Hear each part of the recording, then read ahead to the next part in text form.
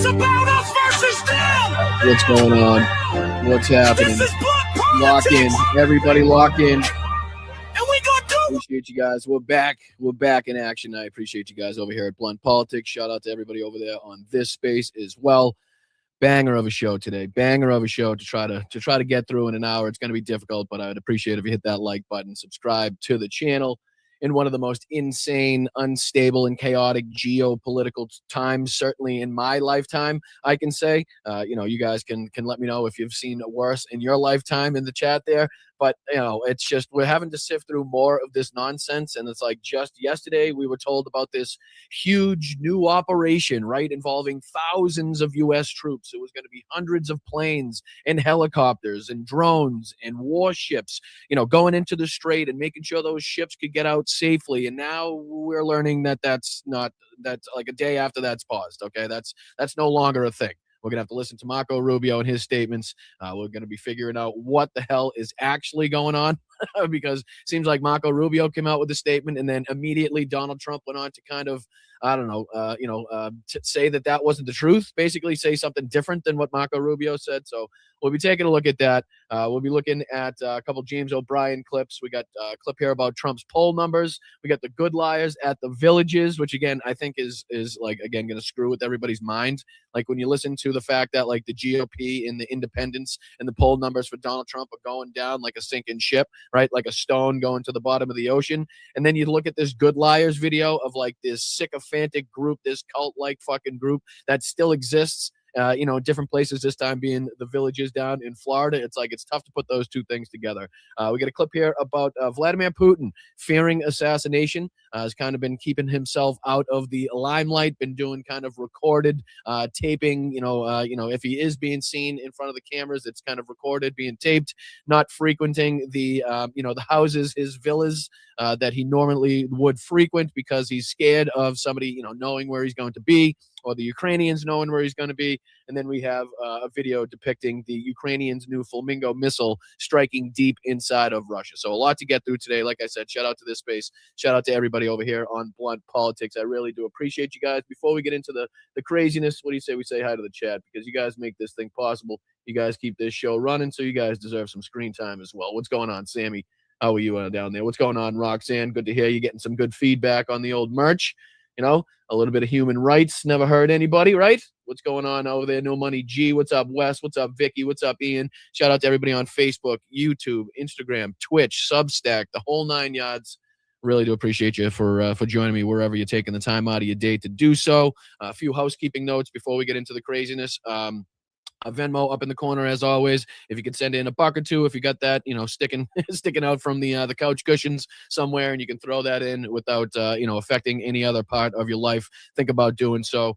We try to do things the independent route over here. We don't have any financial backers, sponsors, or ads that we run during the show, anything like that. The Substack is free. All I ask for is if you find some value and some benefit in the show, you can either sign up for a YouTube membership just underneath me for less than a gallon of gas right now, way less than a gallon of gas right now, considering the average price now in the United States. You can hit patreon.com/BostonBrian, a great way to support the show. There's 3 great tiers on there. If any one of those fits your financial capabilities, think about signing up. It would be fantastic and very much appreciated for you to do so. We're trying to get to 20,000 subscribers. It's only with your help that we're going to get there. I know we're kind of in this, I feel like it's like a lull period. This kind of like everybody's, the weather's getting nice. People are starting to get a little bit sick of what's going on. Obviously, people are tuning out, checking out just a little bit until they have to, get back into the news while when the midterms are ramping up. But, I understand everybody's going through the tough economical times that we're all going through. Everybody's kind of, recognizing how unstable the situation is right now. So I do understand and can appreciate the moment in the spot that everybody else is in. So shout out to the mods. Thank you so much to everybody making sure that this show can continue. What do you say we dive into a little bit of the nonsense, a little bit of the craziness, because it never stops. It never stops. You know what I mean? It's just like, I feel like we show ourselves to be more incompetent by the day.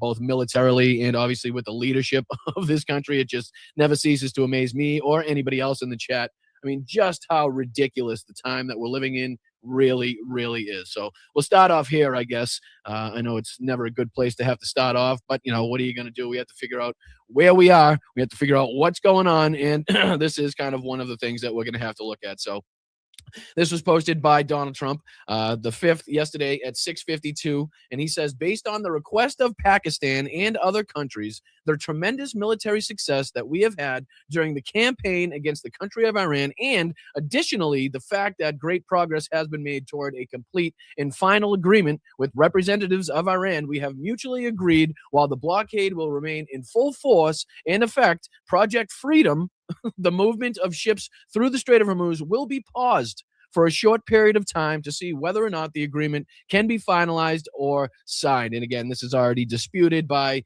multiple places, multiple people over on the Iranian side as well. Like, there are still huge sticking points. There are still huge aspects of things that are not agreed upon, that aren't, we're nowhere near close to agreeing upon either. So we're not sure quite what the fuck you're talking about. But this is, again, 24 hours or less, maybe even just a little more at this point, after Pete Hegseth had his huge press conference, right? After this huge announcement of this great new mission, right? The Operation Epstein Fury part of this mission was over. And again, this is like a huge fucking game to manipulate and maneuver around the the congressional authorization that should be had right now, whether or not Congress is authorized or not authorized the continued use of military force per the powers given to them. So this is just a big game that they're trying to play, much like we said a couple shows ago, like, beware of them trying to say that like a whole new war has started. That way, like, the clock can stop, we can pause the counting of the days. That way, we don't have to worry about that 60-day mark that everybody's been talking about, that rightly should be going back to Congress to have their approval or disapproval over, again, the continued military use. But it's remarkable to see the change, the switch. This is the plan. We got thousands of troops involved, tons of planes, helicopters, drones, warships, and next thing you know, the next day it's paused.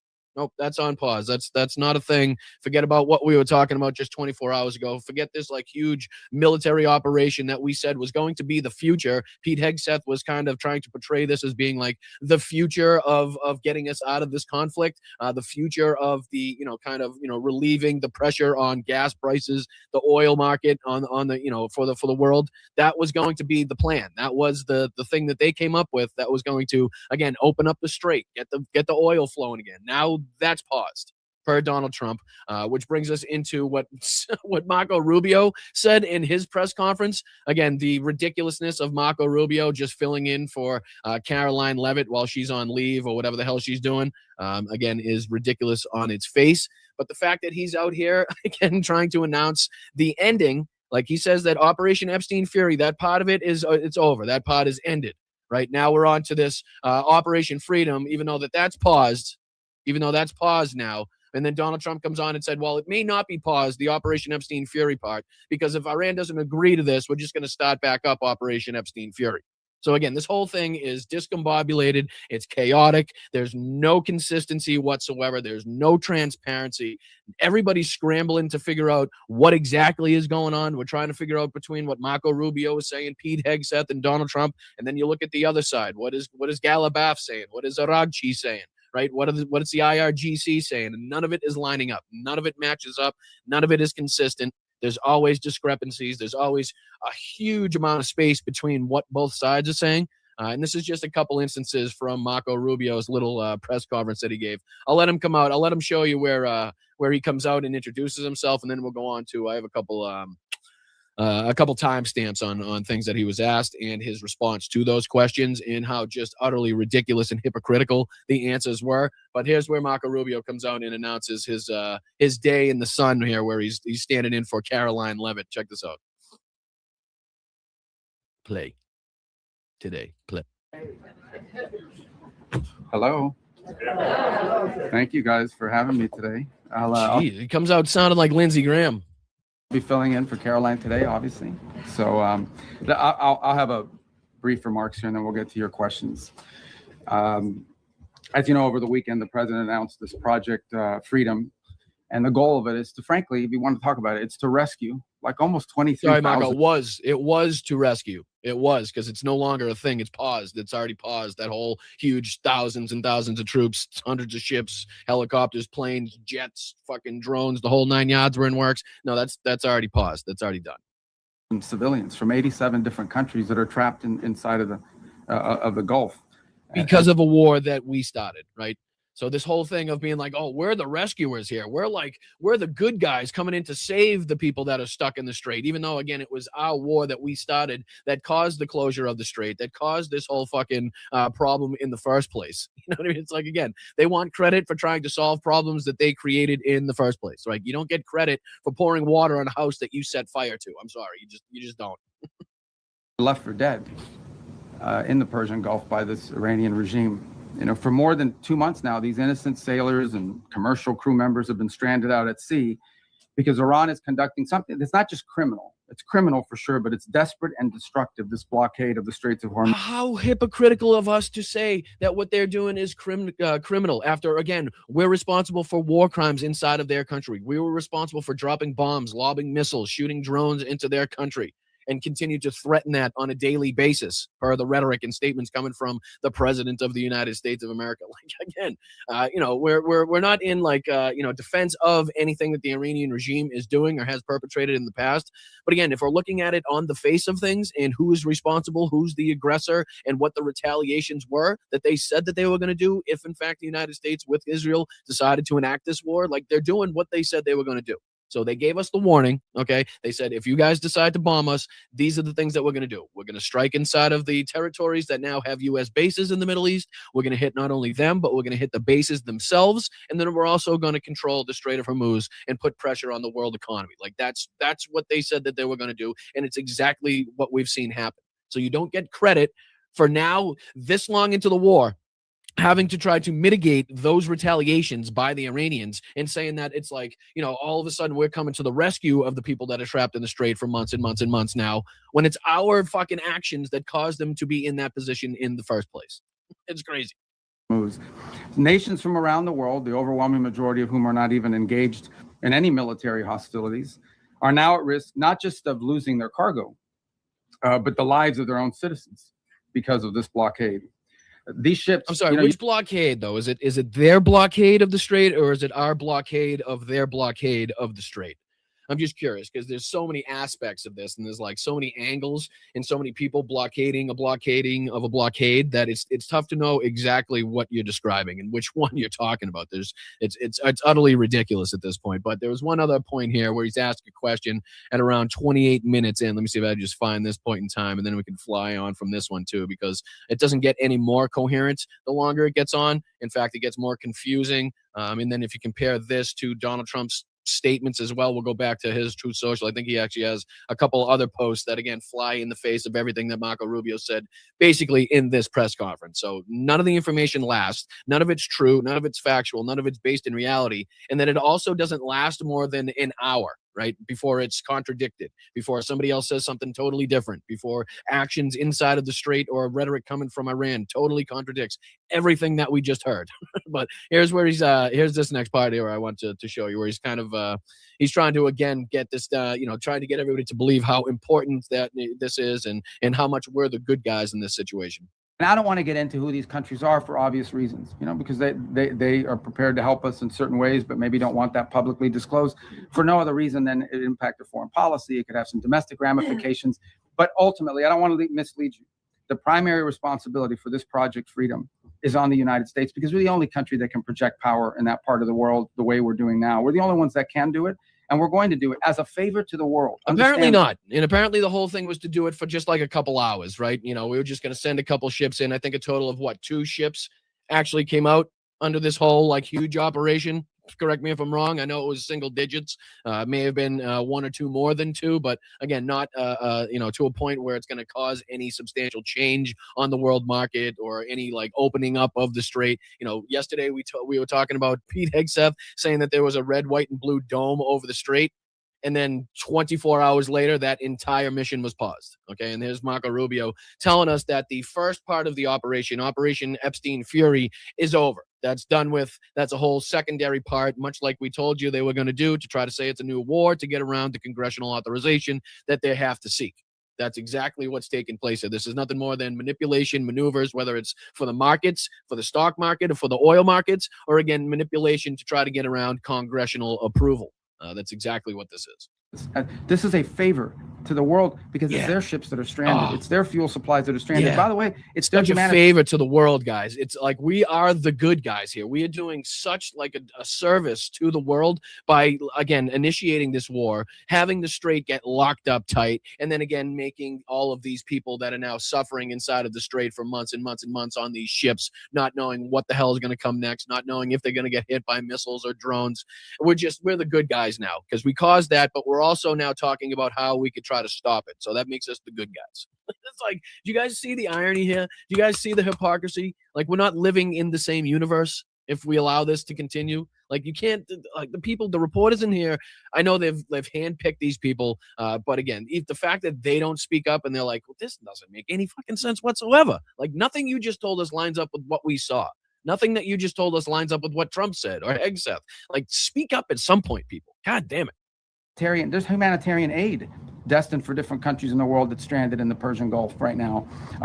It's the fertilizer that they need for their food and crops that's stranded in the Persian, not our fertilizer, their fertilizer. So we want to be helpful, and that's why the president stepped forward, because we're the only ones that can. Frankly, yeah, it's almost like we should have thought about that. It's almost like we should have had plans in place before we started lobbing drones, missiles, and bombs into Iran. Because they knew, and we knew, and everybody else knew that this was going to be a problem in retaliation. So it's almost like we probably should have, I don't know, alerted some of our allies, made people aware of the situation so they could take the necessary precautions, whatever they may be in their separate countries. Like, none of that was taking place. None of that happened because you guys were so confident that this was going to be over in 2 days, that they were just going to capitulate. No chance were they going to control the Strait. Why come up with any planning for that? That's just never going to take place. That's why we're in the position that we're in right now. But to him to say that, like, we're doing the world a favor at this point is just insanity. It's just absolute insanity. You're not living in reality. The fact that, again, we caused this. We are the reason this is happening. We are the reason gas prices are what they are. Let's take a look. I mean, fuck. They're going up so goddamn fast. Yep, $4.50. Jesus Christ, people. I mean, it's just nonstop with these price rises in gas. What was it yesterday? Yesterday was $4.48. Today, $4.53.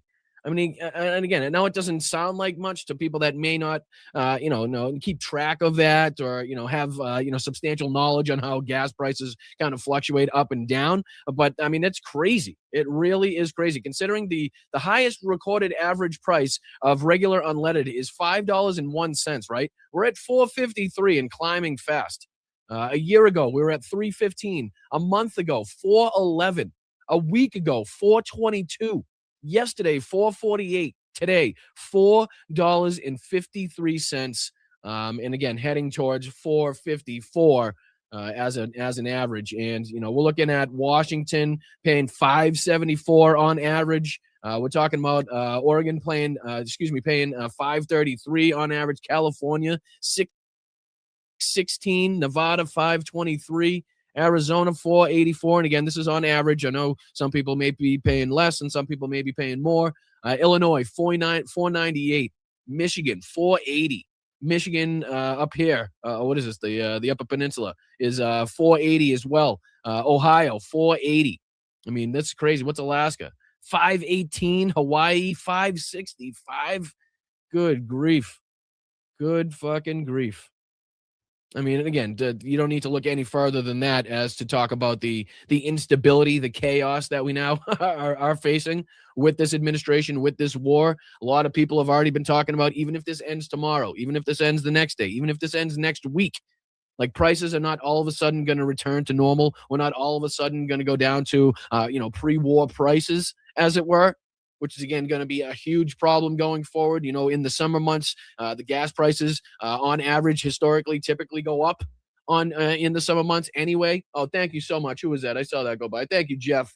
I appreciate that, brother. If only we could use their bull for fertilizer. Gas is $4.50 in Montana at a low cost state. Right. I mean, there's people all over the country now feeling this pinch right now, Jeff. And you're absolutely right. If we could just use their bullshit for fertilizer, there'd be a lot of countries that would definitely see some savior as far as problems in food and farming are concerned. We've talked about here on the show how as much of a pinch and as much of a problem as this is here in the United States, like we're somewhat lucky, like we're relatively lucky when we're comparing it to like the Asian markets, the Pacific Asian markets, as we said, the European markets as well. Again, people that rely upon the Strait of Hormuz much more heavily than the United States does. Again, we're all interconnected as far as the world is concerned, as far as free trade, as far as allies and stuff like that. So it's obviously going to impact us and affect us, much like we've seen. Obviously, oil prices, gas prices, that's the effect. But the impact of these other countries that are much poorer, that are much more reliant upon the Strait of Hormuz and the goods that come from it, are having a much more difficult time, are seeing much more, much more degradation to their society than even we are here in the United States, to say the least. You know what I mean? So let me just see if there was another part in this real quick. The only ones that can. No, I think that was it on that one. But I want to see here if this donkey dick has said anything else as far as this was concerned. See if he's put anything else on his True Social before we dive on here to. I got some drop site reporting here to go over as well. But let's see here. No truths. What the fuck does that mean? How does that? What is no truth from Donald Trump? I find that very hard to believe. All right. Yep. You can verify that I'm a human. Yep. Okay. Yep. Here we go. Verified. Let me click.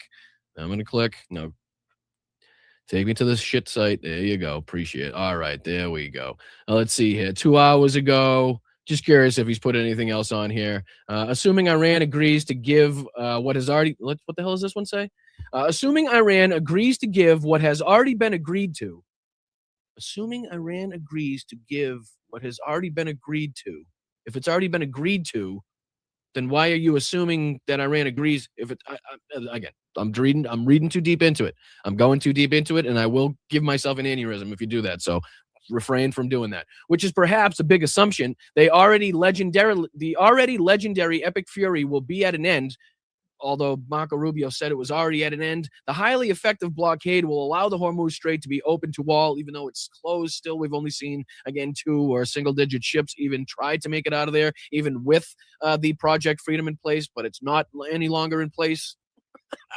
Oh, boy, including Iran. If they don't agree, the bombing starts, and it will be, sadly, at a much higher level and intensity than it was before. Thank you for your attention, yada, yada, yada. Okay, so let's go through that opening line one more time.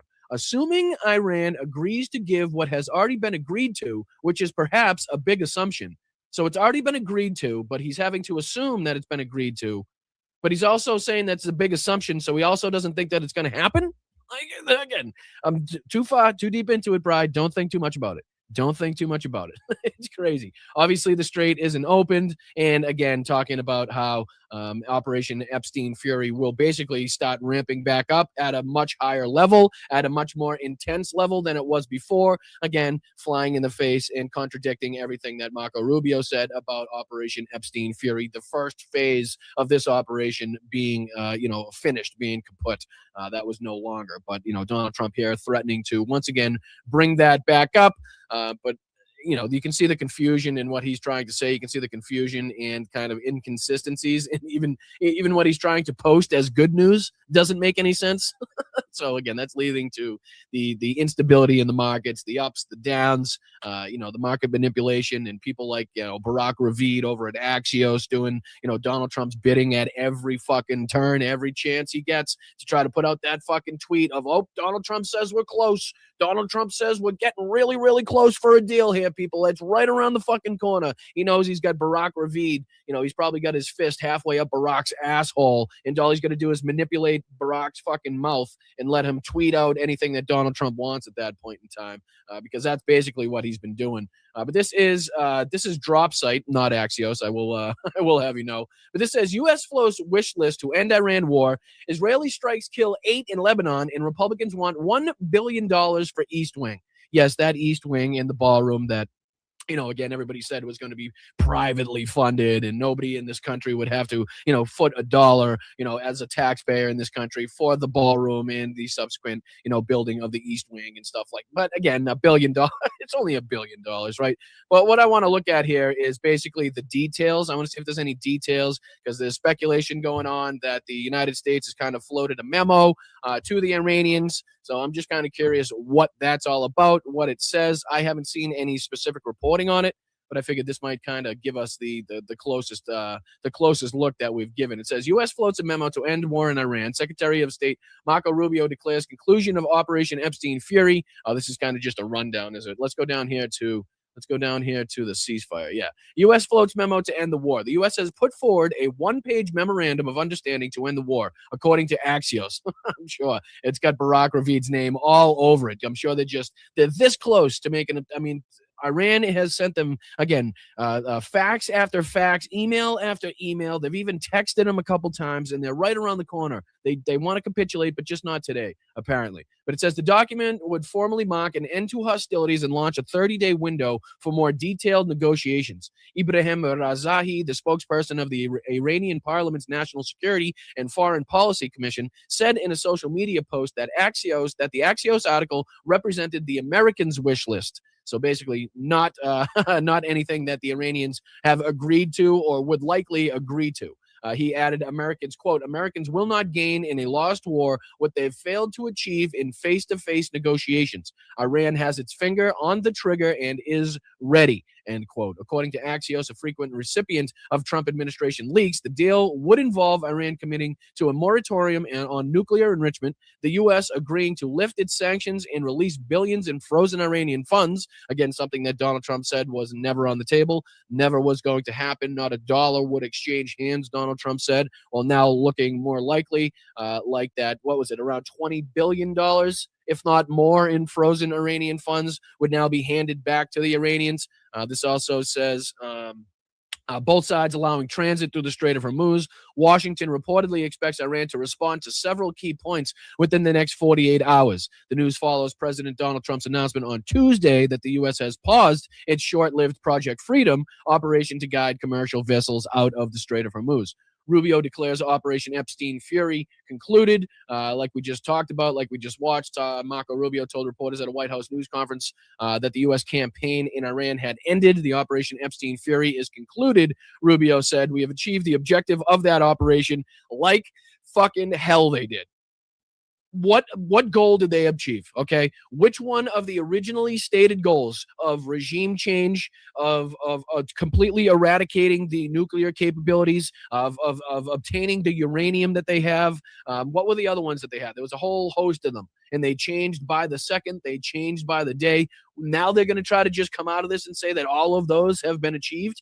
I don't know. I think people like Mark Levin, Lindsey Graham, and other fucking war hawk, warmonger, neocon piece of shit like that might have something to say about this. Again, not only that, but the frozen funds being given back to Iran, depending on what control Iran still has over the Strait of Hormuz, who has to pay what to whom. That's all going to be something that's going to be a point of contention for these people that are currently, as we speak, on the side of Donald Trump in this. But let's see what else we can get into here. I'm just curious what else they told in there. It says that Operation Epstein Fury will be at an end, and the highly effective blockade will allow the Strait of Hormuz to be open to all, including Iran. If they don't agree, the bombing starts. It will be sadly at a much higher level and intensity than it was before. That's what Trump put on his Truth Social. Jeremy Scahill said they do not trust Washington and remain skeptical of the entire diplomatic process. Quote, they also say much of the United States media reporting on this is based on Trump administration spin. Iran is engaging in diplomacy, but also preparing for the resumption of war. And that's exactly true, especially as we're talking about, like we just brought up, people like Barack Ravid over there at Axios. A lot of this is just, the Trump administration says. The Trump administration says they're close to a deal, or Donald Trump claims this. Or so it's basically, it's not based in reality. It's not based in reporting or journalism or anything like that. It's Donald Trump tweeting Barack Ravid personally this information, or one of Donald Trump's fucking cohorts or underlings tweeting this or emailing this to Barack Ravid and a bunch of other fucking idiots that they have under their wings, so that they can put that out there promptly on their Truth Social or their Twitter or wherever the fuck they are to get people in the markets to react. Right, that's exactly what's taking place, and they're exactly right for calling that part out. This goes on to say that the UAE says it faces Iranian attacks for the second day. The defense ministry of the UAE claimed on Tuesday that it had come under attack from Iranian missiles and drones for the second day in a row, attacks which the Iranian Revolutionary Guard Corps denied. Iran said it had not carried out any missile or drone operations against the UAE in recent days. And I'm just curious if it goes on here to state any more of the stipulations, talking points, things to be agreed upon by the United States. Looks like it's more of just a general outline of what we've already covered as far as Marco Rubio's statements, Trump's statements as well. But you can see here that basically they're talking about the crux of it is that Axios is reporting that the both sides have agreed to lift the sanctions. This is what the United States is floating in their memo. The document would formally mark an end to hostilities and launch a 30-day window for more detailed negotiations. It also goes on to talk about how it would release the Iranian frozen funds. It would agree to lift sanctions, which again is not going to be something that's going to make Lindsey Graham or Tucker Carlson or the rest of these idiots happy. Mark Levin, happy, as I should say. But that's kind of what's being reported here as far as the memo, by the United States over to the Iranians, in which they're expecting a response in the next 48 hours, as reported here. So we'll have to keep an eye on that. But what we do know for certain is that Operation Epstein Fury and Project Freedom, DUMB, have both failed and have now been kind of taken off the table, but then putting back on the table by Donald Trump just in case the Iranians don't agree to a ceasefire. They're going to, again, start lobbing more missiles and more drones and everything else at a much higher level than they were before. But that leads me to this asshole in the coverage, in the spin that the right-wingers and the propaganda media like Fox News is trying to put on this situation. How you come out of this feeling or getting the vision of anything but an incompetent, not only leadership, but government in totality right now by the United States. Again, Operation Epstein Fury, over, none of the objectives completed. None of it completed, none of the goals obtained whatsoever. Operation Project Freedom, okay?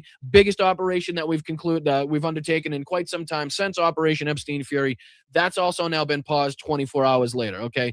What are you going to get out of that, people? Well, let's just ask Jesse Waters what he gets out of this, because basically he's doing more taint licking, boot licking, riding on the coattails of Donald Trump, trying to put some spin on this, like Donald Trump's this political mind, like this military genius, and obviously there's got to be some overarching strategy behind all of this. Check this out. Fox News alert, the president says, based on the request of Pakistan and other countries, we have mutually agreed that while the blockade will remain in full force and effect, Project Freedom will be paused for a short period of time to see whether or not the agreement can be finalized and signed. We suspect the president is letting the Iranians save face. Yeah. The enemy just yesterday said they controlled the strait. That was obviously a lie.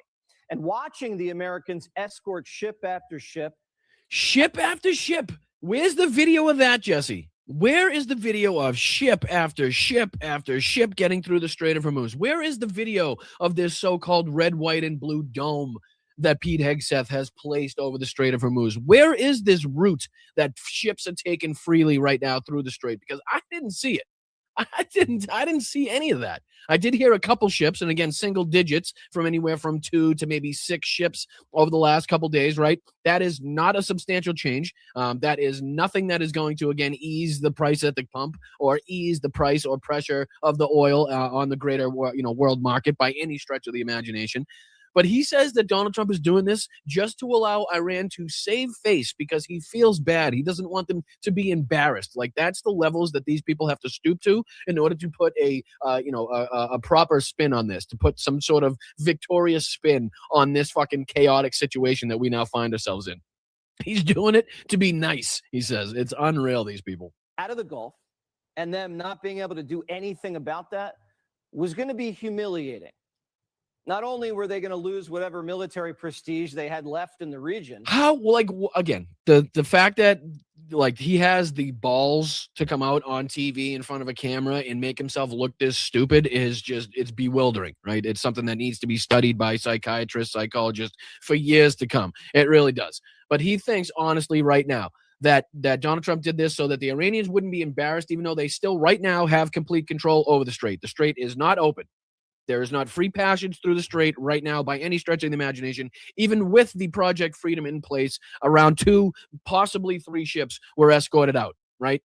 No, what is that? That is not a substantial achievement. Again, with that many people in play, with all that fucking press put into it, with everything put onto it by Pete Hegseth and the rest of these, for it to be 24 hours and over, one and done, basically. A couple drones, a couple missiles get lobbed at these ships. They get shot down by the helicopters surrounding them. None of them get really attacked. Their air defenses hold up, but that was enough to chase them back the fuck out. And now all of a sudden we're gonna scratch that. We don't want to do that again. Doesn't seem like a victorious military. That's what I'm saying. Doesn't seem like somebody that has the upper hand in this situation. Doesn't seem like somebody that has the leverage. Again, Iran with complete and total control and can either say yes or no to the, this memo that has allegedly been sent to them by the United States. And then we go from there. But again, that doesn't remove the control that they have over the strait by any stretch of the imagination. And again, to look this stupid and foolish just some hours later is again something that's right up Jesse Waters' alley. He's very used to it.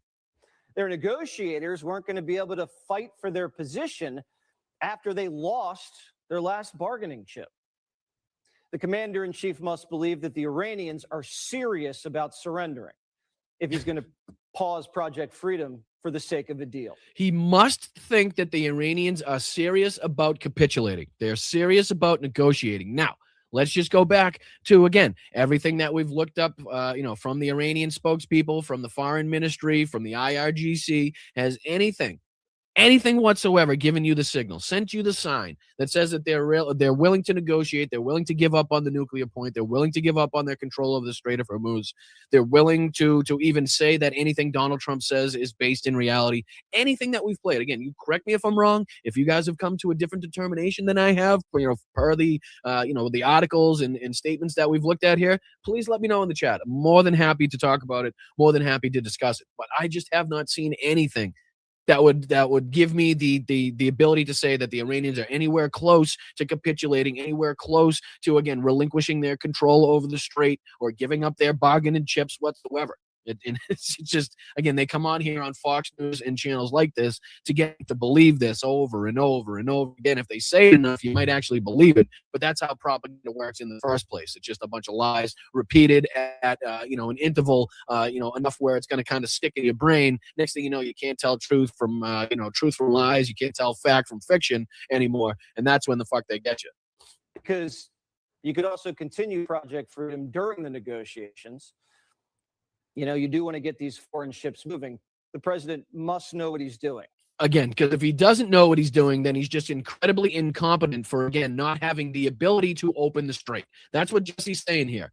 The only thing that he's fucking, again, playing his cards on, the only thing that he's betting on is that there has to be some sort of way that Donald Trump has this incredible strategy behind the scenes, this really big plan that nobody else knows about, because otherwise it's fucking incompetence that is leading us to not having the ability to open up the strait, to get the oil flowing, to get these ships flowing, to save the people that are, again, been stuck on these ships forever, to again, relieve the U.S. military that has been stationed over for quite some time, getting shitty food, shitty accommodations, shot at missiles, drones, everything else. But that's what they have to do. Fox Propaganda News Network. That's what they do. And it goes on. It goes on because there's more from these idiots as well. This was one of the more random clips that I saw. Let me throw this on your screen as well. But is it not going to work? Is it going to work? Hello? Go on the screen. Remove. Add the stage. Put on the stage. What's going on?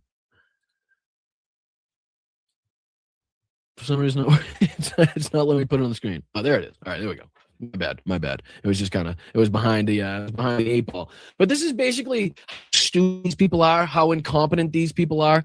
Like for this idiot right here, what's his name? Scott Hassett, something Hassett, to say that people are spending more in credit cards and spending more on gasoline and spending more on everything else too is not the flex that he thinks it is, right? Is not the flex that he thinks it is. This is exactly the problem in the first place. It's ridiculous. Listen to him now. He's trying to, again, applaud the fact that more people are having to use credit cards. More people are having to spend money on gasoline, more money on everything else because of this war. He's trying to make that seem like it's a good thing, like it's a good impact. Like, let's again, I couldn't believe it when I saw it either. Check this out. In fact, I had the head of one of the big 5 banks in my office yesterday going through the credit card data. And just as Secretary Investment said, credit card spending is through the roof. They're spending more on gasoline, but they're spending more on everything else too. And so in terms of the jobs picture for the rest of again, credit card spending is through the roof. Probably not a good sign, especially in today's day and age with the increase in prices, the increase in rent, the increase in energy, the increase in fucking food. I mean, that's probably not a great thing that more and more people are reliant upon their credit cards as opposed to their steady income and what they have in their savings or their checking accounts, right? I mean, it's probably not a great thing as he's trying to tout that more people are spending much more on gasoline. They're having to spend much more of their paychecks on food. They're having to spend more of their paychecks on their energy bills, on their rent, on their mortgage. Like, that's not a good fucking thing. And it was directly caused by this administration, directly caused by our actions to start this fucking war, our actions to go along with these fucking tariff policies that were originally put in place to harm our allies, to harm our partnerships on the world stage. This is what it's led to.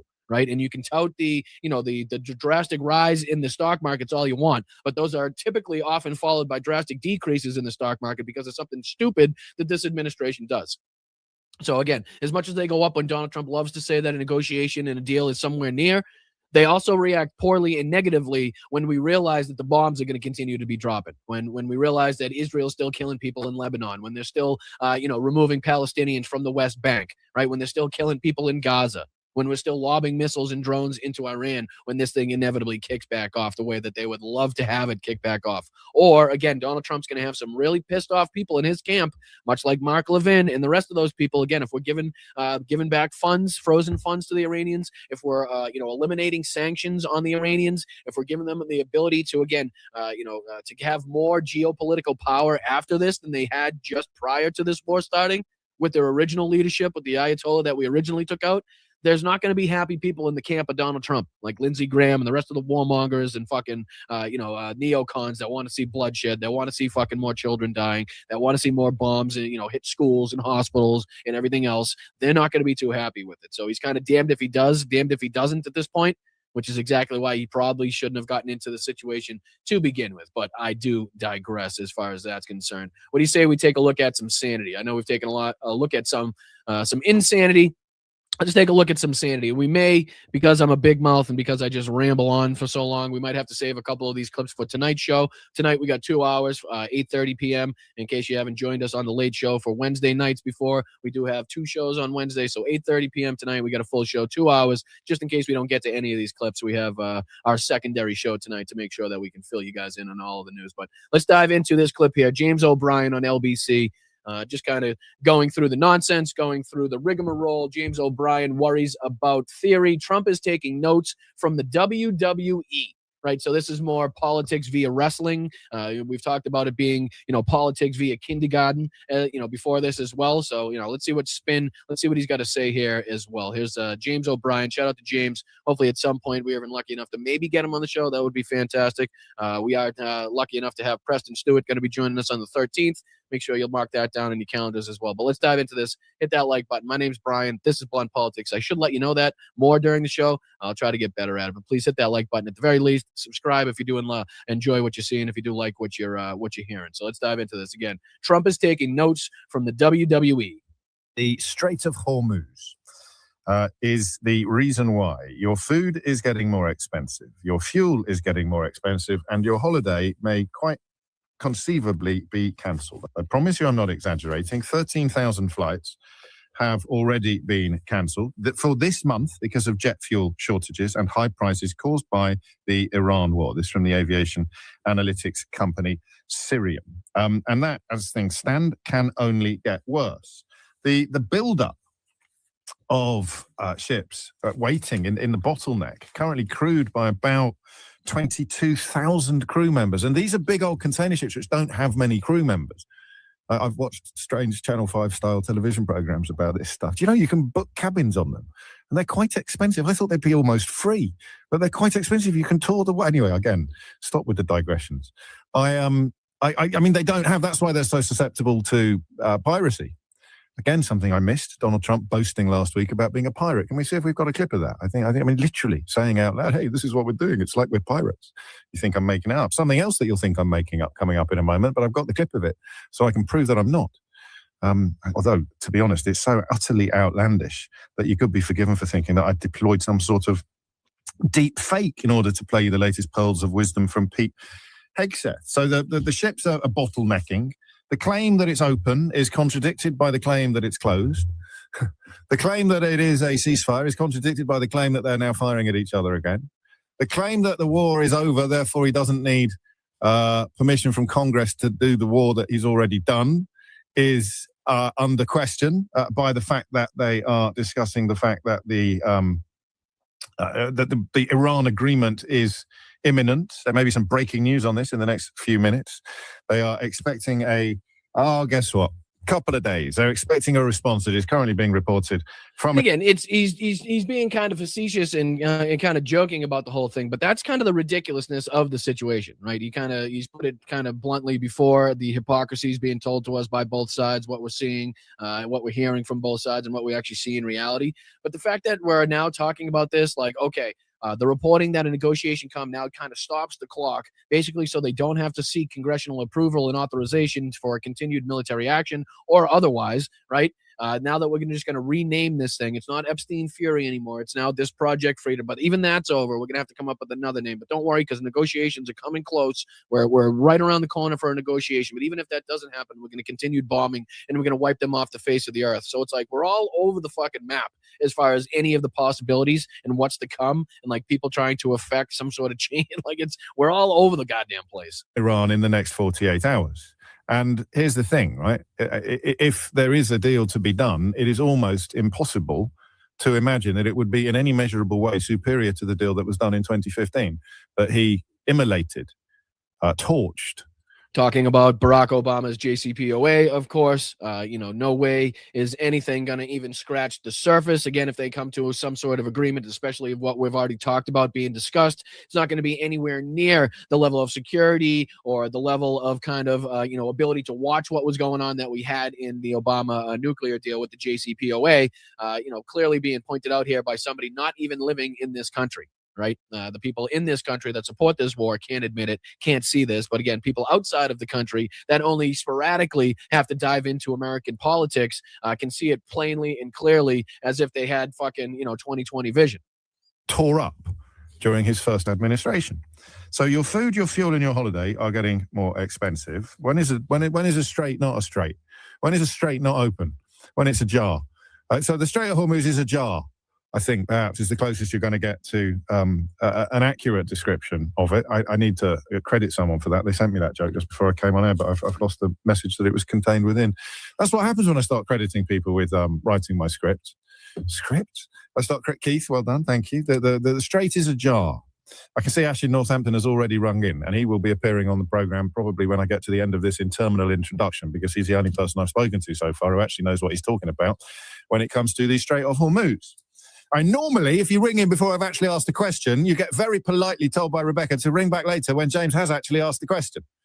Admittedly, there are some shows where you can get on even if there isn't a question asked and you've got no idea what the presenter is. And I promise at some point he does go on and he talks about how he was speaking to somebody and they referenced basically the fact that this was more like a WWE style way of governance, and how James didn't really kind of, he didn't kind of understand what he was talking about, but he goes on here. Sorry to get through the rigmarole. Which gives you some indication, perhaps, of how big that backlog is. I have got the number of ships somewhere in front of me, but I have temporarily mislaid it. Let's see if should we see if the hive mind is working today? How many ships are currently waiting to pass through the Strait of Hormuz? How many ships have been held up since it closed? And of course, Donald Trump claimed yesterday, or was it the day before? And I'm not even joking, I can't remember. I wasn't on air the day before, was I? There was a bank holiday. Oh Lord, I think I've got the bins wrong. That's an even stranger digression. The food is going up, your fuel is going up, your holiday could be cancelled. The strait is open except when it's closed, and it's closed except when it's open. Iran still control it, and the United States can't really claim victory in this scenario unless they reverse that status quo and exercise military control over the Strait of Hormuz, which is the very definition of the sort of exercise that Donald Trump swore blind he would never undertake in the event of the American people deciding to make him president for the second time. Are you still with me at the back? Operation Freedom was launched on Monday with the express purpose of helping ships that were not part of the current conflict but were currently stuck in a bottleneck to safely navigate the Strait of Hormuz. No ships did in that category. 2 ships, it was claimed, did manage to navigate the Strait of Hormuz, but they were flying the American. It's funny to me to watch other people try to navigate this, right? Like, we've been doing this for 10 years, whether it's, through TikTok videos or, live streams here on YouTube, Twitch, and other places. But, to see other people that have to kind of like work their magic and kind of twist themselves into a pretzel to try to figure out some sort of, I don't know, through line, some truth, predictions, anything that like could give us some insight whatsoever. It's kind of comical to me, like in the way that he puts it. It's open when it's closed when it's open. It's a strait, but it's not a strait. It's a jar, but like this, the whole thing of we're gonna get all the ships out, but only 2 ships came out and they weren't even in the correct category. Like all of these things that they have to like place in front of themselves and kind of put into like certain categories and decipher, after that what the hell is going on. It's kind of like it's almost like it's entertaining for me to watch. It really is. But yeah, I think he goes on here real quick. No. So he sent me some articles. And it's true. You cannot understand Donald Trump unless you understand the wrestling. And then there's a word that begins with K that I've already forgotten that is absolutely crucial to understanding this concept.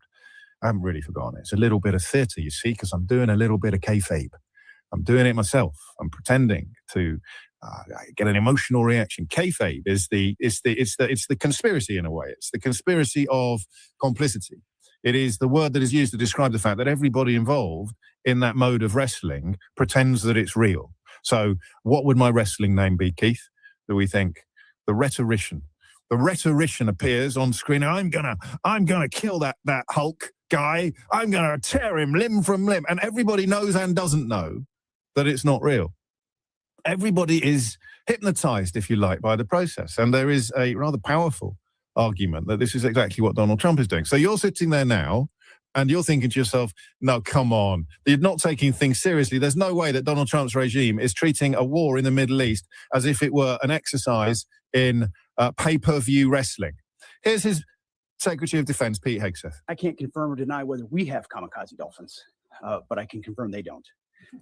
Ultimately, any follow-on effort, if there are mines identified. And again, he's right about what he's talking about as far as it being compared to WWE style governance wrestling. And if you kind of look at it more like that, you might be able to come to some more understanding as to what these people are trying to accomplish. But the fact that they're talking about kamikaze dolphins in this, I don't know, kind of tells you everything that you need to know about their seriousness, about where they are and where they lie in that. What's this other thing that I wanted to bring up too? This other one here. Was it him? No, it was this one here. This is the poll numbers. And we'll get into just a little bit of this and I'll let you guys go. We'll pick up this a little bit later on tonight on the second show, which will kind of give us an excuse to flow right into this Good Liars clip that I wanted to watch where they were at the villages once again. So to kind of compare and contrast everything that we've been talking about on this show as far as the polling numbers, definitely hitting the floor for Donald Trump. People both in the GOP and independents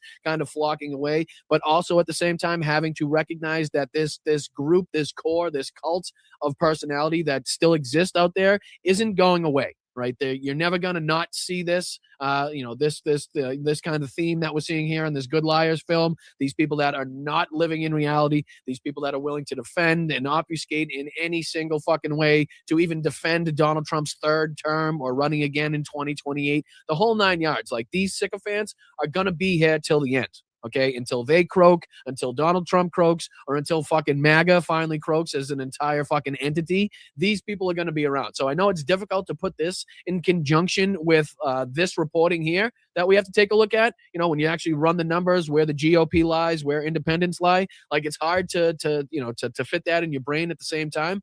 But like I've been telling you, like the light bulb theory, like the star theory, like it's going to be the brightest just before it burns out. So these people here, not this clip here, but these people in the Good Liars are those light bulbs, are the fucking stars, so to speak, that are gonna be fucking burning the brightest just before they burn out, and they're gonna continue in this cult-like situation. They're gonna continue defending everything that they've been defending, and they're not gonna be able to get out of this anytime by any stretch of the imagination, no matter how far or how long you try to get through to them, how much you try to give them facts or reasoning. They're just never going to be able to do it. So just to kind of dive into a little bit of these poll numbers here and how bad it's getting. And again, this is not Democrats. This is not progressive liberals. It's not fucking people that have podcasts or anything like that. These are normal, not normal, but GOP members and independents that consider themselves probably more right-leaning or so. So check this out real quick, just to kind of give you a representation of how bad it's gotten for Donald Trump.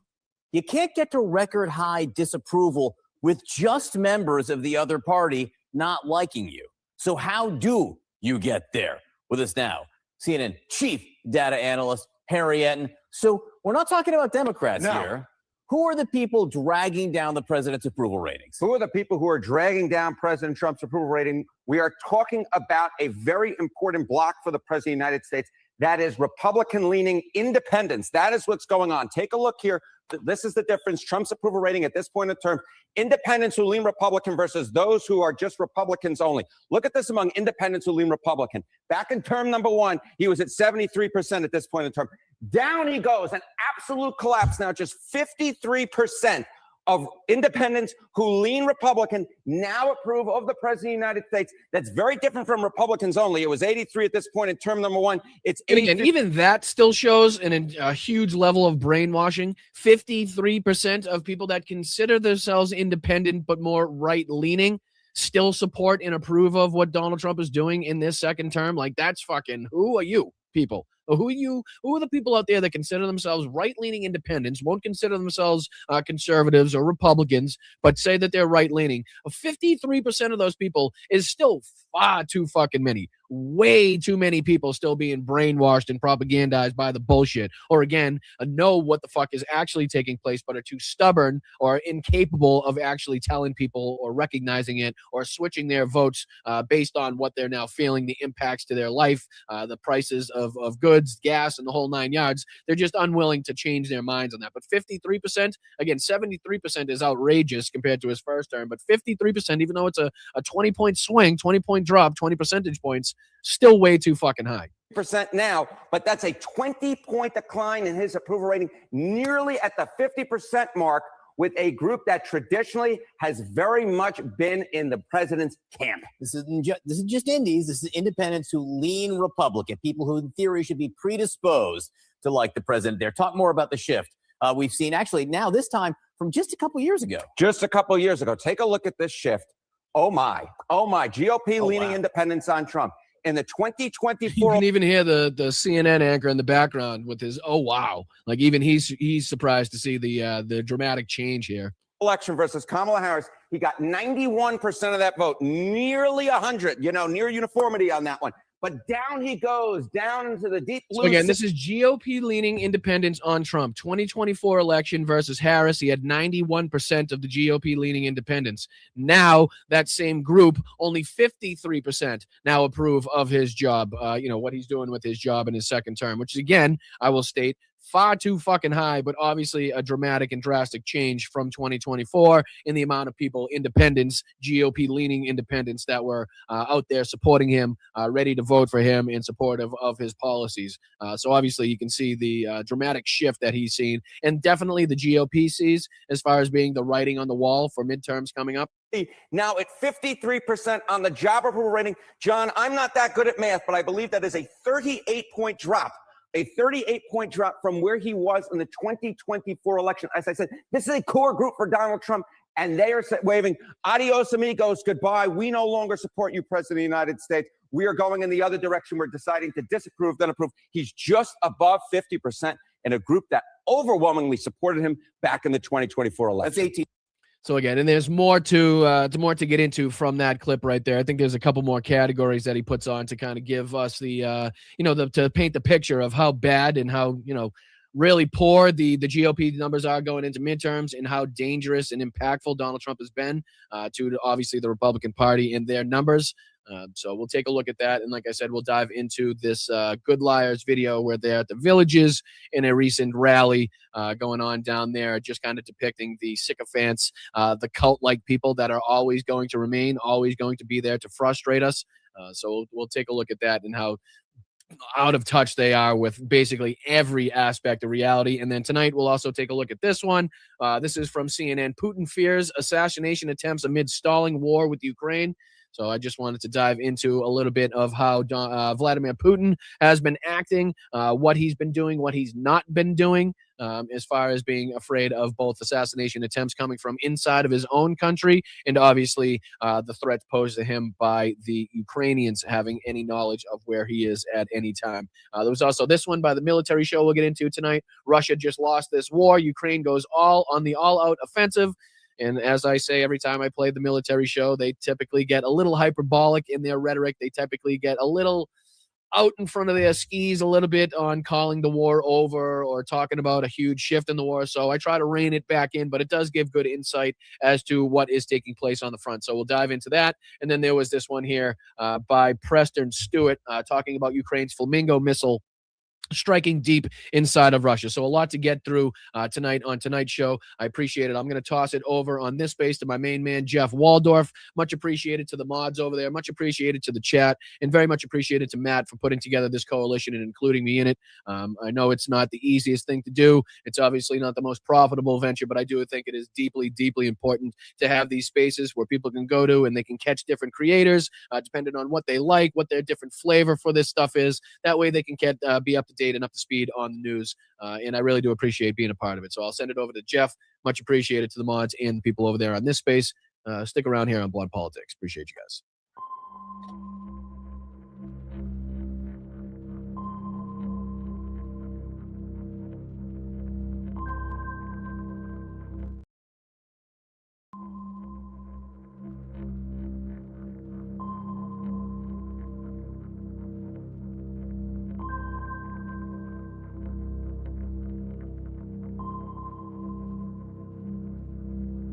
You're not going to be a dictator, are you? I said, no, no, no, other than day one. Donald Trump has successfully moved the Overton window in a way that is as dangerous for the future of democracy in this country as anything else. This is what Vout and Project 2025 wanted. He's daring Tom Homan to come and arrest him. Should he do it? I would do it if I was Tom. I think it's great. They control the Congress, they control the White House, and they control the courts. And so, of course, they're massively, massively overreaching. And yes, they are getting away with it right now. This is clearly a man who cannot tolerate criticism of him or what he does, which is exactly what authoritarianism is all about. The New York Times is just as fake as CNN and MSDNC. They really are the enemy of the people. What he is saying, rather bluntly, if you stand up to Donald Trump, he will punish you. Protesters in Philadelphia, state capitals in California, Minnesota, Michigan, Texas, Wisconsin, Indiana, and others showed up to oppose Trump, Musk, and Project 2025. US and President Trump has overseen America's largest military parade in decades as nationwide protests take place against his leadership. Demonstrations are happening right across the United States today to oppose the Trump administration. Two visions of America. On a day the country's deepening divide was there for all the world to see.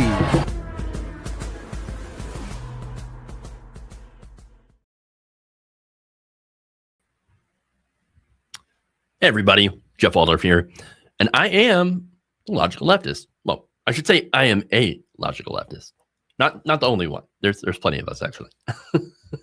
Thank you for joining the stream this afternoon. Like always, I'm going to dig into the stories. The right-wing establishment, both Democrats and Republicans, hopes that you'll ignore.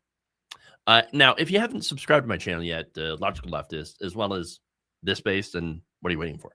I post new videos every single day. I break down Donald Trump, MAGA, the oligarchy, and why the system is rigged against all of us and how we can fight back. I keep it real here. All right. So let's get logical. All right. I got a lot of great stories today. Okay, a lot of stuff happening across the country. A lot of consequences for voting for fascists. So let's get into it.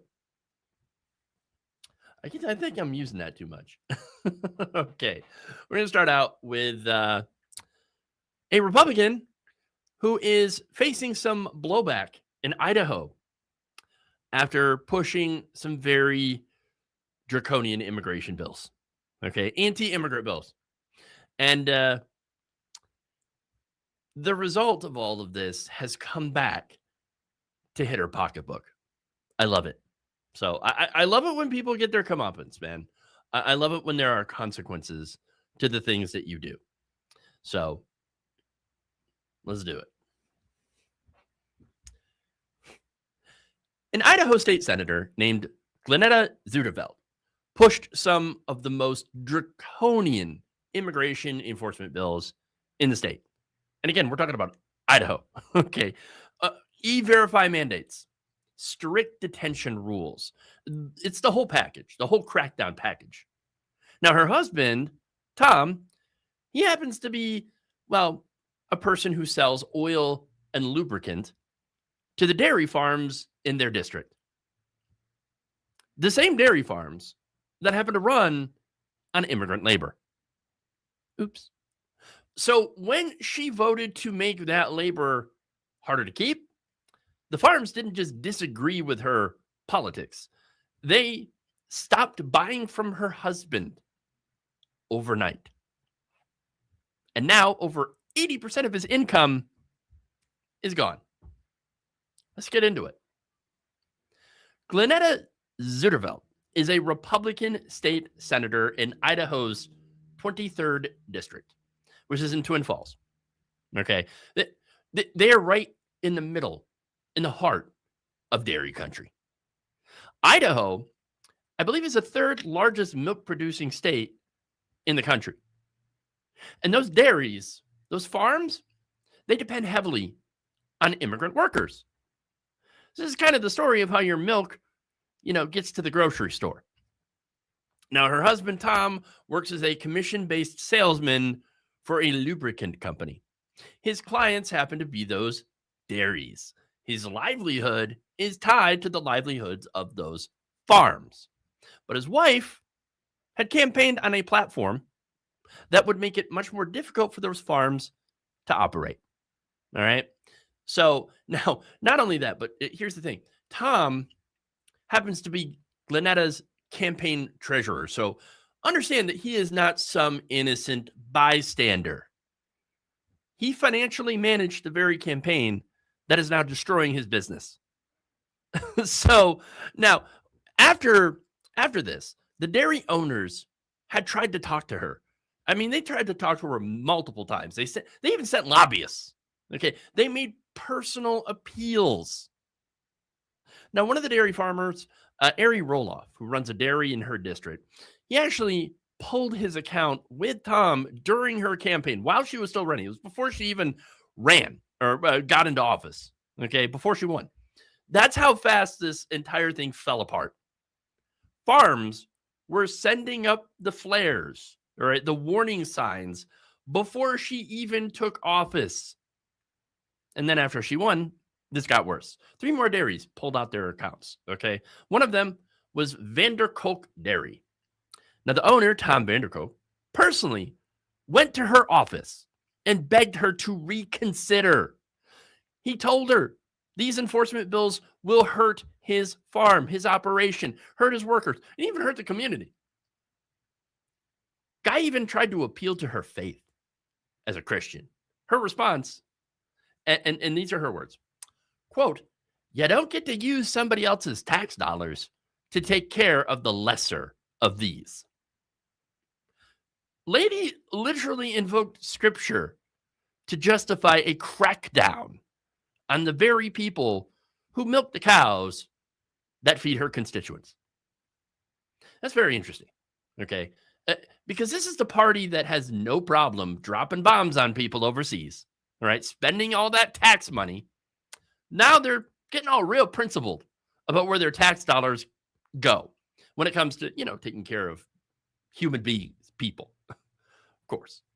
Now, that said, the farms responded not with a protest or a petition. This isn't the Democratic Party we're dealing with, okay? No, they responded with their wallets. 4 dairy businesses in her district, they stopped buying the oil from Tom Zuderfeld. And as a result, 80% of his commission income completely vanished, which equals out to roughly $125,000 a year. I mean, look, I've never made that amount of money in my entire life. I probably never will. All right.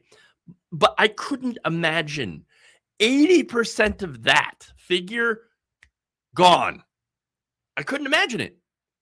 Guy's now relying on his savings to keep going, which, again, be nice to have savings, wouldn't it? but here's the thing. Material harm isn't just a line on a spreadsheet or a number in a news article. For Tom, it's the phone not ringing. It's showing up to work and having that Tuesday order that came in like clockwork for the last 5 years not be there anymore. It's just gone.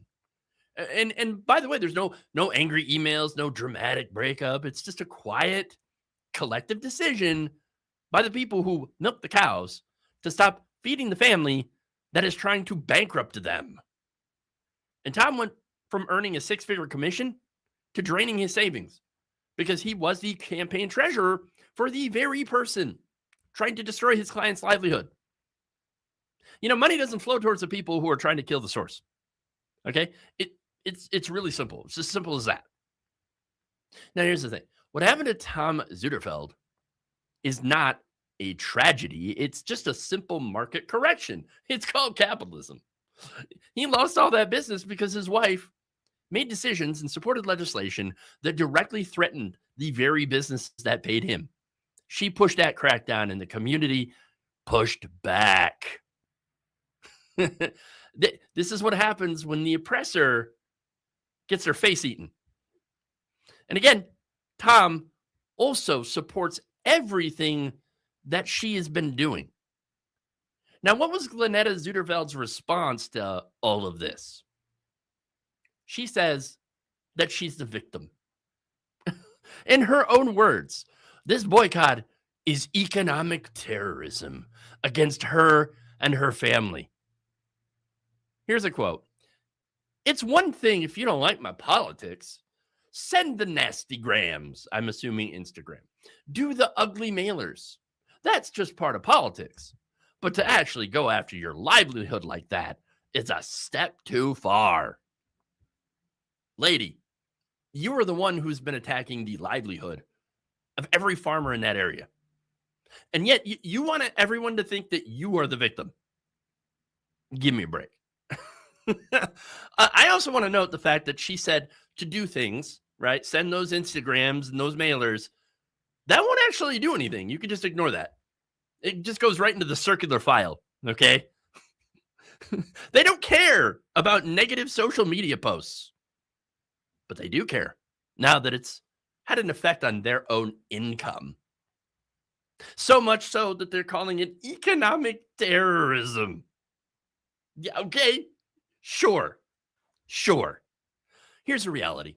This woman voted to eliminate the labor force that her husband's clients depend on. And when those clients responded by taking their business elsewhere, she cried and cried and cried and cried. "Oh, it's terrorism. You're destroying my livelihood." That's not terrorism. That's called the free market. The same free market that these Republicans love to champion, until it works against them. I mean, think about the scale of the delusion here. You vote for bills that would put people in literal camps, detention centers, rip families apart, and deport workers who have been milking Idaho cows for decades. That's actual state-sponsored terror. But a dairy farm deciding to buy its oil from someone else who isn't trying to destroy their business, that she calls terrorism. I mean, again, not the free market. It is the free market. It's not terrorism. The same free market that Republican politicians like her worship all the time, right up until it delivers a consequence that they hate.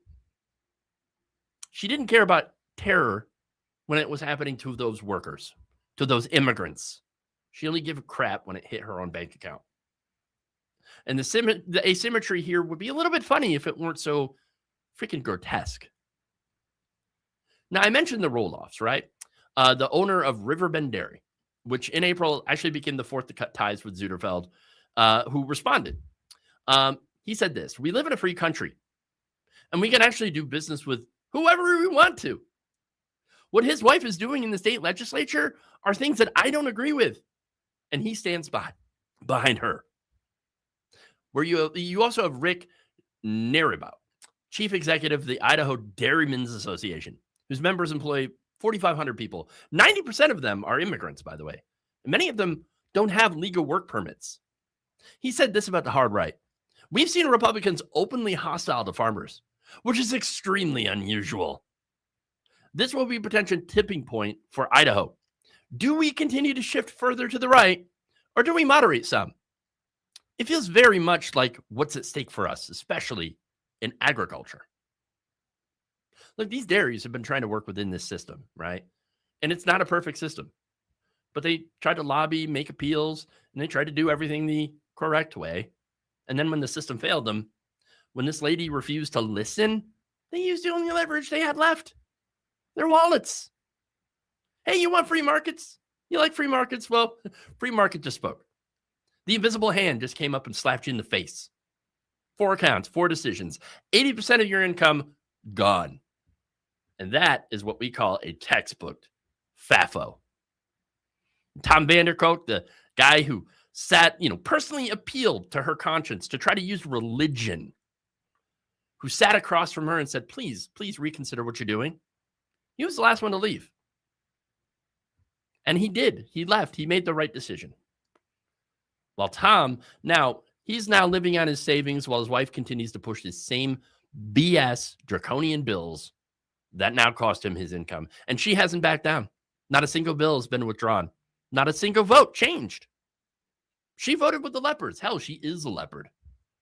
And now she's watching the rest of them eat her husband's face while she's holding the cage door open and then calling herself the victim.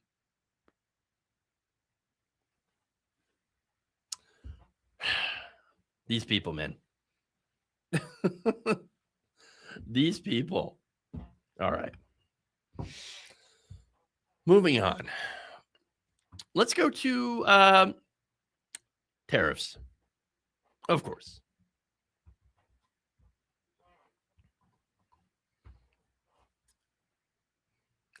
Neil King built his museum in America.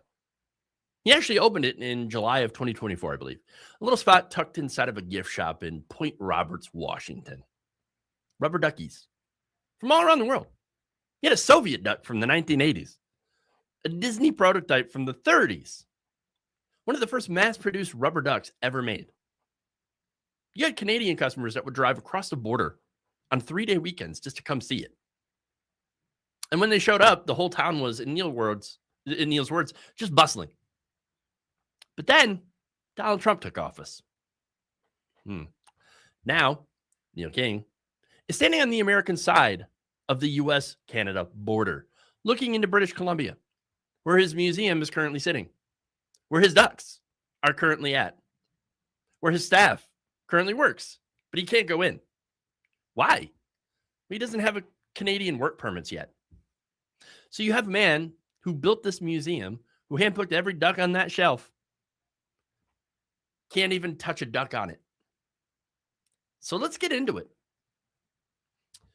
Now, within British Columbia sits 5 square miles of American soil, completely cut off from the rest of the United States by land.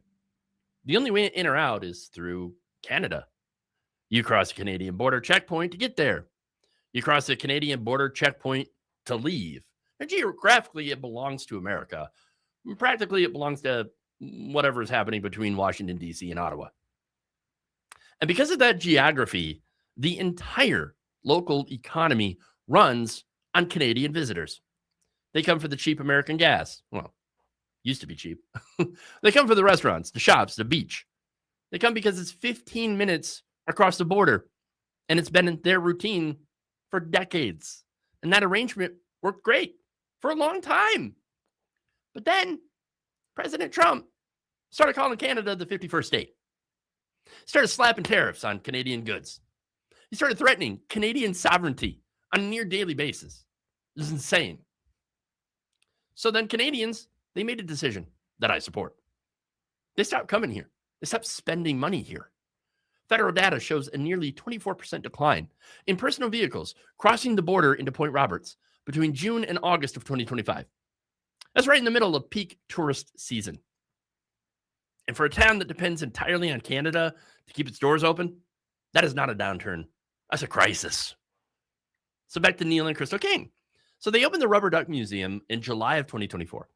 90% of their customers were Canadian.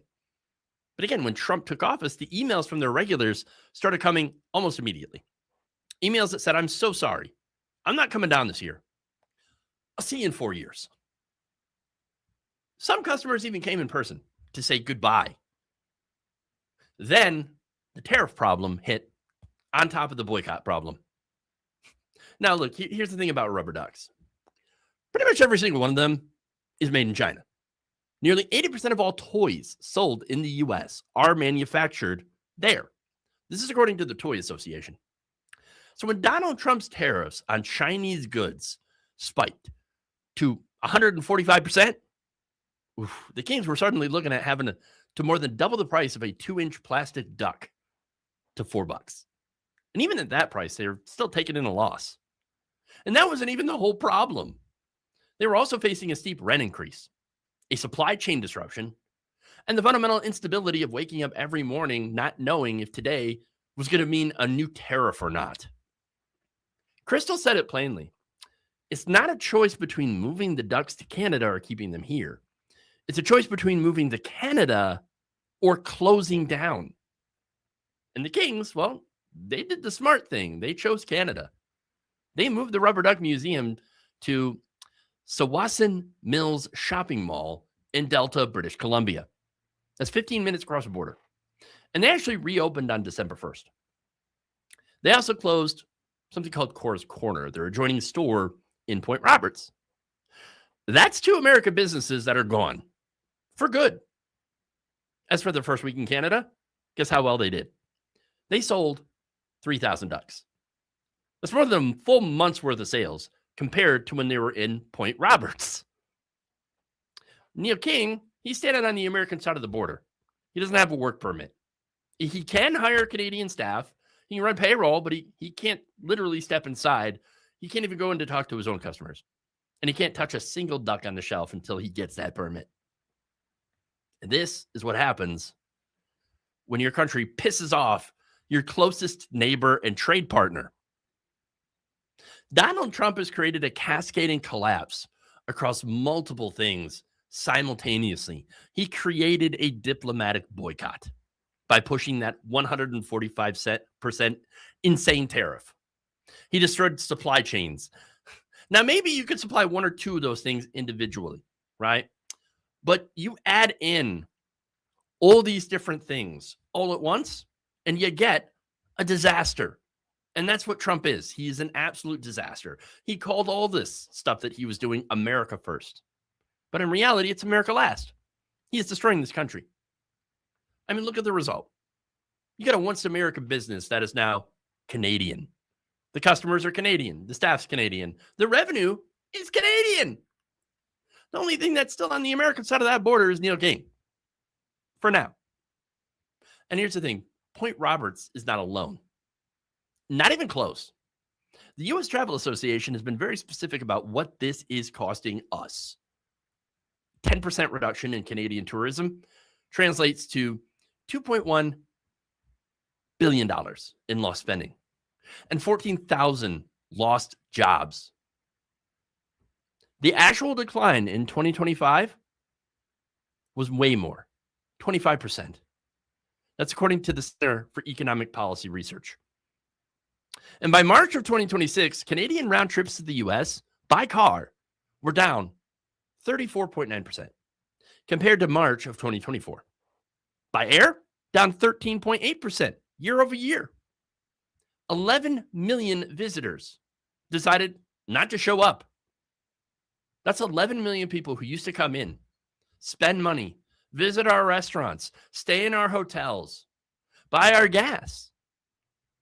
They're not coming here anymore because Trump decided he wanted to call their country the 51st state, and because he threatened their sovereignty over and over and over again, and because he couldn't help himself. He's an idiot. He dared them to respond, and they did. They responded with their wallets. And that right there, that's the FAFO. And now American border towns, from Point Roberts to every other community that counted on Canadian dollars, they're the ones that are absorbing the hit. And one thing to remember here is Canada didn't do this to you. Donald Trump did. Neil King said the rubber ducks, they bring joy and innocence and childlike positivity into the world. That is why he built this museum. And you know what? Now it is bringing joy, just not to America.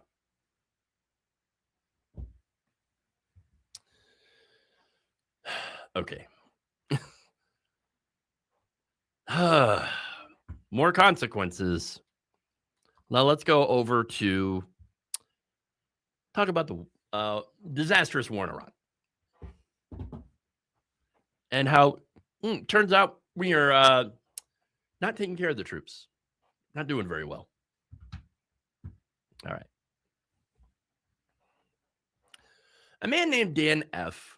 had received a photo from his daughter. Now, she happens to be a Marine and is deployed aboard the USS Tripoli. That's a warship fighting Donald Trump's Iran war somewhere in the Middle East. Now, the photo that she sent him was of her lunch tray. Again, it's a tray. I'll show you the picture in a minute. But it's 2/3 empty with a small, tiny little scoop of shredded meat and a single tortilla. That's it. That's her lunch. On a U.S. Navy warship for a U.S. Marine. Dan, who is 63 years old, who was a Marine himself, he looked at that photo and made a decision.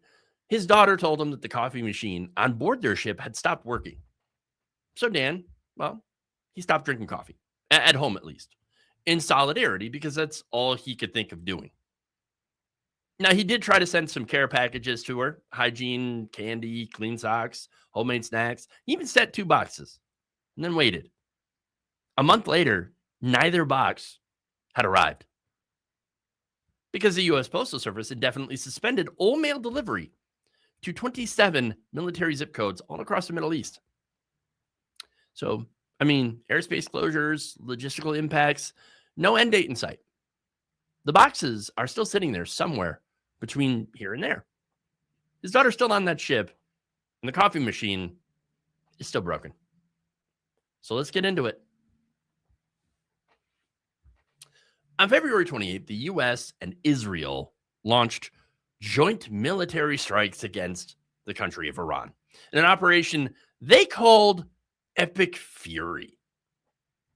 Congress didn't authorize it.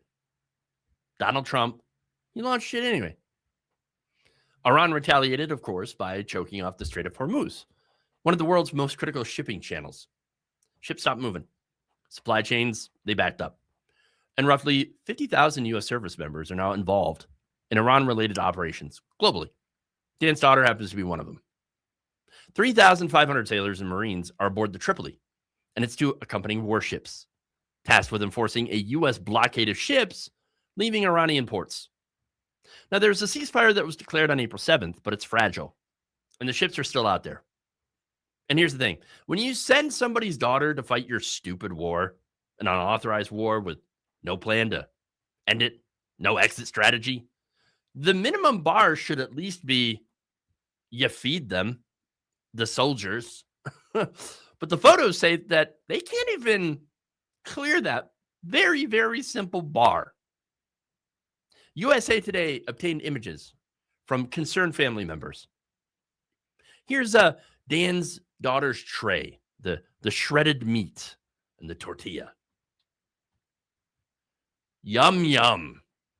Boy, that looks great, doesn't it? Oh, but it gets worse. It gets worse. That's a dinner tray from the USS Abraham Lincoln. I mean, that I don't even know what that processed meat is. What is that? That gray thing. That's disgusting. Nobody, I don't know. Nobody seems to be able to identify what the heck that meat is. If it's even meat. So obviously that has impacts. One of the sailors on the Abraham Lincoln has actually lost about 20 pounds since his deployment had started. A man on the Tripoli actually started sending protein powder to a close friend after she said that she was too weak to work out. There's no fresh produce. A defense official told USA Today, of course, anonymously, because these people fear retaliation, that sailors may be eating less, not because there's nothing available, but because what's available tastes so bad that they can't even get it down. The Navy's down to eating dried food, canned food, the stuff that you don't normally pull out unless everything else is gone. What about the care packages? Well, they're still not getting through. A Texas mother spent $2,000 out of her pocket on care packages for her son who's aboard the Tripoli. Not a single one had arrived. Karen Erskine Valentine, a pastor in Shepherdstown, West Virginia, organized 18 boxes from her church community for a local family's son stationed on the Abraham Lincoln. The boxes cost $545 just to ship. 6 of them reached Tokyo. They have not moved since. She said, I put out the announcement that they were in need of love and nourishment. Within 2 days, I had 18 boxes of stuff. Well, now Tokyo has it, I guess. But what about Dan? Well, he's sitting at home without his coffee. Here's what he said about it. We have the strongest military in the world. You shouldn't be running out of food. And you shouldn't not be able to get mail on your ship. The one thing we had over our adversaries is at least we feed our people. Well, no, we clearly don't. We clearly don't. I mean, here we have the most well-funded military, but that's not going to the troops. That's going to the defense contractors. They take all this money, the billions and billions of dollars that we send, hundreds of billions of dollars that we send to the military, they put it in their pocket. Okay? The defense contractors do. This does not go to the troops. It just doesn't. Here's a reality. When Republicans say that they support the troops, they don't actually mean it. It's nothing more than a BS slogan that gets deployed at rallies and printed on bumper stickers and performed on cable news panels to try to win arguments and try to shame dissenters before the conversation even starts. These people, they're nothing more than performative patriots. Which is why when Dan's daughter's photo went public, when families started speaking out, when the images started circulating online, you had Defense Secretary Pete Hegseth claiming that it was fake. More fake news from the Pharisee press, he said. Straight from the man whose actual job it is to try to ensure U.S. service members are housed, fed, equipped, and taken care of. That man looked at a photo of a Marine's lunch tray and called it fake news. But it gets worse. The Navy then released 19 super glossy, professionally produced photos of smiling cooks frying up lo mein and sailors serving themselves at a nice packed salad bar. But were those photos an accurate depiction of what's actually being served on board? A defense official said on the record, one could question that. Yeah. Now here's what Mike Smith, a retired rear admiral who was deployed to the Middle East aboard an aircraft carrier and commanded a carrier strike group, said when he looked at those photos. That's telling me that you're down to the stuff you don't normally get. You expected to be resupplied, and you haven't been. He even called the logistics situation that they're facing extreme. See, the Strait of Hormuz is a choke point. Iran controls access to it. Traffic through the channel is obviously far lower than it was before Trump launched his ridiculously stupid war. Now, your ships can receive supplies from vessels sailing alongside or from helicopter drops. But the blockade has pushed the resupply chain to an absolute breaking point. The war Trump launched without a plan is making it impossible to adequately feed the people that he sent to fight it. They're the ones going hungry, not him, not Pete Hegseth, not anyone on Fox News or in the White House. Representative Mike Levin of California said it plainly. This is completely unacceptable, and Congress must investigate. The most powerful military in the world is failing to adequately feed its own troops. Then you have Senator Elizabeth Warren. She said Trump is spending billions of dollars every day on this illegal war with Iran, while American troops on the front lines say they're going hungry. Now, none of this is a surprise to me. It's not shocking to see the loudest flag wavers being the first to look away when accountability shows up. Now, Dan F. is still sitting at home. He's still not drinking his coffee. Still waiting for his daughter to reach a pocket of Wi-Fi somewhere in the Strait of Hormuz. Still waiting for the packages that left weeks ago to get there. Still staring at a photo of a lunch tray that the Secretary of Defense claimed was fake. Donald Trump named the operation Epic Fury. Well, there's nothing epic about the dinner that Dan's daughter got stuck with. Well, maybe an epic failure. All right. Question to U.S. leftists: is the war on Iran wrong merely because the U.S. is not winning? No, it's just wrong. Period. It's just wrong. I was absolutely against a war because there's no point. There's no point to it.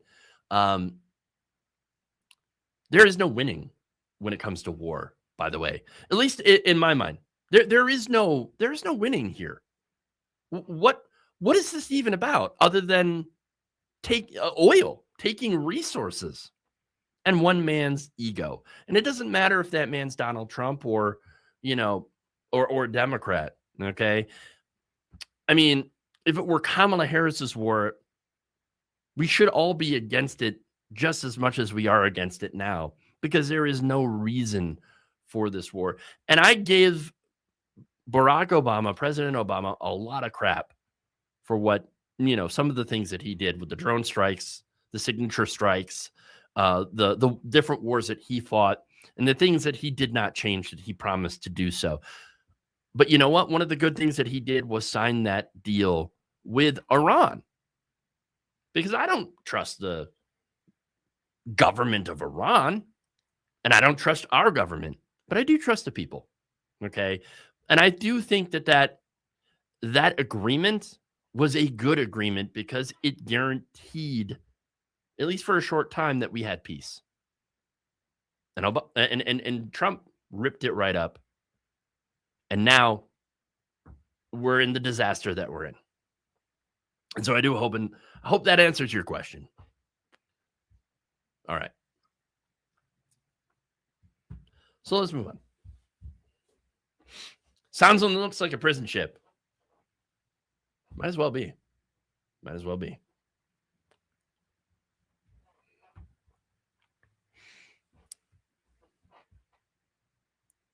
So if you're on Facebook or TikTok, you might know or have seen videos by Mercedes Chandler. Now, she is an online influencer, and she's actually a former conservative, now considers herself a centrist. Now, she's been documenting the stories of people who tried to buy a Trump phone. Tried, the operative word. So these people, they paid their $100. They believed in the phone, in the Trump brand. They believed that it was made in America. Proudly designed and built in the United States, they said. Okay. That's what Trump Mobile claimed when they asked 590,000 people to each hand over $100 for something called the T1, the golden Trump phone. Now, unsurprisingly, nearly a year later, they still have no phone. They have no refund and no updates. And the final insult actually came last month after Trump Mobile quietly updated its terms and conditions to say that the $100 deposit that they paid isn't actually a deposit. Not anymore.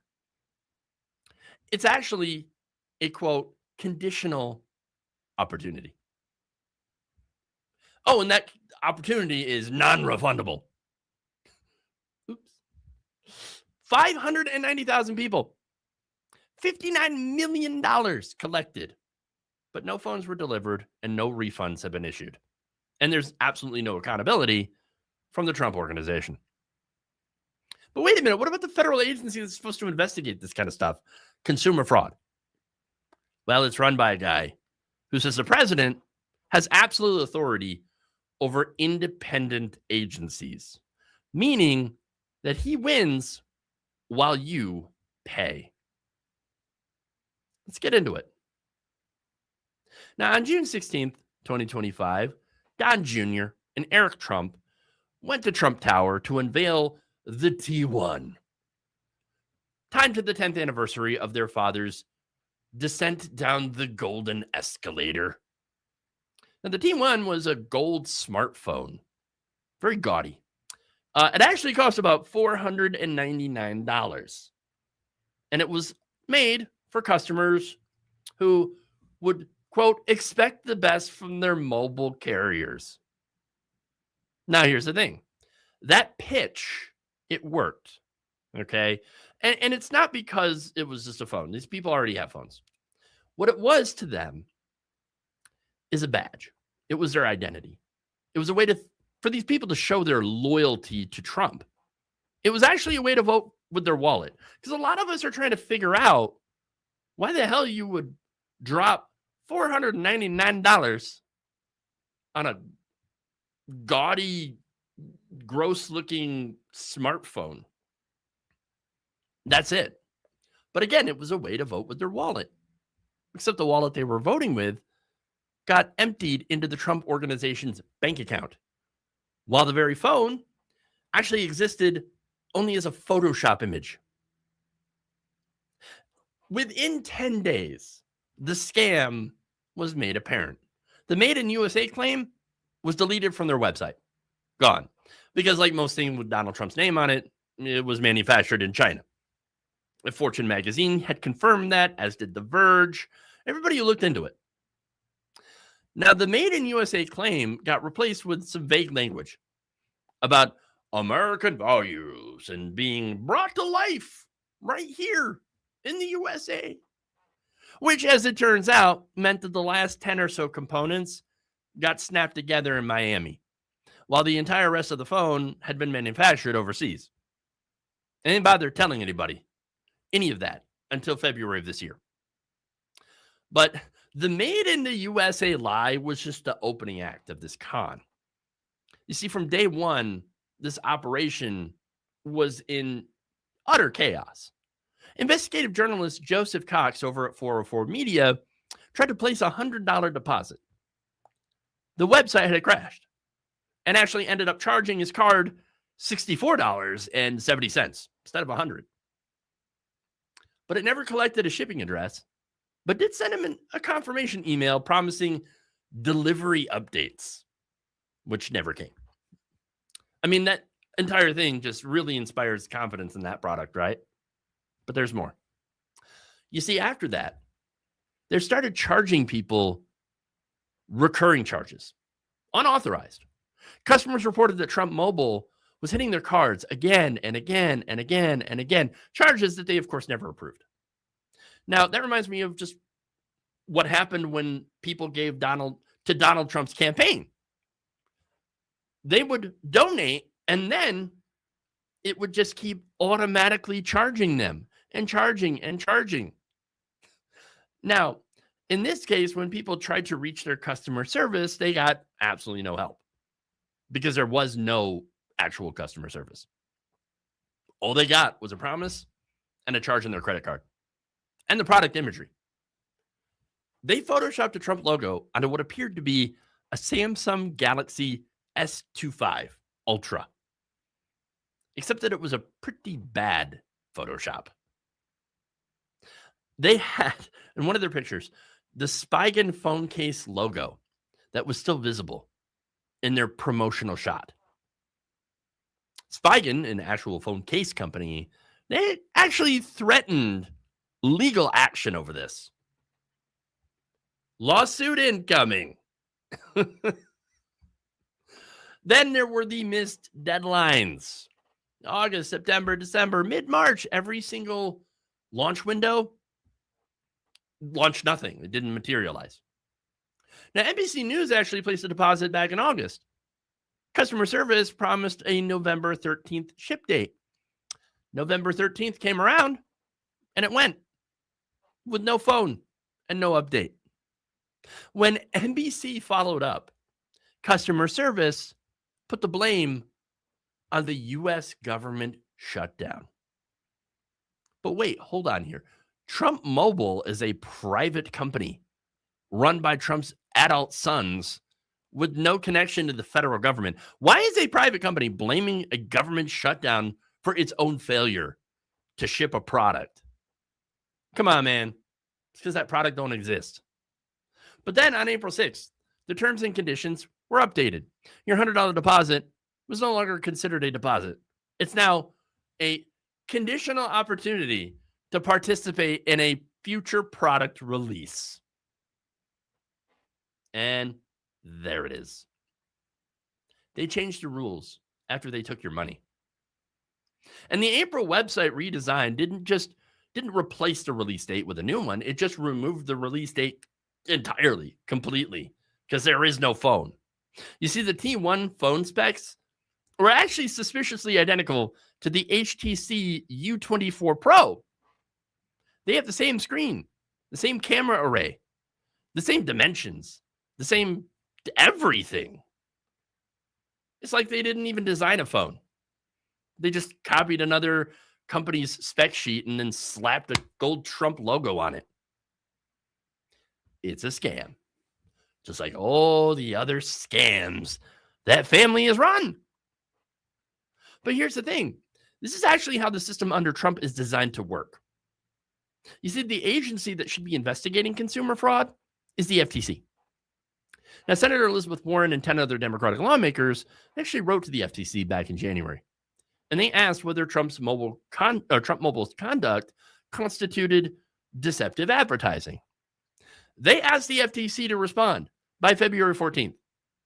The FTC hasn't confirmed any investigation, and it won't.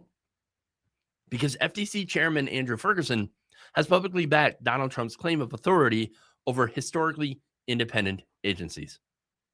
And the Supreme Court appears likely to approve of Trump's firing of an FTC Democrat, giving him expanded power over that agency, which means they will do nothing. So here are the facts on the ground. The agency that should be investigating scams like this happens to be run by the very people who should be investigated. The president, who profits from the company, appoints the regulators who oversee the company. The company that took your money changed the rules to be able to keep it. It's your classic regulatory capture scam. Now, California Governor Gavin Newsom's office called this, quote, appeared to be fraud. Now, to me, that doesn't just appear to be fraud. That's exactly what this is. And here's where the leopards show up. Because the people who paid $100 for this phone, they believed.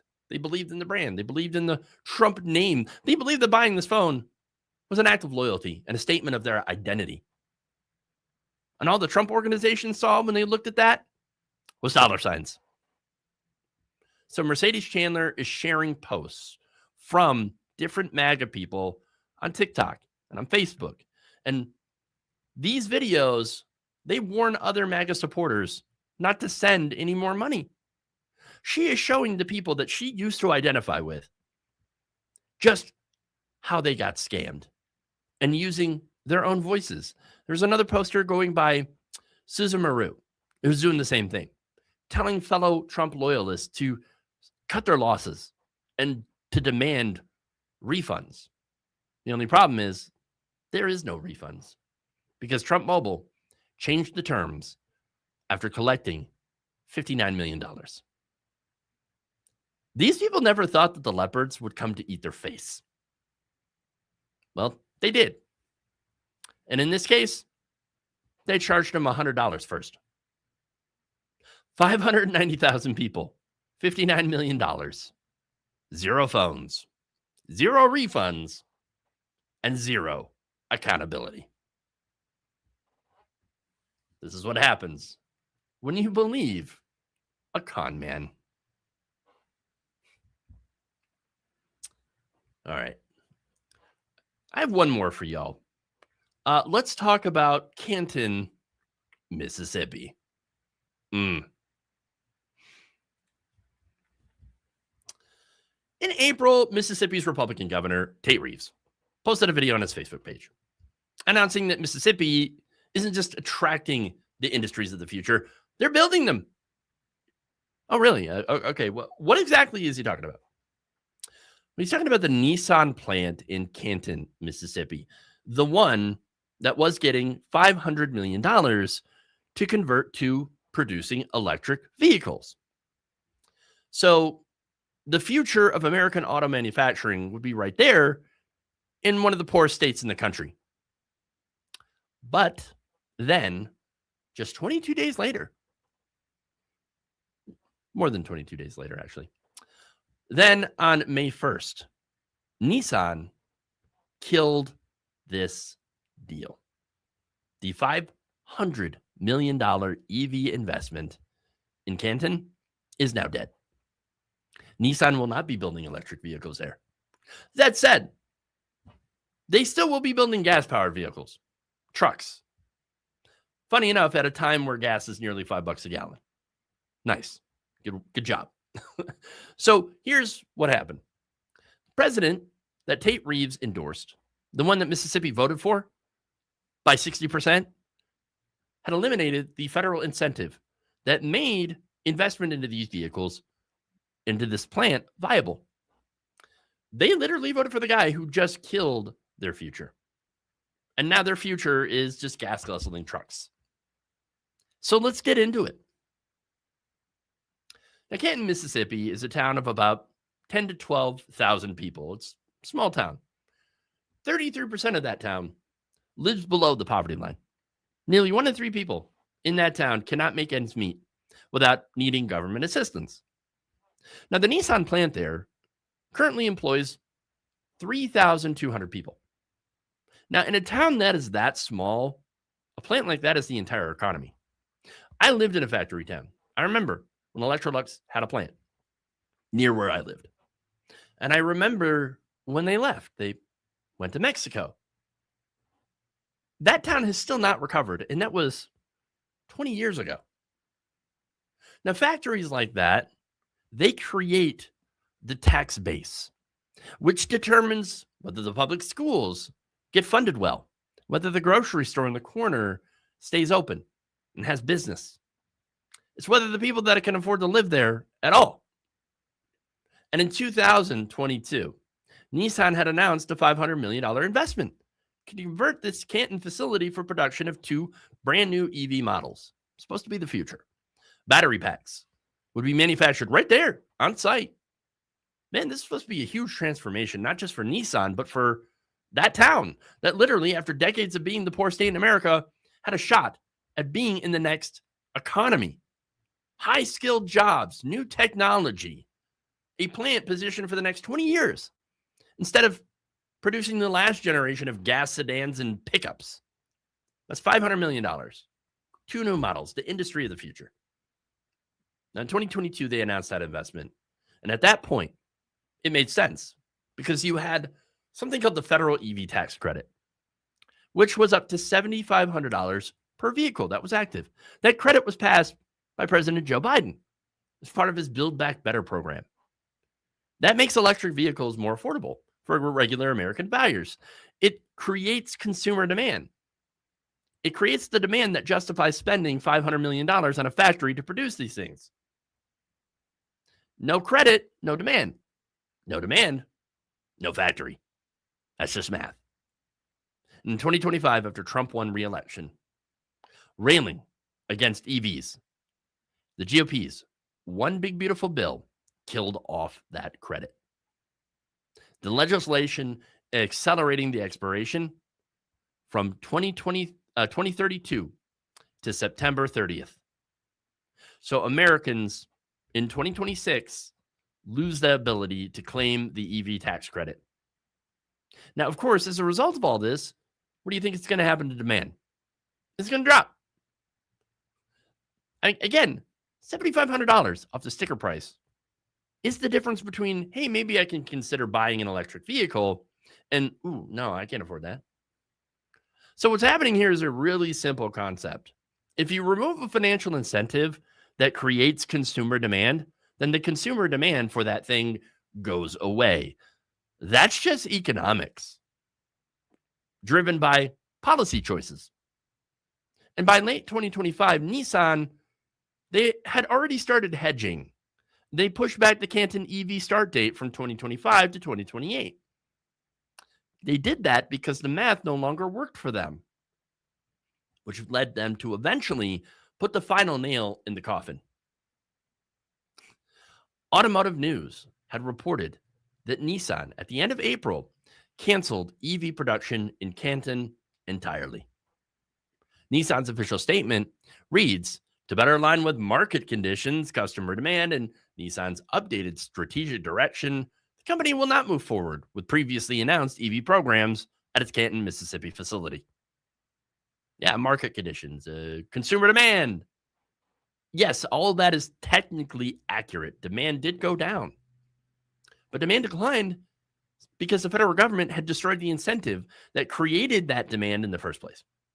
It wasn't some natural free market phenomenon. The demand was created from policy, and the policy was killed by the president that Mississippi voted for by 60%.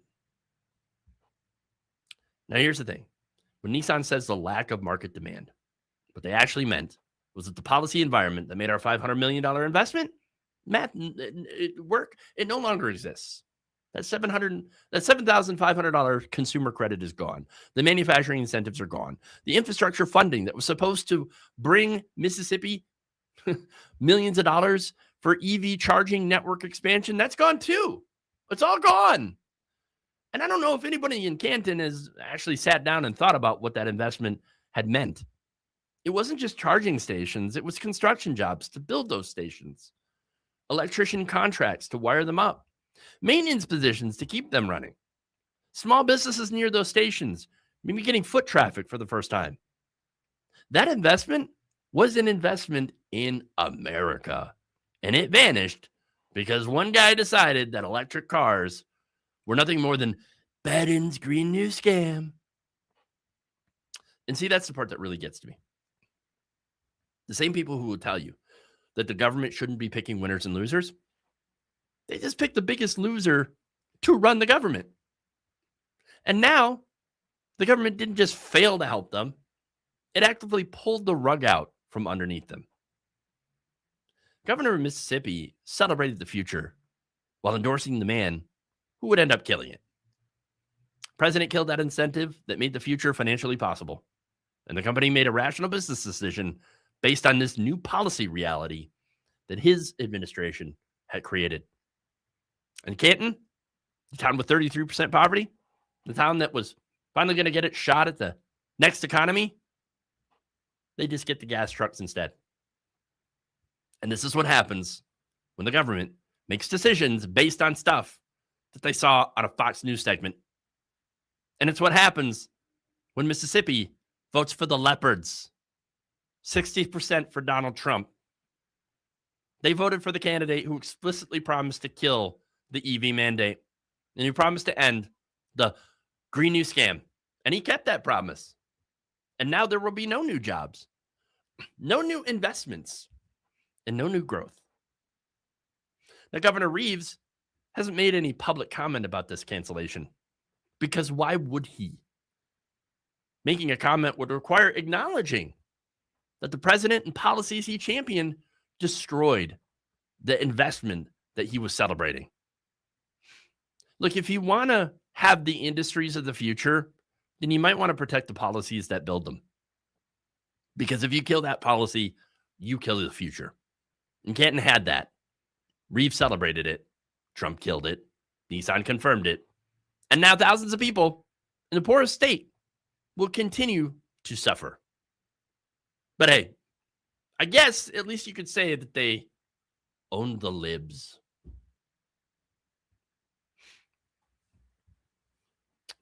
All right. That's all I've got for you today. Thank you. If any of this resonated with you, then please hit that like button. Subscribe to the channel. It really does help the algorithm push this to the people who might actually need to hear it. And if you want to support the show, head to Patreon or become a member on our YouTube channel. Every dollar that you give goes back into research and production. And you could find me over on YouTube at The Logical Leftist, on our Instagram, Logical Leftist, and Blue Sky at jeffwaldorf.bsky.social. Follow for updates and clips. And thank you for being here. Now, up next on this space, we have Andrea Rovenski. Signs up ahead, everybody. You know what it says? Welcome to Fuckville. Population, all of us.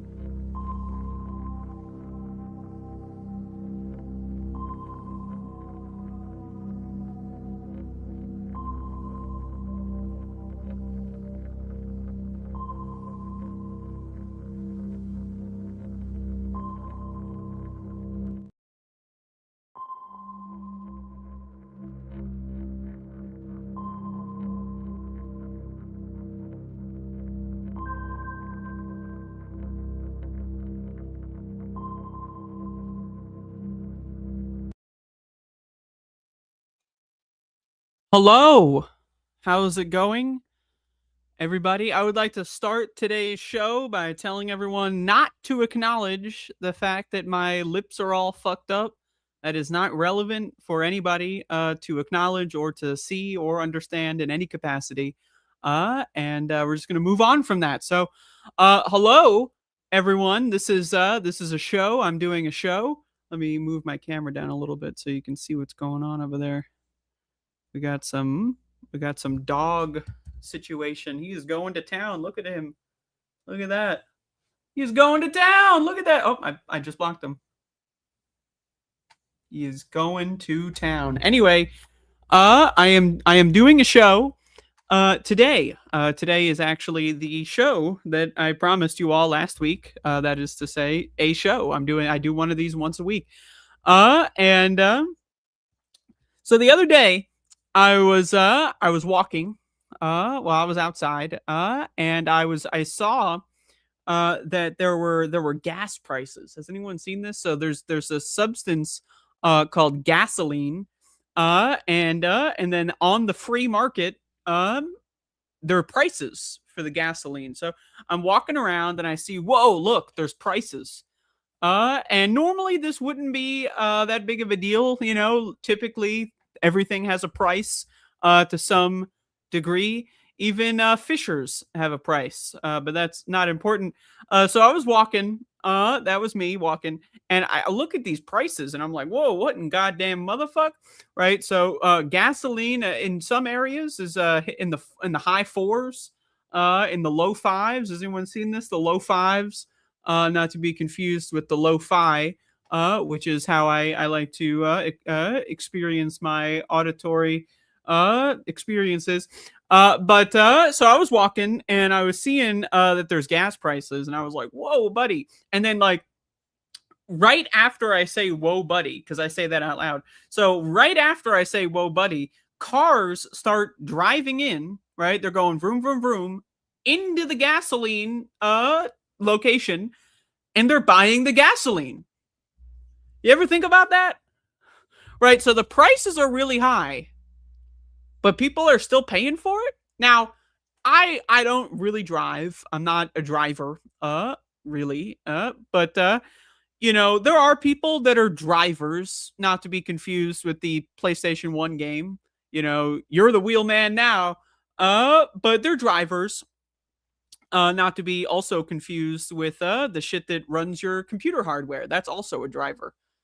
But anyway, people are driving. They're driving into the gas station. It's a station, and it services your vehicles with gasoline, and they're paying for it. And I find that to be interesting. Now, I know a lot of people, they have these like jobs, I think. I mean, I'm not really a normal person. I don't know if you can tell.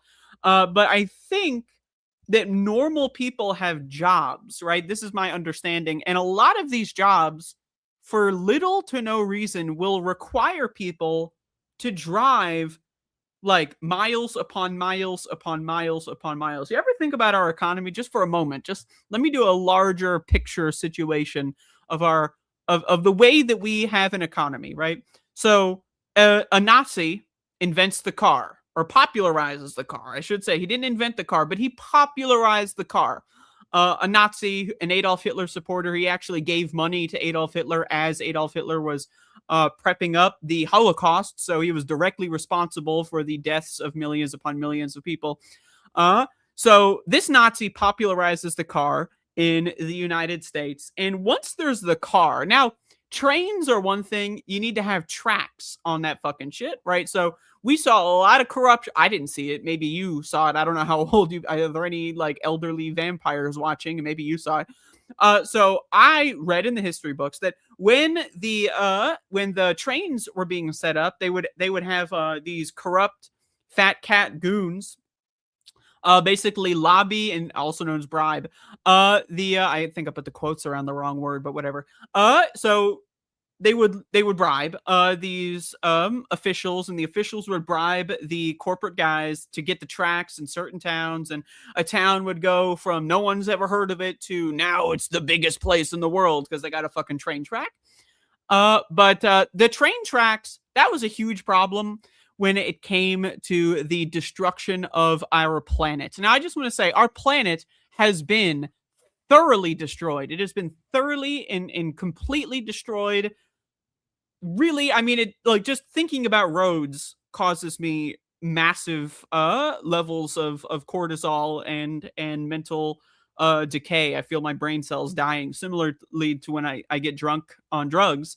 You can feel your brain cells like pass away. So that's how I feel when I think about roads. But so the train tracks, right? These motherfuckers, they're putting down the goddamn train tracks. A lot of these guys would hire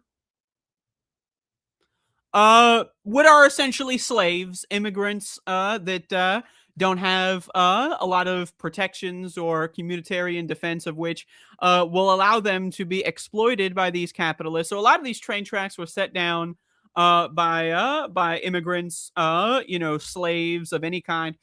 And so that was a big problem. But again, the train tracks were, you're in one spot and, you're not going to have two train tracks parallel to each other that close, like you're going to have to, you want to put them a little bit far away. So my point being is roads came along. You had cars kind of start really getting a thing in the late 19th. But then this Nazi comes along, this Nazi Adolf Hitler dick sucker, cocksucker, motherfucker, piece of shit. And this Nazi scumbag cocksucker comes along and he popularizes the car.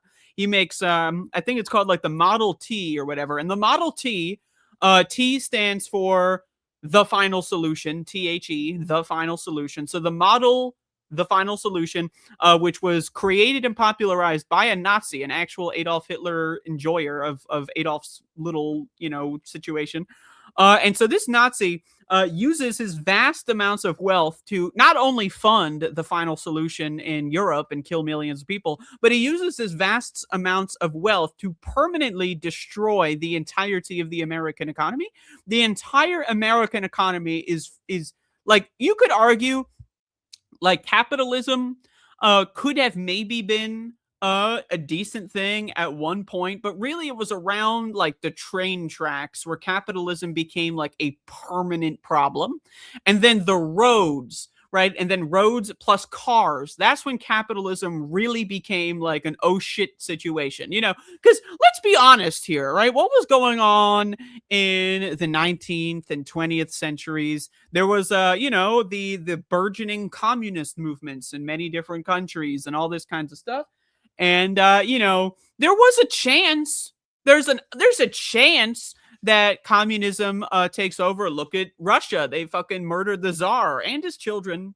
Little weird. They killed a bunch of kids, but hey, you know, they're royal kids, so fuck them, I guess. I don't know, whatever. That's a little, you know, something, you know, it's a little philosophical thing for you. Is it okay to kill the Tsar's kids? Like, I think a 12-year-old or 13, whatever she was, like she just got killed, you know, it's kind of weird. But anyway, so they killed the fucking Tsar. You know, you got fucking Karl Marx or whatever. He's like writing books and shit. And then, you know, he's writing letters. So people are like thinking like, is communism here to stay?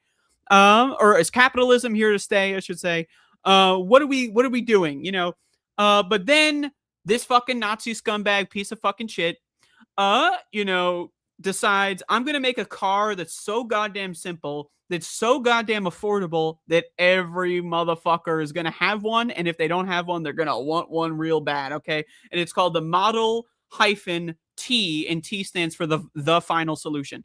Because he was a Nazi and he was an Adolf Hitler associate. And again, a lot of the money that was gained on the popularization of cars in the 20s, 30s, and 40s was then funneled over to Nazi Germany so that they could kill people, you know, particularly kill trans people, gay people, and other groups of people as well. And so, again, the popularization of cars and the Holocaust, to me, are like two very, like, you know, it's not something I think about too often, but when I do think about it, again, my brain starts to decay in real time. So really, what happens when the car gets invented? Well, let's go back and look at the trains. What happened when the train was invented? All of a sudden, right, you have trains, and the trains are going to run either way, right? Like, it's not like, you know, they're I mean, I guess some of these train stations would do this, but for the most part, the tickets and the trains and stuff, that's already predetermined ahead of time. Like, this train is going to leave at this time, regardless of, it's not like the train is sitting there waiting to get full, and then you might be sitting there for 3 hours while you wait for, you know, the train is going to leave at a certain time. And so it is possible that the trains could leave really empty, or rather not filled enough to where it's worth the travel, right? So think about that. They need to sell ticket prices, right? So first, trains are like, oh, well, you know, we're going to be moving things around. Like, we're going to be like transporting goods. That's a way where you can be permanently earn some, you know, most of the time, these rails are going to be occupied. They're going to be used, and it's not going to be a waste of money. And when you're lugging like coal or body parts or whatever the fuck they're lugging in fucking 73.5, you know, those are usually predetermined, stable amounts of whatever body parts, you know, gold, whatever the fuck. And so, but then you have the passenger cars, and that's a little bit hard to predict. How do you know how many people are purchasing tickets? How do you know, like, how do you get above that threshold where it's worth it for the trains to leave? Like, and, you know, how do you get it to the threshold where sometimes you are going to have a near or empty car, and somehow, like, you know, that's still okay because, you know, everything else is making so much money that balances out, right? So what they do is they start selling people the idea of the commute. Now, think about this, right?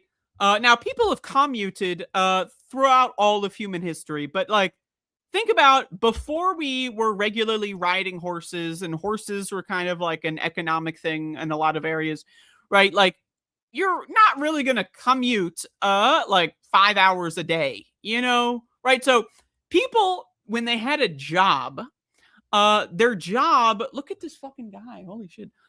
Their job would be like relatively close to where they live. You know, kind of makes sense, right? Doesn't it kind of make sense? You want to work somewhere that doesn't take 9 million years to walk to it. Like if you're going to work every day, it's going to be like, you don't want to spend 30, hours a day, which also doesn't exist, but you don't want to spend like 2 hours a day or 3 hours a day going back and forth or whatever. So trains,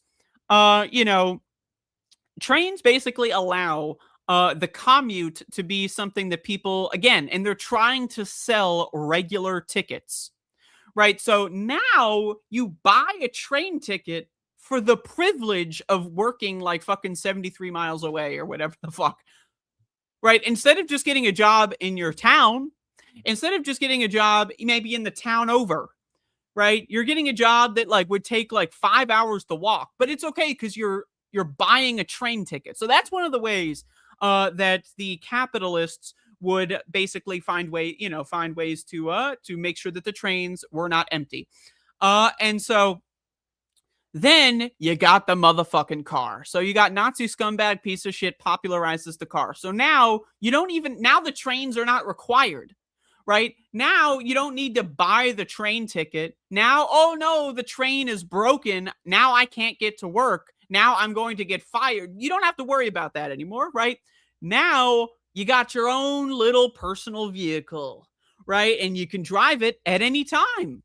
You don't need to wait until 7:15 on the dot to get to work, right? Maybe you can sleep in a little bit more and then, drive a little faster, right? To get there, right? So think about the damage that this has done to our economy. Now we got motherfuckers that are driving fucking 40 minutes away to go to their job. What the fuck? They're driving like an hour away to go to their goddamn job. What in God's name, right? Like, so over the course of about 100 years or so, now we live in a world where it's like, it's kind of normal for people to have jobs where they have to drive 15, 20 minutes, 30 minutes each way. And so this creates this is a subsidy for oil and gas. This is a gigantic subsidy for oil and gas companies. If cars were not so required, right? Because again, if you don't have a car and you need a job, you got a lot less on the option plate than if you did have a car, right? Then you have a lot more places you can apply to and reasonably go to and fro back every day or whatever. But if you're just like, if you only can get hired at places within like a 15, 20 minute walking distance, and then you get, you apply at all of them and then they all say no because there's too many people, I guess. I don't fucking know. And so the car basically unlocks this ability, but is it like an ability that was worthy of being unlocked? Right? Because now we've got towns where like the populations don't work in the town. We have towns where it's like everyone who works there, everyone in the town who lives there rather works at another town. And then everyone in that town works in another town. And then like no one, some people do obviously, try to get jobs as close as possible. But again, oftentimes those are options that are like minimum wage, close to minimum wage. If you want to work on Wall Street, you're going to have to drive your butt on into New York City, right? For example. So people, and again, you have these cities, these mega cities, and now we have suburbs, right? Start getting created suburbs, right? That are around the city, so that when you're living, you don't have to live in the city. Like in New York City, for example, they leave garbage on the fucking street. Did you know that? They literally leave garbage on the street. That is the policy. If you put your garbage in a can, you'll get like a ticket in New York City. They literally walk around wading through fucking garbage, just loose trash bags that are like falling apart. Rats are going all over the place. Disgusting, barely even civilized, right? So, I get not wanting to live there. People are dumping trash bags out of 5-story windows. You ever walk through New York City and then, woo, trash bag lands on your fucking head, right? I've never happened to me because, I've never been to New York City. But either way, so then they start building these fucking suburbs, right? So that you can live further and further away from the city and you can sleep in peace and quiet and all that fucking garbage. But then the cars start getting better. right? So it's a feedback effect.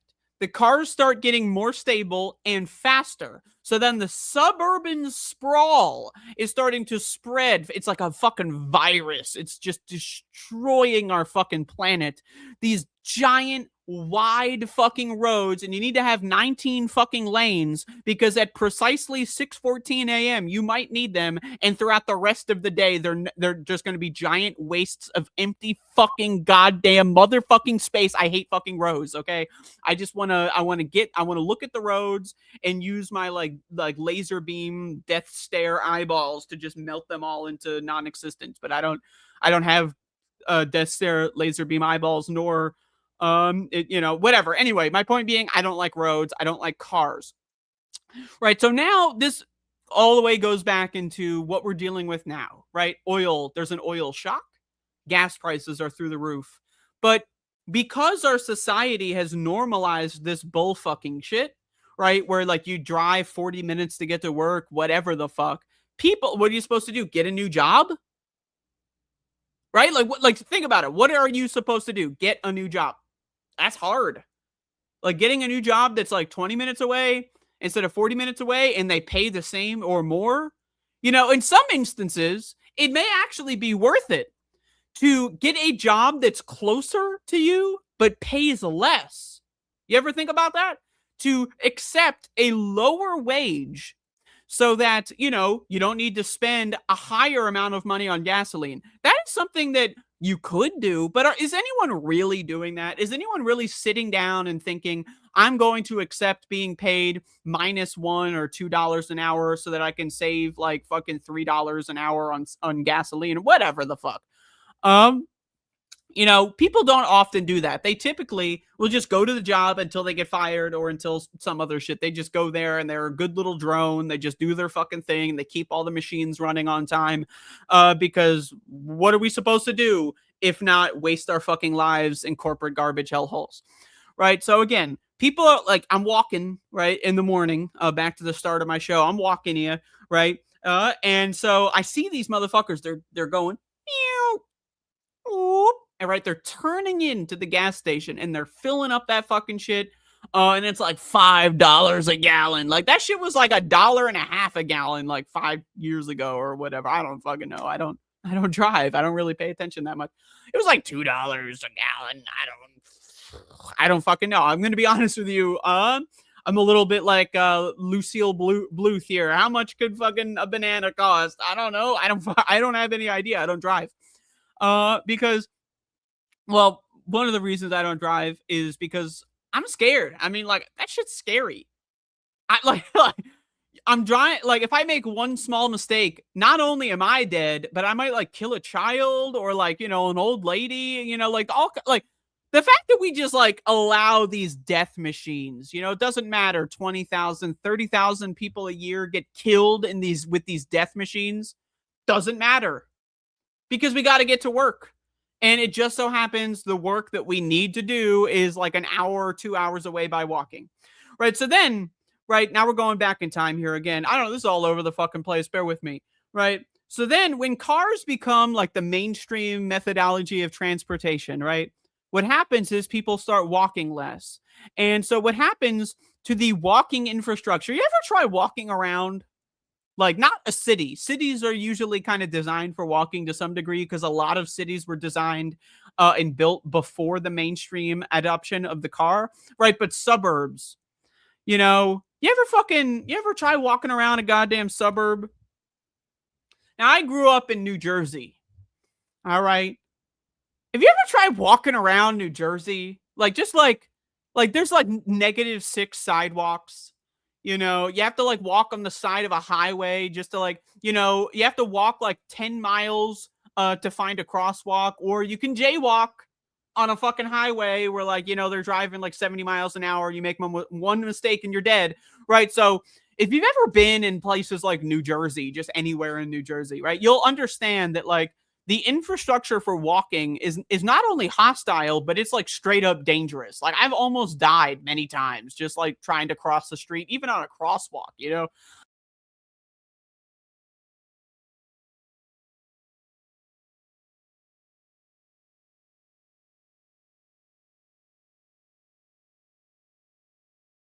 Hello? What is going on here? I think Max the dog is...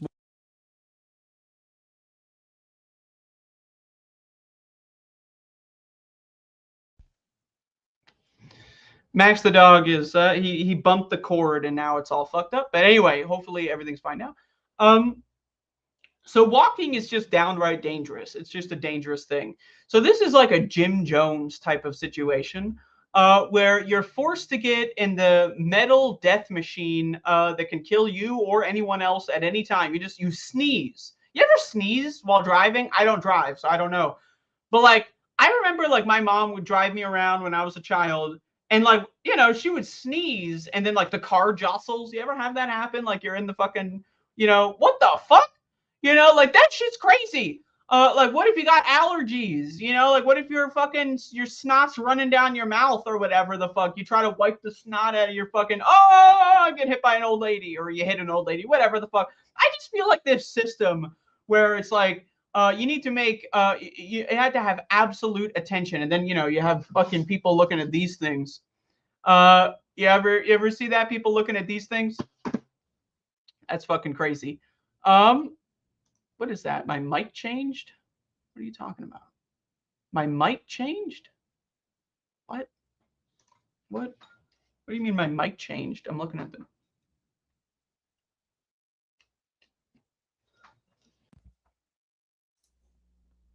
Okay. Hello? Yeah, what happened was when Max walked through, he bumped the cable and I guess it unplugged or whatever. Whatever. Okay, whatever. I'm trying to do a show here. Okay, just fucking Jesus goddamn Christ. All right. Where was I? Fucking cars, right? So basically our economy is designed in the dumbest, least efficient way that you could possibly design an economy. Hold on.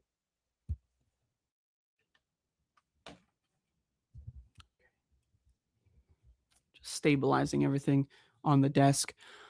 So people are driving away. They're working as far away as from their houses as possible. All this unnecessary driving, right?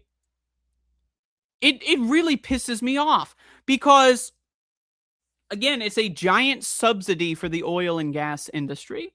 They make so much motherfucking money because people are too lazy and stupid to optimize where they live versus where they work. Or maybe they just don't have the options, you know, like maybe they can't, like, again, we're in an economy where people are losing their jobs and getting replaced with fucking robots, you know, so that's a whole separate problem. You know, people are willing to just pay this additional war tax. That's what this is. This is a war tax, right? What was gasoline like 6 months ago? Like $3 a gallon or whatever? Like, I don't know. I'm genuinely asking. I don't drive, right? I work from home. That's the most efficient thing you could possibly do, by the way, is work literally where you live. You know, that's why people would own farms. They would have a little house on a fucking farm. They walk out the front door. Boom. Now you're at work, right? So again, a very efficient system.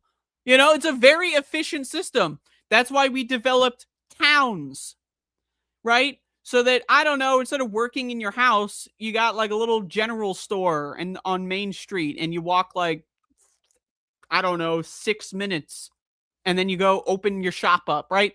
So, but now people are driving 45 minutes away. And, you know, again, even though gas has gone so far up where the calculation of maybe it's worth it switching jobs. Think about that. How many people do you know, or maybe yourself, have you even considered getting a lower wage job that's closer to you? Maybe you have. I don't know. I don't drive. I'm not in that position to consider it or not. But like the war is not going anywhere. Oil is going to get more fucking expensive, right? And it's going to get to the point where people are not going to be able to afford the privilege, the goddamn privilege of driving to fucking work, right? And so what do you do in that scenario? Well, again, that's why a lot of governments, not the American government, because we got a lot of fucked up shit. Like we got the Venezuelan piracy situation. But a lot of governments are saying work from home orders. Now, does that remind you of anything, by the way? A work from home order? It reminds me of very recently in 2020 when a pandemic was raging out of control.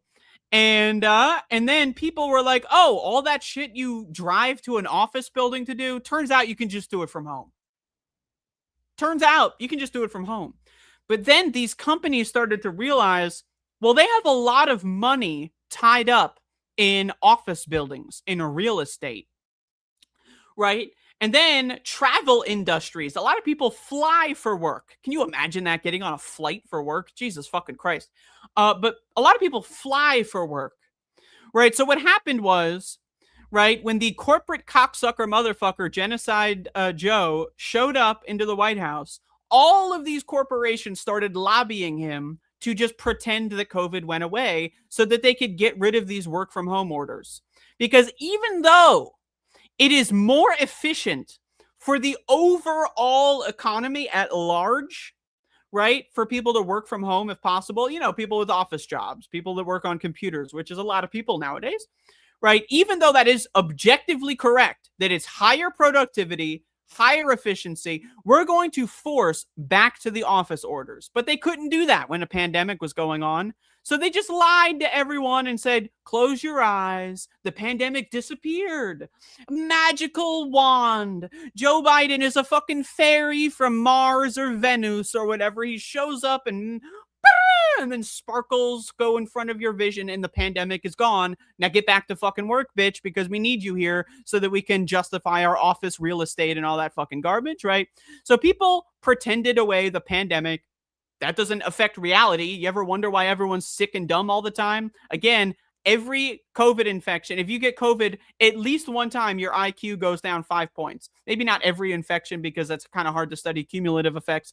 But if you've gotten COVID one time, you have about a 5 IQ loss. So unless you're really studying Sudoku and doing your crossword puzzles, you're probably going to be dumber than you were before you got COVID. So again, everyone's dumber and dumber and dumber because of this pandemic that everyone wants to pretend is gonzo. And then people started going back to the office. But now a lot of countries are doing they're returning back to the work from home order. Because why? Because it was so fucking efficient. So think about that, right? In 2020, we all realized that it was so much more efficient to wear a respirator so that we don't get sick. I haven't gotten sick in fucking 7 years. 7 years. When's the last time you got sick? And have you taken your respirator off since the pandemic began? You ever think about how those two things might be related? Now, again, I don't leave the house either. But again, I haven't gotten sick in 7 fucking years. And that's really cool. Like, I just, I remember being a kid and getting sick all the time. I haven't gotten sick in almost my entire, 20s. I have not gotten sick. Like, the last time I got sick was so, like, maybe 8 years ago. It was a long fucking time ago, the last time I got sick, which is awesome. Right? My IQ, high as fuck. But there's a lot of other things that are high as fuck, but let's not get into that. But anyway, IQ has a lot of problems and, caveat, insert asterisk here and insert the Christ symbol because we already have the asterisk. So now we got to put in the Christ symbol. You ever read a book and then there's an asterisk and then the second one in the line of succession is that little Christ symbol? What the fuck is that? Why is the Christ on a cross the backup singer for the fucking goddamn asterisk? That's weird. Anyway, so again, in 2020, everyone learned what a reasonable and efficient economy would look like. And then 2021 and 2022, there was the huge output of propaganda to get people to go back to normal. Don't you like driving 38 minutes to your job every day, twice a day? Yeah. Well, you might not like that. But what if we allow you to go see Taylor Swift and to go to bars and restaurants? Yeah, then maybe, just maybe, we can convince you to drive 39 minutes away to your job twice a day or whatever the fuck. All right?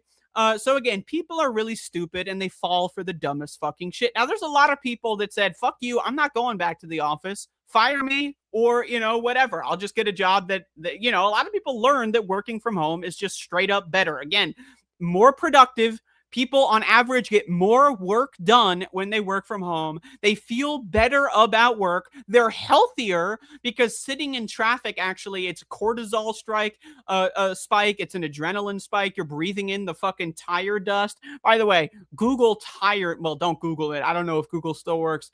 But open up a goddamn encyclopedia and look up, go to Wikipedia, right? And look up tire dust, right? And think about that. Every time you're sitting on a highway in traffic, you're fucking consuming fucking tire dust. Anyway, so now a lot of these countries are going back to that efficient model. They're like, oh, well, why did we even go back to doing this the stupid way in the first place?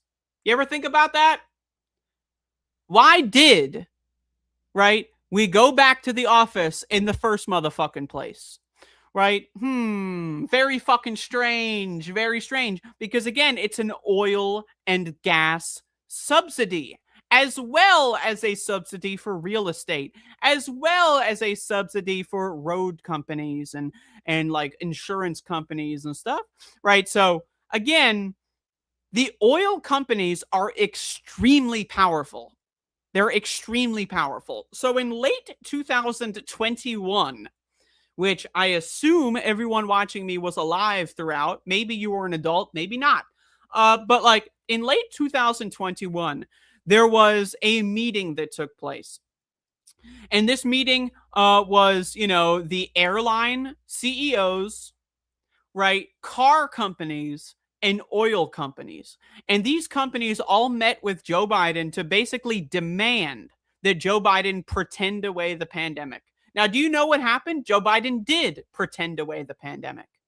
In December of 2021, during the absolute spike of the Omicron variant, which, by the way, Kamala Harris spoke on behalf of the White House. Kamala Harris in November said that they just had no idea that variants were even possible. You ever think about that? They just didn't know. Oh, variants? Never heard of them. What the fuck? Right? And then in December, the next month, Omicron takes off. And during that spike, that's when the CDC was saying, oh, let's drop the quote COVID quarantine period from 10 days to 5 days. So during the largest spike of the entire pandemic's history, up until that point, right? That is when the Centers for Disease Control and Prevention decided, you know what, let's reduce the quarantine.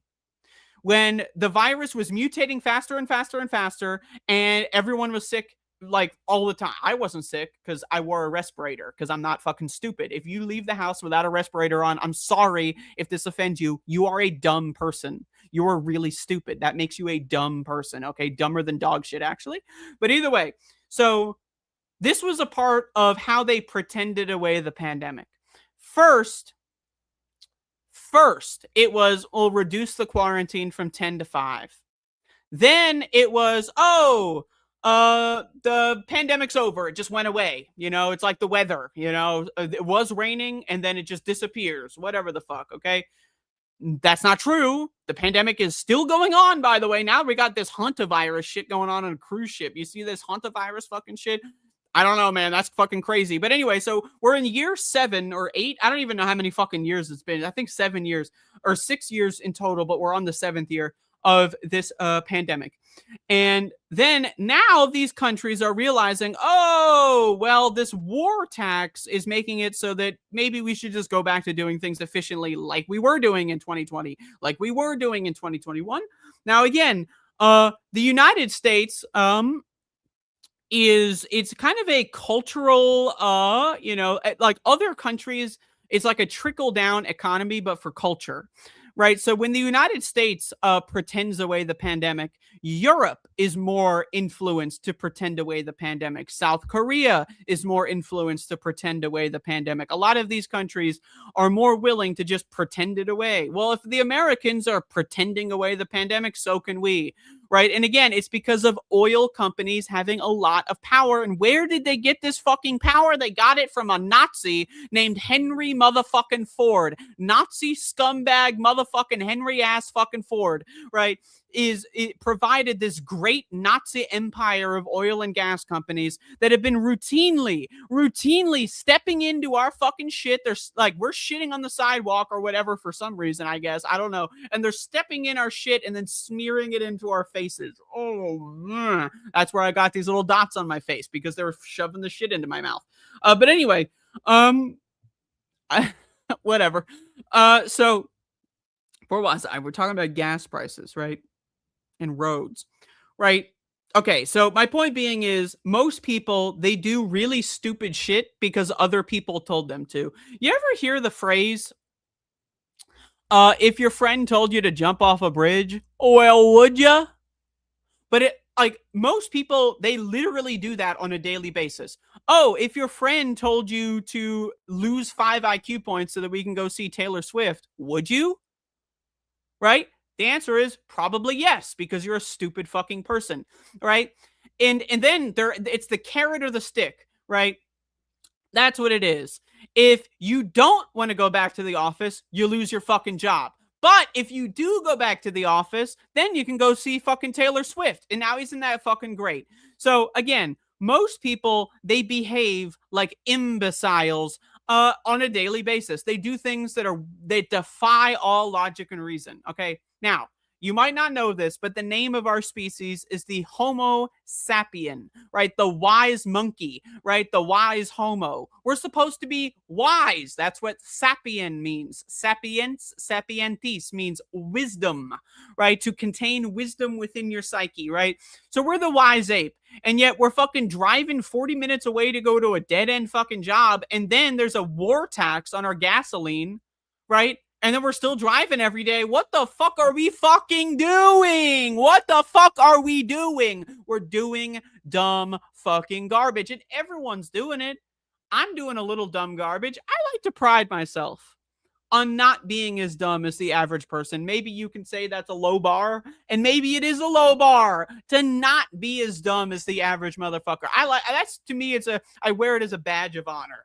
I am not as dumb as the average motherfucker. However, the average motherfucker is what society is designed around. As long as these oil companies, these airline companies, and so on and so forth, as long as they can manipulate the dumbest average person, the average person, which again, you ever think about the average person and their intelligence?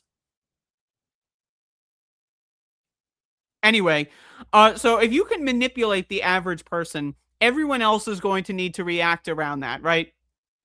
And so our economy is propped up by inertia that was given to us by actual Nazis, literal Nazi scumbags, right? That were funneling American dollars into Adolf Hitler's war machine, right? So Nazi scumbags basically propped up this entire way that the American economy is set up. And now we're kind of at a point where it's like, this is so inefficient that like some countries are having like economic collapse, you know, like they're on the brink of economic collapse. There's fuel shortages. Like, and again, like if you had spent 2020 up until now not adapting to the pandemic, I don't know what to tell you. Like, you're an idiot. You're a fucking moron. You fell for the fucking propaganda. Hopefully you get your fucking, your noggin screwed on correctly. Like, I'm a fucking owl. Look at me. Screw it on fucking correctly, maybe. And so you can avoid falling into this fucking trap the next time. But again, our entire way of life is it is infected with this Nazi fucking virus. And every time I see asphalt, I think of fucking Nazis, okay?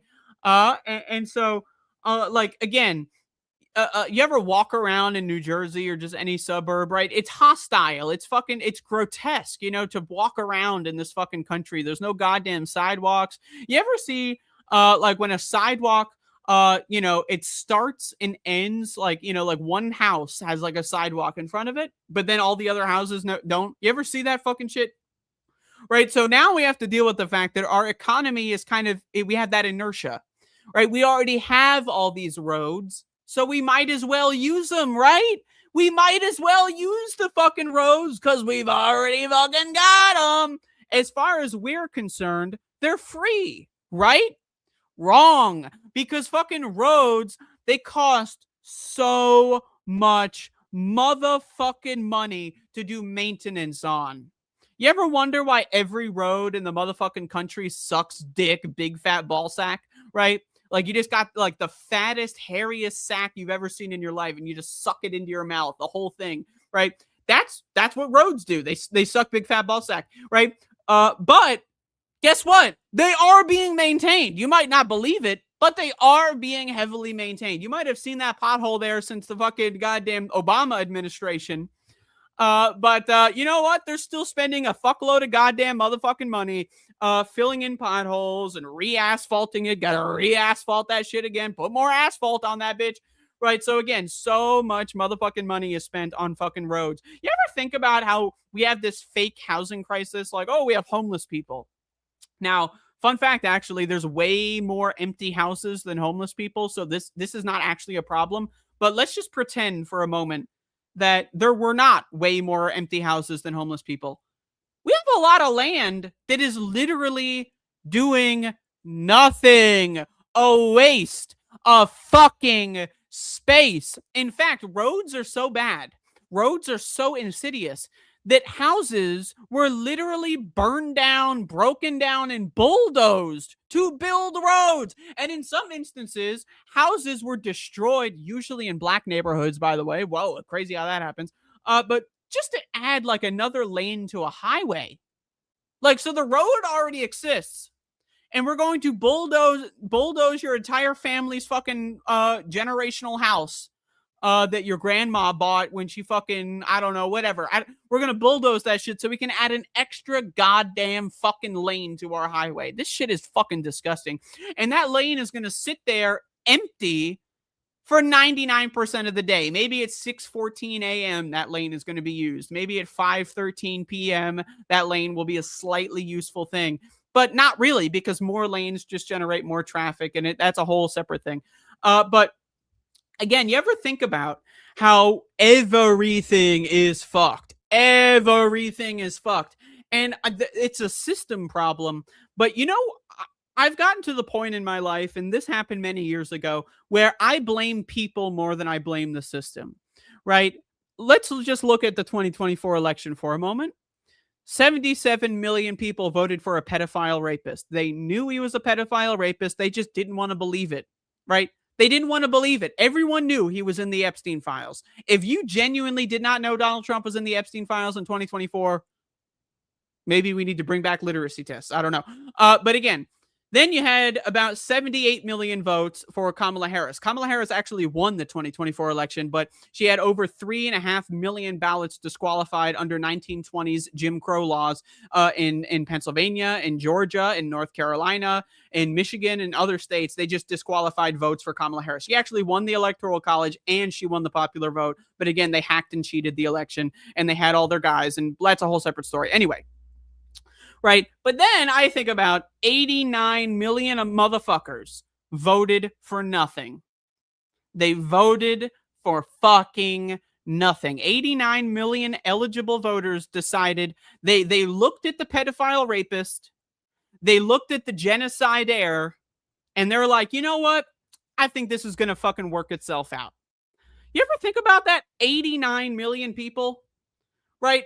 Can we really blame a system when we have 89 million people who looked at the pedophile rapist and the genocide drone striker and were like, I think it'll just work itself out.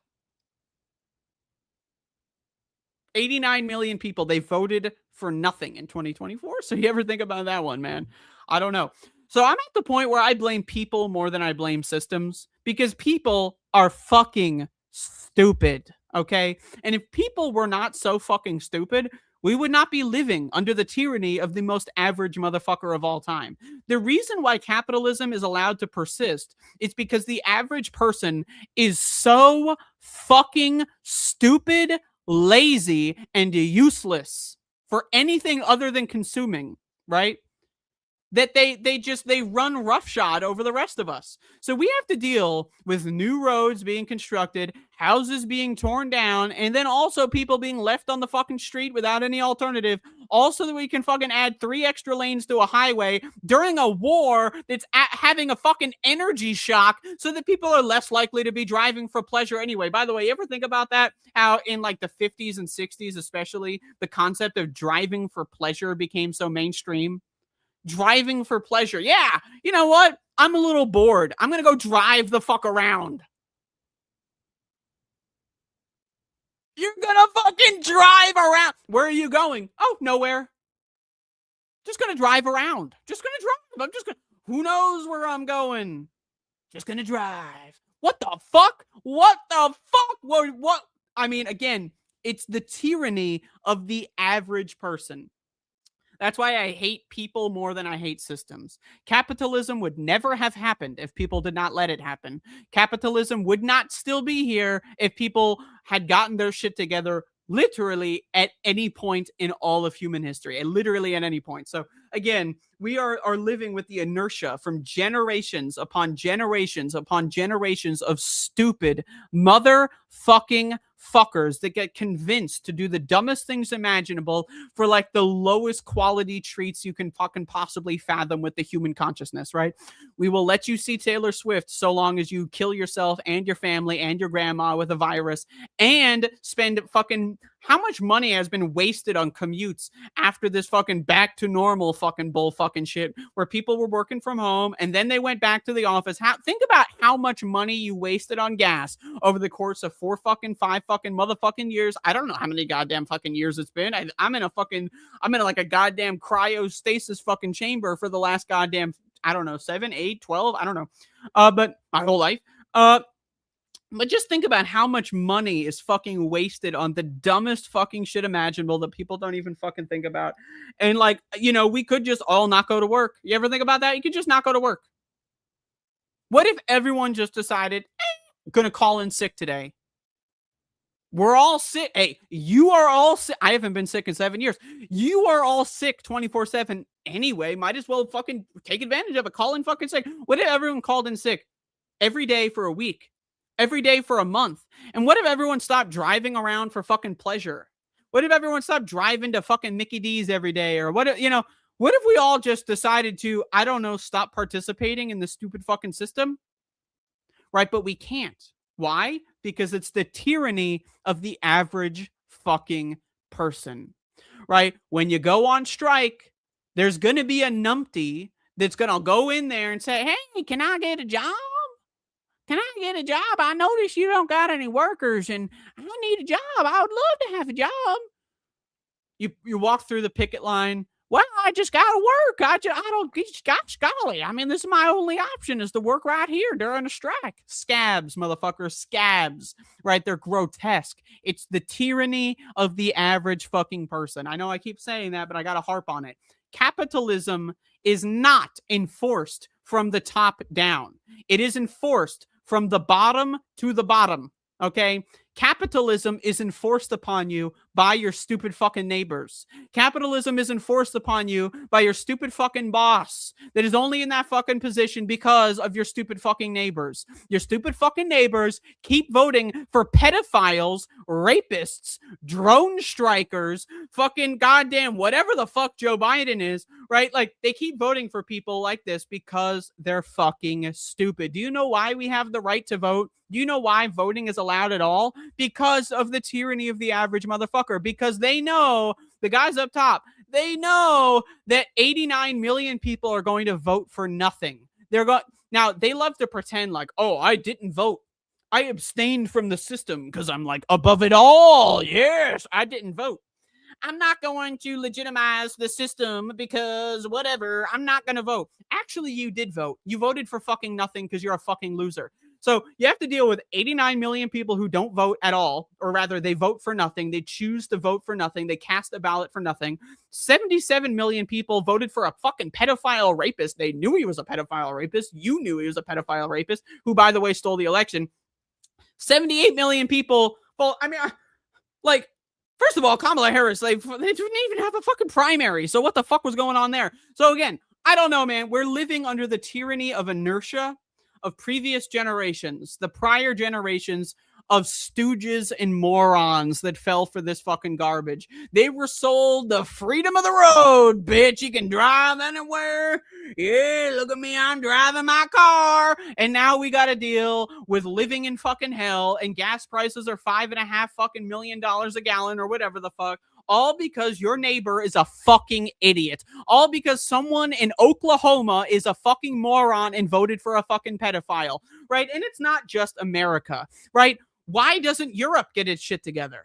Like, America threatened to go to war with fucking Europe. They threatened to go to war with Europe. Why is Europe still tolerating this? Because they're fucking stupid. Why is China still tolerating this? Because they're fucking stupid. Why is Africa the home of our entire goddamn homo, right? Why is Africa fucking not doing anything about it? Because they've been systemically drained of all of their resources. And I'm just going to say it, because everyone's a fucking idiot, okay? Everyone's in their own little bubbles, and they don't fucking realize that we can all just choose not to participate in this fucking garbage, okay? Now, again, there's different levels of responsibility if you're living in the imperial core or if you're living under the imperial boot. There's different levels of things that you can and cannot do. So I'm not trying to sit here and say everyone's equally responsible. But my point being is there are 8 billion motherfuckers on the goddamn motherfucking planet. There's like, I don't know, 1,000 pedophile billionaires, right? There's like, what, 10 million people in Israel? What the fuck? Israel's allowed to do multiple genocides. They're doing a genocide in Lebanon now. And we're just supposed to watch it? Right? China's just sitting there going, yeah, this is great. Japan is just going like, wow, this is going to be great inspiration for my next anime. Fucking Europe is going there, oh, I'm going to write a fucking novel and I'm going to draw a little painting about this genocide. What the fuck are we doing here? It's the tyranny of the average person, right? The dumbest fucking person you know, right, is the average person, right? Let's just, I know I'm all over the place here. I started about roads, but just thinking people buy the houses in the suburbs. Why? Because they're fucking dumb. They really want the status of working in the big city. Oh, look at me. I'm working in the big city. I wear a suit and a tie, and I work in the big city.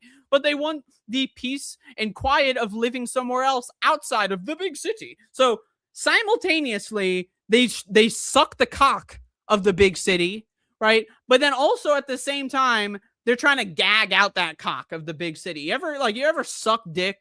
Right. And it's like a struggle to keep that shit down. Like you're working against your bodily system. It's like, it's like you know what I'm talking about. To all the dick suckers out there. Right. But that's like what people generations past were doing with the goddamn big city. They want all the status of living in the goddamn big city, but they don't want any of the downsides. Right. And because these people, someone's going to buy the house. If you build the fucking suburb and you build the houses, if you build it, they will come. Who will come? The dumbest motherfuckers imaginably. And why are they going to come? Because their dick is stuck in your fucking throat and that feels good for them, I guess. I don't fucking know. But again, is gas going to go down in price anytime soon? I don't fucking think so. So until we get our shit together and decide to abstain from this shithole economy, then guess what? Nothing's going to happen. But we just are always going to have to deal with the fact that 77 million people knowingly, full knowledge, supported a pedophile rapist, a child rapist. 77. How do you deal with that? How do you even begin? And then 89 million people, they looked at the pedophile rapist and were like, you know what? I think those guys are going to make the best decision. I'm going to stay home. I'm going to vote for nobody. I think the pedophile rape cult can be trusted to make the best decision possible. I'm going to stay home. I mean, again, if there's any takeaway from my show today, we are living under the boots of our neighbors because our neighbors are fucking stupid, right? We do not have the power to go against capitalism itself. But what we do have the power to do is to educate and inform our fucking neighbors so that they don't do the dumbest fucking shit imaginable and drag us all down with them. Anyway, That's all I've got today. Thank you for watching my show. Welcome to Fuckville Season 2. We'll be beginning Series 2, if you will. We'll be beginning next month. I will be changing up the format a little bit. I may change the time slot. I'm not sure yet. I don't, it depends. Oh, fuck. There's a goddamn... Fuck you, bitch. There's a bug on my floor. Oh, no. No. Oh, no. Oh, what the fuck? Get up. Coming up next, Left of the Box.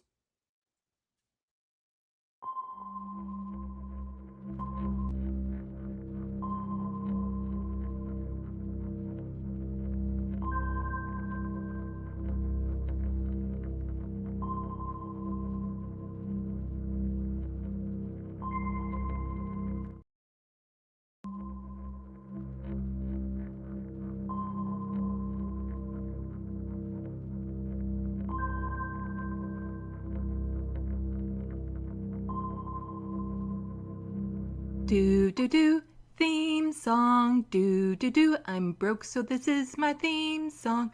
Do do do, just imagine this is an awesome theme song. Do do, theme song. Left of the box. This space. Ooh.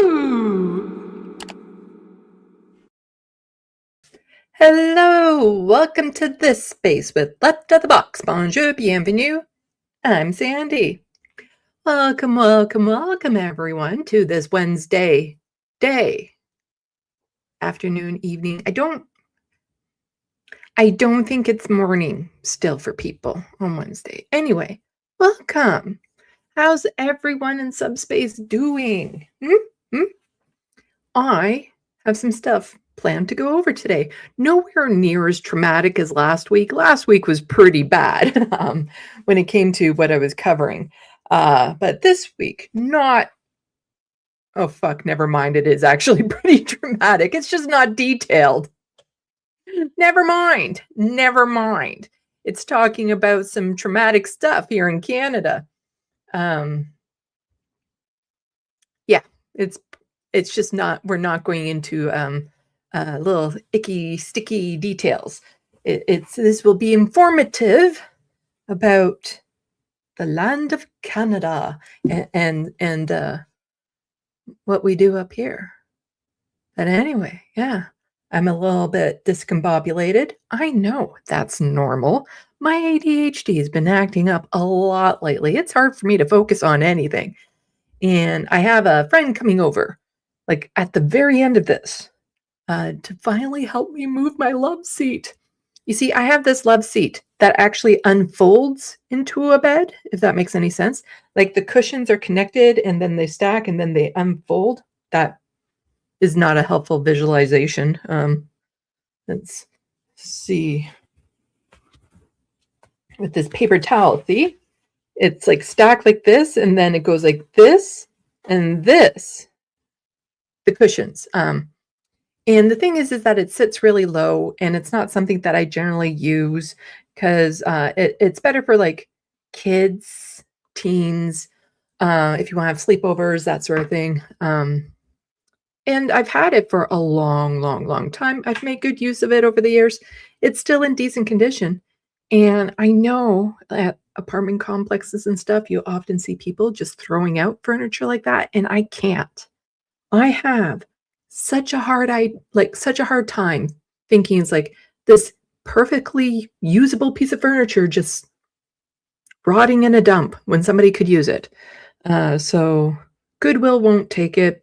They don't take larger items at the moment, but Value Village will. And I'm so relieved because I need to open up my space. I need to rearrange things. I need to, it was just, what was it, a year ago? A little over a year ago, I found out that my housing is stable. And so I really want to work on making this my home. And I need to get rid of it because it's just taking up room. And I want to put my painting station where it is. And I have a folding table that I found on the curb that's been fixed up, and that's going to be this table that I'm using because it's actually larger. It's larger than the table I'm using. It's not as nice, but it's larger. And so then I can set up my space a little bit better. Because I won a new monitor, so I'll have quite the setup. It'll be an awesome setup. I'll have like the 3 monitor things going. So then that will be super helpful, especially when I'm having guests on and I use StreamYards for it. It'll be super helpful to have that. So not everything is all squished on a screen, and I can do a better job monitoring things. Fuck, what am I talking about? Anyway, yeah, so I have a friend coming over at the very end of this. They might show up a little bit while I'm still in the tail end of this. We'll see. We'll see. They know that I'm here till 5. So there's that.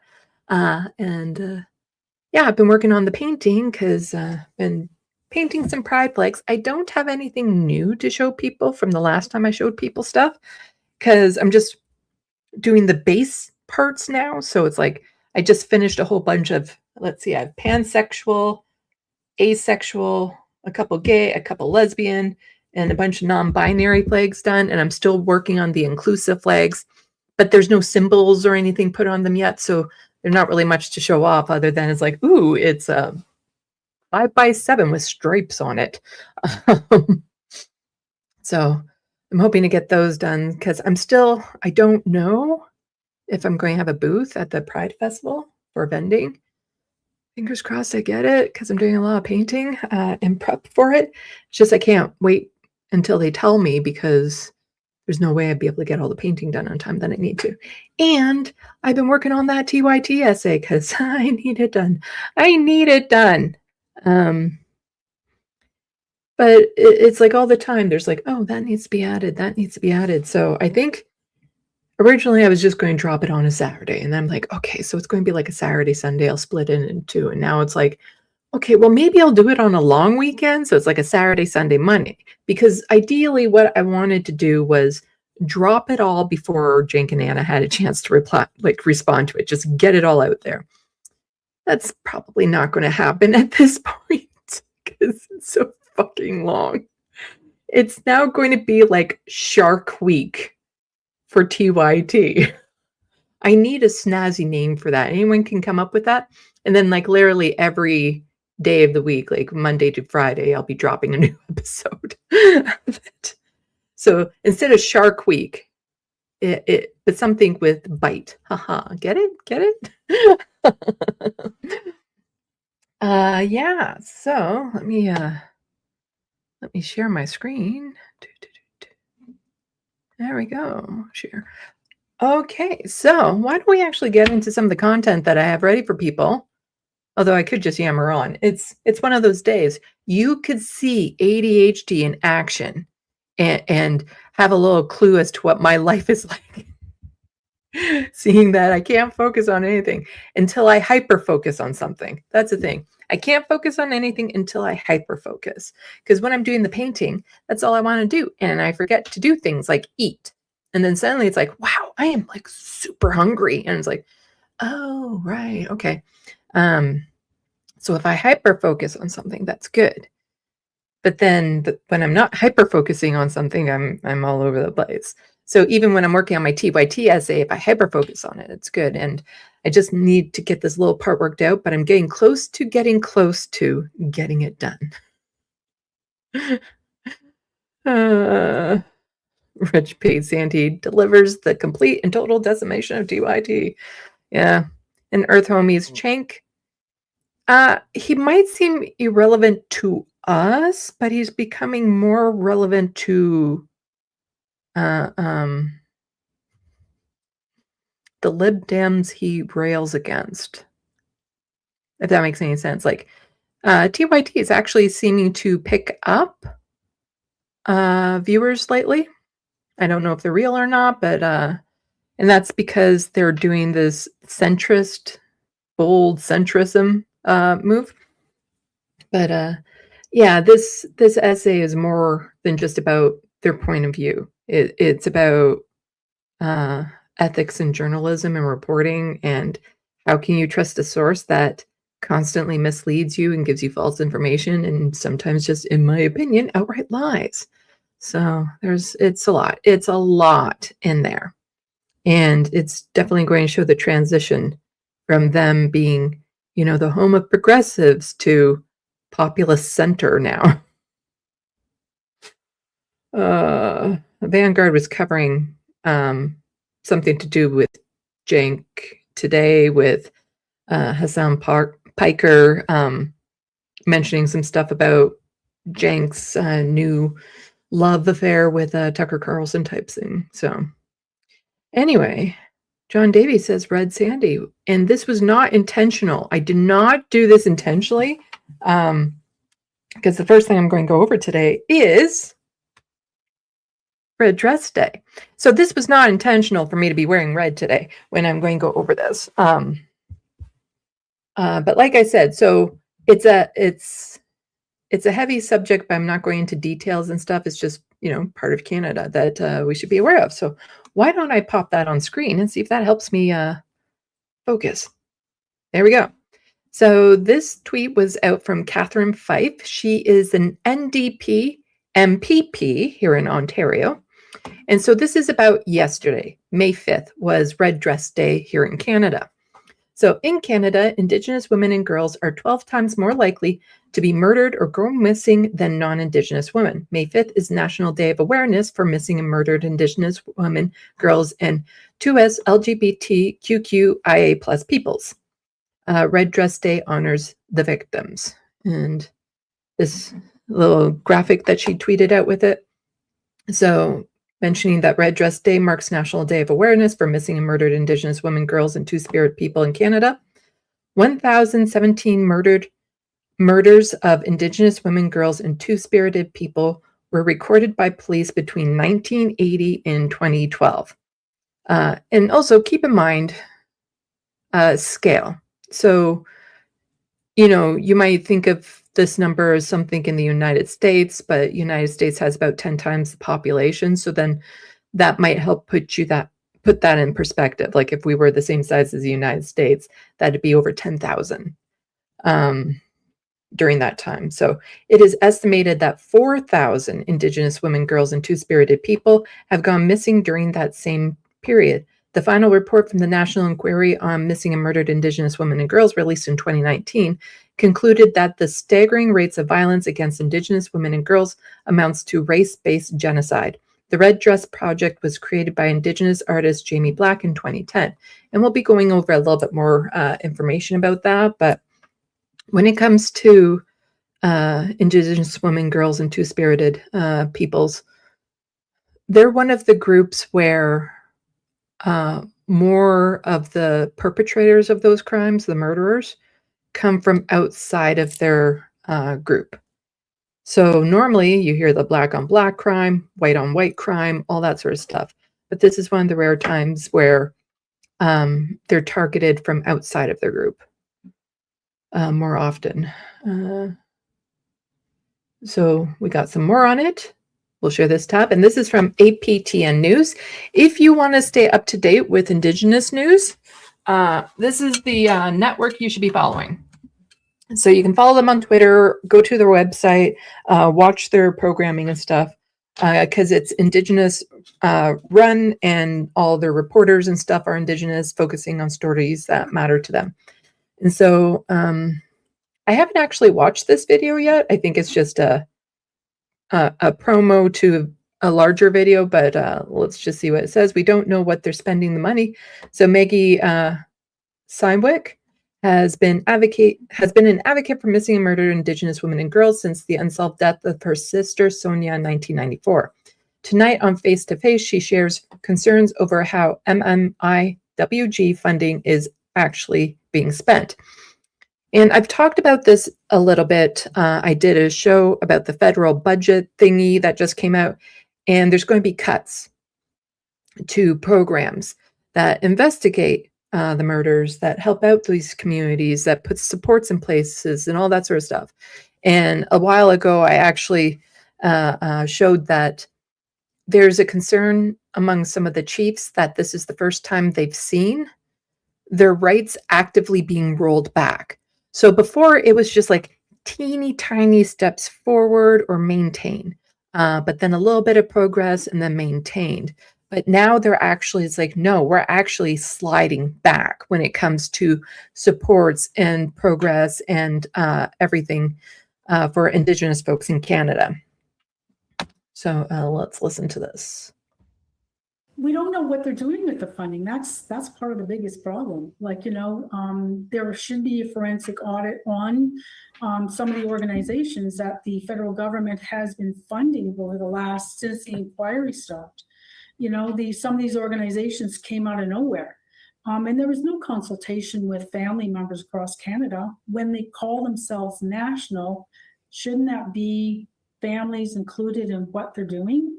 But so, yeah, I think really importantly, we don't know how they're spending the money and what they're doing with it. Yeah. So a really good channel to go to if you want like in-depth analysis of what's important to the Indigenous community, to go to APTN. There's been story after story that I've seen of, Indigenous girls, teenagers who have gone missing, and then their bodies are found and nothing is ever really done about it. The people who did it are never found and stuff. And it's tragic beyond belief, because also in the foster care system here in Canada, more than half the children in it are Indigenous, despite, Indigenous peoples only making up 8% of the population in Canada. They over 50% are Indigenous. And so a lot of the girls that go missing are from foster care. And quite often, a lot of them will turn to drugs to cope and deal with the stressors and the trauma that they've been through. And so they're not taken seriously by authorities when they need help. They don't trust authorities for, very valid reasons. They don't trust the healthcare system for valid reasons as well. There's a lot of medical racism going on towards Indigenous folks. A lot of them can get kicked out of the ER if they think that they're drunk or on drugs or something, and they're just seen as being bothersome. There's been lots of reports of Indigenous peoples going to the ER and being turned away and later dying. It is so beyond tragic, because also they don't get the same health care I get. So I fall under the Ontario Health Insurance Plan, OHIP. They don't. All of their health care regulations, like when it comes to Indigenous reservations and everything, that falls under federal jurisdiction. And so we are literally in an apartheid state here, because the Indian Act is still in place here in Canada.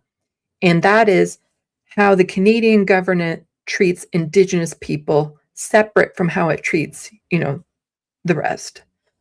So it is literally in our laws that this is an apartheid state, but rarely ever do you hear it talked about in such a way.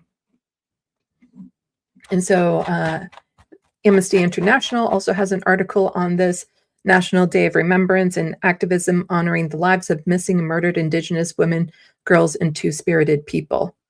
And for those who don't know, two-spirit is an term for some Indigenous peoples, not all, for people who don't identify male or female, but it is very much a term used by Indigenous peoples, and the people who use it, there's different roles that they would play in society and things of that sort. So what is Red Dress Day? And also in September or October, depending on when I do this, because it's on September 30th, is Orange Shirt Day. And that is about residential school survivors. And we need to be reminded about what this country has done. So we have already gone over that, National Day of Remembrance. So it began with Red Dress Project, created by Métis artist Jamie Black in 2010. On this day, red dresses will be draped in trees hanging from windows, pinned to jackets, worn as earrings, and red handprints across the face. People will be partaking in rallies and ceremonies to honor their loved ones, participating as allies and fighting for justice.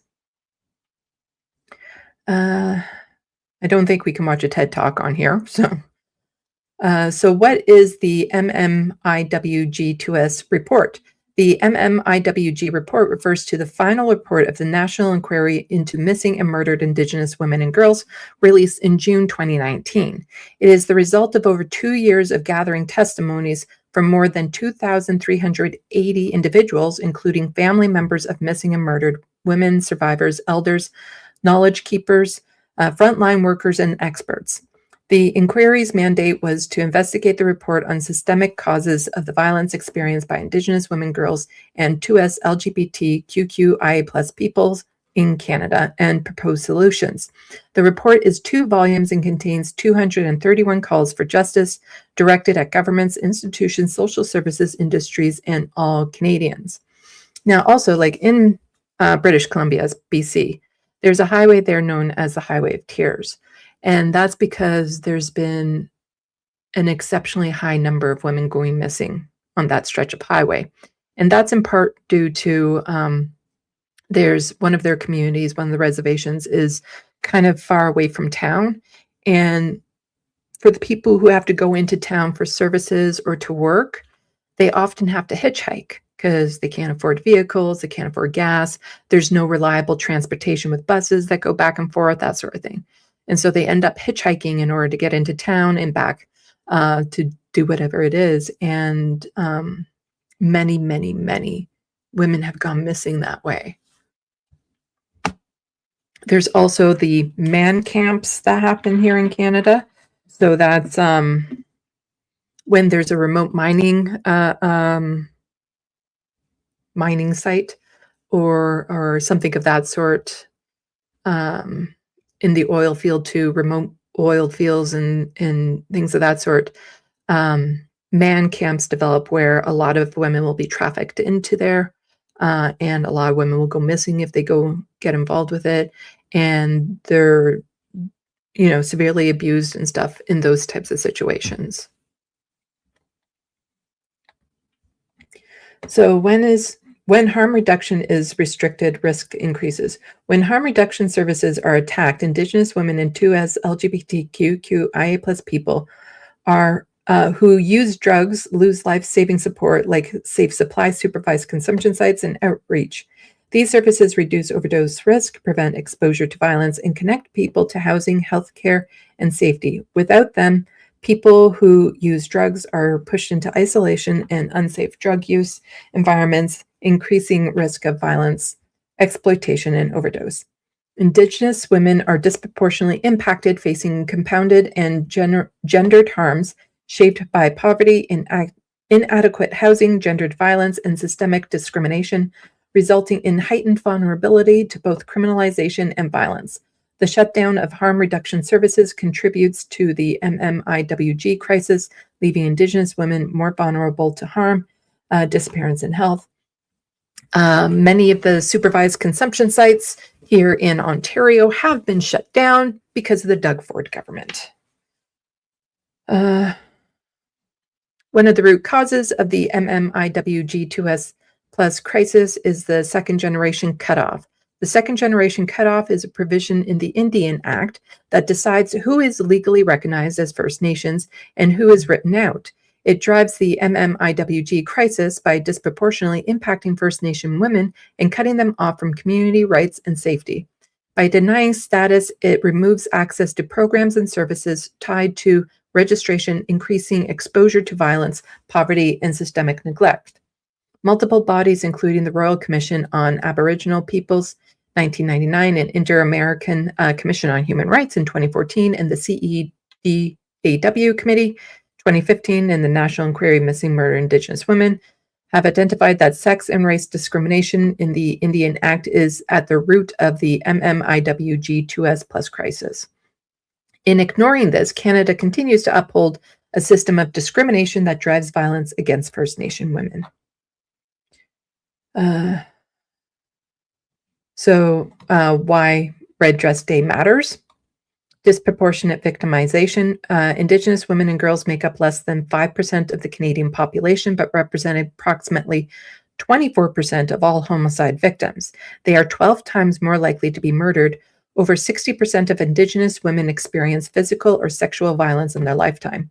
Intimate partner violence. A Statistics Canada report showed that 56% of Indigenous women experience intimate partner violence, more than double the rate for non-Indigenous people.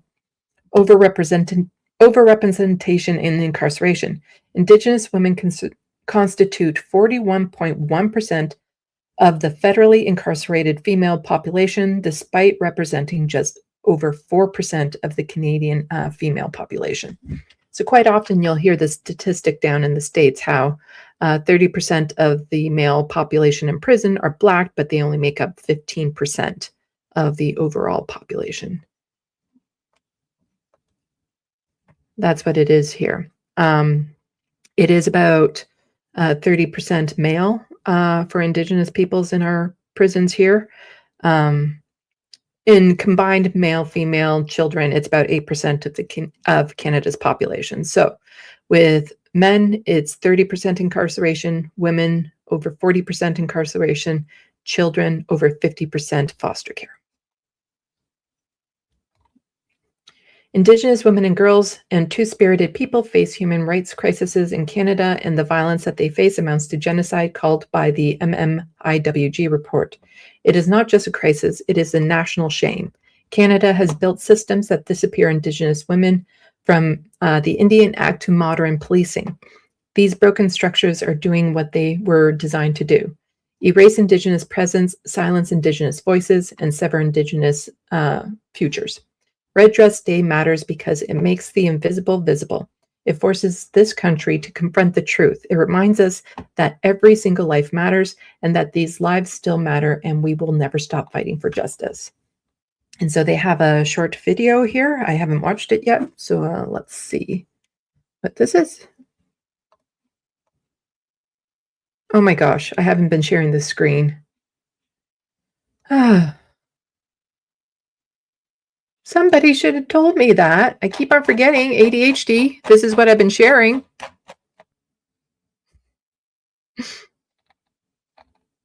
Makes it far more visually interesting when you're seeing this.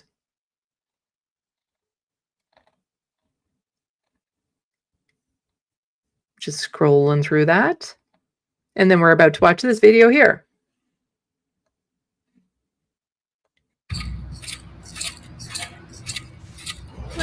I feel like it's a deja vu from 20 years ago when the first Amnesty Stolen Sisters report came out. Nothing's been done for the families. Millions and millions of dollars have gone out to these organizations. But what does the families have? The families have to help themselves when someone goes missing. The families have to help themselves when someone gets murdered. It's time. Time for truth, accountability, and justice. One voice is not going to make that much of an impact because you've got so many other voices drowning that out. We live in a democracy where everyone gets to say something, right? But how come the most vulnerable people never get heard? Meetings and meetings, studies and studies, inquiries and inquiries. It's time for action. We need a very clear implementation plan that has the resources and the budget needed, working with families to build that plan and build those resources and execute them. That's what needs to be done. I am here today to represent my mother, Jennifer Lee Stewart. She was taken from us in 2010 here in Ottawa and Vanier. And so I'm here today to honor her, to continue to ensure that her name is remembered because her life mattered. Thankfully, her murderer was charged and sentenced to first-degree murder. However, unfortunately, like my friend here today, there's so many relations, whereas their family members do not get justice, and they're still fighting.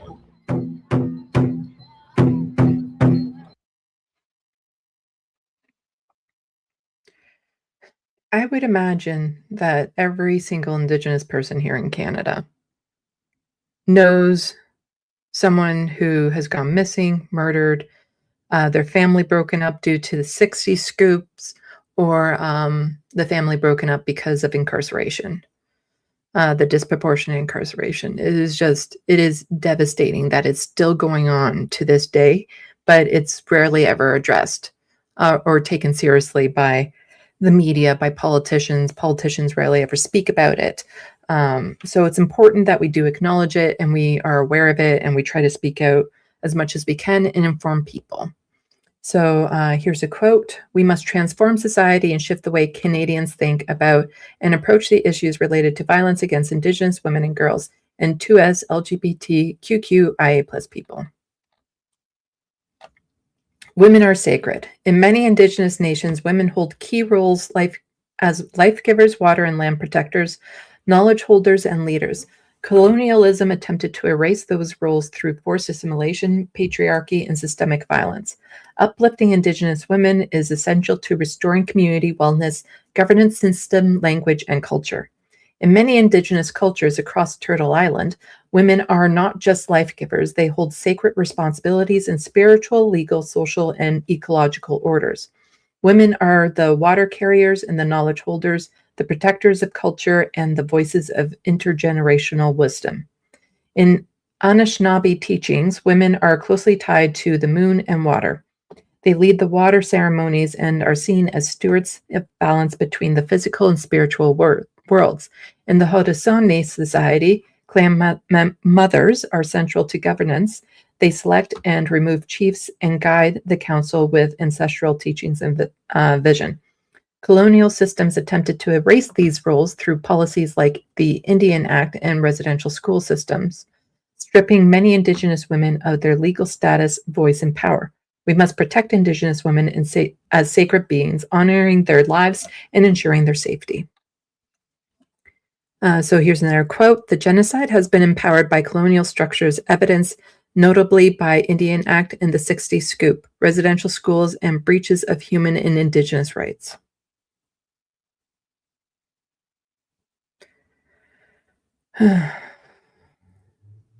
Threats faced by Indigenous women and land water defenders. Indigenous women and land water defenders are often criminalized and targeted for upholding their sacred responsibilities, protecting their territories against extractive industries. From Wet'suwet'en matriarchs to all water protectors across Turtle Island, Indigenous women are leading resistance while being disproportionately subjected to violence and surveillance. Recent discoveries and the urgent need for action. The confirmation of the remains of Morgan Harris, Mercedes Myrons, and Ashley Christine Shingus in the Winnipeg landfills highlights the brutal and ongoing violence against Indigenous women. This tragedy exemplifies how the institutional inaction contributes to missing and murdered Indigenous women and girls and 2S LGBTQIA peoples. So these three women had gone missing, and then they found out who murdered them. So there was evidence of the person who had murdered them, and he said that he threw their bodies into the landfill. I was covering this, throughout my time on here, this very, very tragic story. So for a couple of years, they knew which landfill these women's bodies were in, and they put up blockades to the landfills and stuff. And it actually became a campaign issue provincially. So this was in Manitoba. Rob Canoe, the current premier, said that he would search the landfills, whereas the Conservatives were saying, "Nah, we're not going to do it. It's too dangerous. It costs a lot of money," and all that sort of stuff. Yet there was evidence from other places across the country of searching for bodies, or even wedding rings or something of that sort in landfills. And so it was completely doable, but they just didn't want to. So Wab Kinew got into power, became the premier, and he's NDP, also Indigenous, and they searched the landfills and they found the bodies. And so those families can finally have some closure.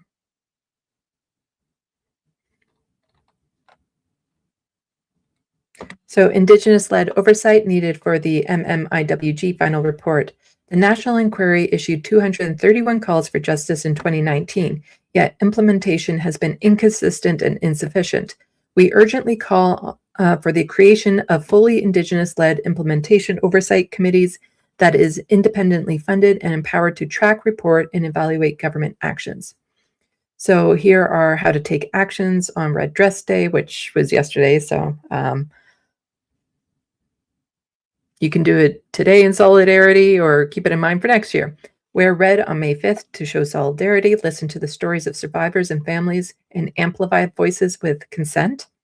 So don't ask people to, relive their trauma.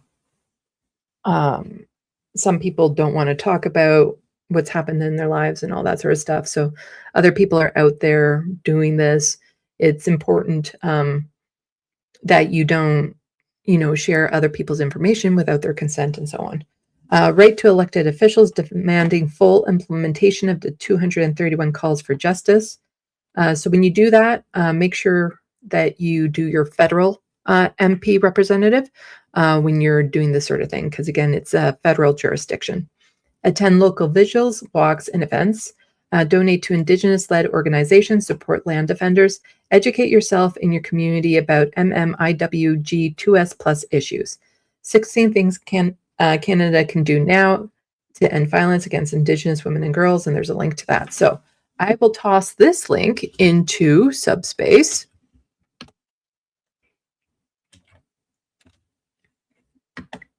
There you go.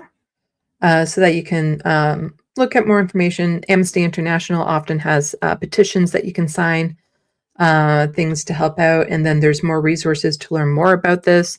The final report, Amnesty International, Stolen Sisters Report, Native Women Association of Canada, Families of Sisters of Spirits Walking with Our Sisters, National Indigenous Women Resource Center, MMIWG 2S+ National Action Plan, and CBC's MMIWG Archive.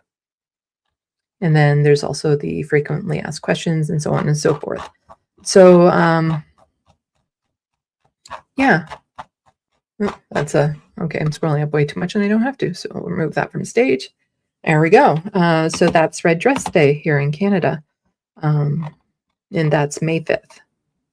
So I'm just checking Subspace, seeing if anyone is saying anything. And then I have a different topic to get to. That is a very stark different topic about how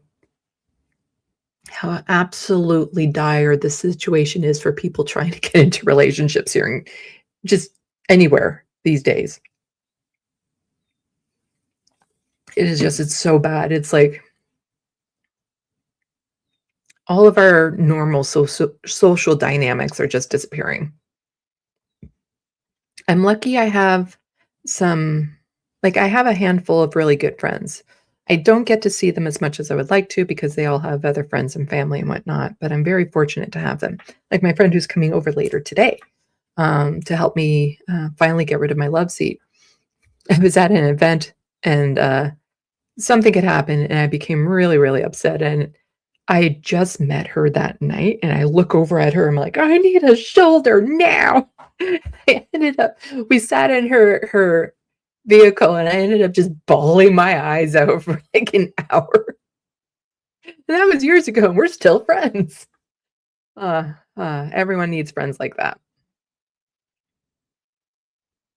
Let's just see if anybody's saying anything in Subspace.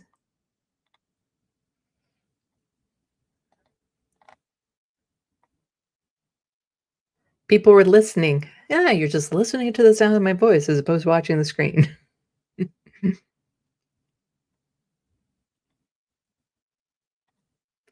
Let's see.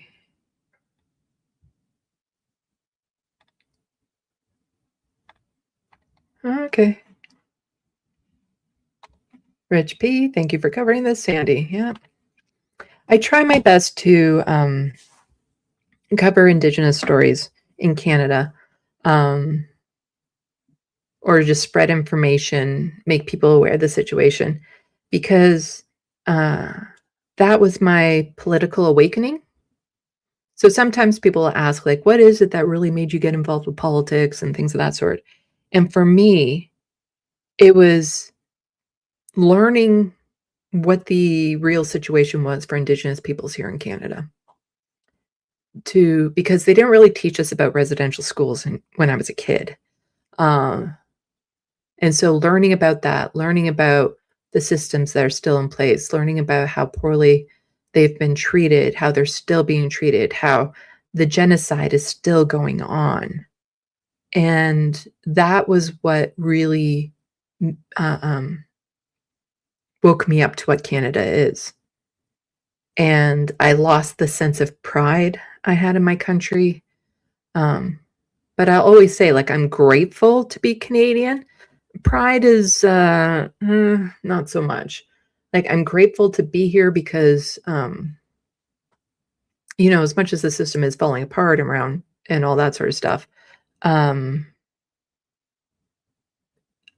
been able to do a lot of what I've done because of the supports of this country, because of the safety I have in this country, and so on and so forth. But it was really learning the real history of Canada with Indigenous peoples and how that's ongoing that woke me up to what this country is. And then once that veil is taken out of the way, you start realizing more and more, oh, well, there's all these other things too that this country is lying about and wrong about and things of that sort.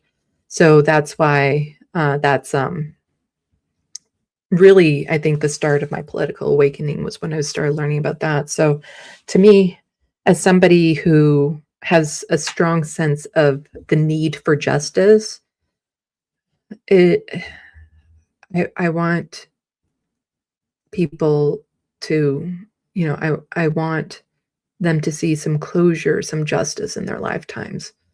I want to see them thrive and flourish. So, yeah. But yeah.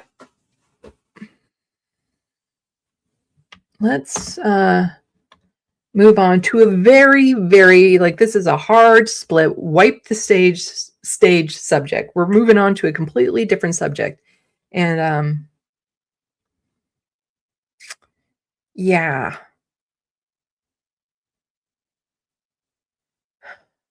I think we're fucked as a society when it comes to having relationships.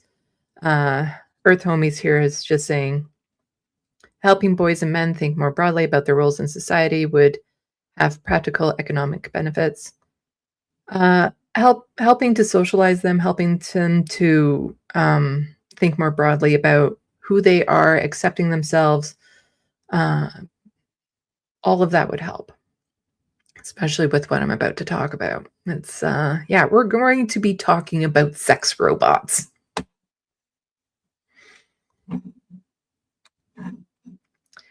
So there's this, we're not going to watch the audio to this video, but we're just reading the tweets. Creepy as fuck this is. So sex robots, and this person is just saying, sex robots are about to hit the market. Finally, no more chasing women. And so this person just saying, men don't realize that this is a massive win for women. And it's like, yes, the men who don't want to put the time and energy and do the self-growth needed to look at themselves and see, well, maybe I should be changing my behaviors here, here, and here. Basically, they think of like, oh, now we can have all the sex we want without the hiccup of the relationship, without kind of being like, you know, it's not just about the sex when it comes to having relationships with other people. It's about the connection. It's about building bonds. And so much of our technology with social media, with AI in particular now, is working on breaking our social bonds. And that makes us more isolated from each other, which means that it's harder for us to unify, to group together, to connect and fight the system, because we're all in our own little individual islands. We're losing the ability to communicate with each other in, healthy ways. And so somebody was just saying, this person saying, sex robots are going to be a perfect litmus test for emotionally undeveloped men, because any man who sees a sex robot as a replacement for women is telling on himself. He is admitting that what he wanted from a woman was never really a woman. It was simply access to sex without any type of responsibility towards another human. They basically admit that they cannot become the kind of man a real woman would actually want to choose, and they know it, probably while rationalizing that women are the problem. So they avoid that situation entirely. That is great information. It tells you everything you need to know about their views on women and relationships. His dream relationship is one where he gets sex, silence, obedience, and zero expectation of growth. He was never prepared for a real relationship with women. Now, here's where I'm kind of like, okay, and then what? He was never prepared for a real relationship with women. Who's going to teach them? Who's going to help them out? Because it feels like we just keep on hammering and shaming men for not knowing how to do these things when it was never taught in the first place.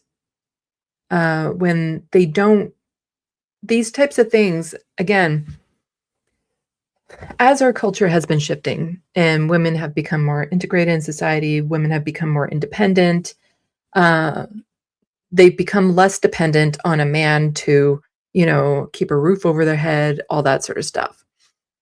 And so while women were moving forward with this, men were kind of forgotten, and they weren't taught, okay, well, now that I can't just, more or less coerce a woman into a relationship with me because they need to be in a relationship, how do we get into one? How do I work on myself? How do I make myself appealing? What is the benefits of the relationship? And on and on and on. Healthy relationships need to be talked about. They need to be taught, expressed, promoted, because I can see the appeal of something like a sex robot, because I have a lot of baggage. That's not my type of robot, but let me just take this off the screen for a moment. I have a lot of baggage. I have a lot of issues that I need to work through. And it often feels like I'm never going to be in a situation where I meet somebody who's willing to do the work with me. And it'd be so much easier if I could just get this thing that I can, satisfy that need and then not have to worry. I don't have to worry about, my body image issues or the relationship aspects, the things that have always caused me a lot of pain before. That's not particularly healthy either, but I also find a lot of men my age aren't interested in women my age. Not that I'm a woman, but so I can see the appeal of it because it's just easier.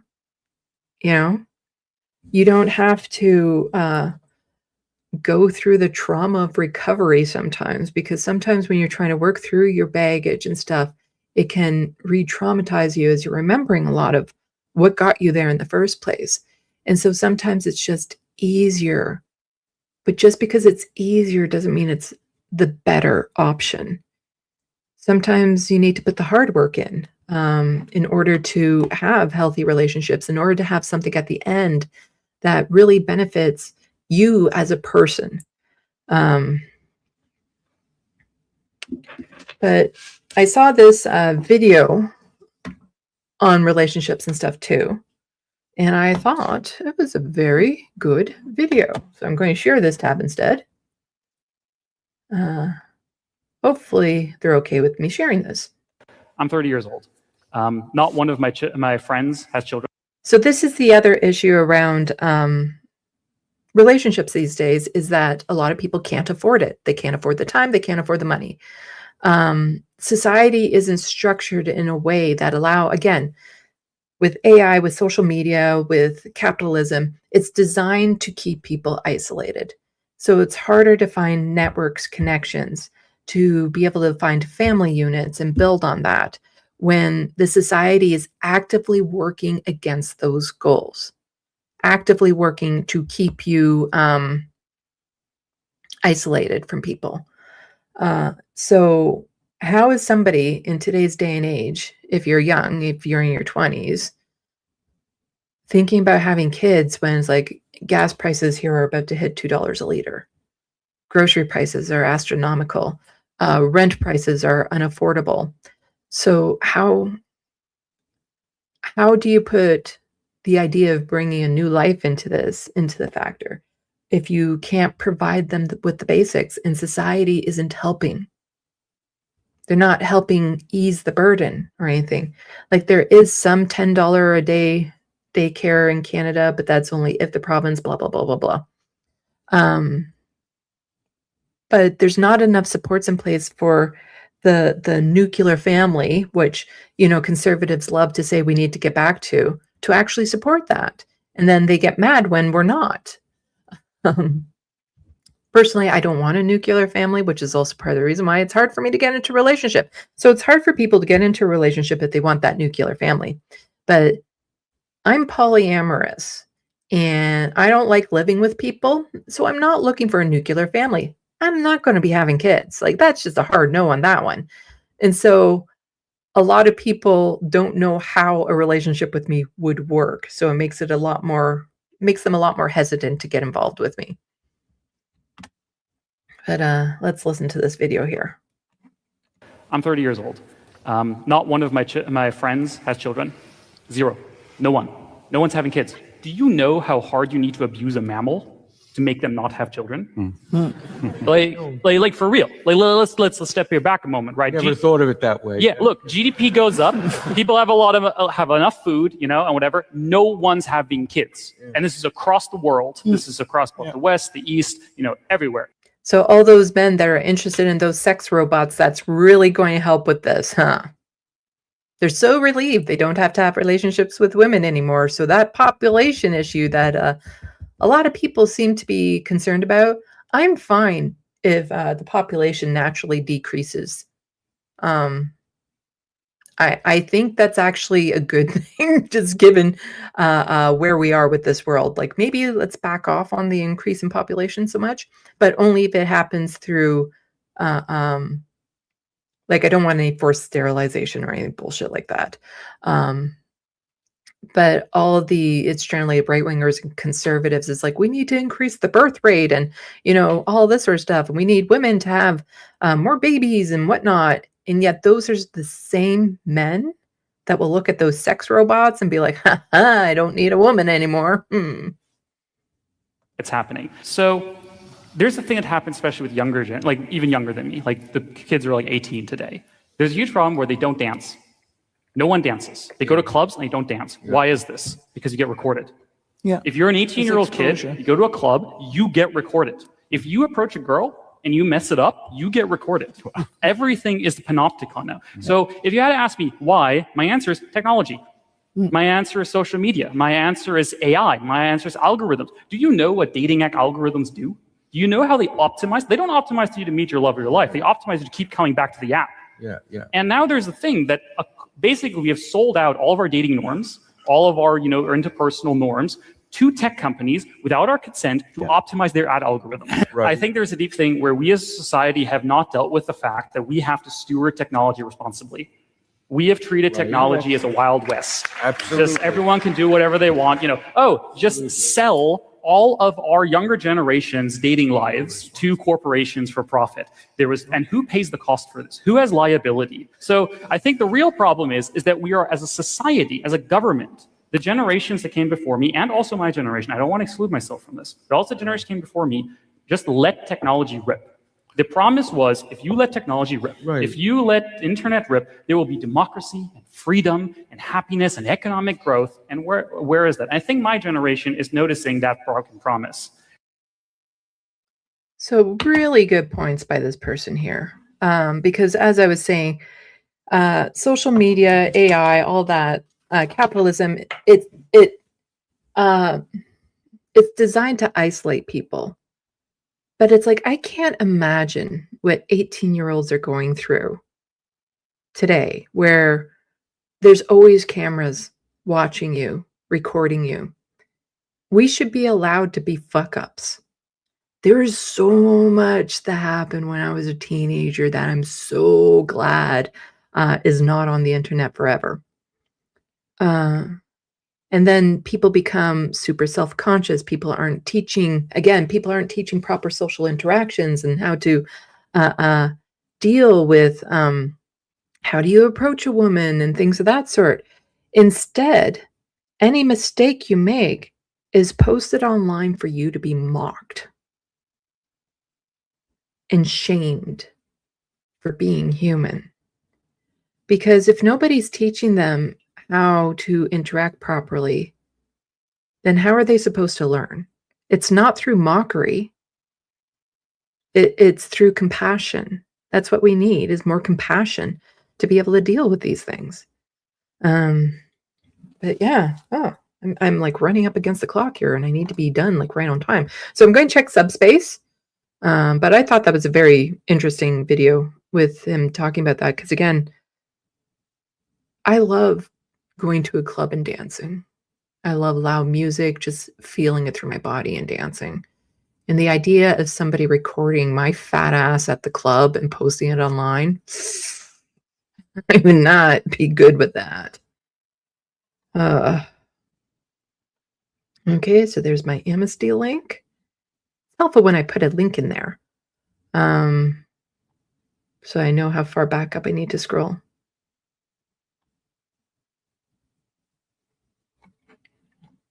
Real John Litham saying it's difficult to be vulnerable in any sense. That's very true.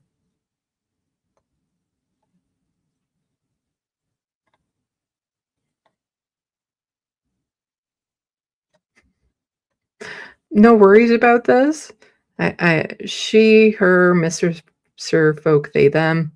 I present female. I don't get on anyone's case for referring to me as female.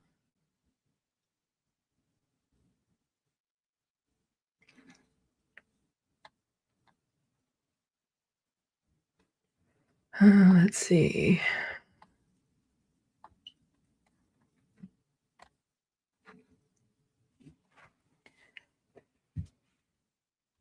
Okay.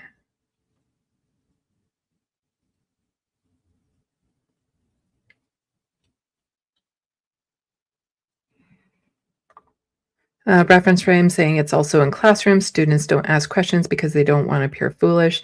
I went through that without recording. I was super shy about raising my hand and inputting anything because I was so worried about being wrong and things of that sort. Again, I can't imagine how much more exacerbated everything like that is right now, with the fact that somebody could have a camera on you if you make a mistake. People need the freedom to be able to fuck up. You know, we learn to walk by stumbling and getting back up, but imagine if little toddlers were aware enough of social media that every time they were learning to walk and they stumbled and fell over, it was recorded, posted online, and everyone laughed and mocked at them. Do you think they'd want to try again? We need to be in a society where it's safe to just be human, where it's safe to make mistakes, even bad mistakes. Like, you know, I grew up in a conservative household. I had some very different opinions when I was a teenager, but we need to be in a place where it's safe for people to realize they were wrong on certain things and grow and become better people. Because there was a time where it's like, oh, I don't think I would ever want to date a guy who's bisexual or something like that. And now I'm like, I want 2 guys and they're bisexual so that we can have a proper triad. That's what I want. And then I'll have a girlfriend off on the side and it'll all be good. So, you know, we need to have room to grow. and learn more about ourselves and be able to experiment and put ideas out there without people just laughing at you all the time. But yeah, so everyone, thank Nicholas for being such a wonderful producer of this space. Thanks the mods for keeping subspace clear of what would be interfering in subspace. What interferes in subspace? Somebody who knows the Star Trek lore, what would make subspace communication not work? Yeah, buy my book. I can't wait to get back to it, but I gotta get that TYT essay done. And oh boy, it's going to be a doozy when it is. I'm having a lot of anxiety about it right now because part of me is like, it's going to fall flat. Nobody's going to like it. It's going to make me look stupid. Like, here's me, like, oh my God. To intentionally put yourself out there online to fuck up, make mistakes, do things wrong. When I was afraid to raise my hand in high school, what the hell happened? Because the message, the progressive message, is bigger than me. It's my embarrassment doesn't matter. What matters is affordable housing. So God damn it, I'm going to put myself out there and make an ass of myself. So I am going through a stage with my video essay where I'm like, oh my God, this is so stupid, especially because it's getting so long and all this sort of stuff. So I need lots of encouragement with it. But yes, buy my book, because as soon as I'm done the video essay, I'm going to be focusing on this so hard. And I will probably have some paintings to show off next time. So, 5 o'clock on the dot. So with all of that, follow me on all my social medias. You can find me on most platforms as Sandee Lovas for my art and writing and all things creative, and Left of the Box for my politics. That's like Twitter, Blue Sky, Instagram, YouTube, and Upscrolled. I hate myself sometimes. That's too many social medias. Anyway, follow me there. Check out my YouTube channels. I'd super appreciate it. I have a video that almost got 1,000 views.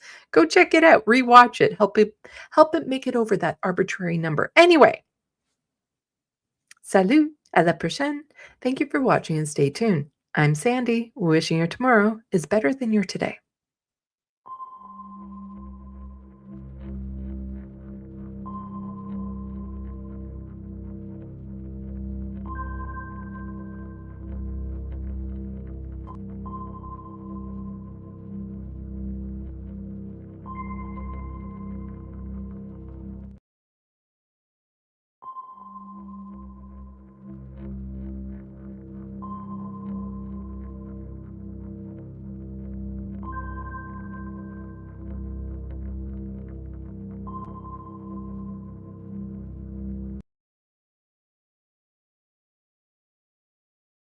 Cancel culture is about canceling. Up yours.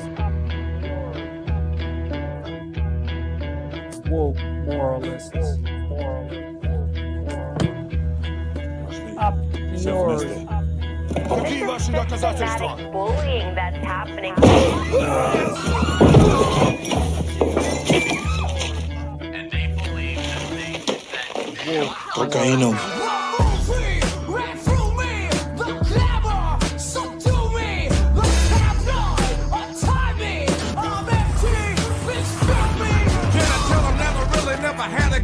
But it's the wax that the Terminator X spun. Now they got me in a cell cause my records they sell. Cause a brother like me said, well, it's one like this, immaculate conception. I transform like this, perform like this, which yells you a new weapon. I don't contemplate, I meditate, then off your head. This that puts against the bed. This that I got realness, I just push cause it's in my DNA. I got millions, I got riches building in my DNA. I got gunk, I got evil that rot inside my DNA. I got off, I got trouble, some heart inside my DNA. They seem animalistic is what I mean. No, they're worse than animals. the woke mob, they ruin everything. They stopped Ben Shapiro from going to events and speaking. They stopped Ann Coulter from doing it. I will never surrender even a single inch of ground to a pitchfork mob. You never cave to the mob. We will never bow to the mob. Ever. No matter what. Do you see the final expression of cancel culture in terrorist groups like We'll see who Cancel. They want you to comply. Hello. Hi. It's just It's us your- today, guys. Yeah, it's your two usuals right here. That's Matt right. Binder and David Doel, the huge. Usuals. Mike, yeah. So Mike's out, Lance is out, Ariana's out. Rebecca, I think is coming, but I'm not sure when she's coming. I want to save, I know at least in my thumbnail I put the Erica Kirk face. I want to save that stuff for when Rebecca comes, so we're gonna wait a bit. Probably gonna be a little bit of a shorter video or show day just because it's, a couple of us here, and also I'm tired as usual. but we'll And talk also, about what we can. Really quick though, while you mentioned Ariana, because I don't want to forget, she wanted us to plug while she's not here this change.org petition that she started. I'm going to post it in the chat for everybody. It's going to go through to all of our chats. So demand Trump end bombing in Iran and protect political prisoners. This is read more about it on the page at change.org at the link I just posted. Yeah, cool. Awesome. Yeah, I feel like we were live. We were talking about before we went live. We both of us neither really been following news too close, at least American news. I've been really more into what's happening in Canada more recently. I feel like we rely a lot on Mike at this point to tell us what the hell's going on in the world because Mike usually brings Mike usually brings the topics because I guess his daily what's the word I'm looking for? His daily habits revolving his channel require him, I guess, to check out more news hits than we do. Yeah. I've anyone that follows me, I'm streaming on my channel today as well. My content has shifted. Like I used to be in the news cycle, like covering whatever is happening every single day. You can go back like 5 years. I did like, or maybe 10 years. I used to do 2 videos a day, and I can't even imagine being that person now. I mean, of course, I have a kid and I have less time. But even apart from that, like just mentally, I could not do that now. And it's a whole different. For me, it's hard to even know what I shouldn't say what matters, but it's hard to know what is news because everything is so ridiculous all of the time that it's just for me, it's at this point so much of American news is just noise. So that's why like I've made a clear shift to a lot of Canadian stuff. I covered actually maybe we should watch this clip. I'm not sure if you saw a media host or I should say the host of Good Morning Britain in the UK losing his shit at the Green Party leader Zach Polanski when Polanski called out the fact that this fucking dude used to be in the government and or in the Labor government, and his wife is Yvette Cooper, who is currently the foreign minister, basically in the running to replace Keir Starmer. And you have this is the host of Good Morning Britain interviewing politicians from other parties. And like, how do you expect this guy to be impartial? Anyways, he's called out on his garbage, and this guy loses his fucking shit. I should actually bring that up because it's a hilarious clip that I'm sure a lot of Americans have not seen. Yeah, but, we should watch it. Yeah, Why just to not? give us a little something different from the usual stuff that's happening. There's also a funny clip that I saw from Trump that I'm now recalling. That again, it's hard to know what even hits with Trump anymore, but where he's talking about this dude in his ears, and it zooms into the guy, and it's just the whole thing's ridiculous. Right. I mean, we should say while we start the show by saying how welcome to the show. You have the two hosts who don't pay attention to anything in the news anymore. We should still say that we have quite a show for you. We did of course. look over things, and we prepared, of course. No, we have. Unlike people come to hear us talk. We don't have to really say anything about this. Also, I would say this show isn't always about what's happening. I should say, like in terms of news. Like we cover things that are ridiculous, like the Erica Kirk stuff we're going to cover, and obviously it changes depending on who's here. But like, it's just a little. I'm gonna find this clip. We have fun. I mean, unlike David, who just shifted, the type of news he covers. Me, on the other hand, over the past couple of months, I shifted by just not covering the news at all. I'll get back into it. Life has been. Everyone who watches knows what's going on with me. Life has been has not been going the normal route for me over the past couple of months. But things will settle back, and I'll be back with you all on our regularly scheduled programs very soon. There we go. All right. So this guy's name is Ed Balls, which I just think is hilarious. But this is the interview. The whole interview, I should set the stage first. So the Green Party in the UK right now is polling in second or first place, depending on the poll, along with Reform. So the Tories have completely collapsed. Labour has completely collapsed. Labour essentially now is just a right-wing party under Keir Starmer. So you have the Green Party, which has essentially replaced what Labour used to be in terms of actually fighting for the working class, fighting for issues including the environment, fighting for public ownership of resources. So you have a real what used to be the Labour Party now in the Green Party, and they have completely surged. There are local elections coming up next week in the UK, which right now is looking pretty good for both the Greens, and it should be clear Reform is the far right party under Nigel Farage, so that's a whole different conversation. But again, this guy used to be a Labour MP. He's been a Labour member for like 40 years. His wife is Yvette Cooper, currently in line to potentially replace Keir Starmer. Here they are interviewing the Green Party leader, Zach Polanski. And look at how this interview, from the start, it is ridiculous. Because they start off with a lot. Polanski came in as leader late last year.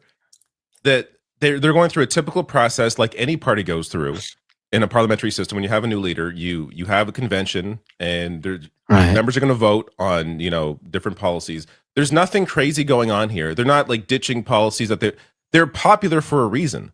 Why would they even want to change their policies when they are popular based on what they've been talking about? Right. So the whole framing around this is essentially trying to put forward from the beginning of the interview that you can't trust these people because they're already changing who they are, and it's all completely manufactured. And again, this is from a guy who has a vested interest in his wife being the prime minister. It's so. Anyways, I want to get to the part where he challenges him, because it gets heated, especially near the middle to the end. But he calls out the host at some point here. Happy, then we're probably on the right track, because I want to tax multimillionaires and billionaires, and I want to. So the questions, when they get to the policy, the stuff they bring up is insane, because they try to pin, one of the first questions is about immigration, and it's kind of the typical way that these people attempt to smear the left.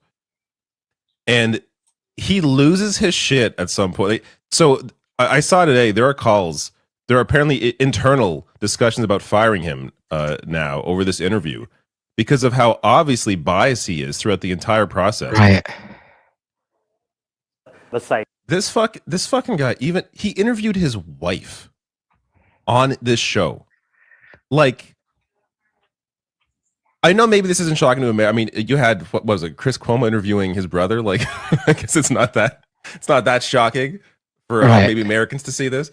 But it is it's so insane to me that you have here somebody who is so embedded with the governing party, and not to mention his wife's connection to it, and what it means for her potentially as prime minister, hammering the Green leader here. Yet he gave a softball interview to his wife a year ago, which there were also a lot of complaints about, and the I think this is ITV did nothing about it. I don't know. I just feel like if you're not paying attention to what's happening in the UK and watching, pay attention to Zach Polanski and the Green Party, because it's one of those. There's silver linings around the world that if you're just stuck on U.S. politics, it can be very debilitating, very, very depressing. I know, because I have had to force myself to kind of move off it a little bit. But check out what's happening with the Green Party. Check out what's happening in Canada with Avi Lewis and the NDP. I did a video on him this week and how I think he's the true opposition leader, whereas Pierre Poilievre is a complete joke. But there are examples out there of people doing good. In electoral politics. Of course, outside of that, there's also movements and everything else. But in terms of electoral politics, there's opportunity potentially for a a better future if we get some better leaders. If yeah, that was unbelievable. Like, just not even trying to subtly hide or even just out in the open, like disdain. Yeah, it's the smugness, the disdain. Like this guy just hates the fact that the Green Party is surging and that his party is just completely collapsed. It really, like, I can't think of another analog where you have two major parties in a country like, Britain, just like that have been in power forever, Labour and the Tories, just completely collapse and have this reversal where the entire there's just an entire shift in terms of who is set to gain control. Though I should say the next general election, I don't think is till like 2030. Maybe it's earlier than that. Let me check. But it's so in terms of actual party leadership changing, it's going to be 2029. So it's still going to be, a few years. But the local elections next week, I think, will give us maybe a little indication as to where things are potentially headed. But anyways, that's UK corner. We can move on. Do you want to do that was good because I didn't see that clip, and that's insane. I mean, but that's really all media now, right? Like, they just don't even, like, obviously the mainstream media has always been pretty substandard, but yeah, I feel like it's at its worst ever now, right? I mean, most of it, I will say, I don't watch it that often, but from what I've seen from MS Now, formerly MSNBC, there does appear to be a shift there. Again, it's a shift in terms of the standard of broadcast or cable news, but it's closer to reality, I guess I could say, than maybe it used to be. Though Morning Joe, which I haven't kept up with, I'm sure is still as ridiculous as they always are. But it's I think when you have Trump, though, like it helps it helps networks like MS Now, or maybe even CNN in some cases. It helps them maybe appear more sane because it's so easy to oppose Trump. It's so easy to oppose, or at least criticize some of the obvious shit that Trump is doing and saying. Like, it kind of speaks for itself. It's impossible to defend. So in some ways that benefits them. But if I'd be curious to see if there's a time Democrats take back power, if they're going to continue being critical of the left, or if there's going to be an awareness and just an awareness that things need to change. Because when you have the failure after failure of a corporate centrist at best Democratic Party, that clearly voters' minds are changing or are shifting. I think the typical Democratic voter no longer sits in the Hillary Clinton camp and is way more in the Hassan Piker camp. I would say. Well, I don't even think you need to say, like, I do. This isn't against Hassan or anything, but I think even, like, most people aren't even that online. Like, obviously Hassan Piker is much bigger. I don't mean him specifically, but I mean like his politics, like that. Right. Yes. Even if they don't even realize it. Like, that's the thing too. Like, a lot of people, most people, the majority of people don't really understand where their, like, political ideology or beliefs lie. Like, they don't realize that, like, I just think we should have Medicare for all. They might even say Medicare for all, universal health care. They'll say we should have health care. Yeah. Why am I dealing with these insurance companies? Like, did you see the Riley Gaines clip this week? Oh yeah, I mean, where, let me see if I can find that, because this is somebody who is obviously a right winger talking about healthcare, and here it is, and just appears to be completely unaware of what her side and she advocates for. Oh, she got no clue. She's not no clue at all. I'm getting bills in the mail nearly every single week. Here's another bill for $1,261. What's the description for? Actually, it doesn't even say. But girl, let's clear a few things up. You supported your own demise. Again. You actively support an administration that passed things like the One Big Beautiful Bill, which made healthcare prices go up for millions of Americans, directly and indirectly. It just so happens to be affecting you now. Because this is part of a whole domino effect. When hospitals lose Medicaid funding, they only have a few choices. They can close, lay people off, or raise prices to make up for the funds they lost. It's also well documented that when hospitals close, surviving hospitals increase their prices because there's fewer options and less leverage for insurance providers to negotiate lower prices. And that's if they can get care at all. Riley, I know we're just talking about your problems, but consider that Trump's policies have created care deserts. So many expectant mothers are left without access to care at all. Fewer options for care, and it's more expensive. That's what this administration you support has accomplished so far. I mean, it's insane to like bring up what, like, for her to even bring it up, because we know, like, this isn't like some new discovery. Like, every single person who's had a child knows that this is what goes on. And she's acting like this is some newfangled thing that she's just uncovered herself.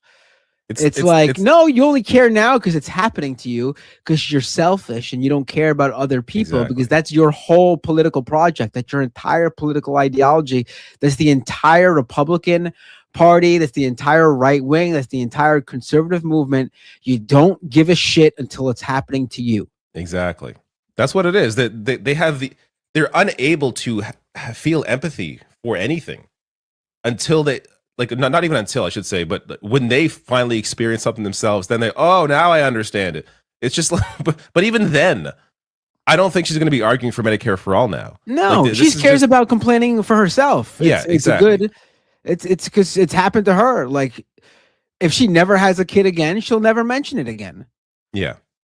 And if she were someone to come out and be like, you know what, I was wrong. I support single payer, universal health care.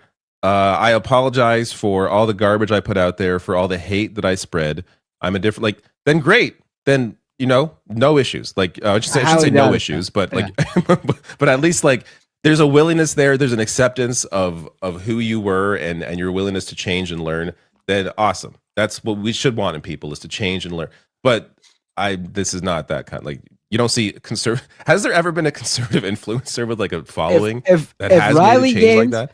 If Riley Gaines wants to do a complete 180 and change her ways, then I will accept it.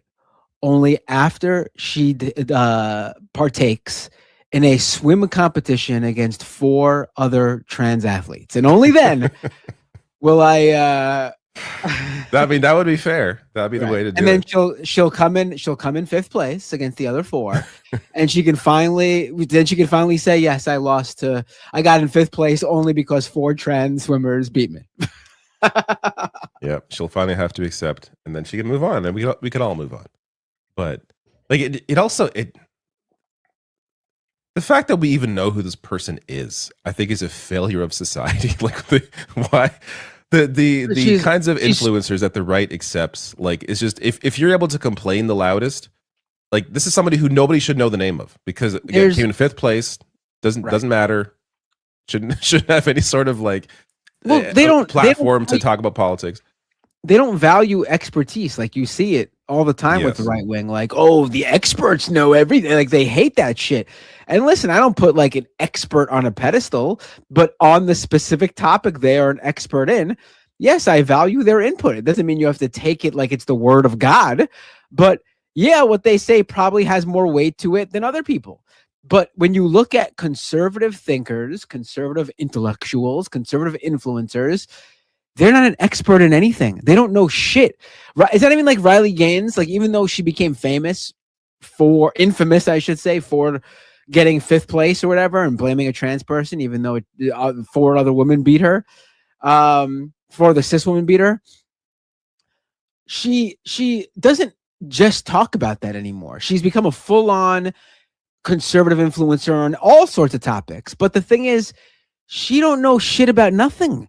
There's no reason anyone, even someone who's a right winger, why are you listening to Riley Gaines? Who the fuck is she on any other topic to you? Like, why are you debasing yourself even more so than you already are as a right winger by listening to a 5th place college level swimmer with on your conservative politics. You don't know shit.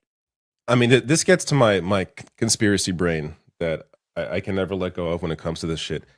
These followings are all manufactured. Like, I have a hard time believing anybody actually cares about what she has to say. I feel like they're just plucked out of obscurity. They saw this person complain. They saw that this was an anti-trans athlete. That was enough for whatever billionaires want to back her to try to push this culture war message to ignore, to help distract from issues that would impact these billionaires and their taxes. So this is what they live off of. Just like, Charlie Kirk. Charlie Kirk was not a self-made, a youth speaker or whatever. Like he started his thing, but had billionaire backers to help make him and TPUSA what it became. That's why it became popular, is because you have billionaires pouring all this money in your ability to go, school to school to school and spread your garbage. Like these are manufactured followings, manufactured celebrities that would not be able to develop a following on their own if it were not for the help of outside backers that are able to use them as tools in the way that they want to be used, or in the way that these moneyed interests want to use them, to distract people and their audience from other issues. Like, this is what they've done for years, and it just amazes me that anybody. This is why I get conspiratorial about this. It amazes me that anybody actually cares to listen to what Riley Gaines has to say. Because they just think like being anti-woke or speaking up, even though you sound like you're speaking up about shit you know nothing about, is all it takes to be a conservative influencer. There's this anti-woke comedian. I don't know if you've seen this. It's gone viral. It's something I did see on Twitter. I haven't watched the video yet. We should watch the I'm dropping it in the guy with the big belly. Yes. So there's this anti-woke comedian, Ben Bankus. And that should tell you everything any sort of comedian that calls themselves anti-woke, like that's their whole brand. I'm not even talking about their politics. There's funny comedians, stand-up comics who I don't agree with politically, but they're funny. It happens. I've laughed at Dave Chappelle, even though he's got, they have funny.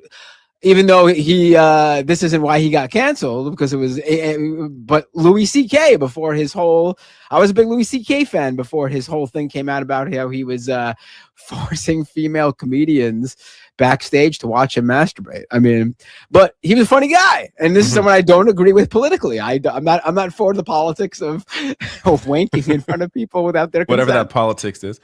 Yeah. But he since went the whole like I've been canceled route. But I'd stop paying attention. He could be funny, but this guy's whole shtick is that he's like an anti-woke comedian, and he like shoehorns politics. Because after seeing this clip, I wanted to watch a few of his other stuff. He shoehorns politics into everything, and that's just not funny. But this clip is going, because most of the time when they mean anti-woke, they just mean they say something edgy, but there's no punchline. There's no joke. There's no thought process behind that. I'm all for edgy jokes. I think you could say anything you want to say. Seriously, if you're able to deliver a funny joke at the end of it. Yeah. But this guy apparently is getting absolutely rolled on Twitter and on social media for this interaction he did with a woman, this woman in the crowd. He's trying to do some crowd work, obviously, by knocking this girl in the crowd, and she's not letting him get what he wants out of her, and he has a hissy fit. It's amazing. Watch.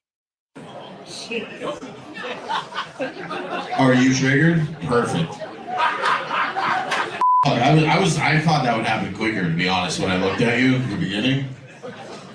What do you think? This is your moment to speak. What should happen now? I want to mention, this is the guy's clip. He didn't include whatever the joke was. So I guess that didn't land, because otherwise he would have included the joke, because that would have been a proper springboard to what he's saying now about this one woman who didn't laugh.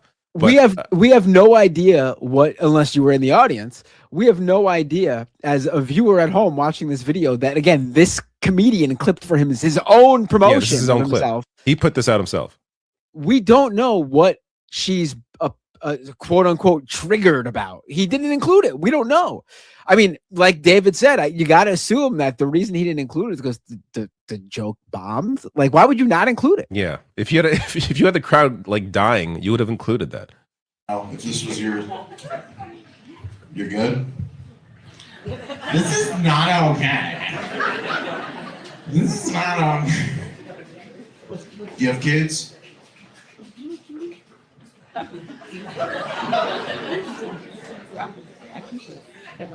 Look, we can do this the easy way.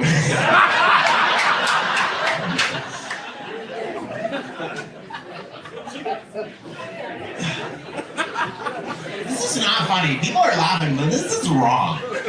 Press pause for a second. This should be. I do think it's amazing that he's doing like this fake impression of her, like this mock impression of her, but like she hasn't said anything. We have no idea what she sounds like. Like he's just completely. He's giving himself the interaction that she's not providing him because he's absolutely at a loss of what to do. Like by sitting there and being quiet, just watching him with no reaction, she's completely blown up his whole shtick. Like he has no idea what to do. So he's got to give himself the crowd work he was hoping to get from her. He has to invent his own crowd to be able to interact with because she's not interacting with him and he has no idea how to move off of it. So embarrassing. Illegal. Think it should be illegal to do that? Make some noise if you think everything I did should be illegal. And that's why we need the 51st state, folks. We need some freedom of speech. Make sure this creature doesn't get into fucking parliament. She'll take away our. If she had power, she would take away your rights immediately. She hasn't done anything. Nobody can say that. This is so ridiculous. She hasn't done anything. He's so embarrassing. This is why I was afraid to watch this video because I get like I hate cringe. Like I get like ugh. It's just like I would hate to be in that crowd. It'd be so uncomfortable. Also, it's really weird that like I would say like 99% of people, like not even just comedians who you think prepare for these moments, 99% of people would have just moved on to somebody else. But he's just upset. Or I don't know, get to your fucking act. Like I guess that wasn't working out too well for you. Right. So you had to invent a person to talk to. Ever again. Like if she could freeze my bank account right now, she would freeze my bank account. Like if she had the power to do it, she might actually. She kind of looks like she works at RBC. Oh my God, this guy's Canadian? This guy's Canadian. I'm assuming RBC is a Canadian bank. I think they And are he mentioned in 51st Canada. state, I don't know so- if he's Canadian though.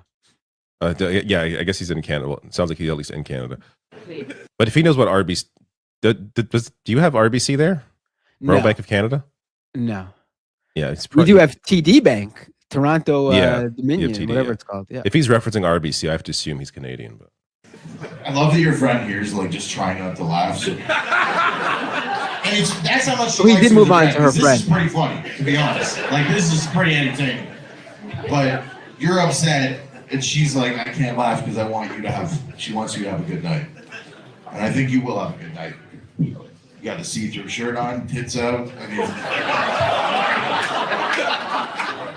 go to K Street. You'll end up on the 80th floor of some building with a bunch of Arab dudes in no time.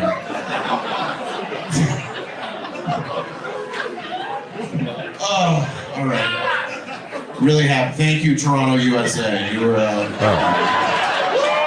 I didn't know. What was wrong with him? He was making racist jokes. He's not from Canada. there you go. I mean, it is amazing though how she gave him no reaction whatsoever, and it moved from you're triggered to a joke about her being sexually assaulted, because of what she's wearing or whatever, and also a racist joke about her being sexually assaulted because it's got to be a bunch of Arab guys for some reason. I don't know the context of that reference, but he made it clear that she will be raped by a bunch of or sexually assaulted by a bunch of Arab men for some reason. Yeah. Like this is the easiest way for somebody with no talent to gain an audience is to just grift to the right And this is some, I wouldn't be surprised to see this guy on like some right-wing podcasts after this whole thing blew up. Like he'll be in oh, he was on Tommy Lauren's podcast like the other day. So there you go. You called it. Okay. Yeah. But this is also a guy who'll probably be invited to that Austin comedy club that Joe Rogan runs. Oh my God.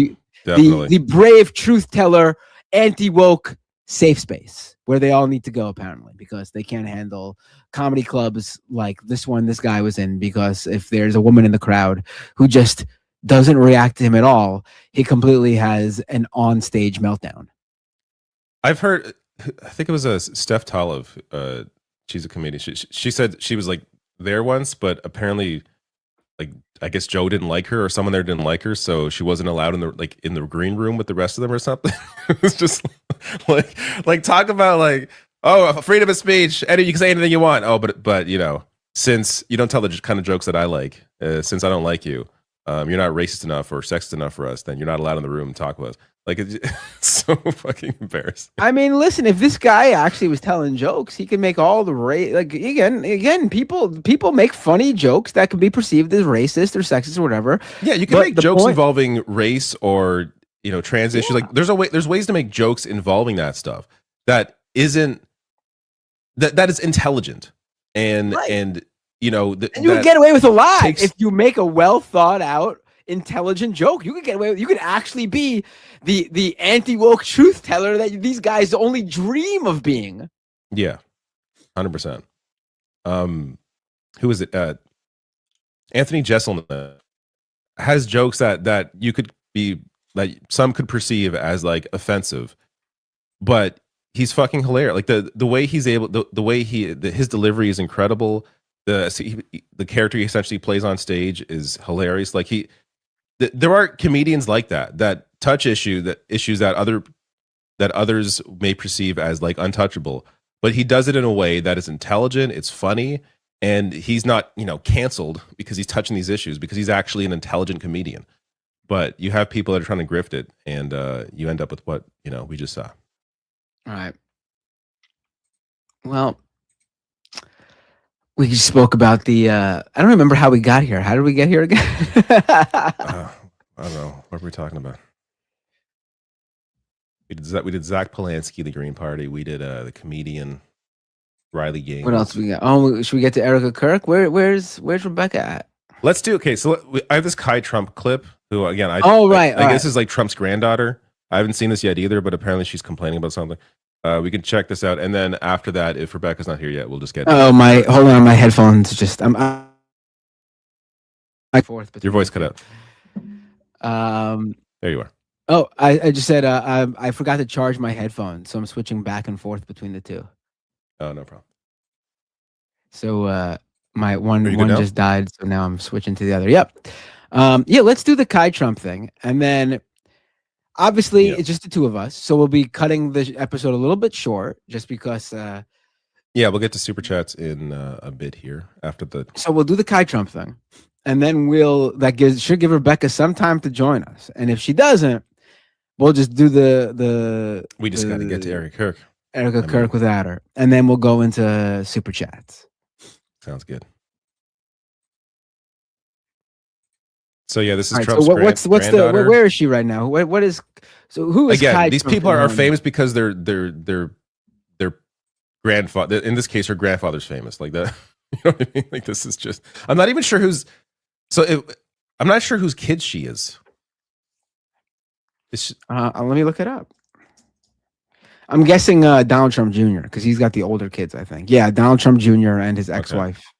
Okay. Oh, okay. Well, then her brain is just mush.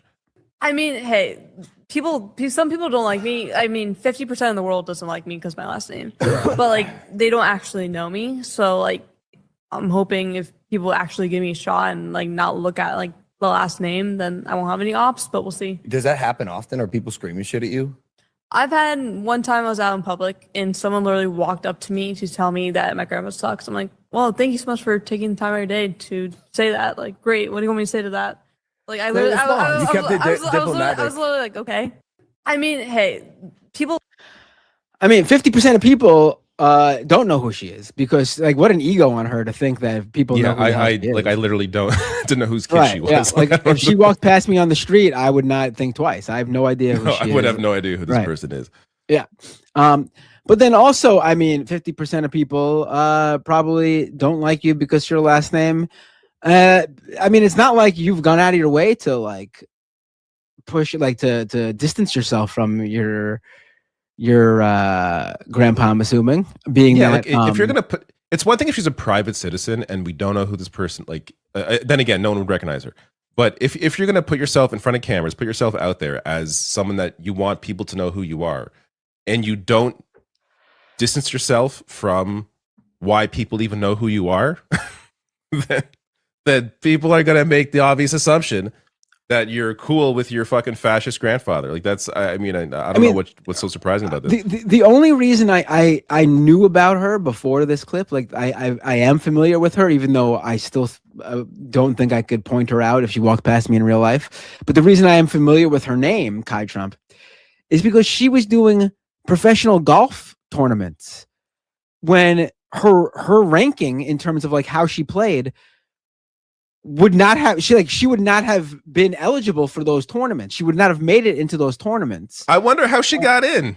Right. I guess that grandpa that she has no relation with and distances herself from, you know, the one who is just ridiculous. Like own it, just own it. Like people don't like you because of your last name. Not I should say not just because of your last name, but because you probably are exactly your grandpa's granddaughter, exactly who they think you are. I mean, don't act like it's undeserved. Like everything you have, your wealth, your career, whatever, you know, as a golfer or whatever, everything is because of that last name. So at the very least, you got to shut the fuck up and take all the bad that comes with it too, or don't use your last name to further your career. Yeah. You can't have your cake and eat it too. Pick one or the other, kid. All right, should we do Erica Kirk? Yeah, let's do Erica Kirk. I'm not hearing anything from Rebecca, so let me first start with what I believe is not real because it's too crazy to be real, and then we'll get to the real video. But like, this is like I was kind of ignoring the whole thing, this whole conversation yesterday, and again, anyone watching who's like not on social media, the Erica Kirk video was just like everyone was talking about this because it's so insane. But this is what got me to pay attention to it because I was like, is this in the video? Because this is completely unhinged.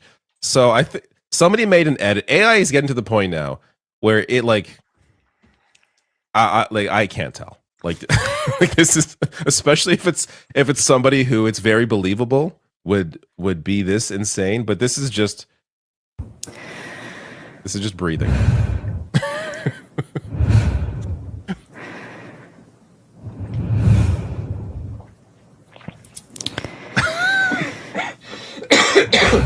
Excuse me.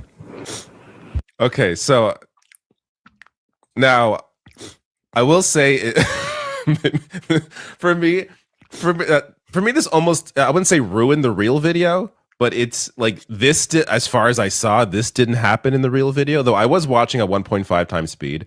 And this is the real video here, let's get to it, is something that, actually first, let me just, I was very, very reminded of this guy looking at Erica Kirk. But the real video to me is you have to watch this at the proper speed because I feel the cadence and the tempo at which she speaks is so much of the video. And as somebody who has to consume a lot of news, I watch a lot of things at like 1.25, 1.5 times speed.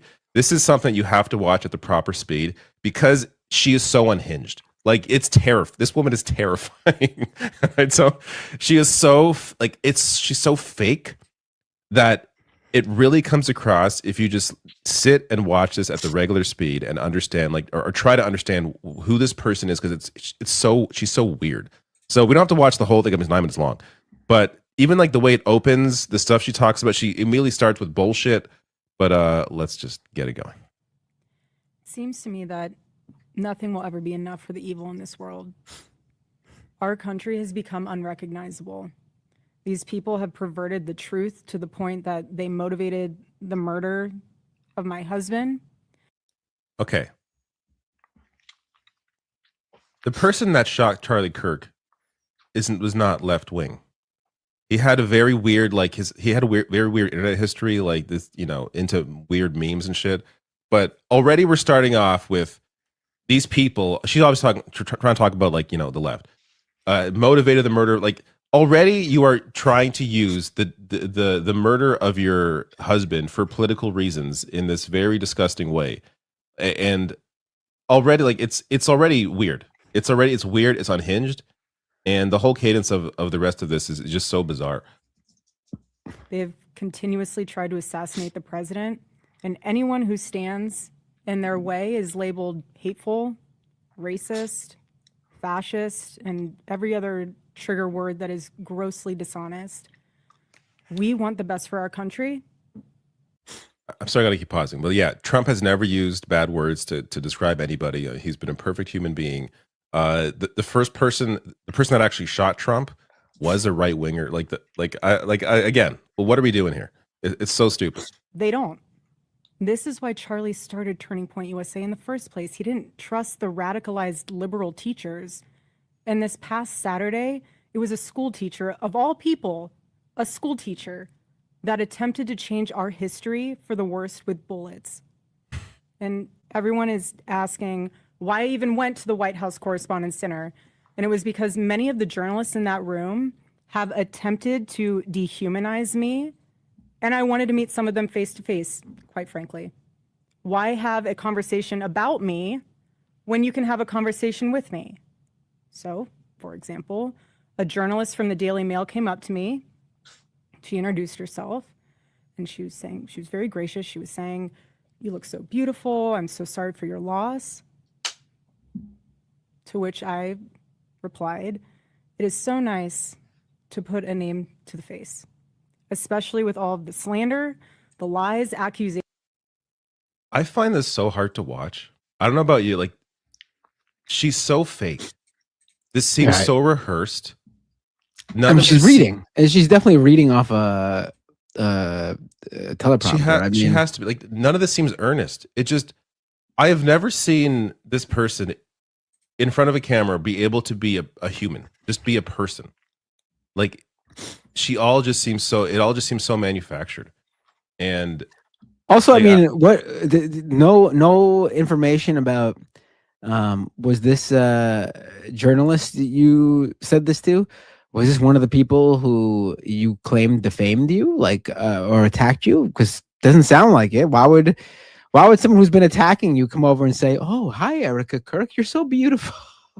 Yeah, it's again, I don't know how much of this we need to watch. And that journalist, by the way, who said how beautiful she was, one Candace Owens. We can maybe skip ahead here, like this. 48 hours before that nightmare almost became a reality. In this culture we're living in. Right, hold on, pause it for a second. Someone in the chat said was Frankie Carlo said right-wing Sonya Blade.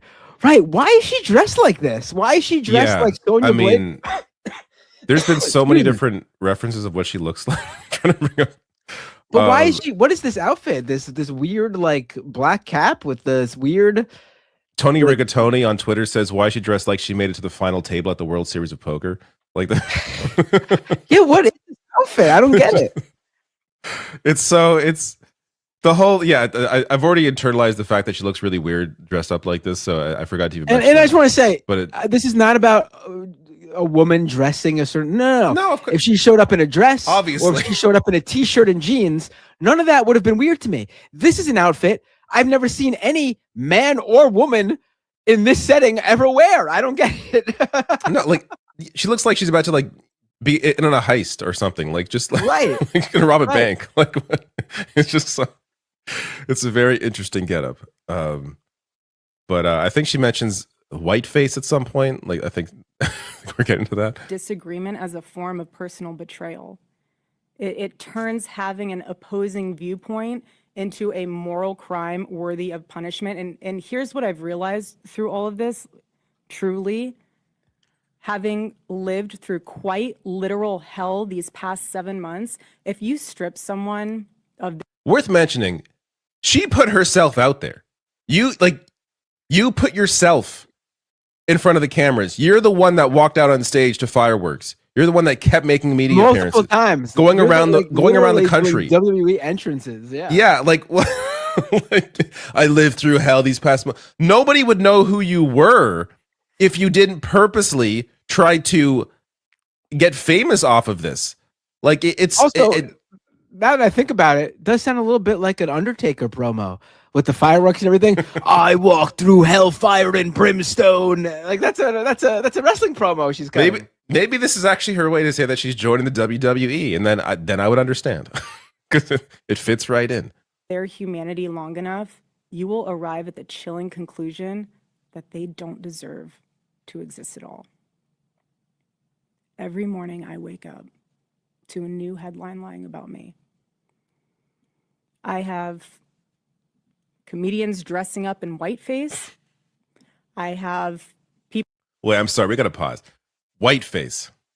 Is this? Oh, right. She did a whiteface. I thought the whole thing is like, I've lived through literal hell. Let me tell you what I've been through. Number one, obviously the most important, a comedian made fun of me. I mean, a comedian made fun of me? Give me a break. For having fireworks that I walked through? And again, I'm not even a Drewski fan. Like I don't. That's not my. He's not my cup of tea. But it is amazing, and I think he's pointed this out. He never said who he was. No, like he's not. Yeah, Everyone just fucking knew. He just dressed like a right-wing Republican woman with the heavy makeup, and she is time and time again just is inferred that that's got to be her. People saying I'm not fit to be CEO, and I have Candace Owens claiming I'm. Pause it. I pointed this out in the majority report. I have not heard anyone say that she's not fit to be CEO, aside from her husband, Charlie Kirk, who regularly would say when he was alive that women's place was at home, making babies in the kitchen, raising the kids. And that the man's job was to provide and work a job and be CEO. The only person I recall saying Erica Kirk should not or is not fit to be CEO is her own husband, Charlie Kirk, who she now, due to no purposeful act of his own, she's now in that position because of him. Yeah.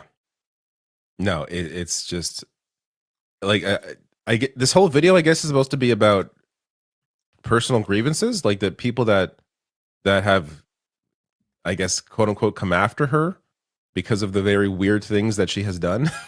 That's what this whole thing is. Like, again, this is so bizarre. And the list goes on and on and on.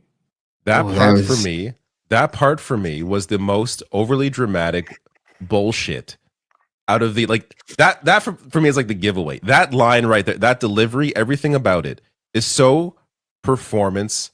It's so rehearsed, so fake that it's hard to know who this person really is. Like, this just seems like an actor, like a very bad actor to me. So I don't know who this person actually is because they're never actually a human. And I have Candace Owens claiming I murdered my husband. And the list goes on and on and on. What is that? And on and on and on. It sounds like some like 90s alternative rock song. And I guess here the teleprompter froze. Like what? Yeah, I don't know. There is a serious epidemic of dehumanization plaguing this country. I don't know. Are we gonna finish? We've got 2 minutes left. I guess we could finish it if you want. Yeah. But it's just so so weird. The most unthinkable tragedies have now become commonplace in our daily headlines, and yet the media finds a way. Which ones and why? Does it have anything to do with the president that you support potentially. But also, like, look at what she views as the daily tragedies in the headlines. For her, it's the one successful assassination in recent history with her husband, but then the other tragedy she reads about every day in the news is the, quite frankly, half-hearted or not even real attempts by some psychopaths, some mentally ill people who've tried to go after Trump, which like 99% of them have had conservative right-wing beliefs to begin with, which is, that's a whole other thing. Again, but which for of me, course is I not mean, brought I up. view The way she frames it, it's the left doing this. Right. But for me, the daily tragedies I think about are the constant mass shootings, the constant school shootings that actually leave multiple innocent people, many times children, dead. I think of the tragedies of the people who die every day from lack of medical care or lack of affordable medical care. I think of the horrible stories of people dying on the street because they couldn't afford rent or a home or food. I think of all these sorts of things. To me, those are the daily tragedies with the real casualties, not the president of the United States saying he almost got assassinated because a guy ran into a hotel lobby on a completely different floor, and that's why he needs $400 million for his White House ballroom. To me, that's not the tragedy of the daily tragedy I think of. It's the children, the innocent men and women who are killed, the people in Gaza who are slaughtered, the innocent people in Iran, the innocent people in Lebanon, the innocent people around the world who are killed by these uber powerful regimes who only care about money and power. That's what I think of. That's to me the daily tragedy. Is not I got scared at the White House Correspondents' Dinner because the president doesn't have his own private ballroom at the White House. Which also, by the way, as you point out, that for them to go to how is anybody supposed to take that event seriously, supposed to care when their takeaway was we need a ballroom? Like that was their takeaway from what happened at the White House Correspondents' Dinner, is that we need a ballroom. And in unison, all of the mega accounts, this is why Trump needs the ballroom. That's the takeaway you have? Like, I'm sorry. How are people not supposed to laugh at how ridiculous that is? It's all so stupid. Yet this is this is her focus is that, and it's so weird because and it goes back to what we were talking about earlier. They don't care about anything that doesn't affect them. To them, the biggest tragedy in the world, and a great example of this, is their reaction to that Ben Stiller tweet when he was watching the Knicks game the other night, when it was the same. So the Knicks were playing a game, an NBA playoff game, the same night of the White House Correspondents' Dinner. Ben Stiller, a huge Knicks fan, courtside seats almost every game. He was live tweeting the entire game. And he, at the end of the game, because the Knicks won, he tweeted like, got it done or something like that. Yeah, we got it done. Yeah. Same moments earlier was the attempted shooting at the White House Correspondents' Dinner. And so conservatives saw the Ben Stiller tweet and assumed he had to have been talking about the attempt on the president's life. When in reality, most people, honestly, did not know about this. This was not an event like the Butler, Pennsylvania thing, where there was an actual threat against his life, where he actually had some sort of injury with his ear or whatever. I know some people don't even believe that was real, but the point of the matter, the fact of the matter is that in that case, there was a legit targeted assassination attempt that seemed to be in some way almost successful. Most people didn't know about this because it was bullshit. The guy didn't even make it past like the lobby. The White House Correspondents' Dinner was in a completely separate area. They were never in any danger. And they assumed the whole world knew what was happening on a Saturday night, when the fact of the matter is that only these fucking crazy ass right-wing influencers who are obsessed with this, because this is their whole entire world, they assume everyone else is spending their Saturday night with their lives revolving around Donald Trump. And the fact of the matter is, I didn't even know about the fucking thing, and it's my job to be involved in to follow politics, because it's a Saturday night, I'm doing other shit. Yeah. Like, it's ridiculous. These guys are obsessed with themselves. They think the whole world revolves around them. And that's what leads you to say something truly crazy and asinine like this, the White House Correspondents thing is one of the daily tragedies that occur in the world. Give me a fucking break. I got nothing else to add. All right, should we do super chats? Yeah, let's do super chats. This is ridiculous. They're ridiculous. These people are so up their own assholes. Yeah. Dude, this is why I have such a I don't know. I have a hard Like time if listen, if understanding you're why someone anybody who watches if you're like someone who like is like stumbling across this channel and you have some sort of conservative or right-wing ideology, like even putting aside our differences with like what we believe, like do you have no shame in like these are the people that you have like representing you and your like I guess maybe just your political beliefs make it so you are susceptible to this, I guess. Like this is just who you view as astute intellectuals, like, or even just like down to earth, even if you don't fancy someone who's well-rounded or an expert or smart in any way. These people aren't even down to earth. Like I said, these people are so far up their own assholes, they don't even view you, one of their own supporters, as a human being. They don't even know you exist. You could be shot dead tomorrow, the same day Trump stubs his toe while getting out of the shower. And they'll talk about the daily tragedy that Trump faces when trying to get out of the shower every day and forget all about the fact that you just got blown away. Like, they are so far up their own fucking assholes. It's I mean, all you unbelievable. have to do is look at Trump's reaction to Charlie Kirk's murder. He talked about, like, when that reporter asked him, "How are you holding up after your friend was killed?" "Oh, I'm doing great. Anyways, the new ballroom." Like, he immediately turned to talking about his ballroom at the time. Like, Right. they don't even care about their own people, like, let alone anybody else. Like, it's so stupid. All right, let's go through some of the. I'm trying to find. You want to start with like your own ones and then my own ones, and then we'll just go through whatever's left over in the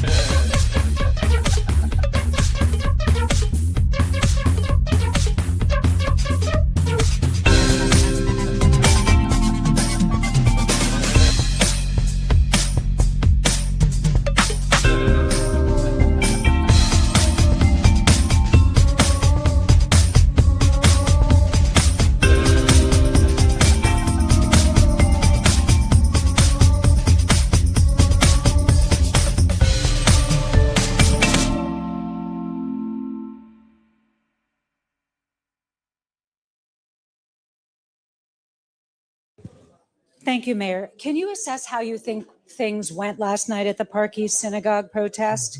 Do you think the police effectively enforced a buffer zone? Is that what essentially happened? And was the right to protest sufficiently protected in your view? And then I have one more question. Yes, I think that I've made it clear time and time again that we in this city believe in the sacrosanct nature of the right to protest, and also are committed to ensuring that any New Yorker can safely enter or exit from a house of worship, and that access never be in question, while we also protect the First Amendment. And I do believe that the police ensured that yesterday evening. And as you talk about ways to prevent anti-Semitism, I noticed yesterday that when you put out a statement about the protest, in advance of the protest, you noted that you agreed with the protesters. You've weighed in on the subject of Israel in a couple of other ways in recent days. And I just wonder whether, are you considering whether you personally putting your views about Israel out there is in any way fueling anti-Semitism in the city? Do you ever think maybe you should just not weigh in or just not bring it up? No, I think that critique of the policies of a government are very much separate from bigotry towards the people of a specific religious faith. And there is no tolerance for anti-Semitism. There is no tolerance for hatred of Jewish New Yorkers, which we have seen time and time again, whether it be in the graffitiing of swastikas on a number of homes across Queens recently. And I've also been clear to New Yorkers my honest opinions about the fact that when we have a real estate expo that is promoting the sale of land, which includes the sale of land in occupied West Bank in settlements that are a violation of international law, that is something that I firmly disagree with, and that I also believe that many New Yorkers firmly disagree with, because it has been at the heart of an ongoing effort to displace Palestinians from their homes. Hi, Kelly.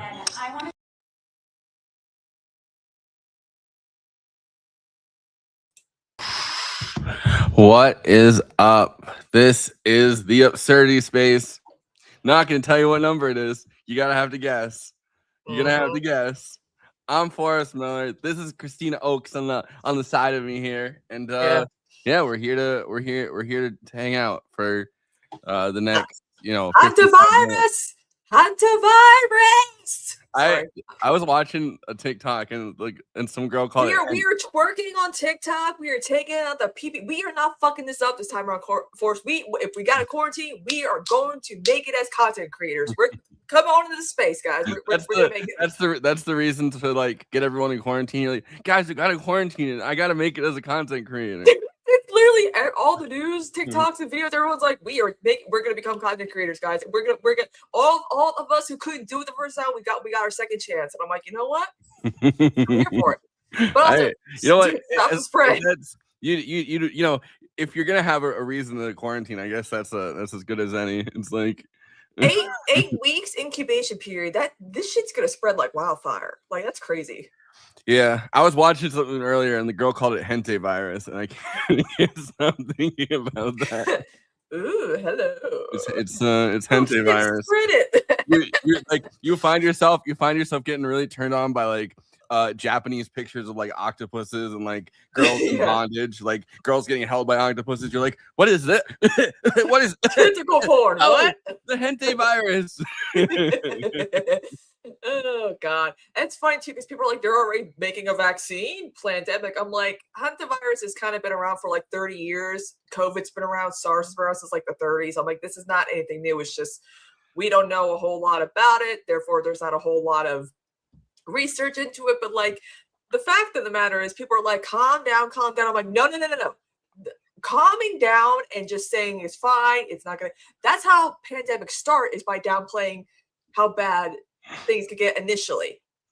So well, it's the one that it's not the same exact version of it, but it's it's related to the one that killed Gene Hackman and his wife. Yes, that's why I was like, wait, I've heard of this before, and then I was like, Gene Hackman, his wife, because she died from it, and then of course he had Alzheimer's, so he was kind of left to his own devices and just died from heart failure, probably from inhaling whatever. But it's like, well, start your own show then if you disagree. I don't know what to tell you.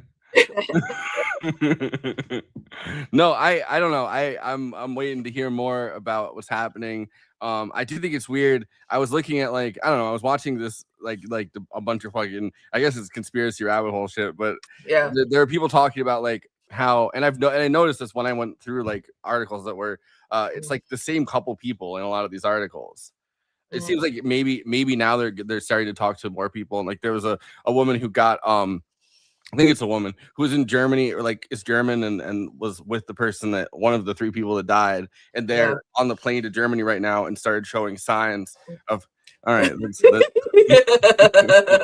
they started showing signs of the virus in the plane. So it does seem like it's spreading, and the amount of time it takes, right, from like like being exposed to it to getting it seems like it varies a lot. So Yeah, like it's definitely 2 something to to 8 watch. weeks. Yeah, it's gonna be like typhoid Mary, and everyone's like, "Well, Christina, why are you worried? You know, you didn't even, you haven't even gotten COVID." I'm like, "Yeah, I want to be 2 for 2. Okay, I don't want to get anything. Okay, it's been 6, almost 7 years. I've never gotten COVID, y'all. Neither has my sister. I think we're kind of maybe we were carriers, we're just typhoid Marys, and we don't know because every time it would be funny, like if we have the cure in our blood, I or agree. it'd be funny if this started spreading and then you got COVID. I know. It's like I don't know. why? There's a version of it though. It comes from rodents, and there's a version of it, I guess, that in Argentina. yeah, has been going like wild around the West for a while, and that's the one that got Gene Hackman. So it's like Don't cry for me, Argentina. it's definitely worth watching. I mean, I don't know. It also reminds me of like the beginning of The Strain. Yeah. That like vampire show or whatever, where it's like everybody's in the plane and it starts yeah the plane lands. I mean, it's kind of weird that people, again, like people, I'm like, guys, we've heard this before with COVID. People were downplaying it. People thought it was just like the flu, and, you know, whatever. And then people were like wiping like their groceries. So it's like, you know, I'm going to take this shit seriously, especially as someone who cleans houses for a living with customers who travel, who've been on cruises. Also, can we stop with cruises? We all watch Triangle of Sadness. There's nothing. You're all stuck together, eating buffets, like gross plumbing, food poisoning galore. Like, come on. Although Conan sounded like he had a fun time on his first cruise as a oh my god, what if he's carrying the Hunter virus and he doesn't even know it? Well, we'll find out. Don't go to Carol. I'm going to Canada. I'm gonna get the Hente virus. You know that I'm gonna start calling it by accident the Hente virus because You'll be like, wait, what are you talking about? But is it from octopuses? I don't. Yeah, that story is crazy. I didn't even hear this story until today, and then I was watching stuff about it. Oh, I was going over yesterday on my show. I was like, because I just kept thinking of Cardi B's coronavirus. I want her to recreate that, but with like, because I see people on TikTok with that audio of her screaming coronavirus, and they're putting like the face covers on, and like not this shit again with like a germ at the eye. And I'm like, oh god. I'm like, see, this is the TikTok I know and love. We need another pandemic so that we can bring TikTok back to the good old days where people were just being so funny and fun and not too serious. Okay. Do the dances, do the trends, you know, make that money, do what you gotta do. Yeah, I don't know. There's yesterday I was doing like lawn stuff and like kind of being outside. So I was offline and not really paying attention to stuff for once in my life. And, wow, good for you. Then I logged on today and it was like the virus. It was like, here comes a new virus. I'm like, god damn it. We're fucked, man. We are so. Why it's always when Trump's in office that this shit happens? It's like God saying, "I'm trying to send y'all a message." Okay. Did going to kill the weak. Also, just sink the ship. Just sink the ship. It's fine if we can sacrifice, a bunch of school students for the shooting. We can sacrifice the whole world for a few. There's that Bill Burr bit where he was like, if you're trying, he's like, if you're trying to bring down the population, the best way to do it. You just sink a cruise ship every once in a while. Yeah. Yeah. But I don't know. I think that like I don't know. It's kind of it's crazy. It's just what we need right now. It's just like we need another pandemic. Oh my god, it's back again. But yeah, I didn't find out about it till today. Another thing I didn't find out about today is apparently RFK Jr. is like, and this happened I guess in March. Getting rid of SSRIs. I know we're gonna be great. We're gonna be cured. But there's this other thing that he was doing. Yo, I like how his plan to get everyone off SSRIs is just like take a walk, go outside. Give me money that will cure my depression. He said that there's a plot from the establishment or something against sunlight, and he's like, that's why we're bringing tanning beds for like teenagers are going to be able to use tanning Oh beds yeah, now. skin cancer. Yeah, no wonder we millennials look pretty good for age because again, we really were the generation of the SPF, trying to get off of smoking, drinking water, whatever. And now Gen Z's like, I'm tanning, I'm vaping, I look like I'm 50. I knew I'm like girls when I was younger that like when I was like around high school age that used tanning beds. I think I did once when I was around. Yeah, there's like a lot of people that use tanning beds. I think I did growing once when I up in was. the 2000s, tanning and anorexia was in. The bleach blonde look and I used one when I was like 19 or 20 or something, you know, like somebody was like, come on. I was like, I don't think these are safe. And they're like, come on, get in the tanning bed. Hello, Final Destination 3. Remember that? Yeah, that is what I think about every time with the thing falling on the tanning bed and then you're trapped Just in spray it. Yeah. But I just think it's funny that like they want to take away SSRIs. I'm like, look, everyone's like, well, how come these depressed people are getting so angry? I'm like, because it's not SSRIs fall under not just depression, but like schizophrenia, bipolar, borderline person. Do you want me with borderline personality disorder to be completely off my fucking meds for good? You don't want to see that. Put me in a room with RFK Jr. and he's gonna want to put this shit in the water. I don't know. It is like that is one of the arguments people use against them. It's like you can't just stop taking them. You have to take them. You have to taper you have to be tapered off of them, and that is one of the big. So it's like if you do have a plan to I think they call it like demedicate or something, deprescribe everybody from them. It has to be like a plan that goes over time. I mean, obviously you should not have a plan to do that, and I don't think if overprescription is a problem, I feel like limiting the amount that gets put out is obviously like the worst way to deal with it. Put me in all the meds. I don't care. That's my thing. But also too, like sometimes it could be for like a temporary like moment in your life. Yeah, like something can trigger, like, you know, with my borderline, it's like stuff with my mom, my dad, and all that. But like I know that once my mom's Social Security money starts kicking in, I can relax about my finances, my mood will tinker down, I'll be good. But for you know what some show did a really good job showing like I don't know, like the prescription schedule of SSRIs. The Sopranos did like a really good job with Tony being put on Prozac, and then it's like she like upped his because he's like going through like the worst depression of his life. You know, like she, like you up it, and then you can lower it eventually. And then, and then lowers it back down, and he's like, because if you the Prozac's not helping me anymore. Sometimes if you feel like a zombie, that's when you gotta kind of like lower, you know, the dosage a little bit, because that's usually what happened. Because one thing, on General Hospital, Sonny Corinthos, who again was kind of based off, you know, from The Godfather, Michael, you know, because his name was Michael Corinthos. They call him Sonny. His portrayal of Maurice Bernard has bipolar, and he found out later in life, so they added that into. Again, like I mean, also Sonny was kind of introduced before The Sopranos, so it's like, you know, the 90s was big into like the mob stuff, but like they wrote him into someone who has bipolar. And there are times where his enemies will switch his meds with placebos or like lower his dosage, and then he has like these storylines where he has like mania, and then there are times where his one son, they purposely switched his thing, so he's like all depressed, and then they're like, you know. He's like, all of a sudden the meds are not working, but he didn't know, and he ends up dying in a car bombing because he's manic and takes someone's car. And I'm like, I didn't like the story because I don't like when storylines do that thing where they mess with people's mental illness. I'm like, as someone who's mentally, I'm like, I don't like storylines like that to drive a plot. I'm like, it just makes me depressed. Yeah, but I mean, don't they always do that on like soap operas? If the person's mentally ill, like actually has like a mental illness, yeah, I'm like, but it's just kind of sad that it kind of ended tragically because the excuse was like, well, she was gonna be sent back and up his meds, and they're like, no, he was gonna be a zombie if he upped his meds because he didn't need a higher dosage, he needed the dosage that was working for him. Oh, it was such a sad storyline. I was crying. Anyway, I don't know. I feel like the 90s really did have like a mob. Like they did analyze this at the end of the 90s, and it was you know, Billy Crystal and Robert De Niro, and he's like he's going to therapy, and that's like the same. That's around the same year. I think 98 Sopranos originally came out, or 99. It's like the same time period that Sopranos first came out. Yeah, so it's interesting. So far, he's been doing pretty good. Like he's always, you know, the mobster with the heart of gold or whatever. But it's like General Hospital is supposed to be about a hospital, right? They had to introduce the mob, and everyone's like, yeah, they ran out of these mobster storylines. Like I'm like, you know, let Sunny be like an older, soap character who just gives advice. He doesn't have to be like the main center point. There's a lot of younger people on the show, but whatever.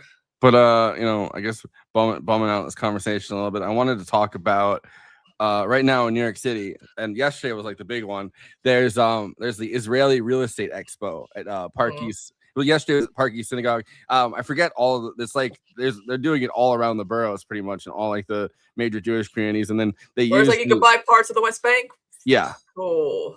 And especially look, they said properties in the West Bank, including Kfar El-Dad, which is like one of the illegal settlements right now. So you can literally just purchase like apartments, like condos in places around in the settlements, like but right now there's protests going on in the city to protest this specific thing, but they're making it out to be protests about like just a synagogue, which doesn't even make sense because yesterday's protest, it would have been Tuesday. It's not like you go to like temple on Tuesdays. And there's temple Tuesday at all. Like, I mean, is it usually like Wednesdays they had temple, or when they had temple? I don't know.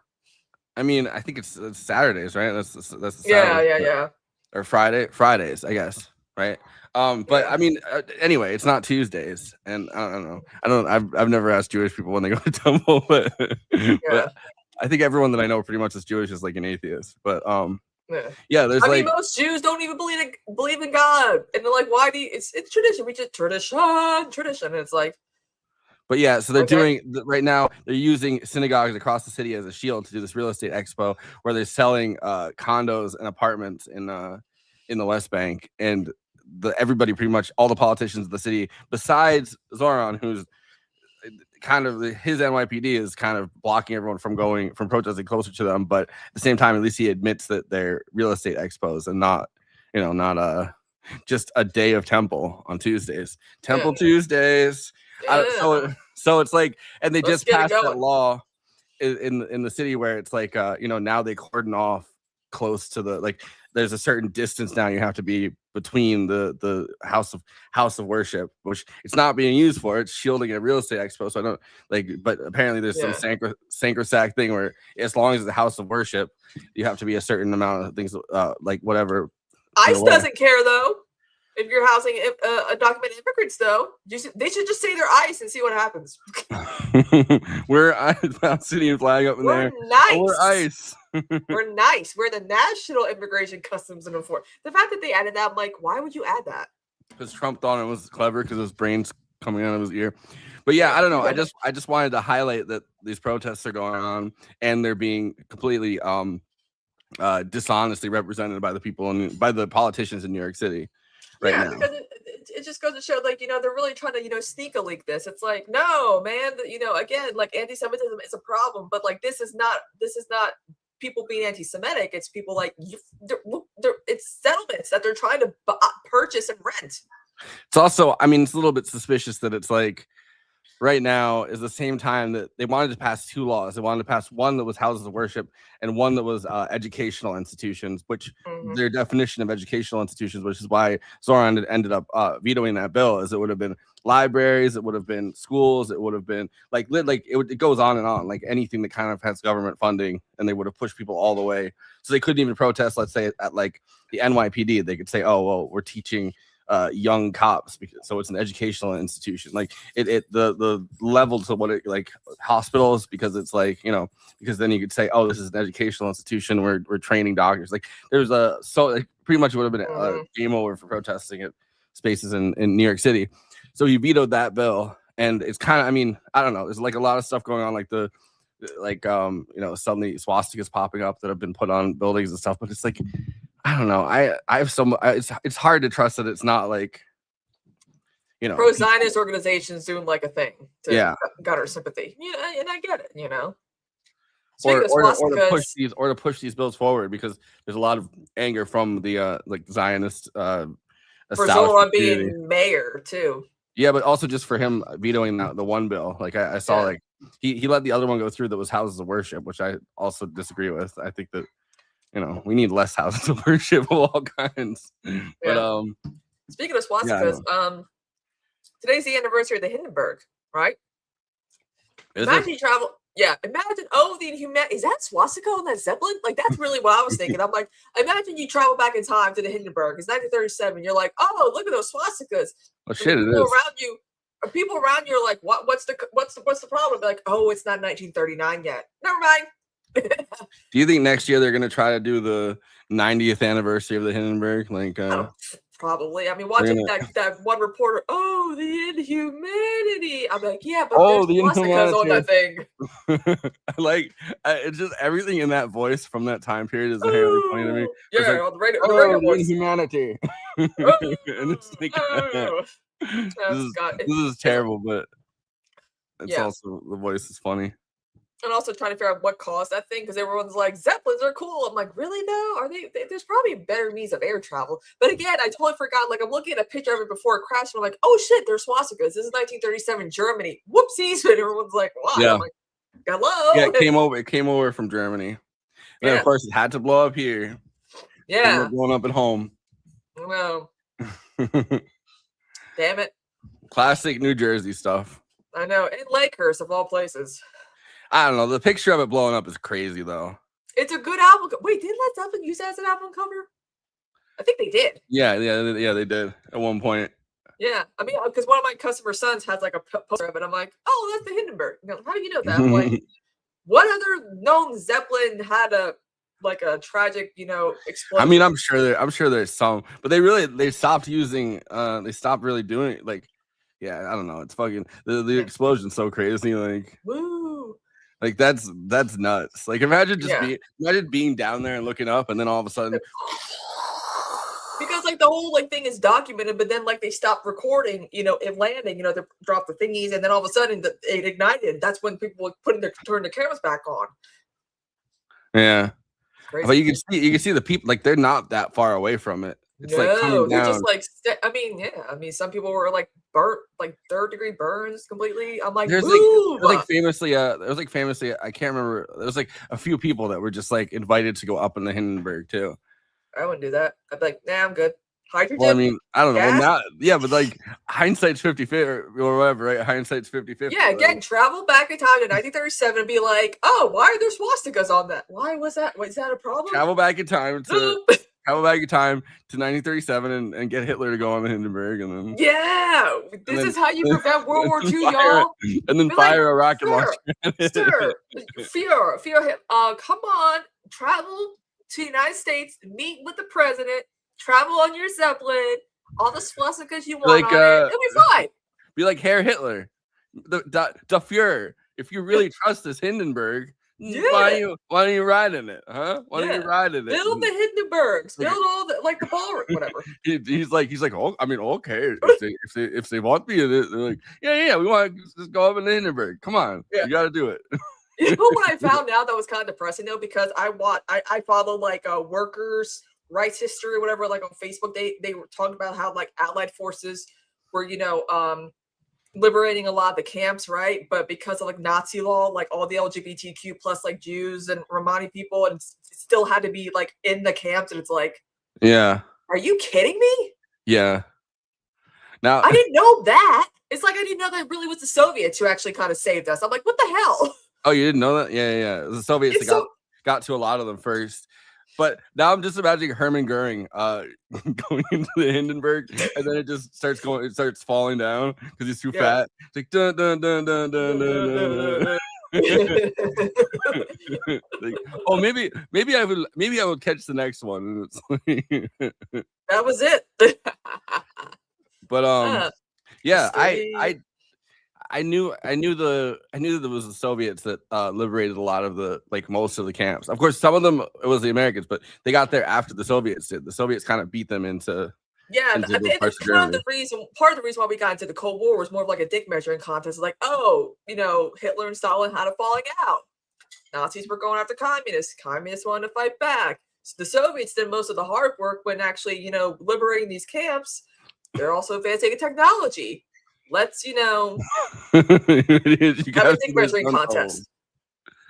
Because when I'm watching I love the 70s, I love the 80s, and talk about the Olympic sports, sports between competition between Russia and America was always a big fucking deal. And I'm like, really? It's the Cold War. We weren't actually boots on the ground. It's not that Hitler and Stalin had a falling out, because for a really long time, Stalin was pretty much like the loudest voice of the League of Nations against Hitler.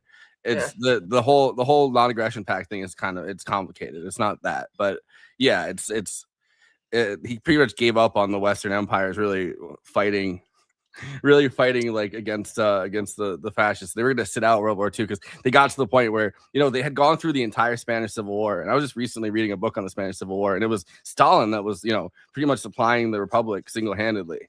Whereas, you know, both Germany and Italy were supplying like the Spanish fascists, the nationalists or whatever, nationalists. But like, so it's by that point they were kind of, it was fed up, and I don't know. The non-aggression pact is definitely like a huge black mark on Stalin's record. Well, there's a lot of black marks on Stalin's record. Don't get me wrong, but it's a little bit more complicated than just like a falling out, because they always had a plan. Like Hitler always had a plan, pretty much to like self-serve.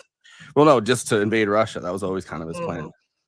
Yeah. And then Stalin always had a plan that he was going to backstab Hitler, and so like that was always, you know, it was always going to fall apart. But also, Stalin was a short king. He was like what, 5'4", 5'3"? I was like, what? Yeah. Look at that. They don't tell you that history. I know. You know what's interesting too? I feel like, you know, I know like how much you hate like the biopic, but I feel like if the biopics more like the death of Stalin, they would be funny. They could be interesting.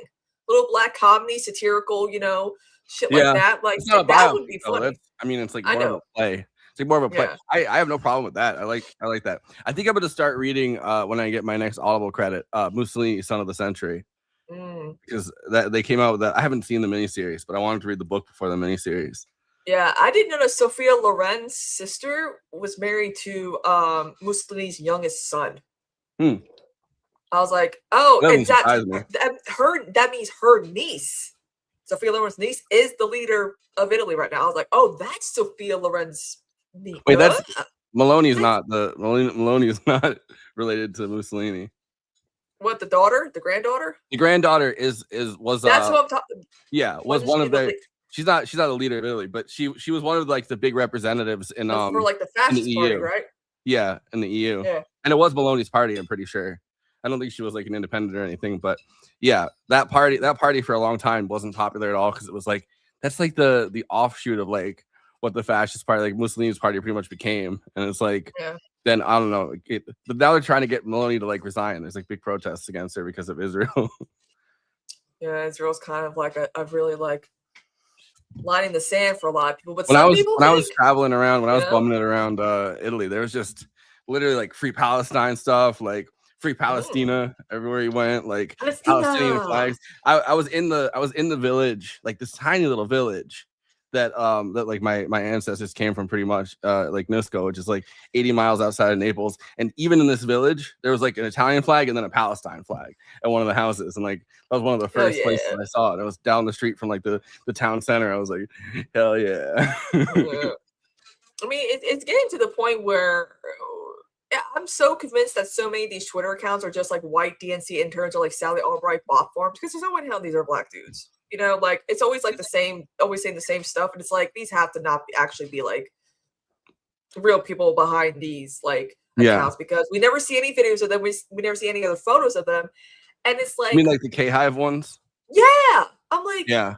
I mean, because they harassed Barbaric Criticism, you know, that woman years ago, when she was still like Elizabeth Warren person. But it's like, it's crazy that I forget that she was. I'm like, you guys are kind of psychotic. I mean, I don't remember Bernie Bros do like harassment campaigns like they were doing, and it's kind of crazy that some of them are like, well, if I had to vote, man, I'd vote for Susan Collins. I'm like, you guys don't even want. I'm like, do you know how hard it is for the Democrats to maintain the Senate, knowing how red most of the country is right now? The worst. I feel like the most imperfect Democrat is better than like any Republican, in my opinion, because it doesn't matter. Susan Collins is still going to vote for Trump's whatever. It's no point. Well, she's shaking like this, and it's like, oh, she kind of sounds like she has the RFK thing a little bit. She kind of reminds me of that one dude who does all like those videos about like TikToks about like, you know, the people in your Facebook group, and like it's like, whoever stole my Amazon package, I hope you enjoyed the cat food. Yeah, I don't know. Ever since Ken Klipsky started posting that, like she definitely tremors way more than I like picked up on before. But she definitely, I think she has like the RFK kind of tremor. She's like, when she talks, it's like this. But Yeah. she's always like, I'm very concerned before she votes for the thing. Yeah, I'm like, why? Even like, I get people have their reservations about Graham Plantner, but like the problem is that he's not going to be a John Fetterman. The thing is that these liberal types criticize the left when not even bothering to criticize like a Fetterman type or a Manchin or a Lieberman or a Cinema or a Cuellar, any of these like moderate centrist rotating villain revolving door Democrats, because I got so much heat for saying rotating villain. I'm like, oh, should I say revolving door because that's what I meant? Like, it was so crazy that people are like, that's not a thing. I'm like, it is a thing. Schumer allows this to happen. Democrats all of a sudden have all the votes needed to pass some good life-changing legislation. But then all of a sudden, at the 11th hour, oh, there's one or two Democratic senators who just voted with Republicans to block Well, this. there's also like, there's who the also fuck like could it have been? there's different levels of like how much, and I'm not saying that like it's a perfect kind of system, but there's different levels to how much like a leader signals that they they support something. So if the minority leader or the majority leader is whipping votes, as they call it, like they're pushing people to vote for the thing, and they're saying this is important to this is important. Like, so they can, I mean, number one, they can already use the bully pulpit and they could call out, people are choosing to vote against the thing, but they also can whip votes. And usually when, like, even when Schumer whipped votes, like there was that time period where they shut down the government for like 37 days. Yep. Like, not the partial shutdown that they're still doing with the TSA, but like the full shutdown. Schumer was whipping votes for that, and even Fetterman stayed in line for the beginning of it, and then he broke off with everyone, obviously, because there were signs of weakening. But you can show your support for something, or the party's support for something, by whipping votes. Yeah. I mean, and it's so funny when people are like, well, leftists are the reason why Biden had to drop out. I'm like, no, it was the centrist wing of his party. It was George Clooney. It was literally like Nancy Pelosi was saying drop out. AOC, Bernie were like, no, Biden stay. I'm like, what the fuck are you guys doing? It is kind of, I mean, speaking of General Hospital, it is kind of nuts that like out of everybody, they made George Clooney take the first, like, before Pelosi would, before Schumer would, before Jeffries would, before anybody in the Democratic Party would signal. The guy from ER. The guy from ER. They pushed George Clooney to write that LA Times thing, and it's like, I didn't even know. Like, I know that George Clooney is like very active inside of the Democratic Party, but like I didn't know. He's probably like their biggest donor in Hollywood. Yeah. See, I don't think I picked up on that mentally. I'm just like, George Clooney. Yeah. Like, I knew he was friends with Obama, and he's like always kind of around, and he went to like all the big fundraisers and stuff. But I didn't pick up on the fact that he's like their largest. Like, I don't know. They also Reid Hoffman, who I fucking hate. He was like the first big donor besides that to jump ship and go like, yeah. I don't think, yeah. Another thing too is like when it comes to like Cori Bush, everyone's like, well, black people, gave Cori Bush the boot or whatever. I'm like, no, it was actually the white people in her district that voted her out. I'm like, you guys don't understand, when AIPAC gets involved, they try to appeal to other demographic of voters who are not so comfortable with a dark skinned woman of color in representing them. Because black people remember that when it came to COVID, who was in charge? Who was fighting for like the eviction moratorium? Cori Bush was. She, like, people were making fun of her now for being like living in her car at one point. I'm like, do people forget like she actually did stuff that her constituents care for, particularly like her POC ones. The white people obviously fell for the beat, like the beat. It's always about the BBB and the infrastructure bill. I'm like, yeah, but that stuff that bill sucked. It had to get watered down. And by the time it got watered down, Manchin and Sinema, we're not even going to be for it either. So it's like, you say support black women, but then you're saying, sexist and misogynistic stuff about Cori Bush, who, in my opinion, should be back in Congress, and not Wesley Bell, because what has he done since being elected? Yeah, well, probably voted for Israel stuff, but yes, that's it. But yeah, that's what I was saying, is that George Clooney was the first one before anybody else in the party before anyone that's actually in the party as like an elected representative. It made George Clooney write that LA Times op-ed and say like, oh, I think Biden should step down from this race. And then there's I think this is the reason why Obama's like overactive now in the Democratic Party. His plan behind the scenes, because he always works behind the scenes, he can't really come out and Republican Party. His thing behind the scenes at the time was that he wanted a very fast. I don't know how they were going to do this, but they wanted a very fast open primary where pretty much anybody could come in, and it wasn't just Kamala. Like they weren't just feeling like they were coronating Kamala, because that's already how they had the disaster with Hillary Clinton. It's like people felt like they were coronating her as the nominee, and they wanted to avoid doing that again. So they wanted to have a fast primary, and then it was overridden by Pelosi. Whereas like only South Carolina gets a primary. But it's like it was overridden by like a few people high up in the party, and Obama actually lost that fight after winning his last big maneuver, where he pushed Biden. Bernie, he pushed everybody out except for Biden and Bernie, and everyone had to consolidate behind Biden. His move this time backfired to the point where I think he's overactive in the primary now because he's trying to get that position again where he's like what he says goes. Yeah, it's really undemocratic to have somebody like that in the wings that just kind of maneuvers behind the scenes. But it's funny too, because I was debating someone like, well, it doesn't matter because Biden was going to get the nomination anyway because he was polling the best out of anyone else. I'm like, yeah, but polls don't really matter in the end, because I mean, we're always told to ignore certain polls. We're told to listen to certain polls. It's like when Bernie was being trumped by multiple digits, multiple percentage points, we were told to ignore that Hillary's got this, even though she was like 1 point below or above Trump. I'm like, yeah, I'm gonna be worried if that's what we should, but don't listen to those polls either, apparently. So it's like, we don't know if Biden was still gonna get the nomination if they had a primary. I mean, winning Nevada really sold the idea of like, oh, even if Bernie doesn't do well with South Carolina, he can still clinch a bunch of Super Tuesday states. But then COVID happened, and everyone's like, also Warren stayed in the primary and siphoned votes off for Bernie, pretty much. And then there's this whole narrative that's like, well, how do you know that everyone that's voting for Warren would vote for Bernie? And it's like, well, Warren drop out and we'll find out. Like, yes. But that was a weird. Also, we should just abolish California politics because it's always a mess. My thing is, did you see my conspiracy theory? Tom Steyer, let's go. Just kidding. So my conspiracy theory you're running for president of South Carolina. That's what he needs to be doing. My conspiracy theory is what's the guy's name that's running against Tom? Oh, Steve Hilton was David only became an American citizen in 2021. He was David Cameron's press secretary or policy secretary in the UK. He was he's just a British guy, and for some reason in 2021 he moved to the United States, became a citizen of the United States. What does he know about California? Nothing. And so, but he was for a long time. He was one of those like behind the scenes guys in like the in the Tory party, pretty much. Like he that's where he comes from. So he was like always pulling strings and like in the Tories and like doing all this stuff. And then David Cameron hired him for a forward facing policy job or whatever. So all the time David Cameron was prime minister, he was his guy, and now he's running for governor of California. And my conspiracy theory is that he's going to be the guy if he wins. Because he's, I guess, one of the last polls, he was like leading Tom Steyer for some weird reason, by like 2 points. And I think he's gonna secede. He's gonna make California secede from America, and then he's gonna make Britain pick up. He's gonna turn California into a British colony. I mean, listen, Tom Steyer is a goofy, funny. Like I found him so annoying because, as I pointed out early in the Bernie campaign, he really just settled like a campaign just in South Carolina because he really hoped he could get the black vote. Because again, for some reason, my state is the only state that fucking matters. Even though I feel like the Democrat Party just uses black voters, it doesn't do anything for them. Whatever.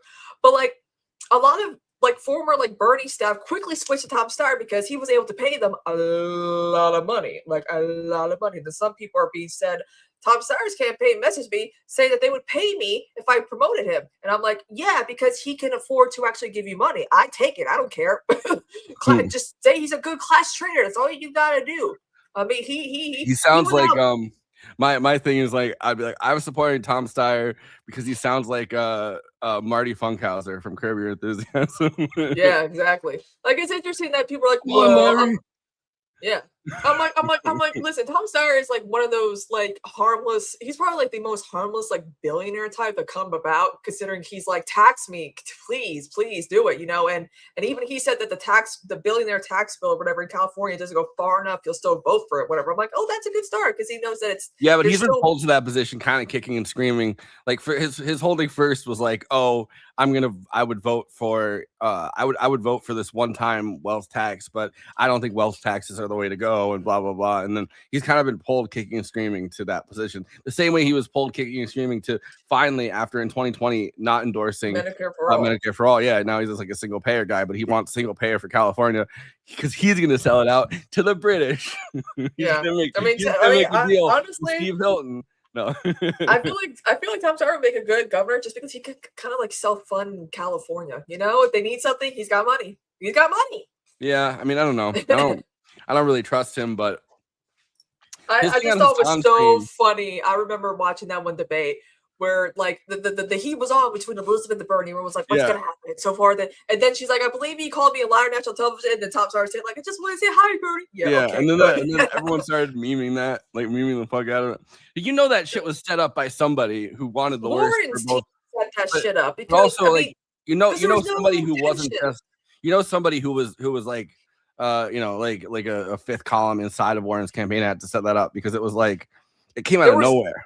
Yeah, because it's like these two were not even really like, because I debates don't have to be about like, gloves are off. I'm like, have like an actual discussion, like oh, Senator Moore and I, we worked together on this stuff. Oh, we have some differences about this, but we both agree. Like that was going on for the first few debates, and all of a sudden it's like, why the fuck are these two at each other's throats? This is stupid. Yeah. Even Bernie was like, what?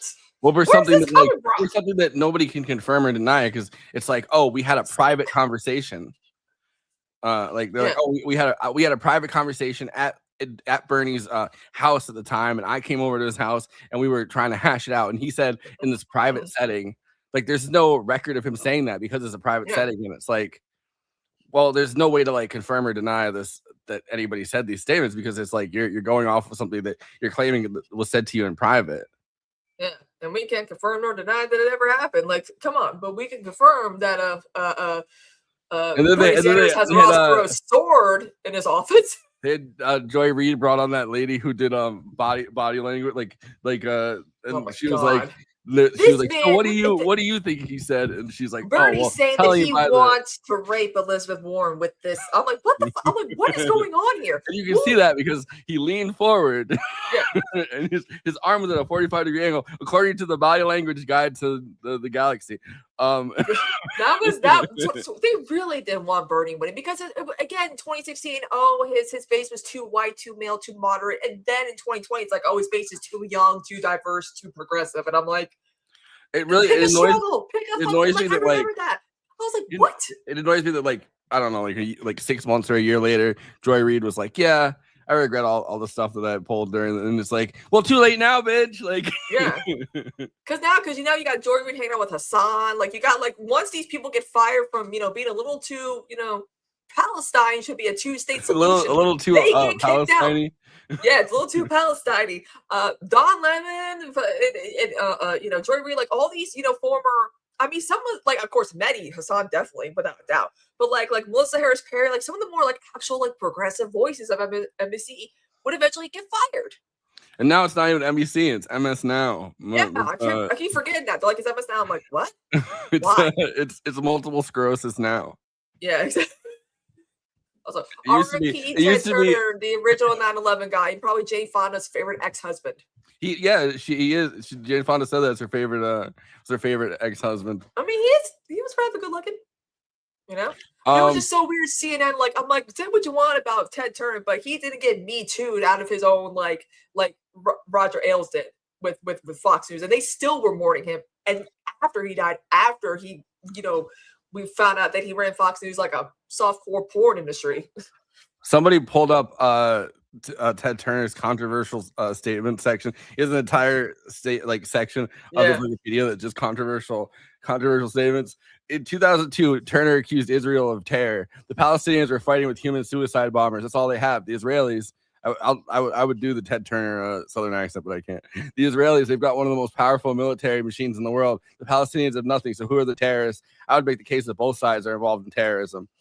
He apologized for that in the remarks in 2011 about the 9/11 hijackers, but also defended himself. Look, I'm a very good thinker, but sometimes I grab the wrong word. I mean, I don't type my speeches. Then I sit up there and read them off teleprompter. I wing it. This is why you're the CEO. You're behind the scenes. You're not on the camera. But I think it's kind of crazy that it's like, yeah, I understand why him and Jay Fonda had a thing. You know? He in the 70s, he went to Cuba and he went to Cuba with the mission of befriending Fidel Castro, and then and spent the rest of his life friends with Fidel Castro. What a fucking badass, man. Because That's he kinda said cool. that he said that his whole thing was like he didn't want the Cold War to end with everybody throwing nukes at each other, and he was like, because he gave like $1 billion to the UN in 1997, and he created the UN Foundation, and one of the things that they did was the nuclear threat like initiative. So it's like, because his big thing was he was like very afraid, as am I, like, and as should everybody be, that the fact that we have nukes now meant that the world was going to end in a fiery bloodbath, which I'm still afraid of. I love Captain Planet. I mean, I kind of miss you could do Captain Planet today because of woke. Like all the shows that say, "Oh, woke." I'm like, that shit was woke even back then. Why are you bitching now? But there's I don't know. Here's somebody Turner once called observers of Ash Wednesday Jesus freaks, though he apologized and dubbed opponents of abortions bozos. Yeah. In 1999, This is what I don't understand. I'm like, whatever. I'm like, Ted Turner seems like a pretty kind of like progressive-y, slightly left of center guy. I'm like, why is CNN so like middle of the road now? I mean, they're also prepping for Ellison to take over, but like, by God, at least Ted Turner died before CNN could enter its final form. Maybe that's what killed him. Yes. Maybe finding that out killed him. He's like, you know what? I can't take this anymore. In 1999, Turner made a joke about Polish mine detectors when asked about Pope John Paul II. See, shit today, that wouldn't even be controversial talking shit about the Pope, because I think you can hate the Pope now. I mean, Sinead O'Connor is probably thinking, what the fuck, man? September 19th, 2006, at a Reuters newsmaker conference, Turner said of Iran's position on nukes, they're a sovereign state. We have 28,000. Why can't they have 10? We don't say anything about Israel. They've got 100 of them approximately, or India, or Pakistan, or Russia. Yo, he's so fucking cool, man. What? I like this guy. We're gonna talk more about him on my stream later. I don't know. It's just it's kind of been they put up the interview of I recommend it. I don't know if I think you probably play it on Twitch, but it's like yeah, of course. It's Letterman interviewing him about his life because he released that book. He's talking about his like sailing adventures, and he like won like the American Cup or whatever for sailing. Oh, like, so he's like our James Cameron, but like up on the water. On the water, yeah. Yeah. Okay. He said he stopped sailing as much in like 1980 when he started CNN. He also did this thing. I was listening to this because I don't know, it was cool, and I like his voice is fun. He's like got that like weird Southern accent thing, which is like so easy to like parody it, but not like a foghorn leghorn. Yeah, he's got like the more like Georgia version of it. But he was talking about it, and he's like, yeah, back when I bought my first TV station, that's not him, but he's like kind of more raspy. But he's like, back when I bought my first TV station, the TV station across the way, like the only other one that was activated at that point that was like a UHF station. He was like, yeah, they shut down within months of us going on the air, and I wanted to show everyone that I was like appreciative for that, for being the last UHF station on the air. So he's like, so I threw a party. And we just put cameras all around, and we videotaped ourselves getting fucked up at this party.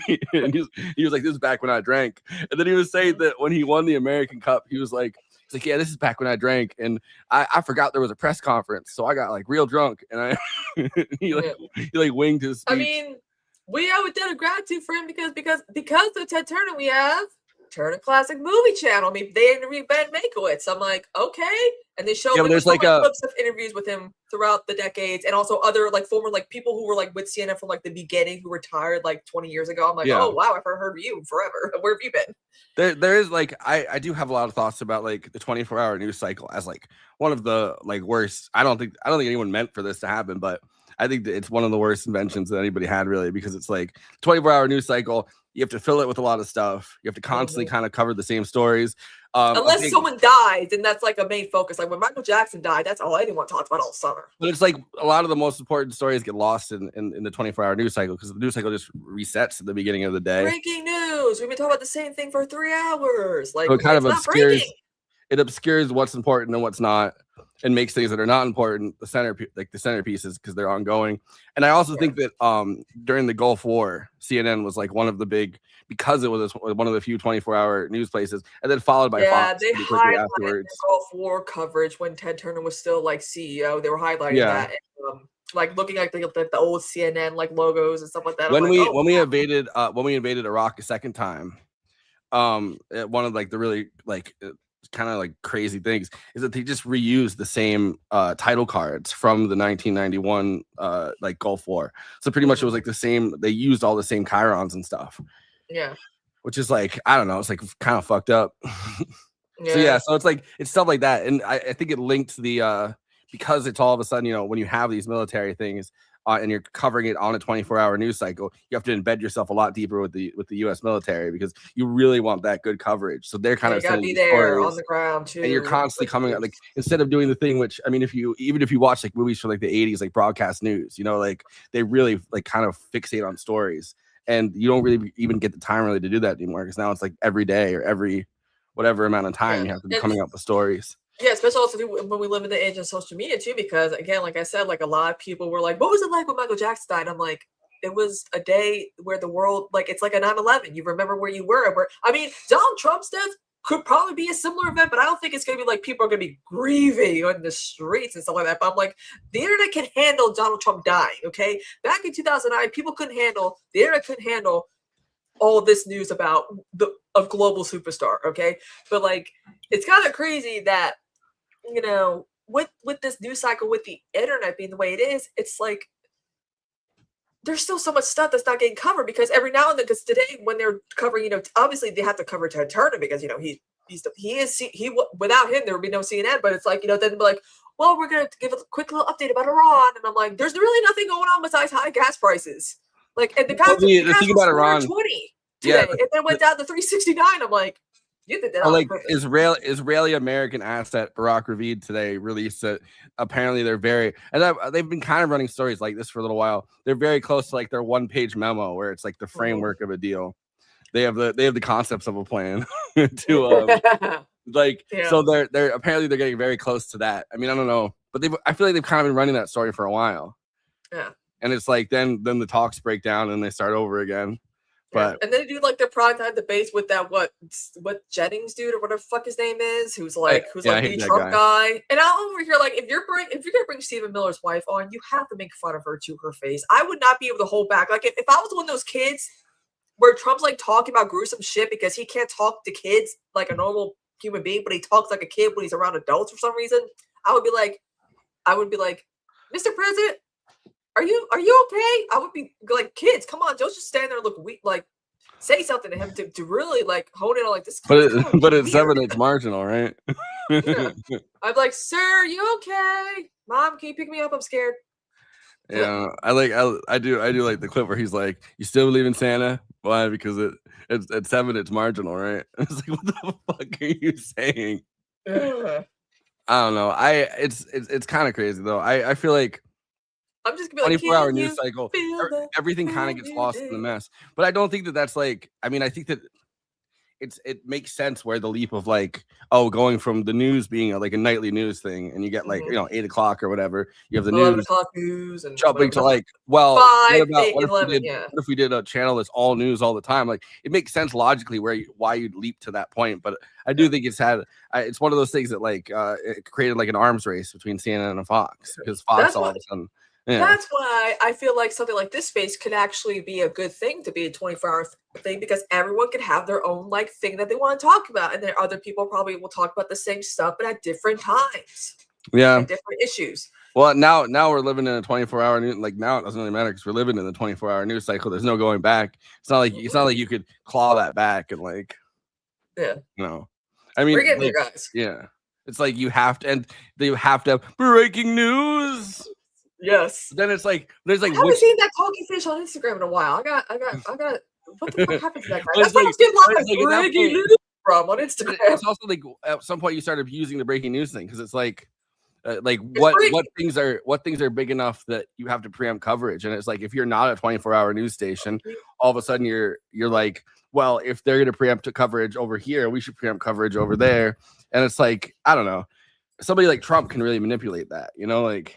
Knows how to really manipulate that, because it's like, oh, I'm gonna have a press conference at 8 o'clock, and they don't tell everyone what it's about, so they assume that they have to preempt the news coverage for that, and it's like, Yeah, Do you? I Like, I don't remember know. the comedians who did like the Trump versus Bernie thing. They had their own thing, like a special where they were also impersonating Chris Matthews and Rachel Maddow, and they're like, "We're breaking the news! Breaking news! Breaking the news is breaking!"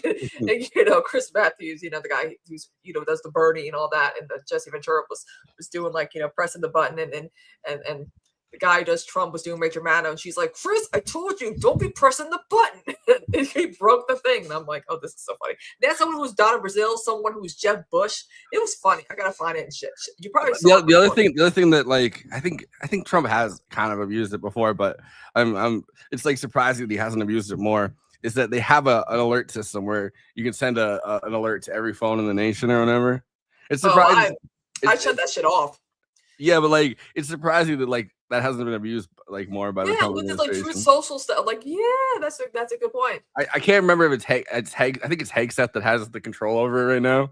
Yeah. It's like you're getting drunk texts from Hegseth with everybody in the country. It's just God. like, hey guys, how's the fuck it's going? Yeah. I'm over here fighting woke. What are you guys all up to? Text 04555. Some terms and conditions and charges might apply. Yeah, that's why I'm getting when Trump finally goes for good, I want to be like in a Walmart, a Publix, and everyone's phones are buzzing, and I'm like, oh, is this it? Do you And I'm think? gonna- Do you think I'm gonna- when things inevitably go bad, even worse in the Middle East, and Trump obviously at some point fires Hegseth or is about to fire Hegseth, right? He might be firing. Do you think he's gonna start abusing the fuck out of the national alert system? Oh, he probably might. Like getting drunk and sending. He's like, all right, I got one, guys. What up? What's up? And he's like, everyone's like, wow, my national alert went off, and it's saying, what's up? I don't know what that means. Yeah. But I'm gonna be blasting, Bowie and Jagger's "Dancing in the Street" or "Can You Feel the Brand New Day?" I was at like a I think it was when my friend had gotten like taken by ICE in like 2018, and George H.W. Bush died, and we were like doing like a fundraiser thing to like help him afford legal fees. And then George H.W. Bush died, and then everyone was like, guys, George H.W. Bush died on like loudspeaker, and everyone just started like going, ooh, yeah. You got get prepared though when Trump finally does. That's gonna be everyone's like, what do you mean? I'm like, you don't know how many people are gonna fucking celebrate. Okay? People will mourn when Obama died. This is the Pete Hegseth with a ghost there too. What's up? We're like, yeah. There you go. Oh, guys, we reinstating the draft or nah? Text 05557 to tell me if we reinstate the. He would send like dick pics too for a look to the whole nation. He's like, fuck. He's like, fuck. I'm like, this looks infected, does it not? He's trying to get medical advice. He's got genital warts all over. Anyway, but let's say what we have coming up. So Tuesday on Movie Night Extravaganza, we have Josh Olson coming back on, and we're gonna talk about Charlie Barrick. I'm excited for that. And then after that, we have another show on Wednesday. And then after that, we have Adam McKay coming on the 19th for the third time, and he's coming on, and we're gonna talk. We're going to talk about all kinds of things, but I forgot what we were talking about. Over the Edge, the 70s movie. So we're going to talk about that. Over the edge. So, I guess we can call it here because the fellows are in. Yeah. Get out of here. Bye, y'all. Peace out.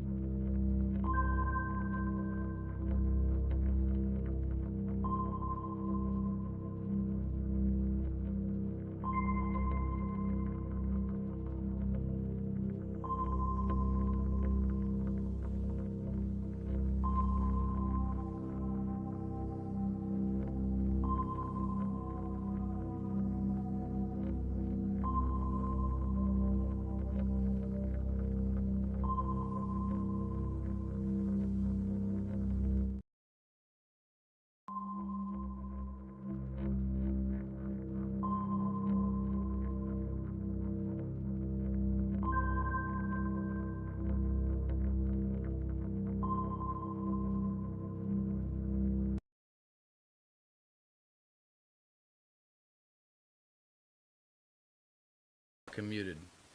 Hello and welcome to American Wasp with Deter McBizness. I am your host, Deter McBizness, joined as always by Alex Haha of Devil's Advocate Productions, who is muted right now. I am coming to you live from the West Coast. He is coming to you live from the East Coast. And we got plenty to talk about today. We're going to talk about the California governor's race. Yes. Talk about the Indiana results last night. Talk about my rage addiction with this guy, Joe Walsh of The Social Contract, that I've been laying into, and actually showed a little bit of signs of hope. He's an anti-MAGA conservative that's a former Tea Party congressman from Illinois. So, that sounded familiar. Yeah, so he's an interesting cat. And then I had a huge night last night. I think I was lucky because StatPat and I, my co-host of Left Coast Live on Tuesday nights at 7 o'clock Pacific, he and I hosted a live stream showing the California governor's debate, and I got absolutely swamped with viewers. No idea why as it's going on. Got all the way up to like 660 viewers, got almost 100 new subscribers. Very nice. And over the course of the last 24 hours since I broadcasted or whatever. And I think it was because, though, CNN had the debates behind a paywall. And so when people ran into the paywall, they were like, well, maybe somebody just broadcasted it on YouTube. Yeah, so brother. that's how because I ended up with a lot of MAGA trash in my chat, man. Sure. A lot of MAGA trash. A lot of people watching and be like, oh, Bianco's the only one who makes sense. You know, that white trash sheriff from I don't know from what town, but Or the guy who was on, my wife pointed this out. There's a guy who was on The Hills, the TV show The Hills, a reality show. Yeah, Spencer Pratt. Spencer Pratt, who's running for governor. So, yeah, I think we should start there with the governor's race because there was a debate last night, and I've been waiting to see these clips. I saw the clips happening. I said, I'm going to save them for Deter because he's the man who lives there. So, okay. So you watched the whole thing. Yeah, I watched the whole thing. I mean, I'll give you my quick rundown. Becerra was the biggest loser of the night, and Tom Steyer was probably the biggest winner of the night. Katie Porter had a weird moment where she brought up her temperament because that's been written about a lot recently. Oh, yeah. And it was just like really out of nowhere. But Tom Steyer did what he had to do, got in his shots, and then coast for the rest of the thing, which for the second half of the debate. Which most people have probably tuned out by that point anyway. Yeah, that's the strat, is get in the good sound bites up early when everyone's watching, and then people go, am I really going to watch this for an hour and a half? Exactly. Change the channel. Unless they're, sick in the head politics people, like all of us here at this space, folks. Well, the only thing that I would have liked someone to light into Bianco because he was exposed as an oath keeper, which was nice. Villagrosa did a good job of that. But, still no one's calling it white trash fascism. No one's calling them treasonous Trump trash terrorists. And, that's what I want to hear. And until I hear that, I don't know if our side is truly counterattacking to the extent that we need to. But, yeah, let's get into your reactions because... So, yeah, let's get some of these you always clips do a good going. job of queuing these up. These are from all over the debate. I don't know if any of these are repeats. Again, there's a benefit and cost analysis to not watching anything, just waiting for it to react to it. I don't know if these are multiples, but here's the first one. Here we go. Oh, let me pop that up there. Okay. This war in Iran has driven up the gas by at least $1.50. And the truth is, we should be taxing. Shout out Raiders, first of all. Shout out Raiders. Welcome to this space. Share and like and subscribe to this space. And anyone watching this clip. But yeah, we're talking about the governor's California race here. The oil companies because they are getting a windfall profit.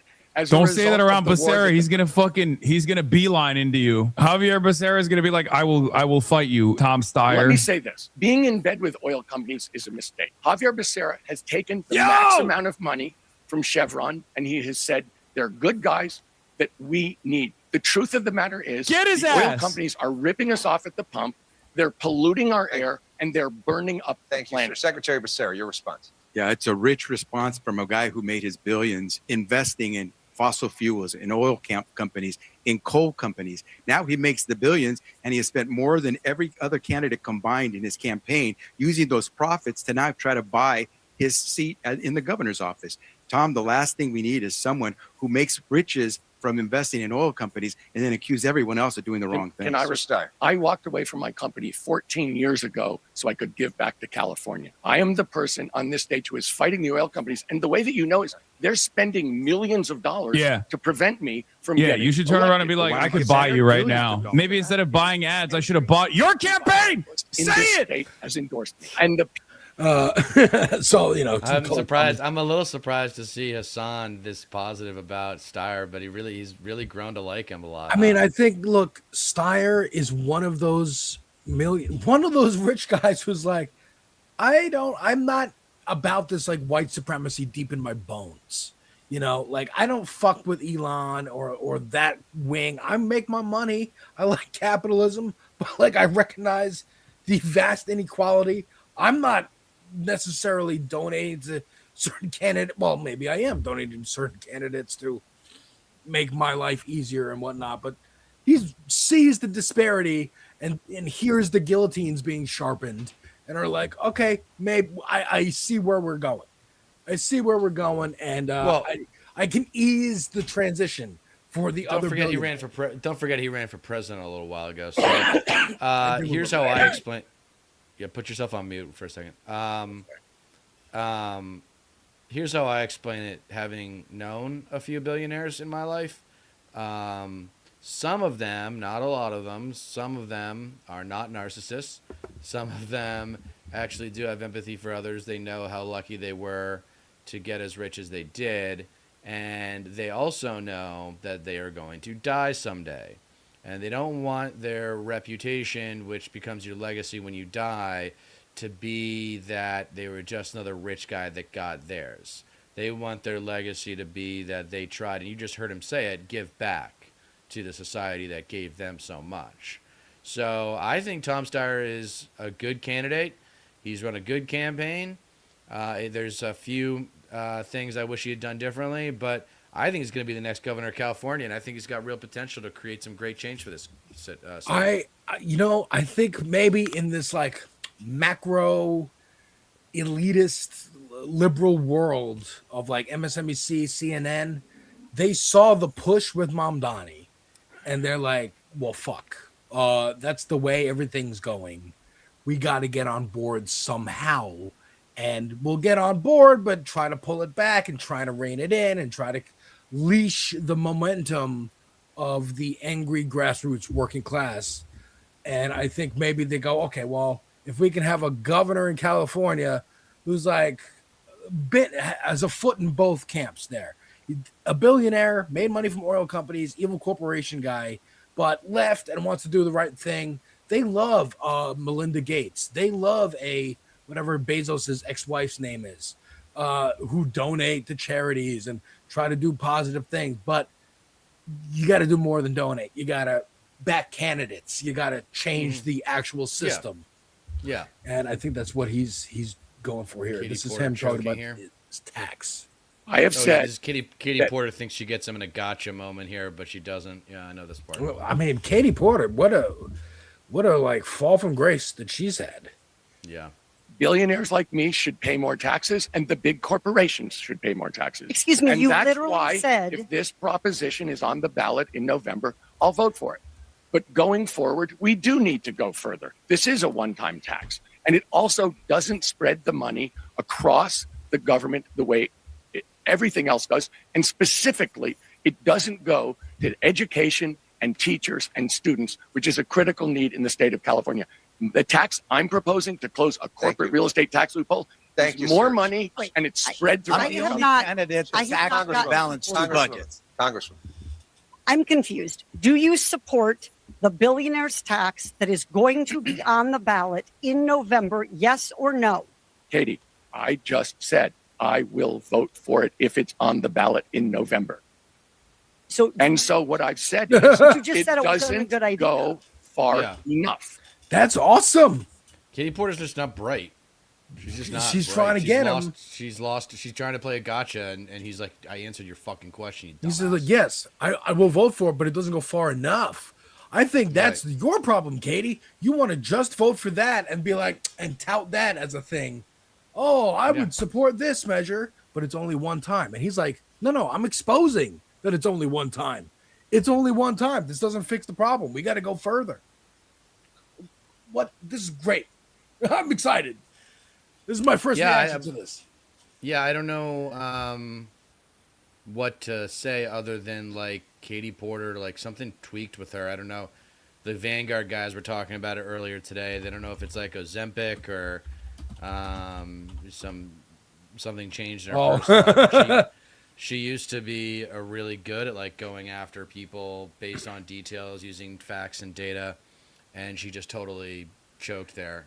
Yeah, I don't know. It's She's been a while. desperate to go after she's going after the front runner. She should be going after Becerra. She should have been gotten Becerra. She should have been going after Becerra's voters. That's but fair. She was stupid and went after Tom's. That's the only way she was going to have a chance. True. Is that if the other ones dropped out? All right. You got more from this debate? I do. Okay. This sounds awesome, dude. I like the way it matters that this is a billionaire. It matters that this is a billionaire. Another national stage election. It's a state election, but it's a big, important state like New York. The most important state. Yeah, it's the most important state. It's more important than New York. We can have a discussion about that. It is. It's the fourth largest economy. I in the know, world. but the greatest city in the world. Yeah, let's check out the this. city, not the whole state, though.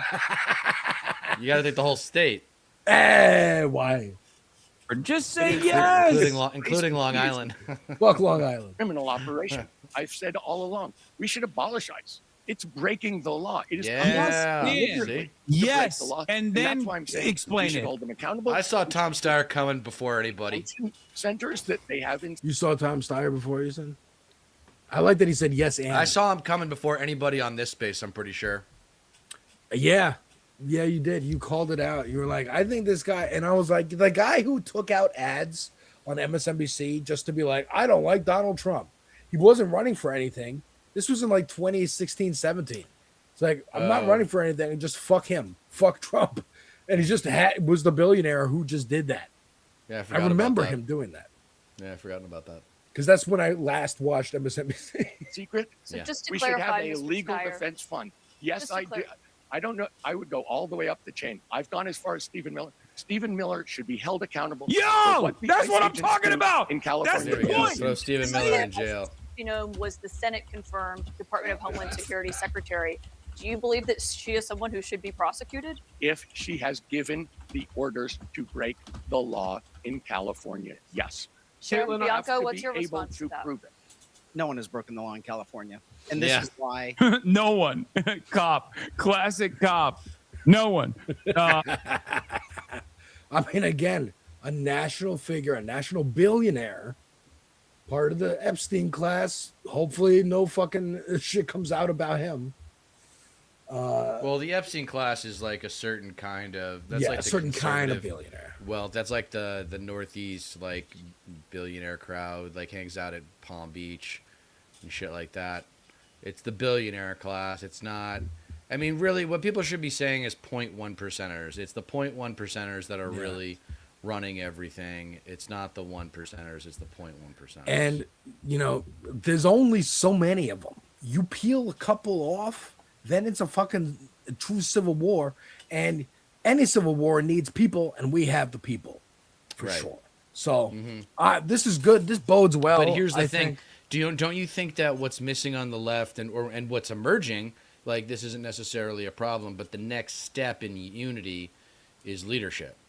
Is more leaders from different parts of the country. Man. Right, and that's where I feel like the DSA really needs to step up and be that glue.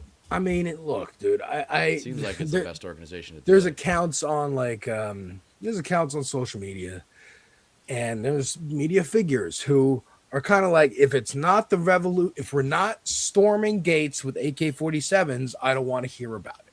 And I'm like, well, you can try to organize that we're going to look at what's in place now, what the lay of the land is, what the chessboard looks like, and move the pieces that we can move.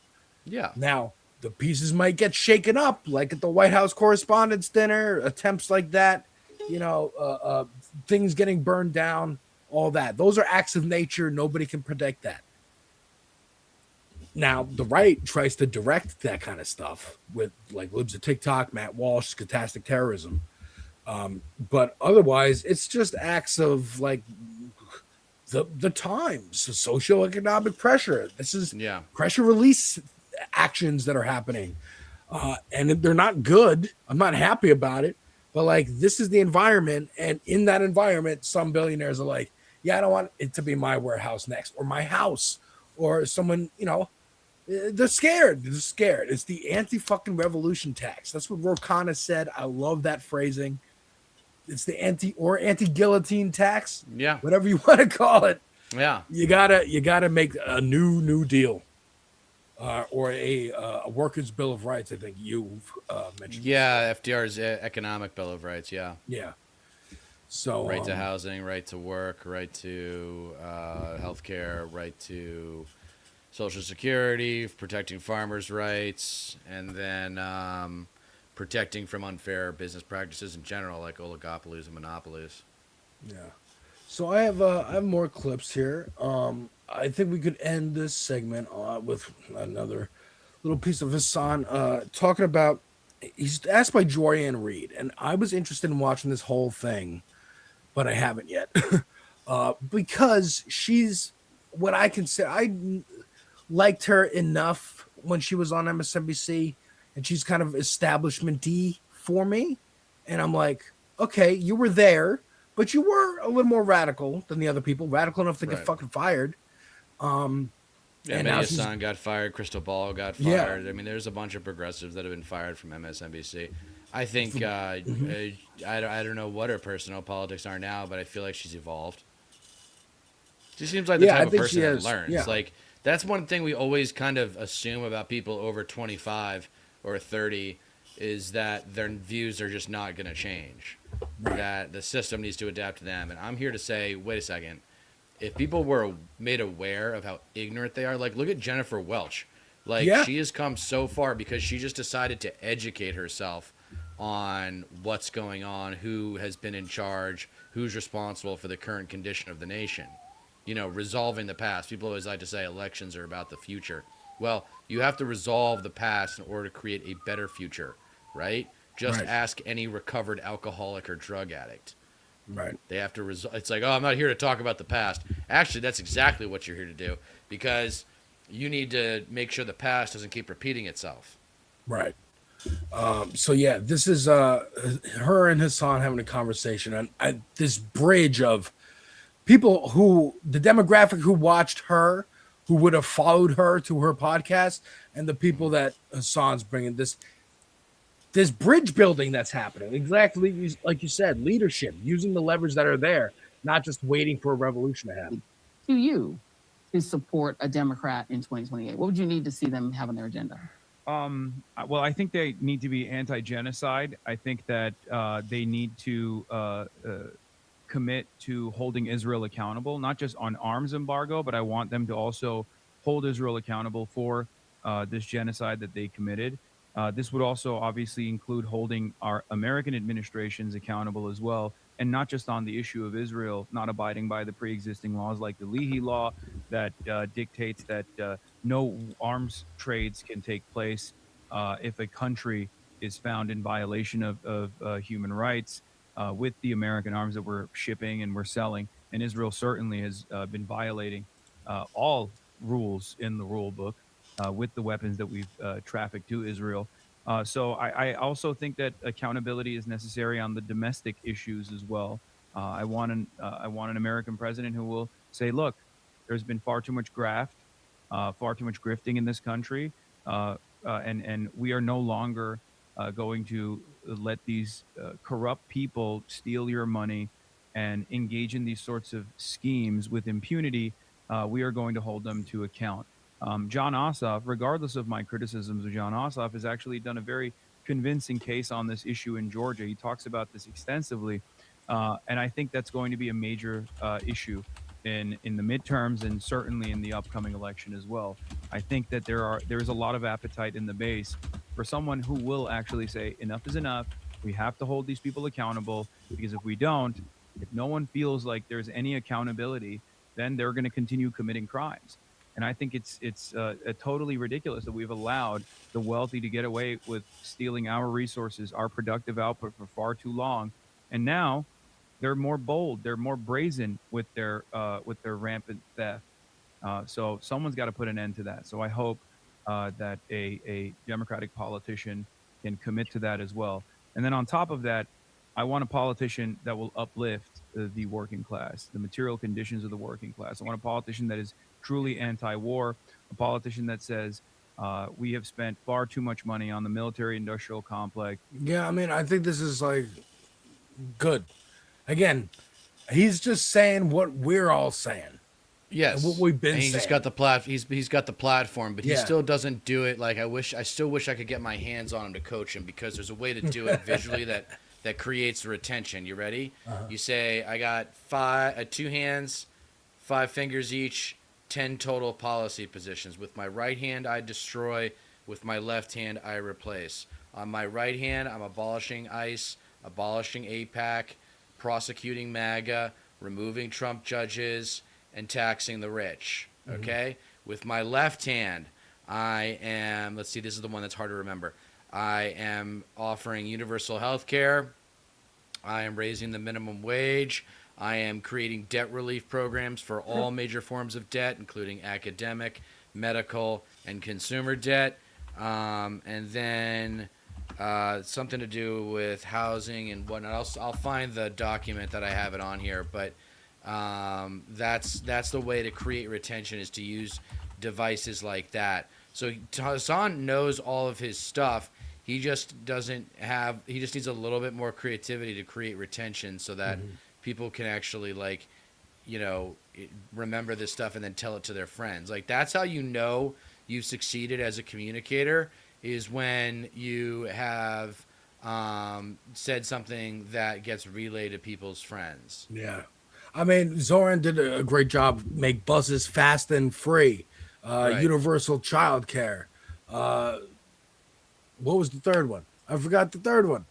Yeah, it was good enough for me to remember 2 out of 3 of his slogans. Oh, And here we go. So it was Medicare for all or something better, raising the minimum wage, debt cancellation, humane and practical immigration, and then the next New Deal. Not just the Green New Deal, the next New Deal.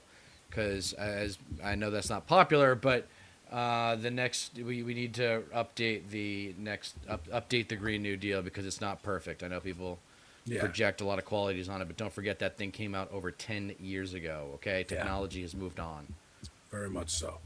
But we can transition from the California governor's race into just talking more broadly about better Dems and loser conservatives, who are the white trash fascists are realizing, oops, people don't like the fascism part so much, because they're starting to see it at my girl, dude, she drives to work, she drives back. She can see the gas prices change during the day. And I'm seeing stories about this, like on TikTok, Instagram, Twitter. People like, I went to the store, I went to work, I went to the store, I went somewhere. On my way back, they added 10 cents. They added 5 cents. It's like, it's fucking crazy. It is. I remember talking to Lumen about it. Shout out Lumen, who's up next. Being like, oh, thank God Americans are so soft. Thank God we're not getting bombed every day. And that's what it takes for revolutionary action or organizing to occur. Thank God it's only going to be a few months of, yes, very uncomfortable and scary gas prices to people, but that's what's going to do it. And I think, you know, I mean, we're already seeing, I mean, the guy who burned down the warehouse was like, you don't pay me enough to care. You don't pay me enough to live. Why would I care about not doing this? Yeah. I think that's the kind of revolution that we're going to see, or at least the light And sides so of we it. got Andrew Schultz here.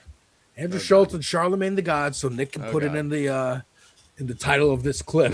Oh, God. And I will always point out, I knew Andrew Schultz because I was friends with his little brother. His little brother, by the way, has just posted on Instagram that yet again he was in the mental ward and he's out and he's okay, because I was worried. I hadn't seen him post anything for a while. He has mental problems, and you don't like. So do I, and this is one of the things we bonded over as friends. But I haven't heard I never hear Andrew talk about his brother, and it kind of makes me upset because I'm like, I know he's okay, and like y'all are taking care of him, but it feels like a black sheep. Like you don't want to bring him out and like, hey man, here's my brother, and like, what the fuck? Like, Greg's cool, dude. I'm trying to get Greg over on this space. Maybe that'd be cool. But yeah, let me play this clip from him and Charlemagne. We have to find a way to take care of people. Yeah. Because we should all be asking ourselves, why do these things keep happening? They're not happening because of rhetoric, guys. I don't believe that. I don't believe they're happening because of rhetoric. Because the reality is, who on the left is who's saying that kind of rhetoric?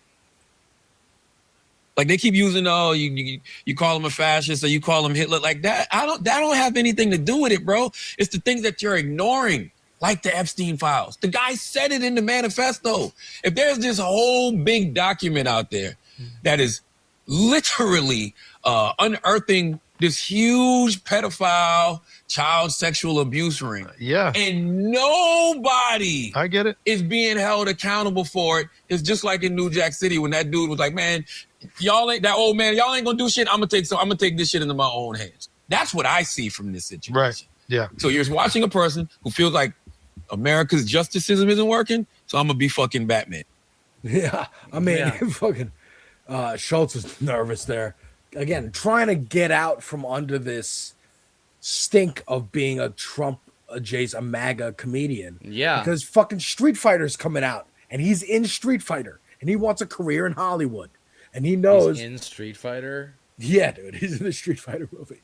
Oh my God. They give him that kind of work? He wants a career. He wants a career. He doesn't have a big part. With Andrew. I'm sorry. I'm not down with Andrew Schultz, dude. If I got into the same room with that guy, I would get in his face and tell him, you really hurt the country by not doing your homework on Trump. Me dude. too. How the fuck did you support Trump in 2024? And I'm like, dude, I would be like, dude, I know your brother. I know he needs help. Why are you funding the guy who, if he got his way, Greg would be in a fucking mental asylum.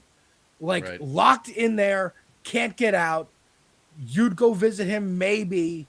The end. Instead of free fucking healthcare to make it easier for him to fucking get resources that he needs. Right.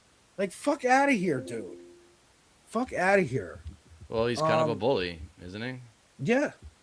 I mean, a lot of comedians. That's why, like, a lot of the free speech comedians that came out with Trump are really just don't have a good sense of humor other than hurting people. Like, they have to put people. Yes. They punch down. It's like Dice Clay tried to do in the '80s, but it didn't Very work. much. Yeah, dude. Oh, Dice Clay is like a hero to all these people. Like he is the standard to like. Yeah, the when I whole, was in like, stand-up New York- comedy, I got compared to Dice Clay too, because at first I came out and I was punching down. I was like, wait a second, this doesn't feel right.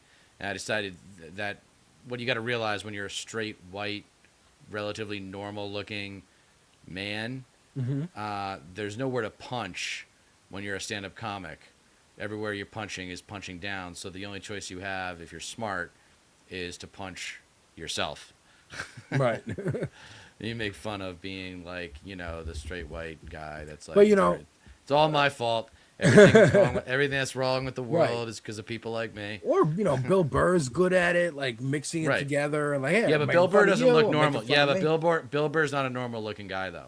Right, it's true. Bill Burr doesn't look like he stands out. He's a little bit of a freakish looking guy. So yeah, this also, again, people are trying to move out, get out of this, or they're in too deep. Some people, like Matt Taibbi, took a turn and sued Eon Higgins and apparently case dismissed because he sued him for defamation. Now, I don't know the details of this, but like Matt Taibbi famously went and sucked the dick of fucking Elon Musk and tried to release the Twitter files. Oh, the Twitter files. This is finally the evidence that conservatives have been shadow banned and blocked on Twitter for talking about Hunter Biden's laptop, or that Russia was a hoax, or blah, blah, blah. Didn't amount to fucking shit. And then when Trump comes in and starts buying media companies, his friend starts buying media. No files on that. No files on that. So just another fucking loser who you go MAGA, you lose. Like I don't have a get woke, go broke quippy rhyme for this, but it keeps happening again and again. I see TYT doing it, and Anna and Chank desperately just want to get. Anna's talking about like, I'm maybe a newborn Christian now, trying to get on this like a money pipeline of like, ooh, we spent too much having a studio. We actually don't need a studio. Daily Wire is firing half their staff, and I think they're going, well, we don't really need a fucking studio to look like a news studio. Right. It's actually better if we just do it in our rooms. So yeah, the Daily Wire, talk about getting ahead of their skis. They started spending money on original content, and it's just, if you want any proof, any better proof that conservatives are not empathetic people, look at how bad they are at storytelling. Okay? Conservatives are not welcome in Hollywood because they are conservatives. Conservatives are not welcome in Hollywood because they're not empathetic. And the purpose of storytelling is to experience what it's like to be someone, and usually a normal person in extraordinary circumstances, or a exceptional person in exceptional circumstances. But usually the circumstances are fairly extreme. The bullshit that content that Ben Shapiro is trying to produce down there in Nashville, which it's too bad I wasn't in a fraternity at Vanderbilt, because I could have gotten some frat bros to harass the hell out of him every time he came in and out of work. But there was a joke. They tried to do these movies and short films and stuff that were all types of anti-woke, and it didn't work. Nobody watched them. Nobody gave a shit. No, nobody gives that. They much lost of a big shit. one. When they lost Candace Owens, they lost a huge name because she was a black woman, and everybody else on that damn network is a white man. Right. I mean, Michael Knowles is a joke. Because Matt Walsh is an ugly on the outside, ugly on the inside douchebag, just like Ben Shapiro is. And so I don't really know what the value left is in that company. Dude, as much as they all complain about DEI and diversity and all that, even their audience doesn't want to just see a slate of similar looking white dudes in a big room together talking about, because how do you even tell them apart? They all look so much similar. There's only one guy who's bald. And then, okay, but get a black woman, at least there's diversity. At least there's a chick. It's also a sausage fucking fest. It's also fucking like lame and stupid. Like,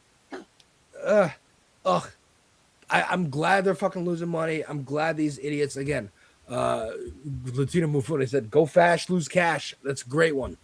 That's a great one. Go fast, lose cash. Right? Incorporate that one. But we got loser Dems too. Last week, we talked about, you know what? In fact, fuck that. Here's Michael Knowles from the Daily Wire talking to Mehdi Hassan. And I don't know why Mehdi Hassan's been getting on my nerves lately, but I wanted to just play this clip for you and see what you think. Sure. Because this is Michael Knowles on the other end of this, by the way, a fucking Daily Wire contributor. There is no precedent for January 6th. We were used to peaceful transfers of power. Richard Nixon agreed, even though he's probably robbed by JFK. Al Gore agreed, even though he's probably robbed by George W. Bush. Donald Trump actually lost, for sure, and he still didn't accept it and incited a riot. Michael says, Democrats thought it was the worst day in history. Do you know who said, bar none, it was the most horrifying day in American politics in my lifetime? Mike Pence. No. I don't know. You Guess kept quoting again. him, so I assume. Guess again. It was Ben Shapiro on January the 7th. He said it was Yeah. the most horrifying day that I witnessed in American politics. A noted Democrat, But Ben I always Shapiro said disagree that. with that. On January. I mean, here's the thing that has been getting on my nerves. Pointing out that like they're hypocrites. It's 2000 late, dude. It's 2000 late for that. Like Michael, you hear Michael Knowles on the other end just being like, I don't know, like just cracking jokes about it because he doesn't fucking care. They're past caring of putting on this airs of like, we're serious debate people. They get into a debate with somebody. All he's trying to do is crack jokes at Mehdi Hassan and get Right. people in the audience to laugh and have clips to show later of how triggered he got Mehdi. The end. Mehdi is trying to like convince him that he's wrong, convince the audience to not listen to Knowles, but the audience who are listening to Michael fucking Knowles don't care either. That's what I mean. Like you were right about the other media that they tried to get into, making movies and stuff. Like Right, first of all, scripted content. yeah, never put your own money up to make a movie. That's why they all have investors. But they thought people cared about them as personalities. They do Right. not. They No. care about the racism and shit that What they're they getting say, yeah. hits of each Right. time. Yeah, They don't give a no, fuck you make about a you. good point. It's like a drug. It is like a drug, and it's also they're giving like that's what Trump does, and that's what these sycophantic pundits do is they give people the permission to express their willful ignorance about our country and how the government should work and what the citizens are really doing, breaking them into categories and groups of, you know, the xenophobia is the leading cause, and then there's the racism, and then there's the homophobia and transphobia, which, you know, it's really the transphobia that has replaced homophobia. It seems like even conservatives are okay with gays now. They've got Scott Yeah. Besson as their Secretary of Treasury. Seems like they're okay with the gays. They're not okay with the transphobes.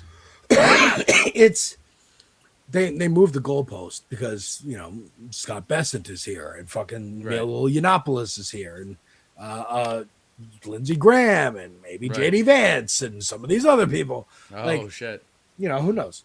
I've never seen JD Vance and a woman in the same room other than Erica Kirk, who we all know is secretly a man, and transvestigations are happening and blah blah blah. This is why they watch Candace Owens, because they don't give a fuck that it's a black woman. One, they can lust after her because that's a lot of the psychosexual nature of racism and bigotry in general. But two, she's saying the wildest shit. She was like, remember the primary in 2024 and Vivek Ramaswamy, who's clearly just here to get his name recognition up. He would always go further right than everybody else. Ron DeSantis thought he had that in the bag. But first of all, it was a couple of years after the lockdowns. Nobody gave a shit that you kept Florida open anymore. That was your biggest thing you touted. And Right. Vivek would just undercut you with everything and just be like, well, you're not closing enough schools. You're not kicking enough brown people out of colleges. You're not doing that enough. That's what one-upsmanship. Candace is doing. Yeah, That's what Candace has and got Nick him beat. Fuentes does. Yeah, Candace played her cards really well. I got to hand it to her. She really figured out how to take care of herself and get out of Dodge before the fucking Yeah. castle started to crumble. Because there's also like I was reminded actually watching the Vanguard Boys, shout out Vanguard Boys, of Brett Cooper. Do you remember Brett Cooper? Who Yeah. was like, she looks just like, I'll bring up a picture of her. She looks just like Ben Shapiro, but is not related to him at all.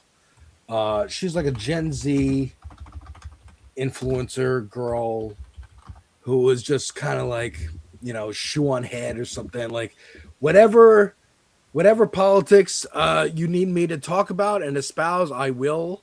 This girl. Doesn't she look like Ben Shapiro? Went Oh through like yeah, a yeah. face She's like changing app? the female. Yeah, the female Ben Shapiro. I've seen her. Yeah, she's So, crazy.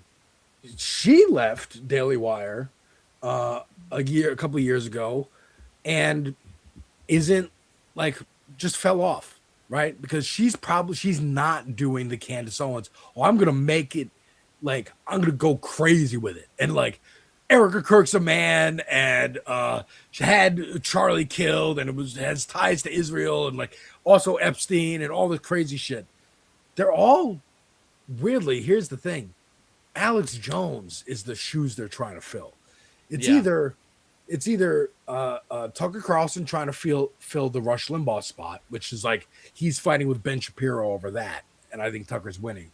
And then there's the Alex Jones spot, which is like, you know, he's drunk and old and like tired, old news. And he talks about like, you know, making the frogs gay and shit people don't care about anymore. They want to know about who's secretly a man, what weight loss pills are actually turning you trans or whatever it is. Like you said, they don't care about gay people anymore. They care about trans people. You got to up the lingo. And they're not doing that. And they're focused on also, we got to also maintain our support for Israel and maintain our support for billionaires. And aren't they cool? Remember Elon doing a Hitler salute? Like, actually, the autism salute or whatever we called it, they're losers. Yeah, and now that it's affecting gas prices, they're just kind of realizing it was all for show. Yeah, You know, I mean, look. now that it's actually affecting their wallets and people are having to buy their own insurance and they're like doing the math and they're like, wait a second. We're just going to war. We're cutting programs for people. Like, what's the government really doing for me? Yeah. And let me pop up Lumen, who has joined us. Oh, hey. Yo. And what's going on? I just wanted to point out, I know we had a whole discussion about Plattner, but both Plattner and El Sayed are named in these fundraising emails for AIPAC, saying, oh no, Graham Plattner and Abdul El Sayed, a direct threat to the U.S.-Israel relationship. And they're wearing it as badges of honor. Like, I love that candidates for Senate are going like, yeah, dude, AIPAC doesn't like me officially. And here's the proof. And that gets them more support. That's a crazy world that just 3 years ago was almost unheard of. I mean, it's not y'all. I promise what I'm about to say. It's not directed at y'all. It's not direct. But I'm so sick of talking about Graham Plattner as I'm going to talk about Graham Plattner, because it's like, on one side, I feel like the biggest fence sitter, because on one side it's like, oh, this guy is Jesus walking on water. You can't say anything bad about him. And I'm like, come on, bro. I'm like, nah. I'm like, I have legit questions. Like, if I lived in Maine, and I choose those words very purposefully. If I lived in Maine and went to that man's town hall, I would make sure I'd crawl on my knees to make sure I'd get a chance to talk to him. And I'd say, and have it on camera and say, look, man, I'm a Marine Corps veteran too. I'm not even pissed off about the tattoo. They call us crayon eaters for a reason. Stupid. You're stupid for that. You didn't know better. Okay, fine. My question to you is, if you're sitting here telling me how much you're anti-war after what you saw and did in Afghanistan, I don't understand why you became a mercenary. That's my question. What was your thought process? I need you to walk me through this. And that's the thing I've seen nobody ask this man. And it's driving me nuts. That's a fair question. It's a fair question. But on the other side, we got people who call themselves leftists, and they are leftists. I don't mean that. Let me take that back. We have leftists that don't even live in Maine, sitting here shit posting about the guy in weird Discord and Facebook groups. And I'm like, okay, so you don't, I'm like, yeah, you figured it out. You cracked the code. Graham Plattner is a Nazi, a lying Nazi who lies. What is your solution now? What are you telling the people of Maine to do? Just go vote for the Republican. If that's how you feel, go vote for him, I guess. But don't be so insufferable about it to where like you're pissing people off with this shit. And I don't mean like I don't want to get into image politics or whatever you call it, but it's just like, damn, dog. It's like why you're not doing anything good. If you're telling me I live in Maine and it's still a primary and I think that we should support this other guy, I'd be like, cool, let's do that. But if your thing is like, I don't believe Graham Plattner, and a lot of people, I get it because of John Fetterman, they're like, I don't believe Graham Plattner. And I'm like, okay, cool. Like, who can we hold to your standard then? Because we can't believe anybody. the man is saying a thing, if he gets in office, he might do the thing, he might not do the thing. That's not on us. Like, we have to be like, okay, well, this is the best choice, so we're going with it. And this is from somebody who did not vote. And I have to always preface this. I did not vote for Kamala Harris because I had the same energy that people are having about Graham Plattner, about Harris and the genocide in Gaza. I did not vote for her, but also I live in Louisiana where it wouldn't have mattered. Right. But I can tell you, if I lived in Ohio, again, if I lived in Cincinnati, Ohio, I would not have voted for Kamala Harris. There's no way I would have done it. And I can tell you, like, you were like, oh, that's BS. You would have told. No, I can tell you why. Because to my own embarrassment, I will admit, I lived there during the Obama-Clinton primary. I voted for Hillary Clinton. Not because I didn't like Obama. It's because I thought Obama couldn't win because of internal racism. And that's terrible. I regret that all the time. Even though Obama should be in a cage in The Hague, I regret that vote. And right. It's like, so I'm just sick. I'm sick of people who aren't involved in this race, they don't live in Maine. They're not a constituency. They're not doing anything while it's still the primary. They're just saying Plattner bad. And I'm like, all right, then exactly. What? But or who else? Who else is 40 points ahead? Who else? Like, this is what I mean. The people who wait around for the revolution to start. It's like, you want to organize that? Go ahead and try. But right now, this is the game board. These are the pieces. This is what we got to fucking get behind. Outside of acts of nature and the things that can happen, we have to move in these ways because these are the levers, and we got to pull the fucking levers that are there. Unless you want to create your own, you can go try to create your own. I got in a whole fight about this today online. I have a sickness, bro. I can't stay off. I reactivated my Facebook, and I cannot stay off of it. I just go to war in there every day. It's just me, like, in the hot gates, holding it down.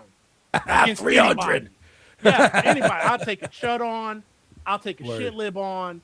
I'll take a LARPing leftist on. I'll take them all on. Bring them on. I think the reason he probably did the mercenary work was for cash. He was probably desperate to pay some bills, and those things pay pretty fucking well. So I think that's probably the simplest explanation for the mercenary thing. With that said, it's a valid question. At the same time, he doesn't have to answer it because he's in incredible shape politically. Like, his polls make him untouchable right now. So all he's got to do is not fuck it up from here on out. And so I wouldn't expect anything special out of Maine until that election is over in November. But, this guy Plattner, he's going to be a good soldier. He'll be a good captain, major, maybe even a commander. But, like, I don't think he's a general in the war that's coming. I don't think he's like presidential material, like some people are saying. It's like our personalities, our portfolio of people is so small. Like, we've got Al Sayed in Michigan coming too. He's exciting as fuck, but it's gonna take cycles to build these names up. And so we have a portfolio of personalities where we can relate to the diverse factions of America, because that's what our problem has always been, right? Fractionalization. On the left. That's always been our fucking problem. Everybody knows everything, and nobody's willing to sacrifice this to give up that, and everybody wants to be the smartest motherfucker in the room. And that's why I say, I don't care if the next leaders, like, they got to have a certain threshold. I say the reason why AOC I don't think is a good heir to Bernie is because you have to be at least close to as smart as Bernie in order to be his heir, and AOC isn't anywhere nearly as intelligent as Bernie is. Plus, I think she's a better creature. Her personality is a better fit for Capitol Hill. So our natural growth trajectory for someone like AOC would be Senate.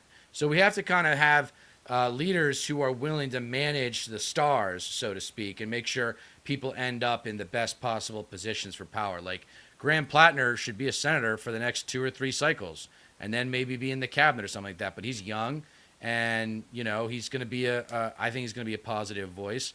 But yeah, dude, like the Nazi tattoo, like for a very big portion of his life, he was a military bro. He was in that culture, and that is created some baggage for him. But I think he's done as well as can be expected in terms of dealing with the stuff that you're talking about, and it's just a matter of surviving the storm at this point and getting to the finish line, right? Yeah, I mean, so if I was in Maine, I'd be voting for him. Like that's what I would do. But this is coming from somebody who, and I was trying. I believe me, I got into a multi-hour argument at work, not online in Facebook with like in a leftist group about this, and it's just like, look, I don't even believe in electoralism. I don't.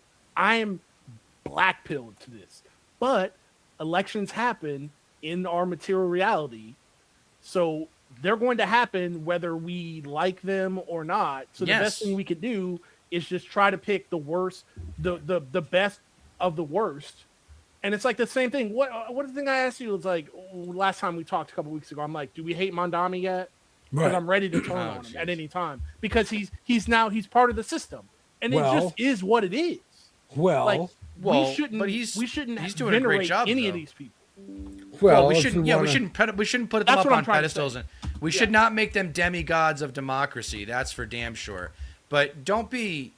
I don't know. I don't know if there's anything I can say or do to shake you from having you don't have to, because I can tell you right now. I just went and voted. My wife and I woke up Saturday morning, went to go vote in our shitty fucking Louisiana early voting election. I've Because lived there. here's my thing about it. It's like the election, like I don't believe in it, like as far as getting any material change, but the elections are happening. It takes so little time and so little effort. Right, to All do I it, do, this is how I deal with local politics in my state and city. I pick up my like punk rock free weekly paper called Anti-Gravity. I see who they endorsed, and then I just go with that. I think that's what a lot of progressives do. That's a lot of progressives do that. Yeah, too. that's But what I do with unfortunately- working families. unfortunately, in red as fuck Louisiana, you know, you can like. Are you in New Orleans? Yeah. Yeah. Okay. So I used to live there. I used to live near Carrollton, and Saint. What's the big one? Saint Thomas. What's the big? No, Saint. The Saint Charles, isn't it? Yeah, St. there's Charles St. is the big Charles. street. Yeah, Carrollton, Yeah, St. Charles and Carrollton. At the end of it, near Cooter Browns. Okay, You know where by Cooter Tulane. Browns is? Yeah. Yeah, it's right in that area. So Cooter Brown, that is a dude, Cooter Louisiana Browns is- name, boy. Dude, Cooter Browns is money, dude. They got good po' boys at Cooter Browns. But yeah, I mean, I hear what you're saying. I think it's good expectation management. I'm in California, so I have reason to be more optimistic. And maybe it's just my privilege where I still like have hope for electoralism. And also, too, I'm a little biased because it's kind of the reason why I joined the DSA is to get involved with the electoralism and make sure that people are paying more attention to local races. And the news, too, is kind of to blame for not doing more coverage of local politics because it's boring and it puts people to sleep. And it's like, well, people deserve to know what's going on at city council and how it's affecting their lives. No, that's 100%. I'm just saying, when I say I'm black pilled, I'm still going to participate because the return on investment for my investment of just going out and hitting the button every. It seems like in New Orleans we have an election for something every 6 months they're trying to slide through, but it's Huey just Lewis. it's too high not to. My return on investment. So why Oh, not was it do Huey it? Long? Was it Huey Long? The bridge? Huey Um, Long yeah. Bridge, right? Huey yeah, Long. Huey Long. Yeah, Huey Long. He was a great personality in American history. If people don't But you know, who if Huey you Long want is, to check him start out. shit on Mamdani, I got some criticism for Mamdani. No, it's not about starting shit on I'm Mamdani. t- That's let not me what show I'm you. trying to Let me say. show you.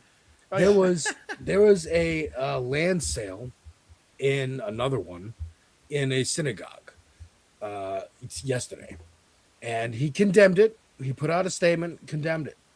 But during that campaign, he said, "We're going to abide by international law here, and this is illegal. This is illegal under international law." This person, Noah Horowitz, got into the event. Look at this shit. They're selling these in like, this is West Bank, this is Gaza. They're already selling, this is like Right. Jared Kushner shit. Gross. Disgusting. To be expected. To be expected. But when you see it laid out like that, like, look Yes. at this. This is like dead bodies, dead children, dead babies, all under this. All this. Like, this is insane. And then here's the protest. Outside again, he did veto that bill, vetoed half a bill to be like, okay, you wanted to make it illegal to protest outside of schools and churches or places of worship. Obviously, because of the pro-Palestinian protesters. He kind of like wavered on that because he's like, well, you should be able to go to a house of worship and not worry about coming out. Because he grew up after 9/11. I'm sure he remembers like lunatic protesters hunting mosques and shit. So, but this is his NYPD, and he could tell the commissioner, hey, stop this shit.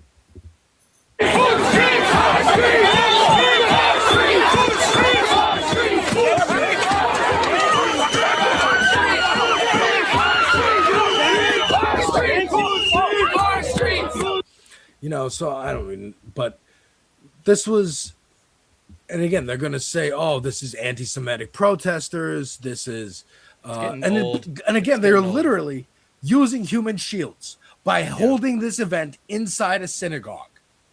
It is the most transparent metaphor for the entire thing. We're going to do violence, like humanity level violence. And then I just don't think people care anymore. I just don't think religion. people care. Social media has destroyed social norms. And that means that tearing down these cultural assumptions of revolution is bad, those kinds of things, and that sometimes, fighting fire with fire, or like the basic question that I use, because I always think like high school politics is a good way to get people to relate to politics, if they're really low information in particular. But how do you beat the high school bully, right? How do you beat the schoolyard bully? Someone's got to step up to him and jack him in the face and knock him on his ass. And maybe that person in turn gets knocked on his ass, but then what happens? Everybody else at the schoolyard sees it, and then they get involved, and then the numbers end up winning. I think you're right to an extent, but also I will remind you of a little film called Dazed and Confused, where someone has that idea, like, I just need to get one good hit, and then everyone will stop it. But it doesn't exactly go. I remember that part. Yeah, that was a good reference. Hell of a pop culture reference. Well done. Love it. I mean, you got to, but that's the thing is, if you get knocked on your ass, you keep getting up, eventually somebody starts to care. Yes. And then that's the point. the benevolent big guys get involved, and hopefully righteousness is served. But anyway, I'm going to bounce. And let you guys take it from here. Before I go, just remember that you don't get change in America by asking nicely. Lumen, always good to see you, and have fun without me, fellas. We'll try, dude. We'll try. All right, bye-bye. Take care, brother. Yeah, I just wanted to just go back over just two things. So I guess if I'm gonna see, I guess I'll defend Mondami here and try to get inside his head, in the administration's head, because this is something I'm not black pill about. It's the fall of the state of the fall of the state of Israel is inevitable. So these people out here doing these land sales, thinking they're buying property, and it's no different than a crypto scam. This is imaginary. Right. It's not going to happen. So you can waste your money and get rug pulled if you want. And these things are gross. These things are disgusting. But this is also a fantasy at this point. Yeah. Like, me and my Facebook sickness, I had in a fight with somebody. They're like, "Oh, you're a Hamas terrorist supporter," and I said, "Yes, I am. I am 100%." I go, now that the police haven't kicked in my door, I haven't been canceled, I haven't been fired from my job. Do you understand how this thing is over? Right. That it's done, and this is all you got. So if they want to waste their time with this, go right ahead. I'm not saying it shouldn't be protested. Please, God, make these people feel uncomfortable every damn day and every damn breath that they take. That's not what I'm saying. I'm saying, but these people, what is there to really do about it? That's why I point out the fantasy land, because I feel like that's the right wing way, or right wing conservative, whatever, fucking Zionist way of being like, oh, but you though, that Mehdi Hassan does with these debates, or Jon Stewart or whoever. Like, sure, point it out for the people who don't yet realize that they are hypocrites, that they don't believe what they're saying, and they don't have any fucking real. Fine, point that out for those people, and if that's your job, fucking hats off to you. I don't need to see any more of it. I I don't care. I don't want to hear what Tucker Carlson has to fucking say. I don't give a fuck if he says, I'm sorry for pushing people towards Trump. I don't trust him. I don't trust him. I don't trust fucking APAC or when they're hiding money now. They're gonna fucking change the name of it, or change what PACs they create. They created one in Illinois to get rid of Cat Abigazella, and it worked. Women for Democracy, it was some bullshit like that.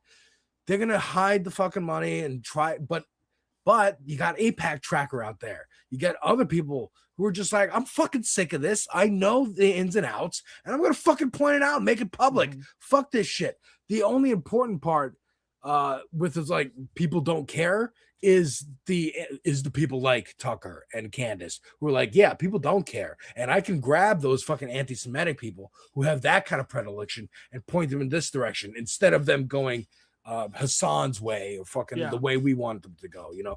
See, now that's a real question because I don't know what to do with those people.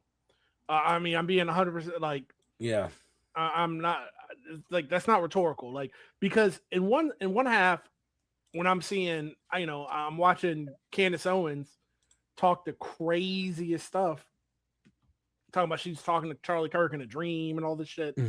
But she's also be like, we gotta stop funding Israel. I'm like, let her cook. But I also know you can't let these people just hook, line, and sinker bite down on that, because it's just gonna it's gonna do the bidding. It's gonna do the bidding of Israel. Yes. Because Israel wants anti-Semitism for real. Right. They want people screaming about the Zog, Zionist occupational government, and all this because the elders of Zion and all this. So I guess my retort, if I had Tucker Carlson and Candace Owens in a room, I would say, look, I don't care how you feel personally. How you feel personally is your own business. Nobody's recording anything, whatever. Don't tell me how you feel, because I don't want to be in the room with Nazis, because, you know, once if there's two Nazis sitting down and you sit down next to them, now you got three Nazis. Don't want to do that. So don't even tell me how you feel. Exactly. But I'm telling you, if you do this, Jews are controlling the world bullshit, you are doing the job of Israel. You are no different than a Mossad asset at that point. Stop that shit. That's a good way to put that. Like, hey, you hate Israel, then stop supporting these people who are helping Israel. You don't think they're helping, but guess what? Anti-Semitism and Zionism are two different things. These people are anti-Semitic. That helps Israel. Being anti-Semitic helps Israel. There it is. There's the statement. That's great. I think that's a good clip. I mean, I want to end. Oh, I saw this guy. My wife. You saw this comedian? Fantastic. Yeah, my wife was like, "You should watch this." Yeah. So this is, again, people are fed up. People are done with it. And here's someone in the audience who doesn't understand that people are fucking done with this shit. And again, he does a great job of not going like, oh, what, you got your fucking shekels in a twist or blah, blah, blah. Or, you know, getting super racist with it. He's just like, no, dude, you're a fucking heckler. Fuck out of here. Did you see that? This is an Israeli baseball team. I bet they're really good at stealing home. Okay. By the way, this guy, his name is Colin Armstrong. He looks like, I'm not trying to like shit on him, but he looks like an AI composite of the penguin and Jaws from James Bond. Yeah, I was going to say he really Dave does. Weigel. He looks like Dave Weigel. He does look a little bit like Dave Weigel. I've been online too much to know who Dave Weigel is. What'd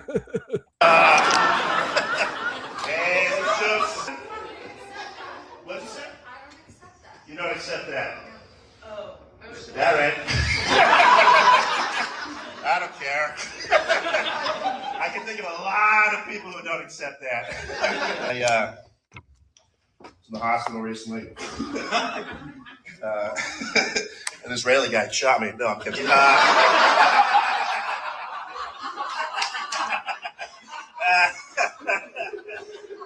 let me relax. Whatever, I don't fucking care. Let me ask you this: Did you accept the Trump joke? You didn't say anything about the Trump joke. I was about to. Oh, you're about to say you don't accept anything. Actually, I kept silent. Oh. At first, they came for Trump, but I did nothing. Like, it's so dude, especially at a comedy show. As someone who tried very briefly, like, You are not the star audience member. You are an audience member. You are there to laugh. Laugh, bolster the comedian, give feedback. If something's not funny, don't laugh. The end of interaction with the comedian. Thinking that you're in a dialogue and you're going back and forth and you're a main character, one, very Zionist thing to do, think you're the main character. But two, it's just going to make it worse for you. Again, he could have went super fucking hard. Yeah, he was I actually almost really... said, like my tweet about this was like, oh, Bill Burr's 5 minutes in Philadelphia. This is Colin Armstrong's 2 minutes in wherever the fuck he is. But, you know, again, much nicer than he could have. Historic. Sorry, I'm a history major, so I kind of feel like I gotta be on the right side of it.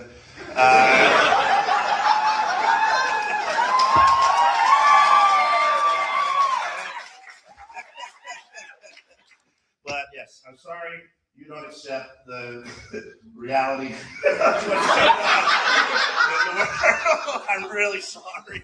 No, let me share the reality. Okay. Again, let me share the reality. Like this is let it go. This is a TED Talk now. I'm interrupting a comedy show to give a lesson on I'm going to explain like Wolf Blitzer, the fucking dynamic that's happening. Nobody wants to hear it. They want to hear fucking dick jokes. Actually, I didn't see this because his TikTok like cuts it off ended? here. Okay, great. Yeah, so I haven't seen this part. Let me share the reality. Okay.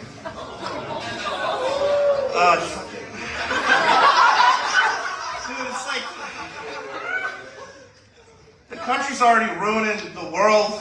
You gotta ruin my show too? Fuck. You know what I mean? Just fucking let me talk. I got 2 minutes left. Let me do a joke. You'll like it. There's nothing wrong. It'll be squeaky clean. And then after the show, we can go outside and I can kill myself.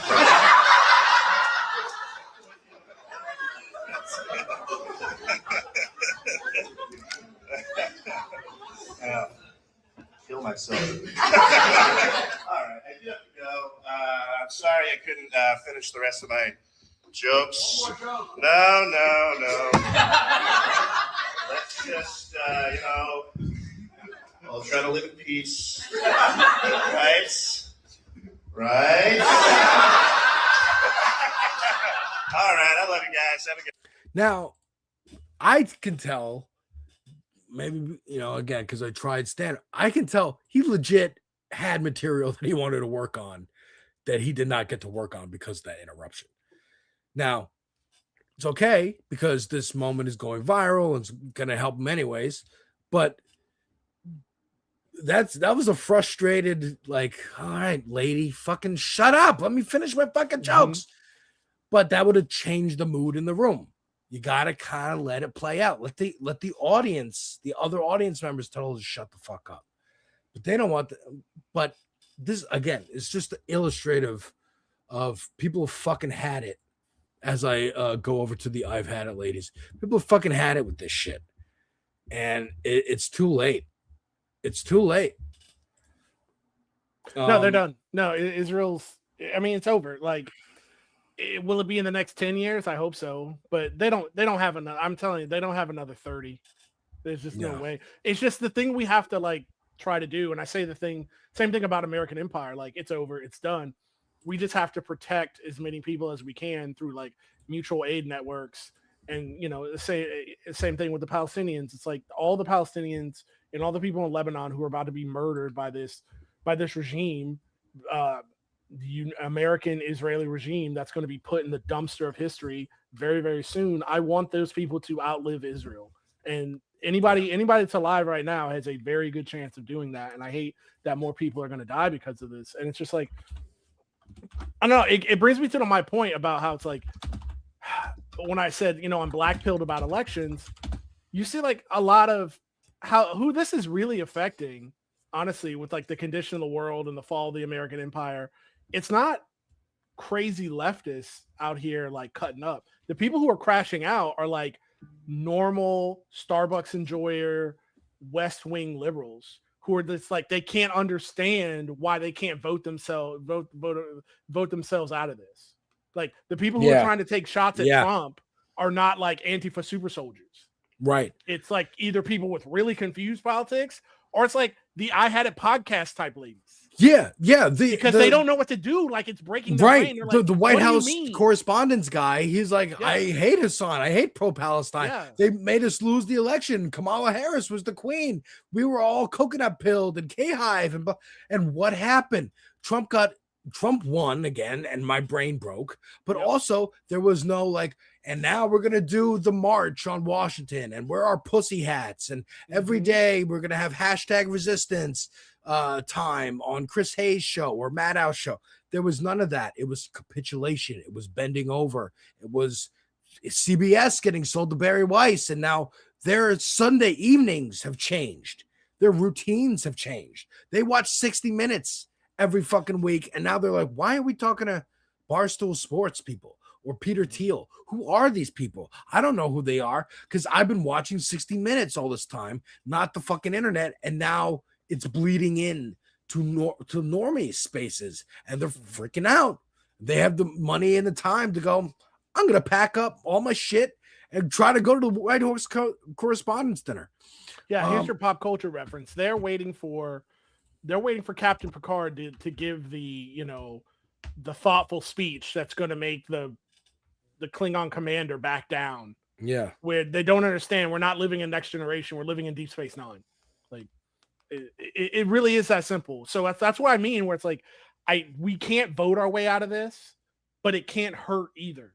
Right. To go back to like the original point. That's why I just don't have any faith in it. And it also sets my expectation. But yes, please go out and vote. Please run for office. Please go out and door knock for people. Please give money if you can to candidates that you have personally vetted. Because if you don't, then somebody worse will control that space. It's my same, as I said, I have a sickness where I have to be like online and talk shit to people. And it's not because I think I can change their mind. It's because I will not allow you to control that space. Right. Yes, Like, me too. I That's will why not I allow make it. videos. I got my whole fucking, hell, today I spent 4 hours on stream editing this Daredevil video about the season 2 because I want to be in the algorithm when people are looking up movie reviews and album reviews and trailer reactions and all that kind of shit, so I can fucking pump a little bit of fucking good ideas into their heads while we're doing it, while we're enjoying this medium that I love, because someone else is going to do it. And I don't trust the someone else's I've seen do it so far. But yeah, let me end as a good example of just how stark people are looking at things. The Met Gala was last night, something like that, and like just a perfect example. Here's the I've Had It ladies talking about the Met Gala. Let them give an explanation here. Ooh, I like her Play the glasses. clip. What's going on, Jeff? Remember me, the fired Amazon worker that you signed off on the smear campaign, calling me not smart or articulate, but you also said to make me the face of the whole unionizing efforts against Amazon. Amazon is heavily invested in this genocide. They invest $7.2 billion into Project Nimbus, a project that is being used to fund and power the technology being used to surveil and target innocent Palestinians. Also, we all know that Amazon has ties to ICE. They are powering ICE devices. Now you're going to have the Met Gala where you're going to be surrounded by all these elites and billionaires and A-listers when you have poverty right outside on the streets. We got to remind ourselves that it's more of us than there is of them. And when we fight back every time, we win. Billionaires shouldn't exist. Billionaires, they got to go. What a disgrace, Jeff Bezos is. What an absolute disgrace to launch and approve a campaign towards a man who is Black and to endorse calling him not smart or not articulate. So you want to know why Jeff Bezos and Lauren Bezos have no problem floating around in the White House with Donald Trump and all the white nationalists? Just look at this. So we stand in solidarity with Chris Smalls, that message of wanting worker power, workers' rights to unionize. Meanwhile, it is chump change chump change for Jeff Bezos to write a check for $10 million to try to launder his trashy ass wife's existence into the cool kid club. And shame on everybody that is allowing for that to happen. Angie. Before Angie speaks, that white trash fascist stuff that Deter always talks about. That's exactly what this shit is. Like Bezos, him and his wife got split up, right? Because she's like, you're moving weird, and I'm out. And he's like, I want to fuck other bitches and like Mackenzie? party. Yeah, Mackenzie. Oh, she's the best. She's such a cutie. And you know, she's donating to charity and shit. I wish she would put that money towards super PACs to fund candidates and to influence, you know, build fucking, like, don't just put shit out to charity. I talked about this yesterday. Evangeline Lilly, the actress who plays the Wasp, was talking about Disney laying off like most of the Marvel VFX staff, and she said was like, give them a thought and a prayer. And it's like, you brought it up and could have a call to action because you're an actor in this franchise. You did not like say, I won't appear in another movie unless they brought back, or you should boycott Avengers and Doomsday or whatever the fuck. Because she didn't want to fuck up her money. But she's like, okay, I'm gonna. Someone like Jennifer Welsh and Andy, they're putting it on the fucking line. We have they have like an interior design show or some shit on HDTV. I don't know. But like, they're putting their careers on the line, talking this way on this podcast. Now it's working out for them. They're getting spots in CNN and stuff, but it very could have gone the other way where, you know, Melissa Barrera, from the actress who was in Scream, and she got blacklisted for talking about Palestine like 2 years ago. She got kicked out of the Scream franchise. She said it was very scary. Then Boots Riley shot me a message and offered me a part. And then I got a bunch of other messages offering me parts. There is an exit. There is a different way. There is a third way, if you will. You don't have to be in one camp or another and just go team red, or go team blue. There's better. There's better out there. Yeah, and even like, no, you're 100% right. And I want to not just bring it full circle and just be like what we talked about with it's like having nuance and just understanding, I guess, have a better understanding of how the world, like the BDS campaign doesn't even call for an Amazon boycott because they understand that AWS, like the whole internet is built on AWS. So it's like there really is like no way to do it. So I guess what I'm trying to say is like that they understand that, hey, like this is the way the world currently works. Like we can try to change that, but like berating everybody who's like ordering shit off Prime or using AWS to like run their website is a fool's game. And it's only just gonna make us seem smarmy and annoying. Right. So it's like, let's don't do that. Let's Yeah. do pressure campaigns where we can actually do it. And I'm Don't not saying gag like fingers at don't give regular up people. on stuff. Yeah. I'm not saying like don't try. I'm just saying like be strategic. And that's just such a line to walk because being strategic, when you're too safe, you get, I don't know, I'm trying to think of honestly, it's like an AOC, or even like you get an AOC who's afraid to just like put shit on the line. And it's like, lady, you already got the brass ring. You already got it. Like you can run for president now. Like, honestly, I think she should run for president because, and I'm not even like an AOC stan. Right. I'm no stan of no politician. Right. But I'm looking at like the Democratic bench, and I'm looking at, you know, who she's going to be up against. She's going to be up against some like actual anti-Semitic, like it's going to be some anti-Semitic weirdo is going to run in the Republican Party. It's like it's either, and I'm with Hassan on this, it's either going to be Tucker Carlson or Tucker Carlson's going to be the kingmaker. So to that being said, I think like, Tucker wants to be the kingmaker.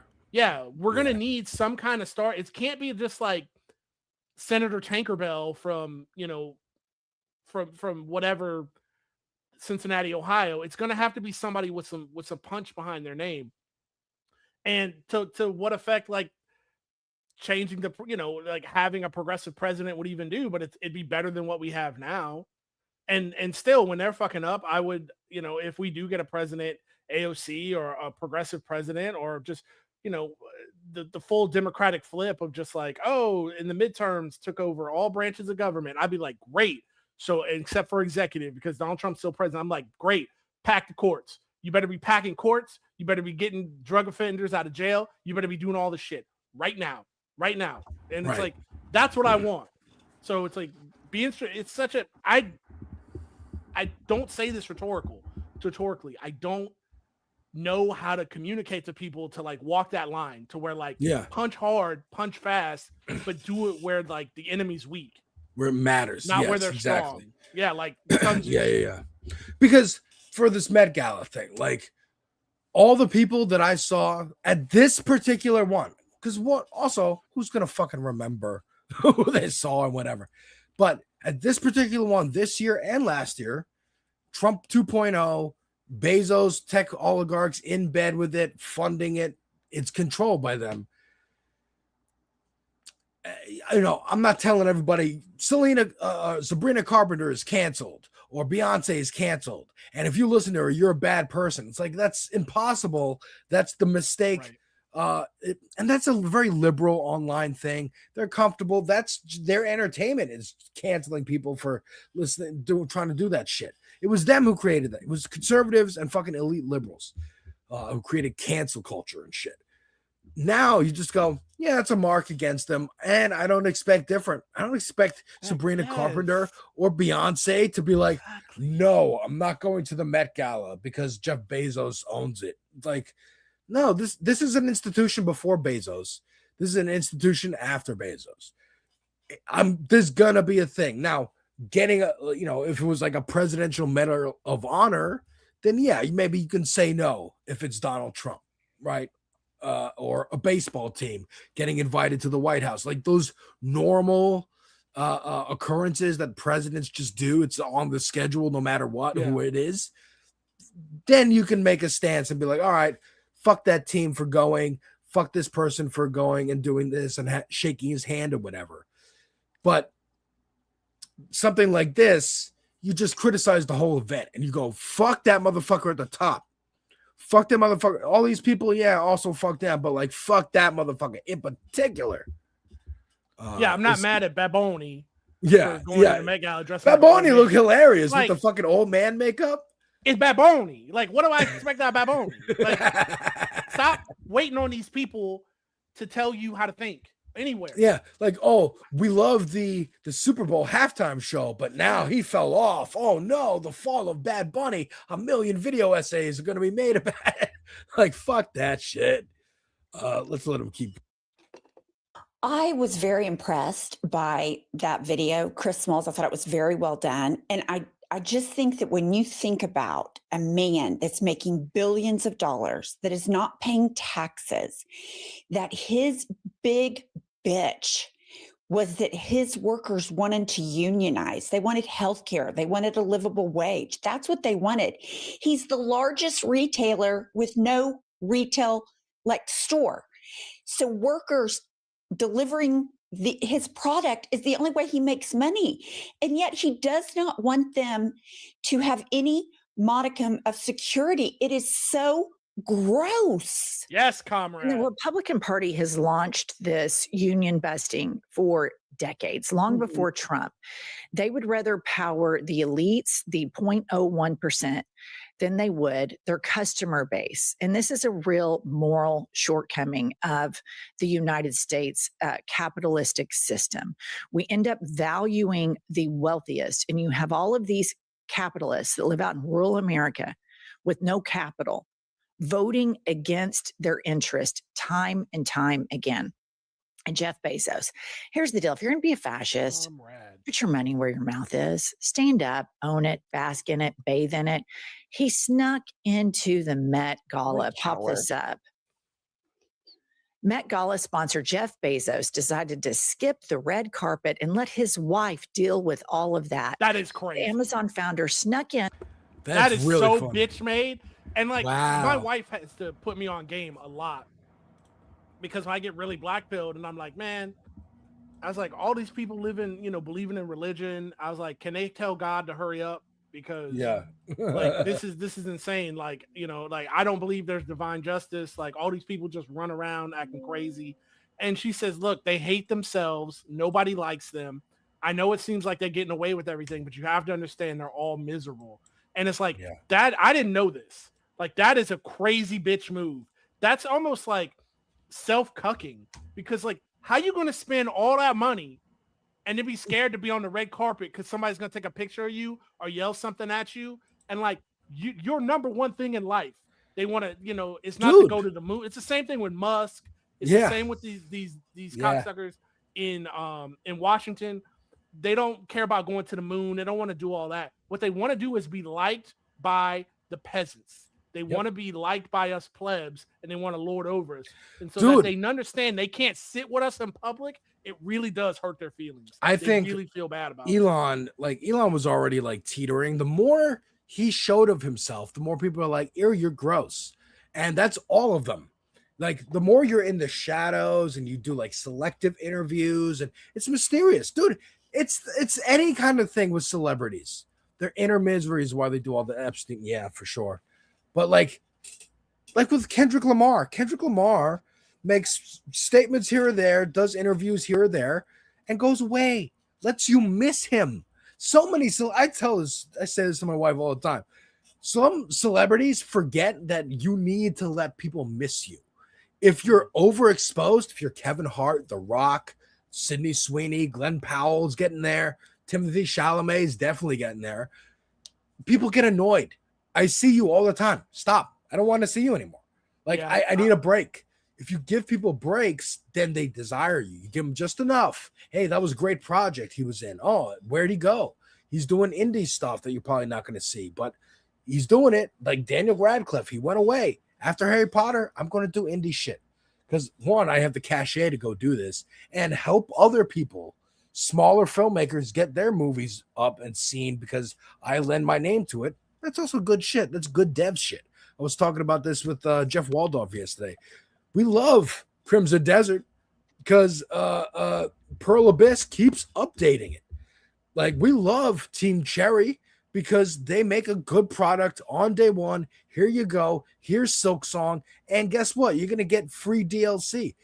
Ball Pit. I'm loving Ball Pit. I can't stop playing it. And here's free DLC for it. That engenders, that's good business. It's good business. Like, him paying his delivery workers more would be, could you imagine the goodwill if it was like, oh, you get a job at Amazon, you can afford a house and you can afford this and oh my, but they need to keep people under their fucking thumb. And yeah, that's fucking bitch made as shit. I remember him getting married to that woman. It was in Venice and it was all like everyone came in their limos and their private planes and shit. The funny thing is, because like New York City, you're in like one of the few, like, I don't know any other city besides honestly New Orleans where you can be like a noticeable, like, people know who you are by sight, like celebrity, famous person, whatever. And for the most part, you get left alone because people in New York City are just like, fuck off, you know, get out of my way. New Orleans just like, yeah, you're an asshole too. We don't want to deal with you. Like, they leave you alone. And so to do that in a city like that is so bitch made. So you can't even enjoy the thing. Like I said, it's like a self-cucking. You can't even enjoy the thing you blew all this money on. Yeah. Because everybody hates you. That's wild. I mean, in New York, it's existence. like, it's mostly just people are moving fast. We're walking fast and we'll move past and just like, oh, was that Will Arnett I just saw? Was that? Yep. I walked past Amy Poehler and me and a stranger caught eyes. We're like, was that fucking Amy Poehler? It's like, you know, it happens. So sometimes you stop. And look, my dad taught me from a little kid. He was like, you see a celebrity outside on the street, maybe go up to them. Thank you very much. I really enjoy your work, and keep it moving. Because they're having their day, dude. They're going shopping, whatever it is. But like someone like Bezos, people are gonna be fucking angry with you. Mm-hmm. People are gonna be angry with you, and he knows it. It's Joff. I'm rewatching Game of Thrones. It's Joffrey in the like cage thing when his handlers like carry him through the streets of King's Landing, and he's like, holding his perfumed cloth over his nose because the plebes stink too much. I don't want to actually see them. I don't even want them to really know I'm here. I'm going to stay in the castle the whole time. Versus, someone like Queen Marjorie, who was smart enough to go make friends with the fucking plebes. Give them a little bit, and they'll fucking be loyal to you forever. Yep. Sure. Howard Stern used to say that too. I used to be like a big Howard Stern guy in my youth, and like he used to talk about when Donald Trump first started doing joke campaigns for president. He'd be like, he'd try to sit down and talk to him like live on air and be like, man, you don't want to do that. Right. He's like, what do you mean? He's like, what if you win? He goes, now you can't go sit courtside at the Knicks. Now you can't go hang out. You don't want this. And he's like, and you see now, like, people just randomly taking shots at you wherever you go because you're a piece of shit. Bro, that was, you were a piece of shit before. But you were like, people were like, yeah, that's Donald. He's a piece of shit. Now it's just like, motherfuckers are like, that's Donald. Let's get him. Like, that's hell. That's a layer of hell. Yeah, exactly. I mean, that's South Park made that point in their season about him in 2016 or whatever when he was running. He doesn't really want to win because, oh shit, I'm gonna actually have to do this job that I don't want to do. I just wanted like the fame and the attention and people like cracking jokes. Dude, that's why he does rallies. He loves having an audience laugh. The end, like exactly like you said, they just want cheers from the plebs. Now, to end this Met-Gala segment, the workers and the delivery people put on a gala of their own, and I think this is fucking great. Again, all right, highlight. Fashion, let's go. Highlight. Oh, look at the workers and being like, yo, we got some hot fucking motherfuckers working here. Yo. For years, she worked 10 hours a day, 6 days a week for up to 60 hours, lifting heavy items and working at a fast pace. For so long, it left Samari exhausted and in pain. She's not in pain now. She circulated a petition among her coworkers and filed an OSHA complaint about air quality in the facility, and Amazon had no choice but to respond quickly. Within days of delivering the petition, you better work. Right. Amazon hired a company to clean the AC units and get rid of the mold. She is here today to have a real impact and show others you don't have to be afraid to speak up. Woo! Amazon is a surveillance company, an immigration enforcement company, a fossil fuel company too. Thank you.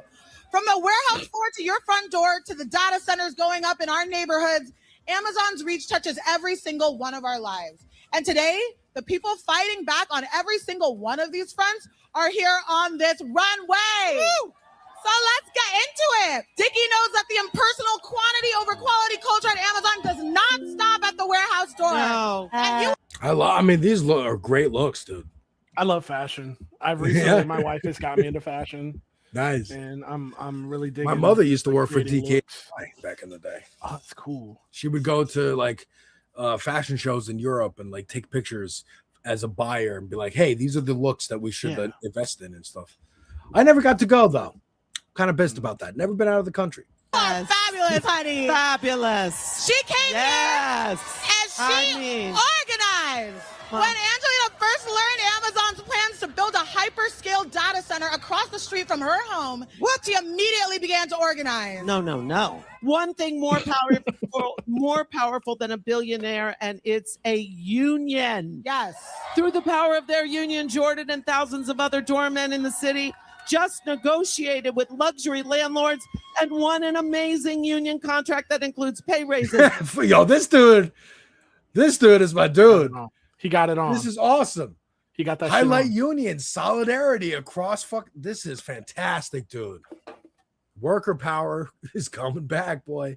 Contract that includes pay raises, free health care, pension contribution, and other great benefits. Jordan interacts with Amazon workers every day, and he knows that they deserve the same protections and benefits that he has. Norma is passionate about providing care to our elders.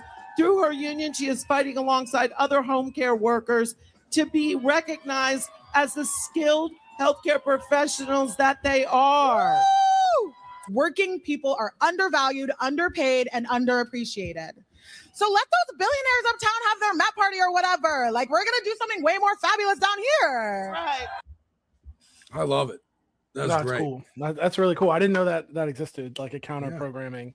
But yeah, and it sucks. Like, I don't know. I don't want to steal the Hassan Piker thunder, but he's 100% right. I watched him the other day because everybody's like, "Oh, the Met Gala." He's like, "Y'all." He's like, in our utopia, these things would just be funded by the government, like for art and culture. You know, and it would be fun. Yeah, art everybody and culture provide, funded by the government. That'd be great. Yeah, I'm gonna. That'll be the end of that segment. Yeah. Let me see here. I'm trying to portion these out for Nick. Shout out Nick. Shout out the producers, the editors at this space, everybody in the chat, the mods, dude, holding it down. Everyone who fucking posts about it, you should be posting about it. You should be fucking liking the stream. You should be doing all these things, folks. On that note of worker power, and just plebe power. I don't know, plebeian power. You got this. Where is this? This is in Utah. Kevin O'Leary, who is famous for being on Shark Tank, yet another show full of rich assholes who I keep telling my parents, stop watching their fucking show. You're contributing to their fucking wealth. Now, I don't think that one person watching the show is that being that much of a difference. However, they made the argument to me that they're not going to get me GTA when I was a kid, because if they bought a copy of GTA, they'd be contributing to the company that made GTA, and they don't want their small little drop in a bucket. And I was like, fuck you, you motherfuckers. I will make you pay for this. And I did with The Apprentice and Donald Trump. And it said, you helped elect Donald Trump, you fucking assholes. And now you're going to help elect Kevin O'Leary or his fucking son to, be the successor to this. The only redeeming, and it's not enough to keep it going. Yes, Shark Tank and Dragon's Den should be nuked into orbit and thrown into the Dragon's sun. Den. Oh yeah, that's the fucking nail on the head name. Yeah, that's the UK. Like Dragon's Den was the show. You know, there's like the Office. Oh, in the UK. That's what. Oh Shark really? Tank I didn't know that. Yeah. Okay. And so like that. They should be launched into the sun. Like nobody should have a show where you're like groveling for capital.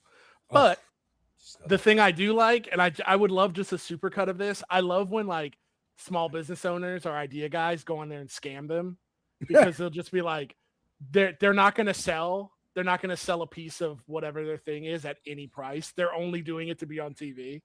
And sometimes really they call them out on it. They're like, you're not here for funding, are you? You're here to like be on TV. And they'll be like, yep. Thanks a lot for the free commercial, bitch. Gotcha. Bye. Gotcha, bitch.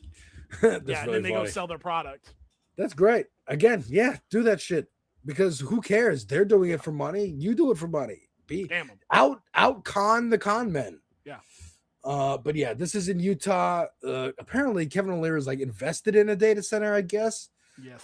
And pushed I don't know much about through. this except for this guy about to Senator Mike Lee, Republican, and got the deal done, I guess, helped get the deal done, despite the people voting against it, and they're making their voices fucking heard. False.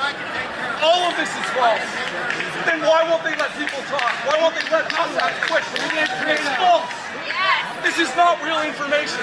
And we sit here like it's okay. It's a charade. It's a charade. It's false.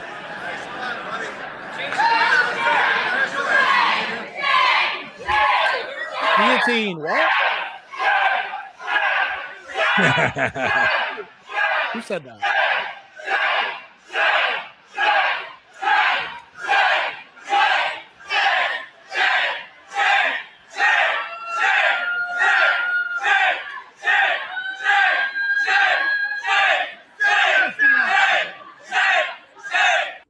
Now, I've been thinking, see, have you seen those Scientology raids? I have. My wife loves those. Yeah, people just like deciding, hey, we're gonna just bum rush this building and just try to get as far as we can into it. I was thinking about this, like people might like, hey, what's to stop 10, 15 people to just bum rush whatever stage that was at, whoever those people were trying to sell. This is the monorail salesman from The Simpsons, dude. This is literally snake oil coming into town being like, hey, I could fix your whole town. Just invest in this thing. Don't worry about it. Just sign over the deeds to your houses. No, I mean And 100%. what's going to stop people from Hey, how far? Let's film ourselves. How far can we get into the White House? How far can we get it? You know what I mean? That's what I'm saying. But you know, I'm saying it's gonna go that way, dude. It's gonna. Oh yeah, I mean, it already is. The So revolution will not be televised, but it will be live streamed, and it won't be on purpose. No, you're right, because you're right about that 100%. Because I don't know if our audience knows this, but like the warehouse arson is still going on. Yeah, it's just not being covered anymore. But like every day, pretty much since it started, like one of these warehouses is going up somewhere. So people are just burning shit. Somebody in my hometown here in New Orleans firebombed the Tesla dealership, or whatever the fuck they want to call it, because they're not a car company, remember? So they can duck taxes, but in regulation. But yeah, they threw a Molotov cocktail right through the window. Yeah. So I mean, like, Sam it's happening. Altman's You're just not hearing about it. Yeah. And I wonder why you're not hearing about it. Because more people will be, oh shit, you can just do that. I have not much to lose. The more people, I mean, it's the stochastic terrorism is what they're worried about. The stuff that Libs of TikTok does on purpose, Matt Walsh does on purpose, Tucker Carlson, Tim Pool, Ben Shapiro do on purpose. Highlight stories of here's a weird teacher talking weird words that you've never heard and you don't think should be said in front of children. This is scary. You should be afraid. This is scary. You should be afraid. People are naturally afraid and opposed to things like data centers sucking up all the fucking water out of the ground. They stopped reporting on Flint, Michigan. That didn't get solved. They just stopped talking about it because people don't. Wait a minute. Could that happen to me? Can I turn on my water one day and it's fucking black? What do I do about that? Who do I call? How do I make sure this doesn't happen? Oh no, panic, real panic, not fake fomented. It's a trans person talking to. It's real fucking existential panic, and that makes people do TikTok challenges of how far they can get into a building, holding tools, as the NRA might say. You know what I'm saying? I mean, the only thing I worry about is like, and we're a part of this too, because it's like we're all just like waiting for somebody to like make the first move, and like other people have done this, and it's like we just don't want to be picked off, solo mode. Like if we're gonna get right down to it, but like, and then also for me being terminally online, and I have to really run it through my brain and be like, this is an anomaly. It cannot be a majority of the people. It's just the people who are the loudest. But I'm very shocked at how, even in this day of 2026, how servile and submissive the American population is to shit like wars that cost you more money and gain you the average person nothing, to how people are still out here trying to sing the praises of trickle down economics. This isn't the exact thing we're talking about, but I'm in like local, like where I was born, where I grew up in St. Petersburg, Florida, the home of the Tampa Bay Devil Rays. And St. Pete, great city that it is, even though I can't afford to live there anymore, they decided, the Devil Rays said, hey, if you want this baseball team, you're going to have to build us a new stadium and you're going to pay for it. City of St. Petersburg said, we will help you pack. Take your ass to Tampa. Take your ass to Orlando. We don't need this shit. And people are like, oh, that's terrible. We got to build it. We got to keep the Rays. Or people in Tampa where they're trying to move are like, yeah, it's going to be great for the economy. I'm like, what are you talking about? Right. I'm like, you're not going to see any benefit of that. Like, y'all are the same people. And I know this isn't a direct one-to-one, but I'm like, y'all are the same people who complain that poor people on EBT shouldn't be able to buy hot food. But when the richest people in the country say, hey, I need a new place to park my toys, you're like, please, me lord, go right into my wallet and take my tax money and I'll see no benefit. I'm like, how servile are you? I don't understand these people's mindset, but I just have to believe this is just a loud minority of people. I pray to God it is, because I don't see any way out of this situation that's going to wake people up besides them just dying off. as an example of this this kind of servile attitude, and even people who are elites who are willing to be like, well, yes, my lord above me, I will help you, I will do what you need. This is breaking news.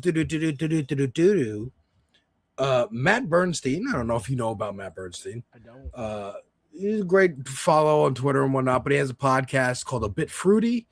He's in New York. He was on the Help Mondani campaign.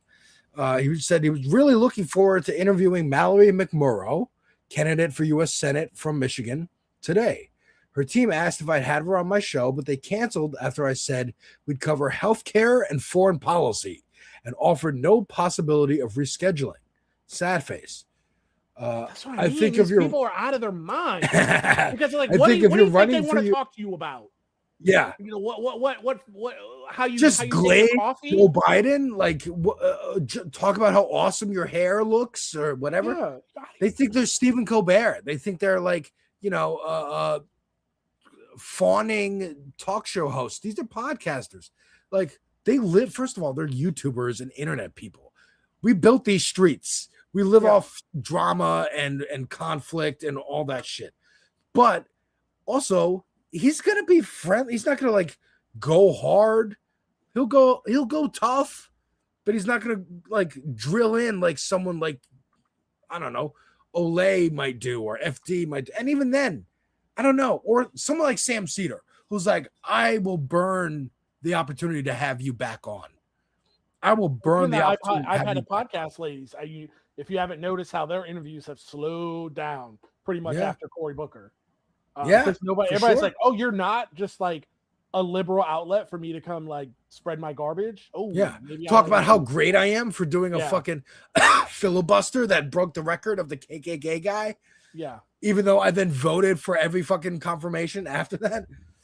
He said, I think if you're running for U.S. Congress, you should be able to answer basic questions about some of the most important concerns voters have, whether you'd use our money to fund healthcare and send it to a state committing a genocide. Hopefully, this was an honest scheduling error, in which case I'd love to have you on when you're next free. Tagged her. Like, hey, I'm willing to be good faith that this is a mistake and come on, Ken Klippenstein, anyone know if healthcare or foreign policy is important? Right. Why would you be covering healthcare and foreign policy with a Senate candidate? Like that's what you just said. Pictured here on her way not to talk healthcare and foreign policy. Oh my God, sorry for the sound, folks. So gross. But this is what they want. They just want this Obama era. We're all celebrity. They want to be celebrity. They have the same problem as Elon Musk. They want to be liked by the plebes. And they saw that it was possible with Obama. Celebrated, lauded, deified to an extent. Now, but Obama had to get to that point because he had to work both ends. He had to work capital because really he didn't become before the banks and capital got behind him. He didn't have a chance of beating Hillary Clinton. But he also had to work. Right. He had to stand on the soapbox in Iowa and talk about how the Iraq War was bad. He had to work both ends. It's like these people have selective memory that even if they want to be like Obama had to come through a vetting of the plebs to where the union guys in Ohio thought he was a good option. So they're like, yeah, because of the things you said, I'll get behind you. These people what they're seeing is, if I want to put myself in their head, I think they're seeing how just like Trump believes in nothing and Trump is just a cult of personality. So they're like, how do I do that? Right. And I want to have no substance either. I don't want to say anything. It's TikTok. It's social media. I just got to get good at social media. Like they said about Zohar Mamdani. He's just good at social media. That's it. Or CNN. We'll just change our studios to look like podcast studios. So you don't realize you're watching the news and pre-scripted fucking stories and approved stories of things we talk about and don't talk. It looks like we're just a couple of dudes having a conversation with all these like posters in the background. And Anderson Cooper's not at the main desk. He's back there. You can see people working behind him. We're real now. It's aesthetics. They mistake what it is. Mm-hmm. And actually, I wanted to talk about this with you. Do you know this dude, Chud the Builder, who's been going around with a mustache? You are more AI than I am. I mean, you are more online than I am. All right, so And I thought we got I to was talk about this. king of online. I'm gonna show you this, and me feel we're gonna react because I liked us watching that Disney adult thing last time. This is a story about someone getting what they deserve, to an extent. So this is Serfs TV. He's a content creator, commentary channel on YouTube, and he's gonna explain who Chud the Builder is. This guy. That's what I thought. Good. That's what I thought. I'm not Dumbass. You know what the fuck He's chimping out. I'm not with none of that. Look at him. He's chimping out. Every time I bleep out a word, he is saying the hard R. I just want to point that out. Every time I bleep out a word, he is saying the hard R. Now, I want to point something out. This isn't just a one-off instance of this guy named Chud the Builder doing this. This is also another instance of this man right here next to me, Chud the Builder, continually saying slurs towards black people and getting white people to try to say slurs. Let's talk about him trying to get white people to say the hard R. You believe in free speech? I do. You think white people should be allowed to say? I will not get into it. You're not gonna get. But y'all believe in free speech? Free speech? Yeah, we're like a free speech movement. I feel like, yeah. Yeah? This is free speech. Yeah, exactly. Well, you think white people should be allowed to say? No. Why not? So that's his whole thing. That's it. And It's so now corny. It's not even offensive. It's just corny. this is what he's doing with it. You might notice some links here. Fuck yeah! It's his entire brand of content. He continually does this, and everything you can say about a right grifter, he is doing in leaps and bounds. And I mean every single thing you can say about a right-wing grifter, he is doing. Let's go through some of his accolades. Yes, he has a crypto coin. It has reached not this market cap that you see on screen, but actually an even bigger market cap, 650,000 K. Dude, the site is called pump.fun. Awesome. It's Yeah, pump.fun, literally baby. a pump and dump site. Like, how is that legal? I know how it's legal because they're making the laws and they're all scammers.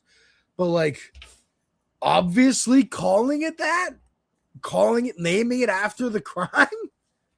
Is it even a crime to pump and dump? I don't even know. Well, it's actually, it depends if the government decides it's a security or not, which whatever.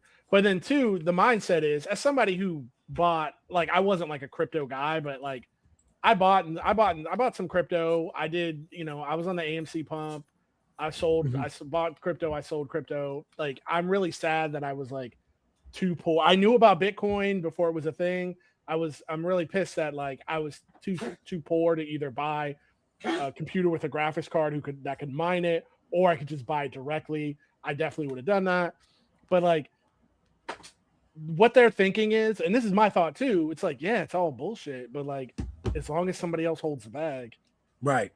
That's what they're thinking. Because I had those thoughts, and I'm like, ooh, Doge is up to from a Dude, penny I did to the same. 15 cents. I got Doge. I got GameStop. I remember when Elon went on SNL, I was like, oh my God, this is it. We're gonna hit the fucking moon. Like, I remember I was there, and then I was like, this is what gambling feels like. Because I'm not a gambling guy. And I'm like, oh, this is the addictive part. Checking Reddit, every Wall Street bets every day, and trying to like move your money in this way or that way. I get it. And here's someone trying to pull a Hawk Tua and just make it, get famous, make his bag, and disappear. That's the goal. Market cap. Now, he is doing a rug pull. He has stated multiple times on stream that he is doing a rug pull. I can't find the exact clips because he deletes them off kick, but he is doing a rug pull. He is doing a pump and dump on pump.fun. That's exactly what he's doing. He's waiting to get to a certain point, and then he's going to dump all the money, and then he's going to walk away like a bandit. That's basically what he's doing. Now then, on top of this obviously crypto scam that he's doing. He's also doing a Give Send Go. Probably wonder what a Give Send Go is. Let me give you a refresher about what a Give Send Go is. It's basically like a GoFundMe. Now, you may not remember Shiloh Hendricks, but Shiloh Hendricks said the N-word to a little black boy, and then people gave her nearly $1 million because people kept harassing her. The black community showed their solidarity, and the white community showed their solidarity by encouraging this woman to say racist words to a little black boy. Now, why is this important? Well, because Chud the Builder is going down this same exact route. He has raised $50,000 out of $100,000, and this is going up ever so slightly each day. Let's read his story as a family. Help the Chud and his family. Dear friends and supporters and champions of free speech, that's very important. My name is Dalton Eartherly, and I'm reaching out with a heavy heart, fighting to protect my family and my business. Interesting. Just over 1 year ago, I started DLE contracting in Clarksville, Tennessee out of sheer necessity. I was fired from my previous contracting job after Black Lives activists targeted me over words I shared online. Oh no. Sticks and stones may break your bones, but words should never hurt you. Jokes and opinions they twisted to end my career. With no other way to support my family and my precious 2-year-old son, I poured everything into this small business, working tirelessly to provide for my family and build a future. What career is he talking about? I don't know. It's just But like, grifting. this is a cottage industry now of white people being racist in front of black people to provoke and to show other white people, hey, look, I did it. This is like subway surfing, or like don't touch the third rail, jump down into the subway tracks and jump back out before the train comes. Like kid dares. That's what this feels like. You know what I mean? And now, oh, I did it. I said the N-word in front of a black person. They're going to obviously try and make me go viral and like ruin any kind of name I have. Give me money. Give me money and I'll make enough that I can then live the rest of my life in obscurity, or at least invest and you know, I don't know. In a way, I'm jealous. In a way, I'm jealous that I don't have like just the lack of just shame to just be like, oh, I'm just gonna grift and say bullshit and just like make money off of a grift like this. Like, damn, in a lot of ways, it's like when you watch a horror movie and you see like the slasher, you know, whatever guy, Michael, he's like, damn, it must be freeing just not to like worry about that shit. And you just, you just go do evil shit. I know. it must be nice. Damn. So piece of garbage. That's so what that happens? video is like an hour long. Yeah. But I will cut to the good part. Right. And number one is this. People have found that this was not the first persona he tried to get famous with. Mr. Poon is barking over there. He first tried to do cosplay. And that wasn't working. Man, a little more than cosplay. This is him. People found him and tracked him down, as they do on the internet. Oh, hell yeah. But then he got fucked. Where is it? Rooney forgot. You know what? That's the one thing you cannot do is something even close to like queer coded if you're going to be a right wing grifter. Yeah. I hope he saved his pennies. Yeah, you can do a lot. You cannot do that. Damn it. I can't find it. But there was one clip. Someone picked him up and body slammed him. Like, you know, he got what he was looking for. And that's kind of the point. Like, he wants that so that I'm in danger. Oh, I don't know. I was just using free speech and they're coming after me for some reason. Just insane bullshit. And again, you're looking at the landscape of the world, Rooney. You know what? No, it's crazy. Like, you know what? Yeah. I mean, he probably, I mean, like I said, I hope he didn't spend. I'm trying to talk politics over here. I'm trying to talk about the way of the world. And you're yelling over there. What do you want to contribute? He got a haircut this weekend, so he's all shorn. Sorry, a little bit. No, you good. But yeah. So what is a young white man to do but look out in the world and go, this is a more viable career option for me than finishing high school, going to college, trying to get an entry-level job and work your way up the ladder. Like, this makes more sense. And when this makes more sense, people are going to do Scientology raids. People are going to burn down warehouses or try rug pulls and gambling and or put it try all to on work down. And Kalshi. when the gambling doesn't work, go on Kalshi. New Lions. Sorry. No, it's crazy though. Yeah, he really, you really got to anything queer coded. If you're gonna run this grift, you got to get that. They'll make it disappear. They'll make it do disappear. anything. He could be a pedophile, and that would be acceptable. I'm not even to these people. Like, I'm not even joking. Because the thing that they'd be JD like, "Oh, that's Vance cool." gets a lot, the right wing critics of JD Vance, they'll post those old pictures of him trying drag on. Yep. Yeah, and you that's all you're gonna see in 2028. But folks, we got a Pep raid. We got Pep on deck. Let's throw them up. What's going on? Yo. He said It's kind of like in oh, baseball great. where like the pitcher can't throw the ball until he makes eye contact with the batter. Like, that's against the rules. Like, that's what we're trying to do there. You finally did it. So. Well, what up, Good job. boys? How was the show? What up, Lumen? How you doing? It was chill. I really enjoy it with this guy, Alex, every time. Yeah, thank you, brother. Absolutely. So I was doing work off to the side. So I was playing clips. I was doing work. I was coming back and talking. Look, I'm multitasking. I got a little Mr. Guy right here. Got all shorn this week. So, Mr. Guy. I'm going to take off, though, because I got to go pick the wife up from kickball. Word. Kickball. Hell kickball. yeah, dude. Kickball. Third spaces, folks. Look out Third for some of them spaces. Pokeball kickballs if she's into that, man. Fuck. Yeah, they got Pokeball kickballs exclusive to Target coming out. I don't even play kickball and I want them because like they literally go from Pokeball to Master Ball. It's awesome. Oh, that's cool. Dude, did you see the new Star Fox announcement out of nowhere? No. You got a new Star Fox game. New Star Fox coming. Incoming. It's literally another. Here, I'll play the trailer. Even before though you I'm leave, not Lumen. buying any Nintendo products. All right, I'm about to. You guys have fun. Wait, Lumen. All right. Oh, You wait, gotta right see it. here. All right, go ahead. I can hold on. Shit. We won't get hit for this, right? It's Nintendo. It's a trailer. It's Nintendo. It's Nintendo. Nintendo. Waiting clips. I'll mute it. There you go. Yeah, mute it. There you go. But like, it's basically just fucking. I mean, look, Star Fox came out on Super Nintendo. Then they made Star Fox 2, also on Super Nintendo. I'm actually going to argue that the best Star Fox was on DS. I haven't played though. I had never had Right. I'm gonna argue that I like the idea of it, but they're not good games. Really? N64 was a remake I of like the the first idea. game. This is going to be a remake of that too. They can't get out of that first game and just it being fucking awesome. And I don't know if this is going to work in 2026, but I'll tell you this. Okay. I want it. And I want to play it. I mean, here we go, dude. I mean, just a little bit. Oh, look at that. Like, we're back on Corneria. Oh, It's footage of the game in action.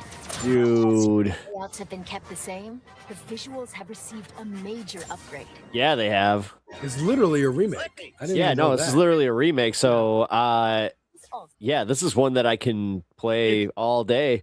It's very Nintendo. It feels like they Yeah. saw that fan-made like 3D CGI trailer that somebody made like a decade ago, which made it look hard as shit. And then it's like, why don't we just do that? I mean, look at the face, dude. It's so fantastic. I'm loving I mean, it. did you see the new Super Mario movie? Yeah, that's what I'm saying. I like, didn't. They, I know he's in it. They put Star Fox in there, and I'm like, why are you? Oh, because you're announcing something. That's why. I mean, somebody put a meme up of like, oh, Donkey Kong appeared in the Mario movie, and then he got Donkey Kong Bonanza. Now they're going to use this to rejuvenate franchises, and I'm I all mean, for it. Donkey Kong Bonanza Sorry, is Lumen, I a think great game. Oh, Yeah, I no love worries. it. Yeah, we'll see Lumen later. Yes, I absolutely. appreciate that.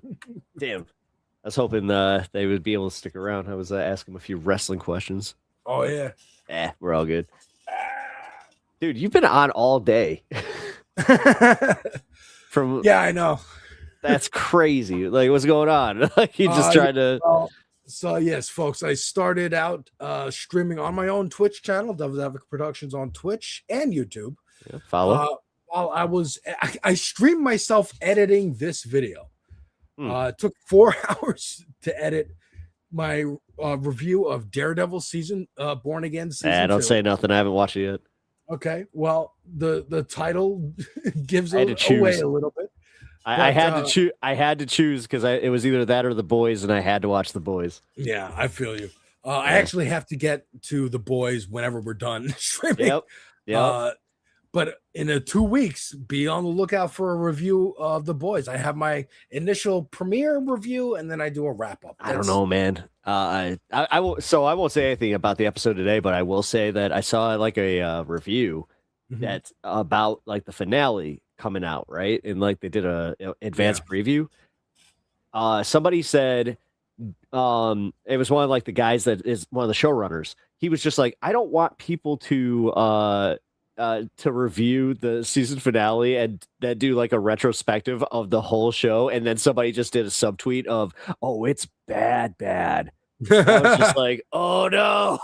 No. It's going to be another Game of Thrones, another Soprano. I mean, again, I even said it when the premiere in my, I'm going to advertise the review again. Fucking in my The Boys. This guy just plugs. In my The Boys, it's got 249 views so far. Oh, yeah. In The Boys season 5, final season premiere review, I said it's feeling, and I said this actually in my Daredevil review too. Yep. And it's not as bad, but like there's this theme of like lots of flashbacks to earlier seasons. Like, hey, remember that you love this. Remember that you love in Stranger Things 5. Now I know you like it really a lot. But they did a lot of flashbacks of like, hey, here's season 1. I love it. Remember why you love these characters. Remember No, but that's the thing is, okay. After Game of Thrones, I don't mind the safe landing. I don't. I needed that. I needed a throwback to 80s movies where it's like, okay, it looks because this is also something that we got to benefit from, like Game of Thrones and that type of like storytelling, is that we've been so used to the pessimism that I was like genuinely like, oh my God, they didn't actually kill. I mean, I'm not going to say anything, but it's like, holy shit, it's actually kind of a happy ending. Like, yeah. And I was like, all right, cool. But I think there's a fine line between like, that's why I pointed, again, all my reviews are on my channel, but Superman and Night of the Seven Kingdoms. That's why I'm watching Game of Thrones again. Me and my wife just shotgunned that in one day. Great, right? Yeah, Did you love it? I mean, I had already watched it, but watching her get into it, and every episode she was just like, I like this more than Game of Thrones. And then at the end, she was like, this is way better than Game of Thrones. This is fantastic.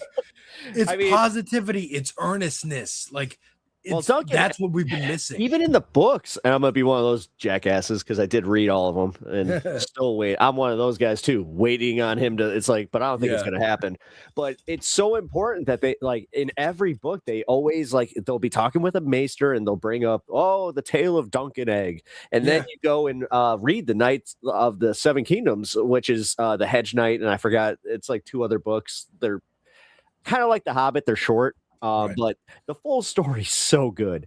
And in the worlds of Game of Thrones and George R.R. Martin's writing, it is just as refreshing to read that after reading like The Red Wedding and all that, where you're just like, dude, okay. It's so brutal. Yeah. Rewatching it again, I'm like, I just got past season 4, and Pinker says, I always crit my GOT rewatches in season 3. And I'm like, I feel you. I made it through season 4. I'm like starting season 5, and I'm like, am I going to get back to it? Maybe I'll stop again. Yeah. Because it gets so like spinning your wheels and just brutality on brutality on brutality. And the writers are like, shut up, Rune. It's okay. These characters are famous. These characters are famous, and we want to like play with them. That's why the ending of Stranger Things felt to me like the ending of Parks and Rec, where everyone gets their happy ending because we're the writers. We love these characters. We want to send them off with like they get their dreams and everything works out. My favorite character actually died. Like, who was it? Eddie. Oh yeah. Fucking dude, Eddie Munson, like one of the best characters written for any TV show. I'm gonna argue that, and I think that his act, Joseph Quinn, did such a good job. The first episode of season 4 is one of the best episodes of Stranger Things, hands down. Yes, when they first introduced Vecna, like I love Stranger Things, like because that's the other thing. Because it ended on a high note for me, I was like, dude, I can go back and I can watch all of it and just be like, this was so good, like, and I'm so happy about that. And I'm just gonna spoil this part. They don't bring Eddie back. Yeah, true death. Like it's one of those. It wasn't cheap, and like as a D&D guy, I thought for sure he was coming back as Vecna's lieutenant, because in D&D he has this lieutenant. I keep forgetting his fucking name.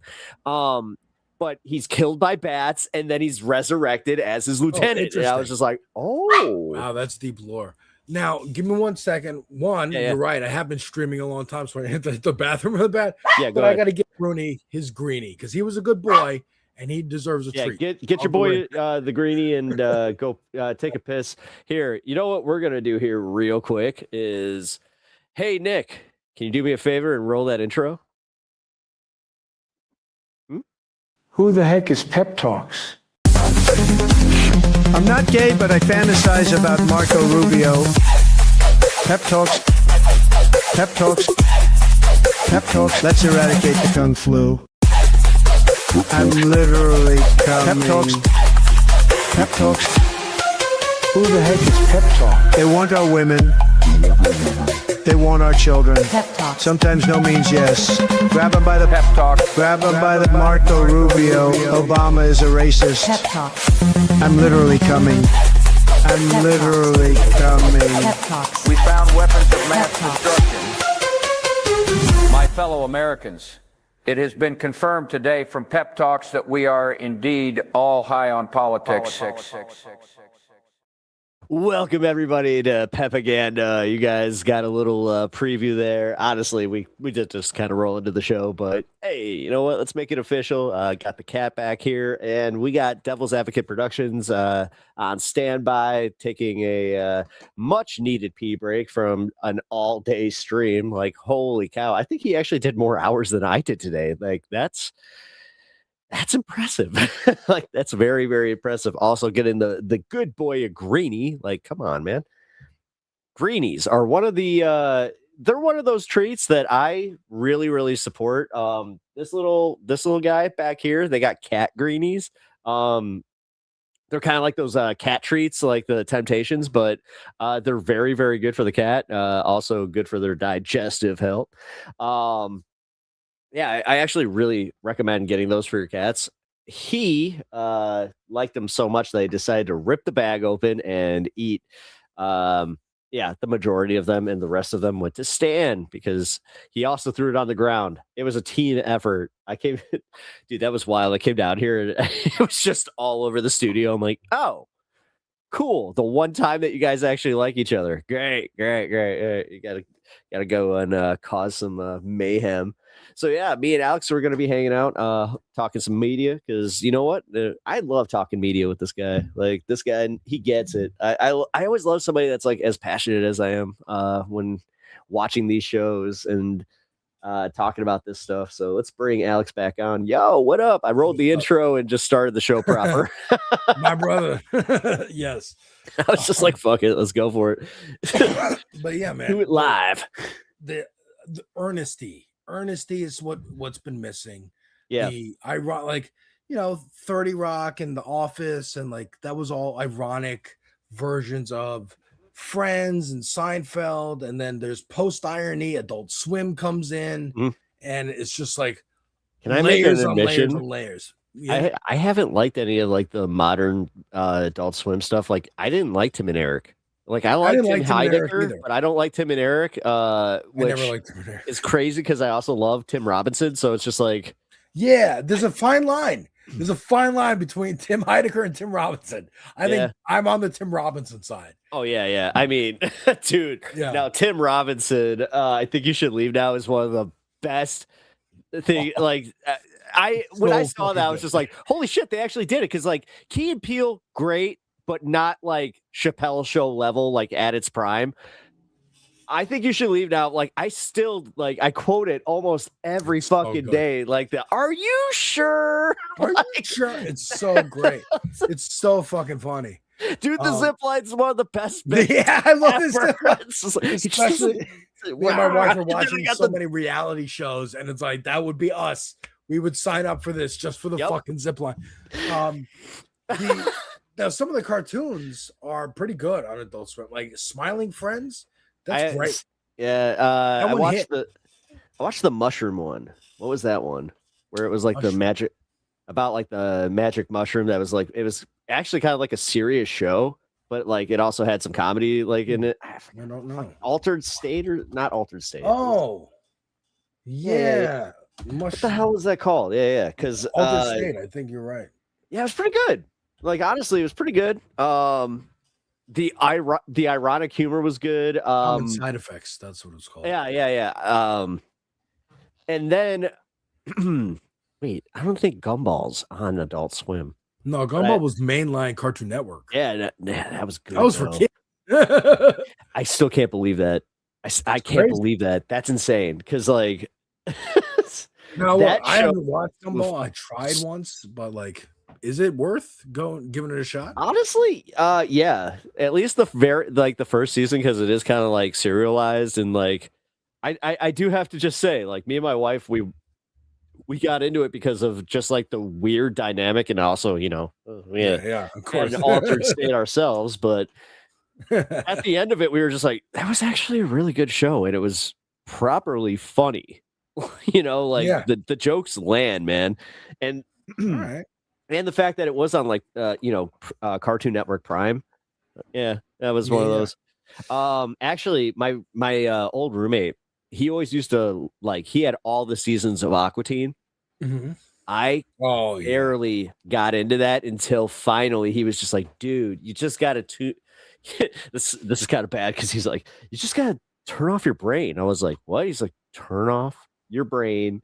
You love to kind of get to that area anyway. He's like, but seriously, stop being so critical. Just watch it. It's absurdity. And once I got that, I was like, all right, this show's actually pretty fucking funny. Yeah, that one I did get into like at the time in high school. I was like, oh, this is funny, and it's just like absurdist and whatever. And some of that stuff early on worked, but there was some stuff that for me didn't hit. Like I never really got into Metalocalypse, even though I love metal. Really? Yeah. I Oh, love metal. that's like one of the ones I was about to bring moments were up. Fun. Some moments were fun. Yeah. But consistently, I was like, it's grating and annoying. Okay. No, I could get that. Yeah, it's all of it's these almost like it things- works like the ambiguously gay duo, where it's like Yeah. it worked because it was so short. Mhm. Yes.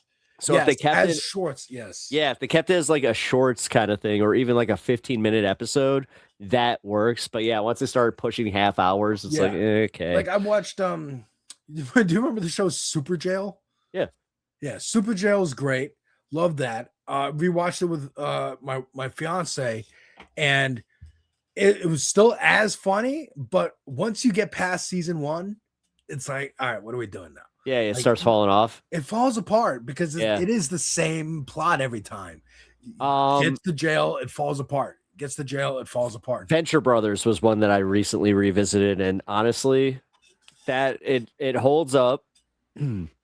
Like I thought there was a lot more cringe humor to it, and I was like, oh shit, like they kind of handled it delicately, where like it was very tongue in cheek, and also just kind of like they did handle it kind of like we would now, where it's just like, yeah, aren't these guys assholes? Like Right. they made mostly like they attributed like the Monarch, where he was essentially like a Trumper pre-MAGA, like when you really think about it. Okay. And then I remember that show coming out and being like a vague parody of Johnny Quest. Yeah. Yeah. Not Yeah. for me. Yeah. But like I don't know why, but I think it was because it like leaned in so hard to it and was its own thing rather than something like C-Lab. Like I love C-Lab 2020, but you. didn't like Space Ghost Coast to Ghost. See, weird choices. Oh, that hurt my. Oh, Space Ghost was one of my favorite shows, man. The Busta Rhymes fucking episode alone is dude. Busta Rhymes sitting there high as shit, just going, it's just crazy. Yeah, I get now, like, oh, this is why it was funny. It was a pastiche of this. Oh, but yeah. at the time, I'm a kid and I'm like, I actually like the Space Ghost cartoon. Yeah. Yeah, I the don't Hanna-Barbera like one. this. Yeah. Yeah. Yeah. I actually like the mainline thing, so I don't like the parody of it. So wait, that was I initially felt that way about Harvey Birdman, but then I got super into that show where I was just like, all right, god damn it, this show is so funny. The one where they bring the Jetsons on is one of the best episodes ever. Like, seriously, that was so funny, dude. They fucking accuse Rosie of stealing shit. Yeah, that was really fucking fun. I love Harvey Birdman was another one that was like, we're gonna take these characters and kind of recontextualize them, and you. I mean, I don't know how they got that deal. I guess they were working for Cartoon Network, who was Hanna-Barbera was the proprietary animation studio for Cartoon Network for a while. Oh, okay, like a so good they long just, while. like, That's why had they had access. Space Ghost too. Yeah. Right. Okay, that's fucking hilarious. Yeah, no, they bought out, and that's why we got Cartoon, Cow and Chicken, Dexter's Laboratory. It was all made by Hanna-Barbera Studios. Oh, that's great. Yeah, That's so cool. Yeah. That's why, like, that was so good too. Like, God, you're making me kind of like nostalgic now. Where I was just like, God damn it, we don't have any of that dude. anymore. Now Me and my girl are like, dude, we're watching we're going on Paramount Plus, which is owned by the Ellisons now, and we're watching. I have it for Star Trek. We're watching Keenan and Kel. Yes, we're like, dude, orange soda. Hell yeah. It's just like we soda. need injections of happiness into our fucking brains because of the day-to-day life.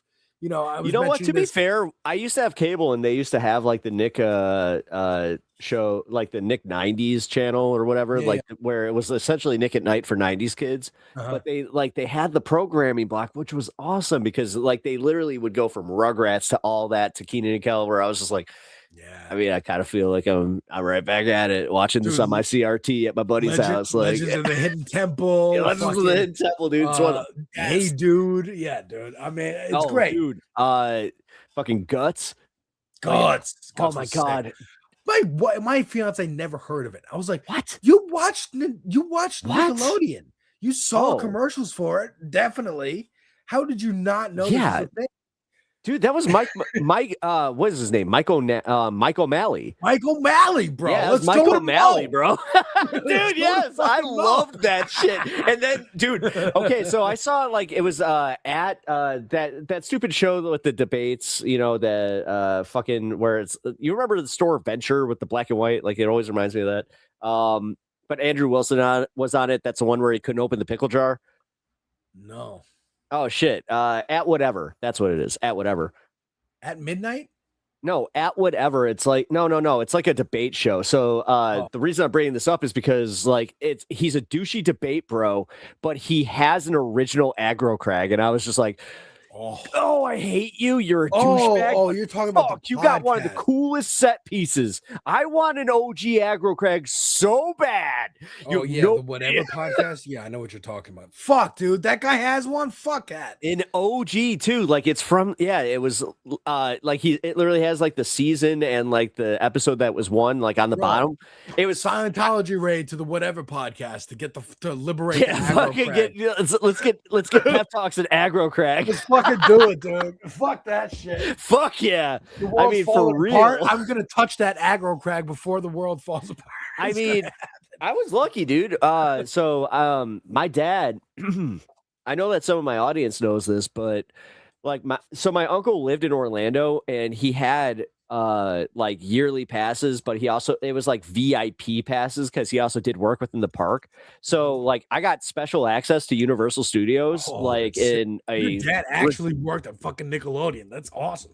Dude, that's sick. So did you get like the special tour where No, I'm saying like you know, being on the playground and being like, my uncle works at Nintendo or my uncle works at Nickelodeon. You actually had that. That's amazing. No, it was cool. Actually, he was a contractor for Universal Studios. He used to do like boring shit where it was like if like one of the turnstiles broke, he went and fixed that. Right. But he had like the full access to the park. So there was one year where I went down there by myself. And my dad was like coming down till I thought we were having a vacation, but he's like, we're picking up a car. He used to be in the car biz. I was just like, oh, okay. Right. But it was cool. He sent me down early. My uncle was just like, all right, I'm gonna let you have this pass. And I had all day in Universal Studios by myself. And it was one of those like fast passes before fast passes. So I've told the story where I rode Back to the Future like 15 times to the point where I was like, I memorized it. So anytime that like something was happening, and like even if I had somebody with me, I'm like, oh no, here comes Biff. That's so funny. Same with Jazz. The Jaws ride, the guy got sick of me where he just said, can you like go ride Earthquake or something? Because there was one where he it was wanted just a break me in the center of the boat, like, oh no, here comes Jaws. Yeah. Because he's like, I want to go smoke. I want to go eat lunch. He was so pissed because even with just me in the boat, he had to do the thing. He had to be like, oh no. Oh. That's so funny. So it was Cartman Land. You got Cartman. It really Land. was. That's awesome. It really was. So and then cool. I got to Twister wasn't like a ride, it was more of a show, but I got to see Twister the first year it came out. That's awesome. That was fucking awesome. But my favorite one was Nickelodeon. Nickelodeon Studios was still in the park at that time, and because I had that, they give you like a special access, so I got to see the actual inside of the animation studio, which was fucking mind-blowing to me because I was just like, holy shit, this is where they make rock, because they had some of like the stills that were being made up for Rocko's Modern Life. Oh, that's like so I was just sick, like, dude. fuck, dude, this is You so saw the cool. animation cells. Oh my god. Yep, I got to see a Double Dare. Like this is where it was like the last season of Double Dare. Oh my god, dude. Where they were like it was like where they tried to bring it back. I got to see a taping of that. That was fucking sick. I also got to see the one with Danny Tamborelli. I forgot I think it was like a guessing game. Where they had him on like a 3-person panel, and they would like bring out, it had like this conveyor belt. Summer Cher, I remember Summer Cher was the host because I had like a huge crush on her. God, what the fuck? What was Nickelodeon? Yeah, because it was funny because Danny Tamborelli was there for that. I was just like, oh my god, it's Pete and Pete. Like I was freaking out. Cousin Skeeter was a show that they had at that point. Figure It Out. It was called Figure It Out. Figure It Out. That's what it was. Yeah, Figure It Out. Yeah. God, it was such a cool fucking experience to see that. Yeah, that's what it was. Figure It Out. Oh my god. That's where this thing comes from. Oh, it's crazy. Oh my god, the thinking head. Oh, dude, this is yeah. Dude, it was so cool to see like the board like so actually this is your shit. crush? Shut up. That's not a good picture. No. I'm not. I'm just asking. I was like 10, man. Look, bro, damn. this is your wife. Okay, this is okay. My TV. I see it. I see it. That's every awesome. time though, dude. That's so crazy. Like, I gotta show people the aggro. Like, oh man, people don't know. She was a swimmer or something. She was. Oh god, the aggro crag. Oh no joke. I want one of those so fucking bad. Dude, one of the shows, Pinkerbell, they mentioned it. Where is it? Kablam. Jenner Menton. Yeah, no, Kablam. I love that with the action figures. It's on Paramount. Like it's fucking great. We watch that one too, like regularly. Dude, it's so good. Hey Arnold is actually probably my favorite as far as like all the cartoons because that was a low key fucking smart show. It was very smart. It also was representative for me because that's a show set in a city. Every other show is a suburb. It was New York. That was the house. Yeah, exactly. It's New York. So I'm like, I identify with this. And it's a diverse cast of characters. They're sitting on stoops. There's Stoop Kid. Stoop Kid doesn't lead the stoop. I didn't like it because I thought, I was like, Arnold's corny. He's like Superman. He's too good. Yeah. And I need a little edge to my characters. So I wasn't that big a fan. Harold actually was probably the most relatable. His overbearing mom and the fact that he was a bully. Actually, that's one of the best, like the way that they looked into the behavior of Helga, the way that she would bully Arnold, Harold, the way he would bully Arnold, but also do this thing where they were sympathetic, where you were just like, no, like this is why. Look at Helga's I think that's dad. why. Yeah. Oh, Helga's dad. I'm sorry. Oh, I was about to say, look at Helga's dad, the way that he's always just like, your sister, your sister, your sister. And then like, she's just trying to be that. Yeah. But then she goes to school and because she's not getting that at home, she just bullies Arnold. And her mom was a drunk. Yeah. Yes. I always got her confused with Angelica from Rugrats. Like I thought she also had an older sister and stuff. No. But no, I was wrong. My beautiful fiance has pointed that out because she loved Hey Arnold and she identified with that exact dynamic of the sister who's 10 years older than you. Yep. And you're trying to catch up to, but you'll never catch up because the episode where she becomes a teacher at the school. Yeah. And all the boys have a crush on her. Like I had something similar happen like that, where the girl I had a crush on, her name was Hannah, and her sister came back from Spain, and she was our Spanish teacher, and I was just like, hi. But yeah, no, Pinker Kablam was fantastic. Mixed media, like these were all little short shows on Kablam. Prometheus and Bob. Yeah, I forgot this one. Yeah. Angela Anaconda, something. Yeah, like Angela that. Anaconda. That's what it was. Oh my God, Prometheus and Bob. Prometheus and Bob. And another story of Prometheus and Bob. There was the Action Team Now. Yeah, Action Team Now is the best one. That is hands down the best episode, or the best one. This that looks I always like love. Precursor to like Happy Tree Friends. I think it was, but it was all done by like the same guys that worked on like Ren and Stimpy. Like I would call them like the B team of Ren and Stimpy. Yeah. Sniz and Fondue. Sniz and oh my God, his name was Sniz.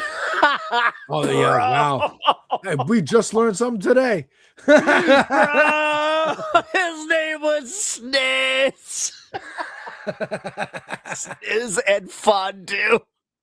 That sounds like you're going to get some pussy and fucking date with the wife. Yeah. Snizz and fondue. What are you doing tonight? Snizz and fondue. That's right. Light it up. Let's go. Jenner mentions Angry Beavers. Hell yeah, dude. I mean, Angry Angry Beavers. Beaver, also the title of that show. Kind of although Angry Beavers, like Norbert and fucking Daggett, like I have to say, like the way that the character dynamics work on that show, because they were so different and like honestly, like I'm starting to realize that they really had some smart MFers working for Nickelodeon at that time, man. For sure did. Like really God, Spooty. Oh, you don't have to be so Spooty. Dude. They also coined literal like verbiage. I do worry. I do worry because I see, the nostalgia for the. Have you seen the fucking edits, the TikTok edits of like high school in 2006? Oh, dude, yeah, I've been seeing those pop up. It's like, bro. First of all, I saw them for the 70s. I saw them for the 80s. I saw them for the 90s. I'm sure every generation was like, yeah, it was not fun. What are you talking about? This is not anything to idolize.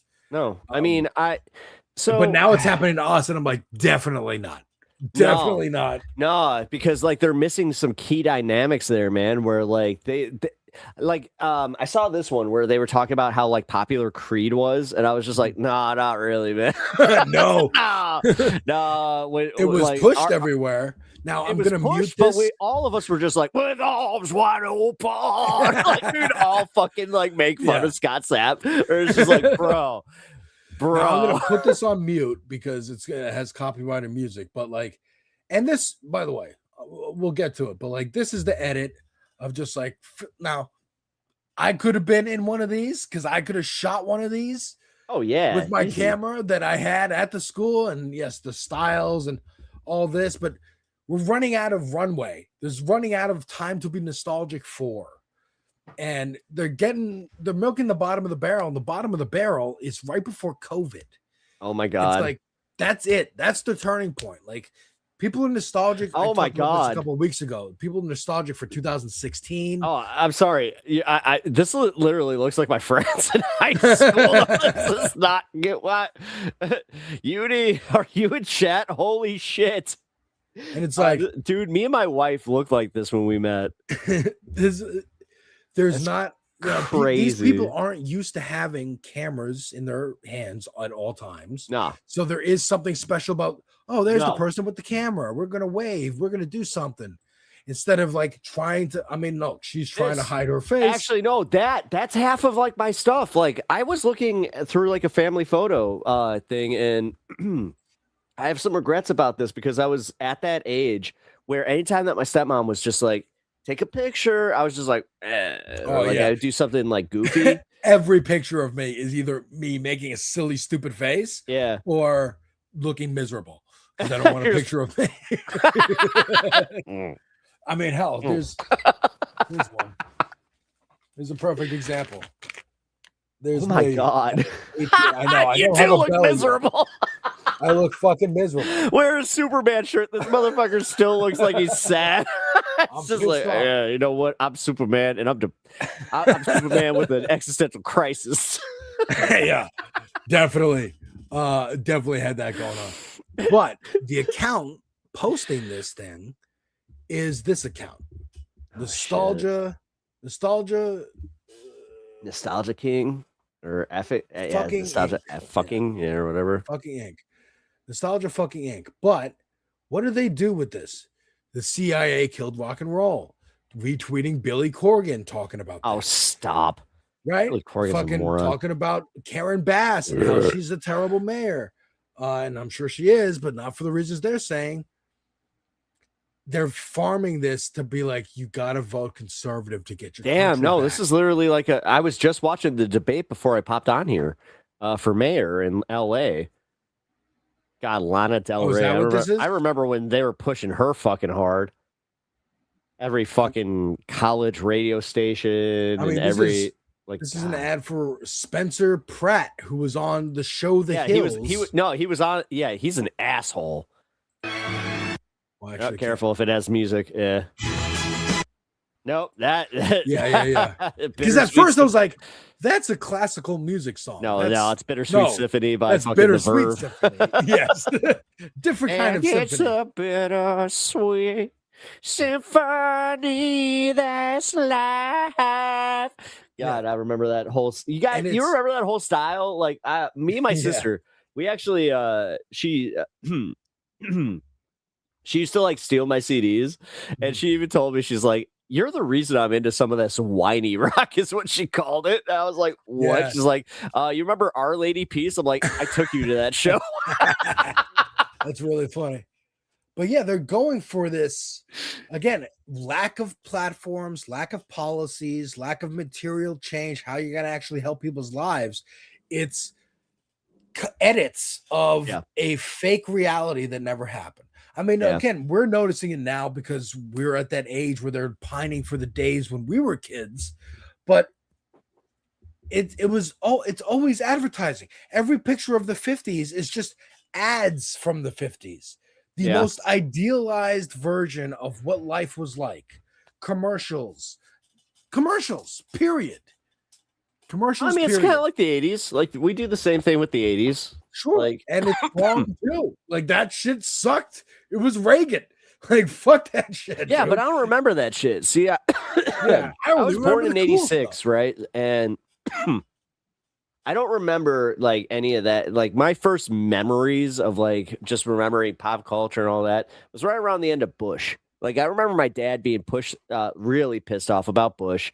I remember watching Arsenio Hall because that was our family like viewing, so we got to see Bill Clinton on there. And my mom even said like, "Oh, he's running for president. And he's playing the saxophone." Like I remember, like that was like key memory shit for me. I was just like, "Oh, that's weird." Not well either. You were there at the beginning. It was just like, wow, he did not play the saxophone very well. Dude, and he was you telling me that like that's one of your first memory? That's like Elrond being like, I was there 3,000 years ago when the will of men failed. Yeah, Like, that was the moment. That was the moment they made the deal, and the Democrats, they were like, why should I give up the corporate money? I'm gonna actually keep this. That's what that was. Oh, that's what you witnessed. And then I remember like my first foray into politics was when Bob Dole, it was the Bob Dole Clinton election. My cousins came and visited me. My cousin Katie, she had just married her husband, and she decided like they were gonna take me to school. And they were old school hippies. They had a fucking VW van and like that they took all around the country. Like it was like they were almost stereotypical. But they were telling me about how I should open my mind because I kept saying like, oh, because my cousin Katie even asked, she's like, do you even know about the election? I'm like, yeah, I know Bob Dole likes Bob Dole. And I like Bob Dole because Bob Dole likes Bob Dole. She was just like, you shouldn't like Bob Dole. And this is why, like, she took it totally serious. And then I went to recess with that shit. That was a total buzzkill where, like, my friends are just like, Bob Dole, Bob Dole. And I'm just like, did you know that Bob Dole is actually kind of like, he's not a good person. And we should probably, we should be advocating for voting for Bill Clinton. Yeah. I mean, like, and again, all of the, I mean, hell, here's another fucking post from this account. I just got fixated on this weird account. With Spencer Pratt announcing he'll partner with federal agents and support ICE raids, Venice and LA skaters have officially branded his campaign the Cali Cleanse. Yeah, it is. Oh, fuck. Careful. Yeah. Like, this guy likes to use copywritten music, but also, like, why is he using skaters? Like, because this is an identity, an identifier of California and white culture that has kind of gone to the way. And if you actually interviewed any of the skaters, they would have been like, "Oh, fuck ICE, fuck the cops, fuck ICE, fuck the cops, and also like fuck gentrification and shit." Like, yeah, dude. Did you see how clean that fucking park was? Like every skate park that I ever skated, like graffiti was welcome. It was almost like part of our fucking culture. I did that. Like I saw some of my old paint. It's probably not good anymore, but some of that because someone in my neighborhood is doing yellow ribbons, like the Israeli no shit. Bring home, yeah, dude, like all over the fucking the light posts, like blocks around in my radius, and I'm like, yo, I need to go get red paint and start doing upside down triangles on these things. Yeah, like fuck this is like theoretical advice for like a total fucking pretend land. We're playing Minecraft. So in Minecraft, if you go and get a paint marker, it's a lot easier. Okay, all right. And I will keep that in mind. In thick paint marker. Grand Theft Auto 6, which I'm very excited for. Fuck, dude, don't get me started on that. You guys, like, I was talking to my wife about that. I was just like, I'll probably have to play that on stream because, like, I'm gonna be devoting a significant amount of time to that. She knows. Like, when Grand Theft Auto 5 came out, she was just like, "Oh, you're like really, really into this." Like, yes. Yeah. Yes, I am. Yeah. The first time my fiance noticed that was when she got me Tears of the Kingdom for my birthday a couple years ago. And she's like, oh, this is like all day, every day for a while, for a couple weeks, months. Same thing happened with Donkey Kong.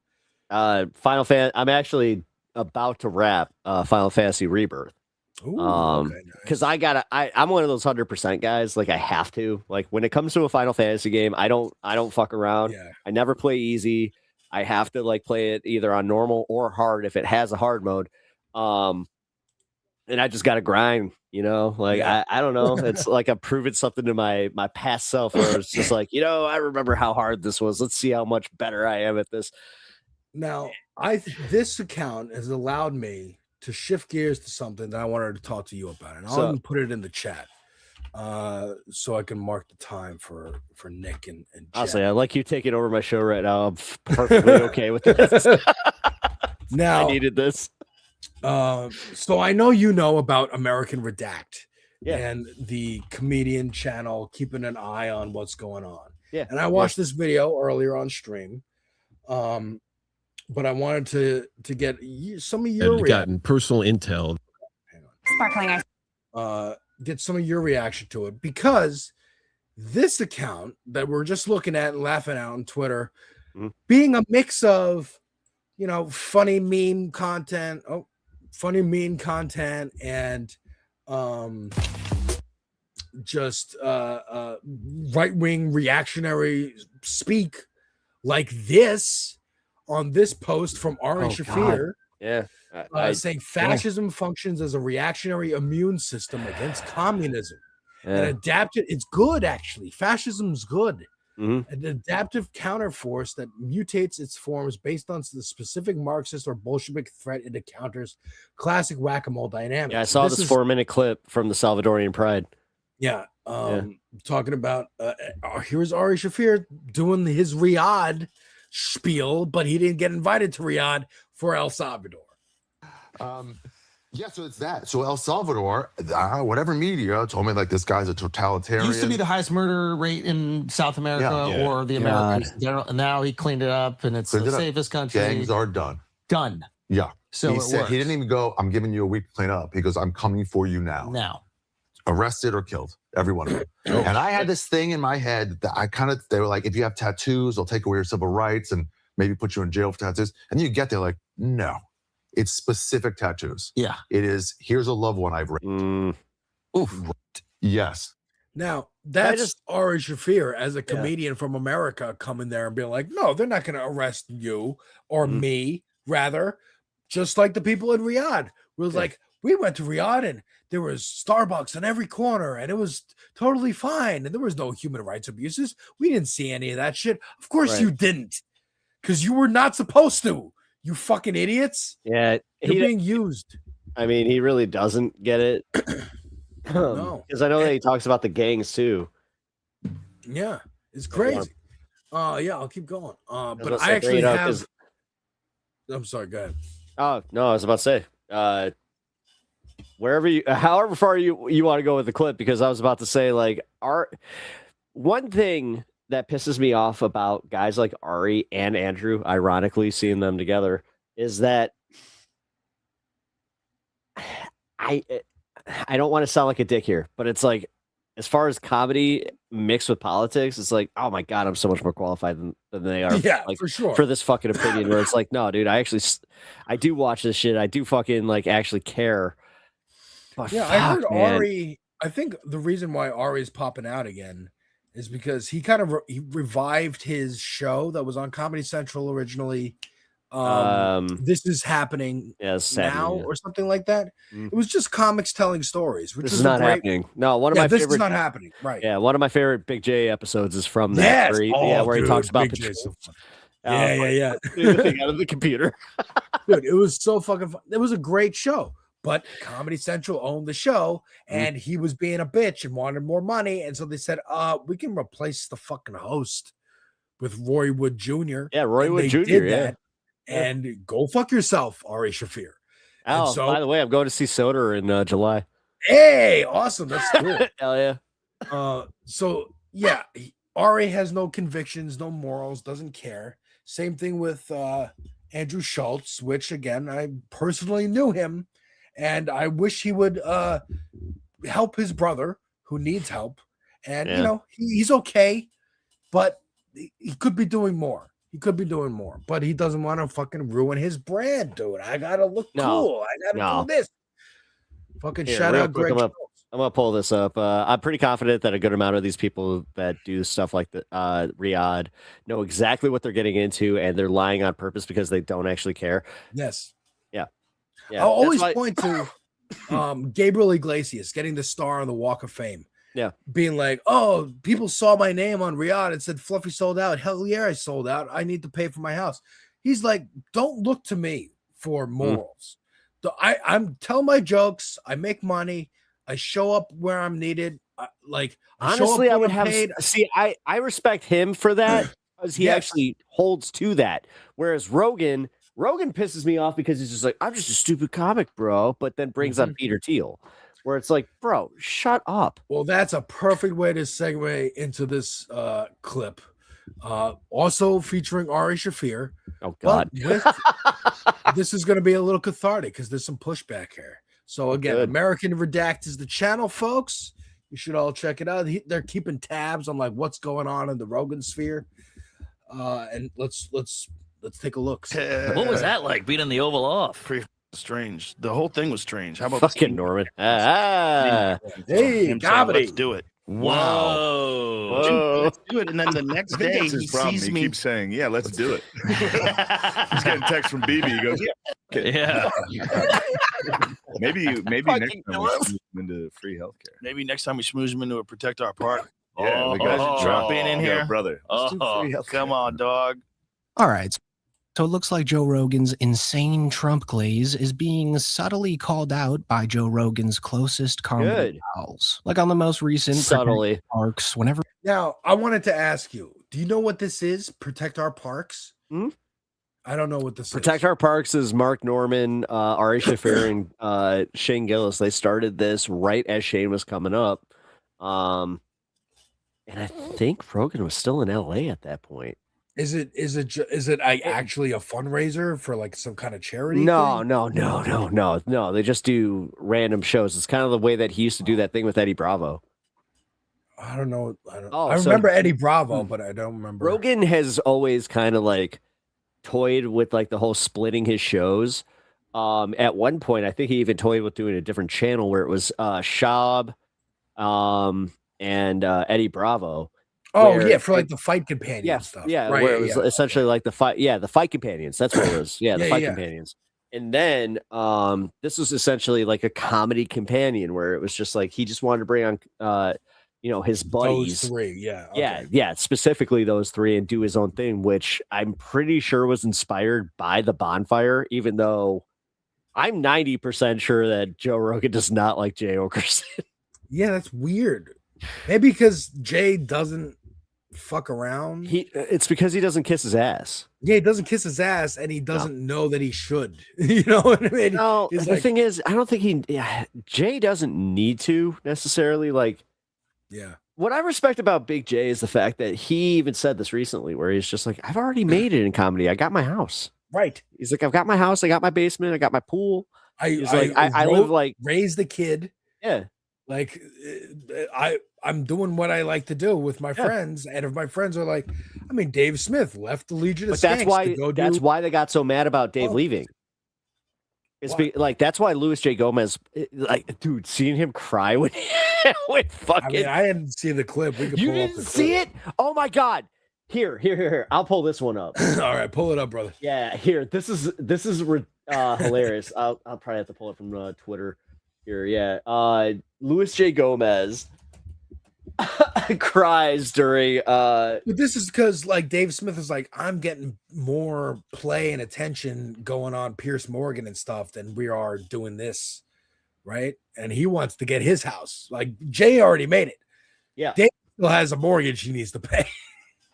Well, and Lewis owns Gas Digital, so he's. I was about to say, yeah, he owns Gas, which again they got their own thing. Like as far as they got the, oh god, what is it? The fucking like a network. It's like no, it's like a convention they do. Oh yeah, Skankfest. Skankfest. Yeah, they do Skankfest. I want to go. I've never been able Yeah, to. me too. Um, Yo, we should do that one year. Me and dude, you. I'm Oh, totally fucking that'd be down. awesome. Let's go. Because that's the thing. I think we need to express, again, share the stream, like the stream, all that, but share it and let people know there's motherfuckers who like these comedians. I like Bert and Tom doing Two Bears, One Cave. But then that show, I mean, I watched An American Redact about that and how the show's kind of dead because they keep taking breaks and they're doing their shit. other, they want to make sitcoms and shit. And they had, who was it, Stavros and somebody else fill in, and they're like, I guess this is the end Stavros of the and Chris show. Stefano. Yeah, And they they're did like- better. Yeah, oh, dude, they had way better chemistry. The fact that they got to make fun of them on their own show was hilarious. And it's like you guys have been dominating for so long because of these podcasts that took so little effort that you just like sucked all this money and motherfucker Tom Segura. Who the fuck was Tom Segura? Like, he's not that big of a comedian. Neither was his wife, Christina. But because of your mom's house, because of all this, which is fine. I don't mind the organic growth. What I mind is that's they lost themselves in it. Like there are certain comedians that like they got big, and they just it didn't seem to affect them as much. Like they still like maintain the fact that they were funny. Like George Carlin's a perfect example. Yeah, that guy made a legacy, but he never lost it. You know. It's because he never lost respect for what he did in the craft. Like, whereas these guys, you can make the argument that they hate comedy.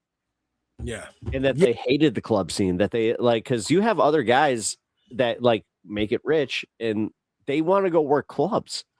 Yeah. You know, here, real quick. Oh, yeah. Throw up the Lewis. This is hilarious. Here, I got to remove your thing real quick here. I got it. Yeah, you got it? Yeah. All right, cool. I forgot that we can only have one. I'll hit add to stage there. There we go. Hit it. Sorry, I was going to say goodbye, but Also, trigger warning, there might be language. I just want to say in front of the people that I love you very much. Oh.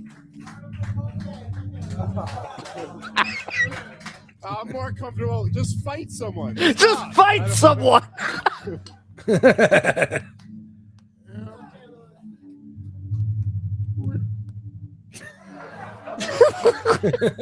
This is on the sheet of things to do, by the way.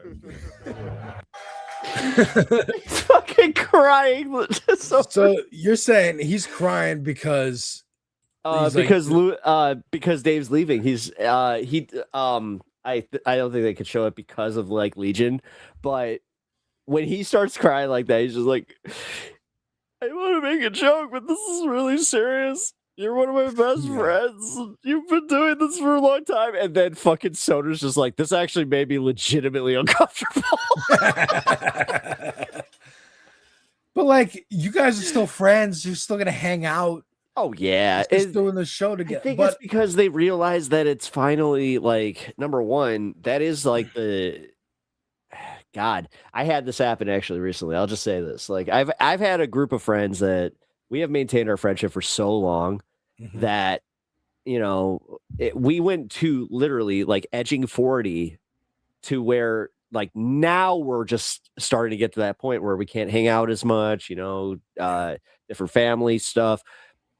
So I get it, where it's just like, oh man, this is a bummer. The end of an era, yeah, for sure. Yeah. Is there a left past 10 tonight? I believe so. I like how I just asked it, where I was just like, is there a left past 10? Probably, yes.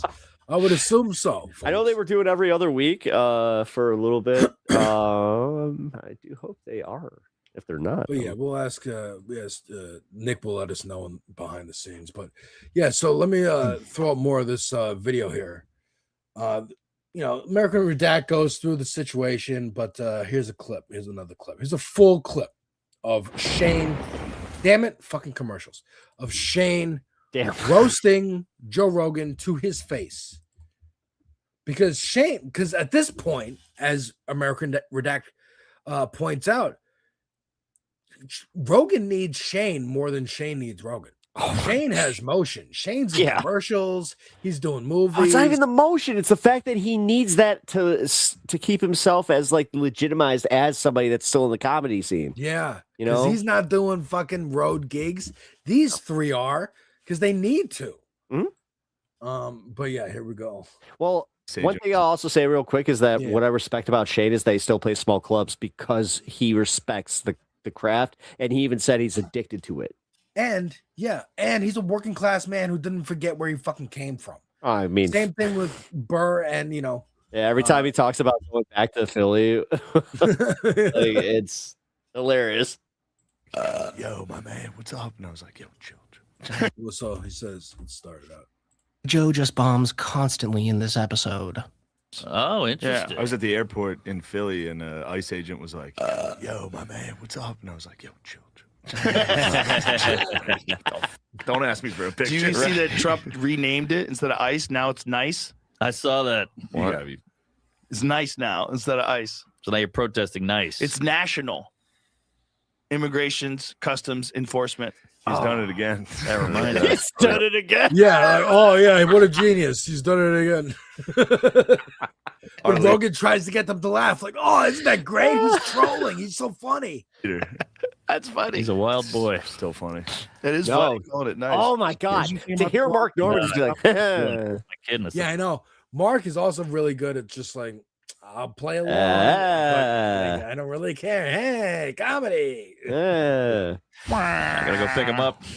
So these Rogan Sphere comics are obviously pulling back from the Trump train and leaving Rogan there all by himself, especially Shane Gillis. Yeah, especially Mark Shane. Norman and Ari Shafir were sort of just happy to be there, but it felt as if Shane Gillis was just speaking his mind in this episode without the fear of consequence from the podcast king himself, which is actually a nice part about Shane Gillis living in Austin and being a regular at the mothership, because at this point in his career, He's wearing a way bigger than anything Rogan. He's wearing what? Huga House. What is that? It's a gas station, dude. Oh, is it? Yes. That's really funny. This motherfucker, he wears Wawa gear. Like, this is what I mean. Like, when you make millions of dollars and you're still able to rock like Wawa merch, like fucking Bro, shit. I listen to Eminem. He still lives in Detroit. He has an elevator in his house, but he's still like, I want my fucking spaghetti with fucking red sauce, and that's how. Oh shit. Are we losing Alex? No. Alex, internet. No. F. Alex F. Uh-oh. Hold on, folks. Hold on. Hold on. Do I need to remove and then bring you back? Here.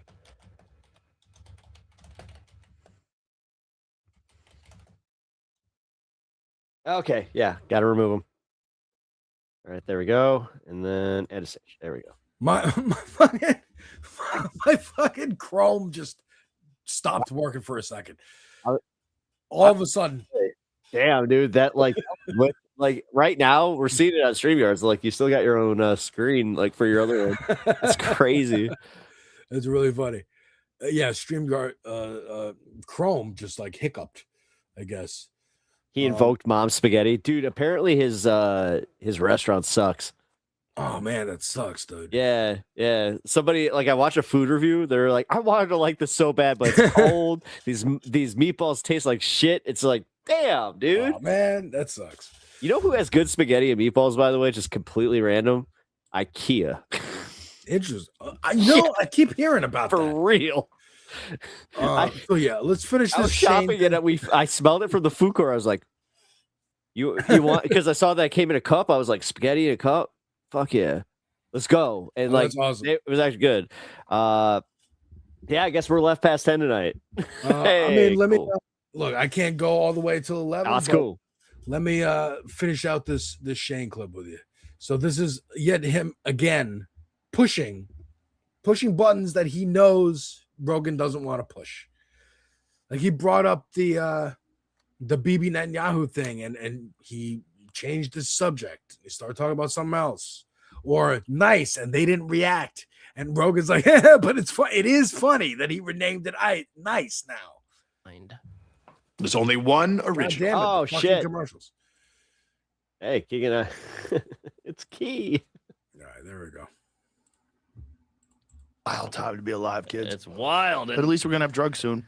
That's pretty nice. Well, at least all those people that are hooked on pills are gonna get off of them. A lot of them are, at least. It's gonna at least give them something that works. How they gonna get it? How come we can't get free healthcare? Yeah, right. Why don't What we the do hell? that? I'm paying out the ass. Why can't we do that? I bet if they took all the money from fraud, it would pay for healthcare 10 times Or over. in Ukraine or Israel. Oh yeah. Why Yeah. not? Right. Well, that's what's annoying. All these politics, like, if we get this Afghanistan, much money, we can Iraq, cure this. Yemen. I'm So like, let me you ask you have all this. this money. What are you Somalia. doing? Damn. I think 100% free healthcare would be an awesome thing. But you also want doctors to be incentivized to be really good at their jobs. For sure. But So also, you want like They're not Dr. now. Gettleman, Well, why the guy can't- that did your knee and did Yeah. my knee.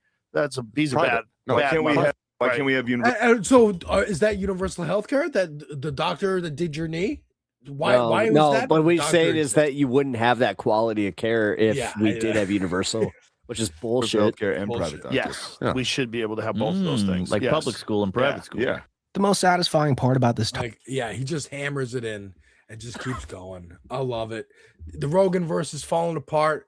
The MAGA chuds are fucking leaving in droves because they want futures. I was talking about it with Lumen. Andrew Schultz is in the Street Fighter movie. He wants a career beyond this time in the world of MAGA. He wanted to make the money off them, but he doesn't care about their fucking weird project. No. So he's going, okay, well, I'm in Street Fighter. I'm gonna move away from you. I'm gonna stick closer to Charlemagne because that's been my fucking career lifeline my entire time. Do you think that like it's happening? Like Tony Hinchcliffe is just done then? Yeah, for sure. Yeah. He's going down with the ship with Rogan. It seems like it. I mean, I got friends in comedy that just said it became super cringe. And there's more ways to get noticed. Yeah. Like the clip of this comic dealing with a Zionist heckler. Like, is it Sammy? No, it's fuck. I had it. Colin Armstrong.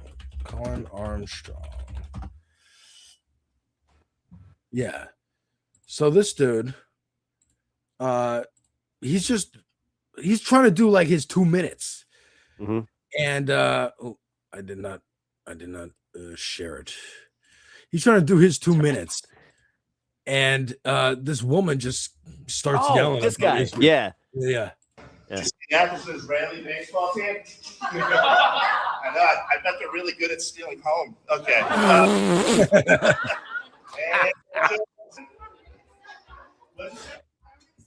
I don't accept that. I don't accept that.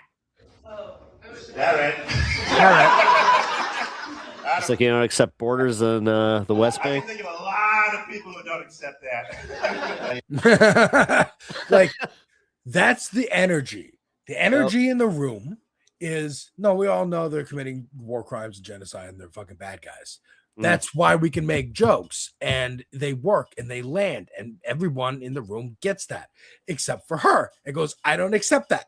And then makes it all about her because she's a fucking narcissist. Is that not the perfect encapsulation Dude, I work of a Zionist? bachelorette parties. If you want to talk about narcissists heckling you, fuck, dude. I think that it's required for every stand-up or aspiring stand-up comedian to work a bachelorette party. I mean multiple bachelorette parties. For sure. That will season you so fucking fast. And also you will walk out of there just like, do I actually give a fuck? I'm not sure.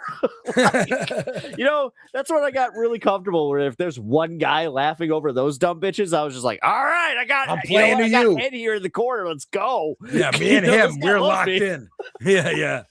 So folks, thank you for letting me crash the show. Hell Thanks yeah, to man. Lumen for letting me crash. Deter, love it. Love being on for 3 hours. I'm fucking done with work. I finished at 10. So I got to work and do this at the same time. Hey, you figured it out, man. That's the key right there is now, if I getting people to do work with me. Doing this as well. That would be the fucking key. Yeah, that's what I keep saying on mine. That's what literally I'm just like, yo, dude, can we just can we fund us? I mean, Fund us. I dealt with Fund this some space. major fucking today. Just watch out for them trolls, man. Absolutely. I had some guy come in and just be such an asshole in my chat. So I got you. I'll see the Nazi talk in my chats and be like, I'll oh no, he Mark reported Norman. me for something blatantly false, and I saw the results of it. No, it's another thing where now I have to actually go appeal YouTube. Oh, that sucks, dude. Yeah, man, that stuff I dread having to deal with. I'm gonna be asking you questions. Yeah. But yeah, man, I'll pull the Mark Norman to just be like, yeah, I hear you, sure, whatever. This guy. Thanks for engaging with my stream and helping tell the algorithm that people want to watch me. But anyways, Pep, have a great night, folks. Have a great night, and I'll catch you on the flip side. Yeah, take care, man. All right. Well, I'm gonna hang for just a minute here. Not really rushing out, but I don't really have any clips or anything. Just kind of want to chill with y'all. Man, this is weird. This is like where I have to like kind of test it where it's just like, do I need music? I don't know. I don't know. I do hope you guys enjoyed that. If you guys are not already following Devil's Advocate Productions, I don't know what you're doing here. I don't know. Like we're on this space and this guy, he's holding it down. Live content, 3 hours plus. I mean, and then we had like a little, we're technically left past 10 tonight. Hey, we're not trying to step on toes, but we are technically past 10 and we are on the left. Dude, seriously, I always like chilling with Alex and talking. Like, this is what my favorite part about him. Like, he knows what's up with comedy. He knows like just he knows the New York scene too, which is cool as shit to me. Whereas like I'm literally second city scene. Like our comedy scene very rarely gets talked about. Bill Hicks is probably like the last comic that really like gave us our praise, where he was just like, I like this scene, you should come and work here. And which is kind of funny now that his home comic scene in Austin is now the place to go. Now this is a retool after shutting it down. Well, I mean, fuck.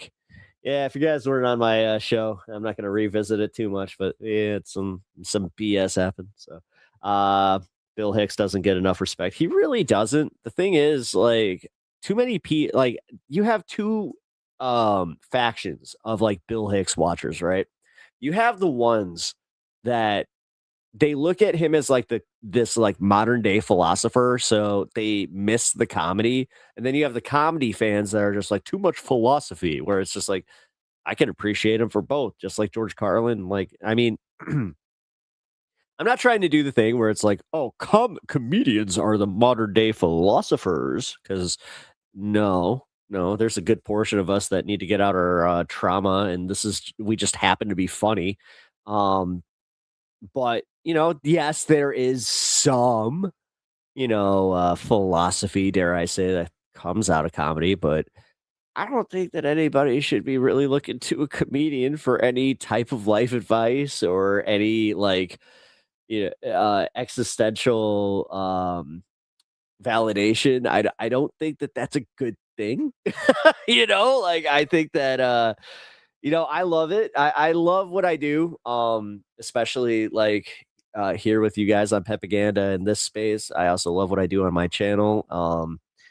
It's just, yeah, man. Like I also kind of do like have that little side of me where I'm just like, listen. Like, don't take everything I say and just be like, I need to think just like this. It's like, no, think for yourself. You can take the information and you can even have my attitude about it, but do not just be like, hey, Pep thinks this, so I think this. Don't do that. Like, please don't do that. As cool as it would, where it's just like, all right, hey, people are cool, but like, no. Always try to take it with a grain of salt. A grain of salt with that pepper, if you will. Waka waka. This is why I got paid the big bucks. He's funny as fuck and just quit podcasting. Wait. Who do you mean quit podcasting? Are you talking about? No, Bill Hicks died. he died of I think of colon cancer now that I think about it. Yeah, he literally worked clubs until the very, very end there, but I hope that's who you were talking about. Otherwise I'll feel a little awkward. Sam's old homie. Cancer, yeah. No, I know. No, it wasn't pancreatic. No, I think it was lung cancer. I know they smoked all the way through it. Yeah, Majority Report Sam. Yeah. Bill Hicks was pre-podcasting. Yeah. I mean, shit. Sam Cedar, let's see.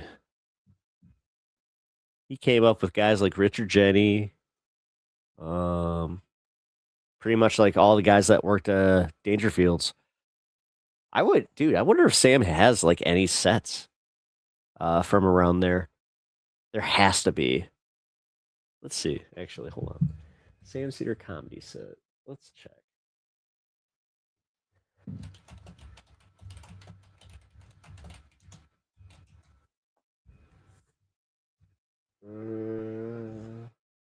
shit, it doesn't look like it. That's crazy. That's crazy that they don't have like any showcases or anything where he might be on it.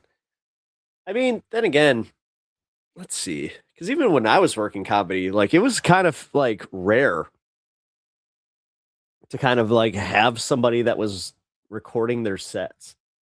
And honestly, if you did see someone recording their sets at the time that we were doing it, it was a little weird because we were just like, are you really watching this back? Like, I don't know.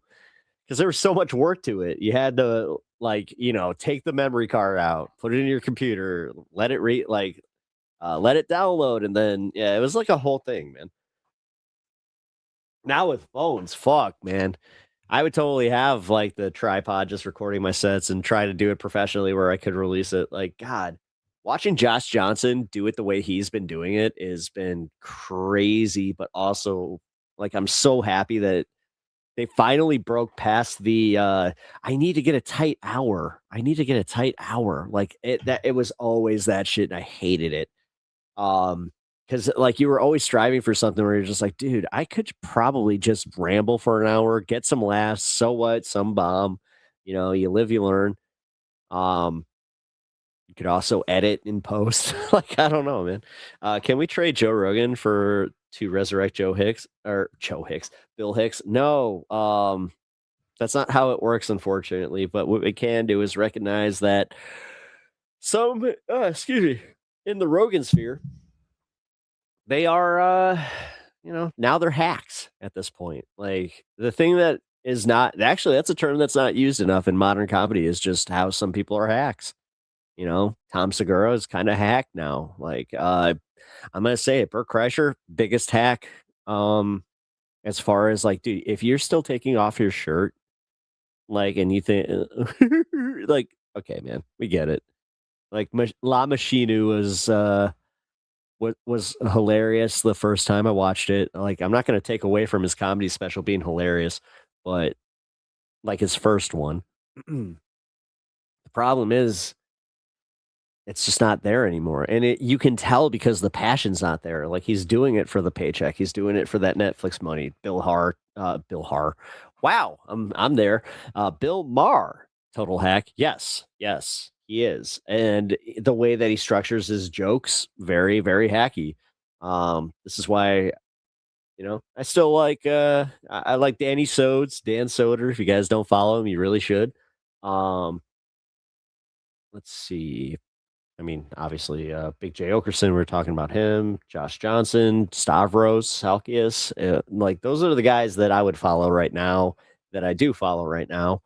That I would just say, like, you guys should. Like, if you want to laugh, just look up Stavros's crowd work. Like, fuck, man, he's so good. And Steve Hostetter, I know that some of y'all probably like him. I'm not going to say it here. I'll just say, I'll insinuate that it's like, what's that? That's a piranha plant, right? Yeah, piranha plant. Crazy. Yeah, there's if you watch the stuff that made him go like very viral, there's some stuff there. Jack Carrot Top is kind of scary, not gonna lie. Carrot Top is also kind of hacky. Although I haven't seen any of his sets, like his modern sets, in quite some time. Like there is prop comedy's not as douchey as it used to be. I mean, I used to like the Amazing Jonathan as far as like magic comedians or like magician comedians. Like he did it very well. Penn and Teller, I still think, are the best. Like they're the best magicians, and like the way that they can also apply comedy and philosophy. Man, I miss Penn and Teller's bullshit. But all right, folks, what I'm gonna do is I'm gonna wrap up here because we're almost at the 9:20 mark. I do appreciate y'all hanging out tonight. Amazing Jonathan was awesome. Yes, he was. Yes, he really was. Piff the Magic Dragon. Piff is good. I liked Piff. I saw him on the America's Got Talent. You know, me and my wife enjoyed that season. But no, I appreciate you guys hanging out on this space, especially if you have been here all day. Got to say, like, you guys are what really makes this whole project worth it. Thank you for being here. Also, thank you for supporting this space and all of the creators here. If you have not already, please hit the like button. I really do appreciate that. Helps all of us. And then also share the stream and subscribe if you have not already. Join us tomorrow. I know that we have our live Thursdays, so also look out for that. But with that being said, guys, like I said, love y'all. Appreciate y'all. I will catch you guys next Tuesday for the next PEPAGANDA, and then I will see you guys tomorrow for High on Politics for a special Thursday show. I'm going to be on a little bit later, 6 or 8 p.m. Central. Keep your notifications on. So, like I said, appreciate y'all. Who the heck is Pep Talks? I'm not gay, but I fantasize about Marco Rubio. Pep Talks. Pep Talks. Pep Talks. Let's eradicate the Kung Flu. I'm literally coming. Pep Talks. Pep Talks. Who the heck is Pep Talk? They want our women. They want our children. Pep Talk. Sometimes no means yes. Grab them by the Pep Talk. Grab them by the Marco Rubio. Obama is a racist. Pep Talk. I'm literally coming. I'm literally coming. Pep Talks. We found weapons of mass destruction. My fellow Americans, it has been confirmed today from Pep Talks that we are indeed all high on politics.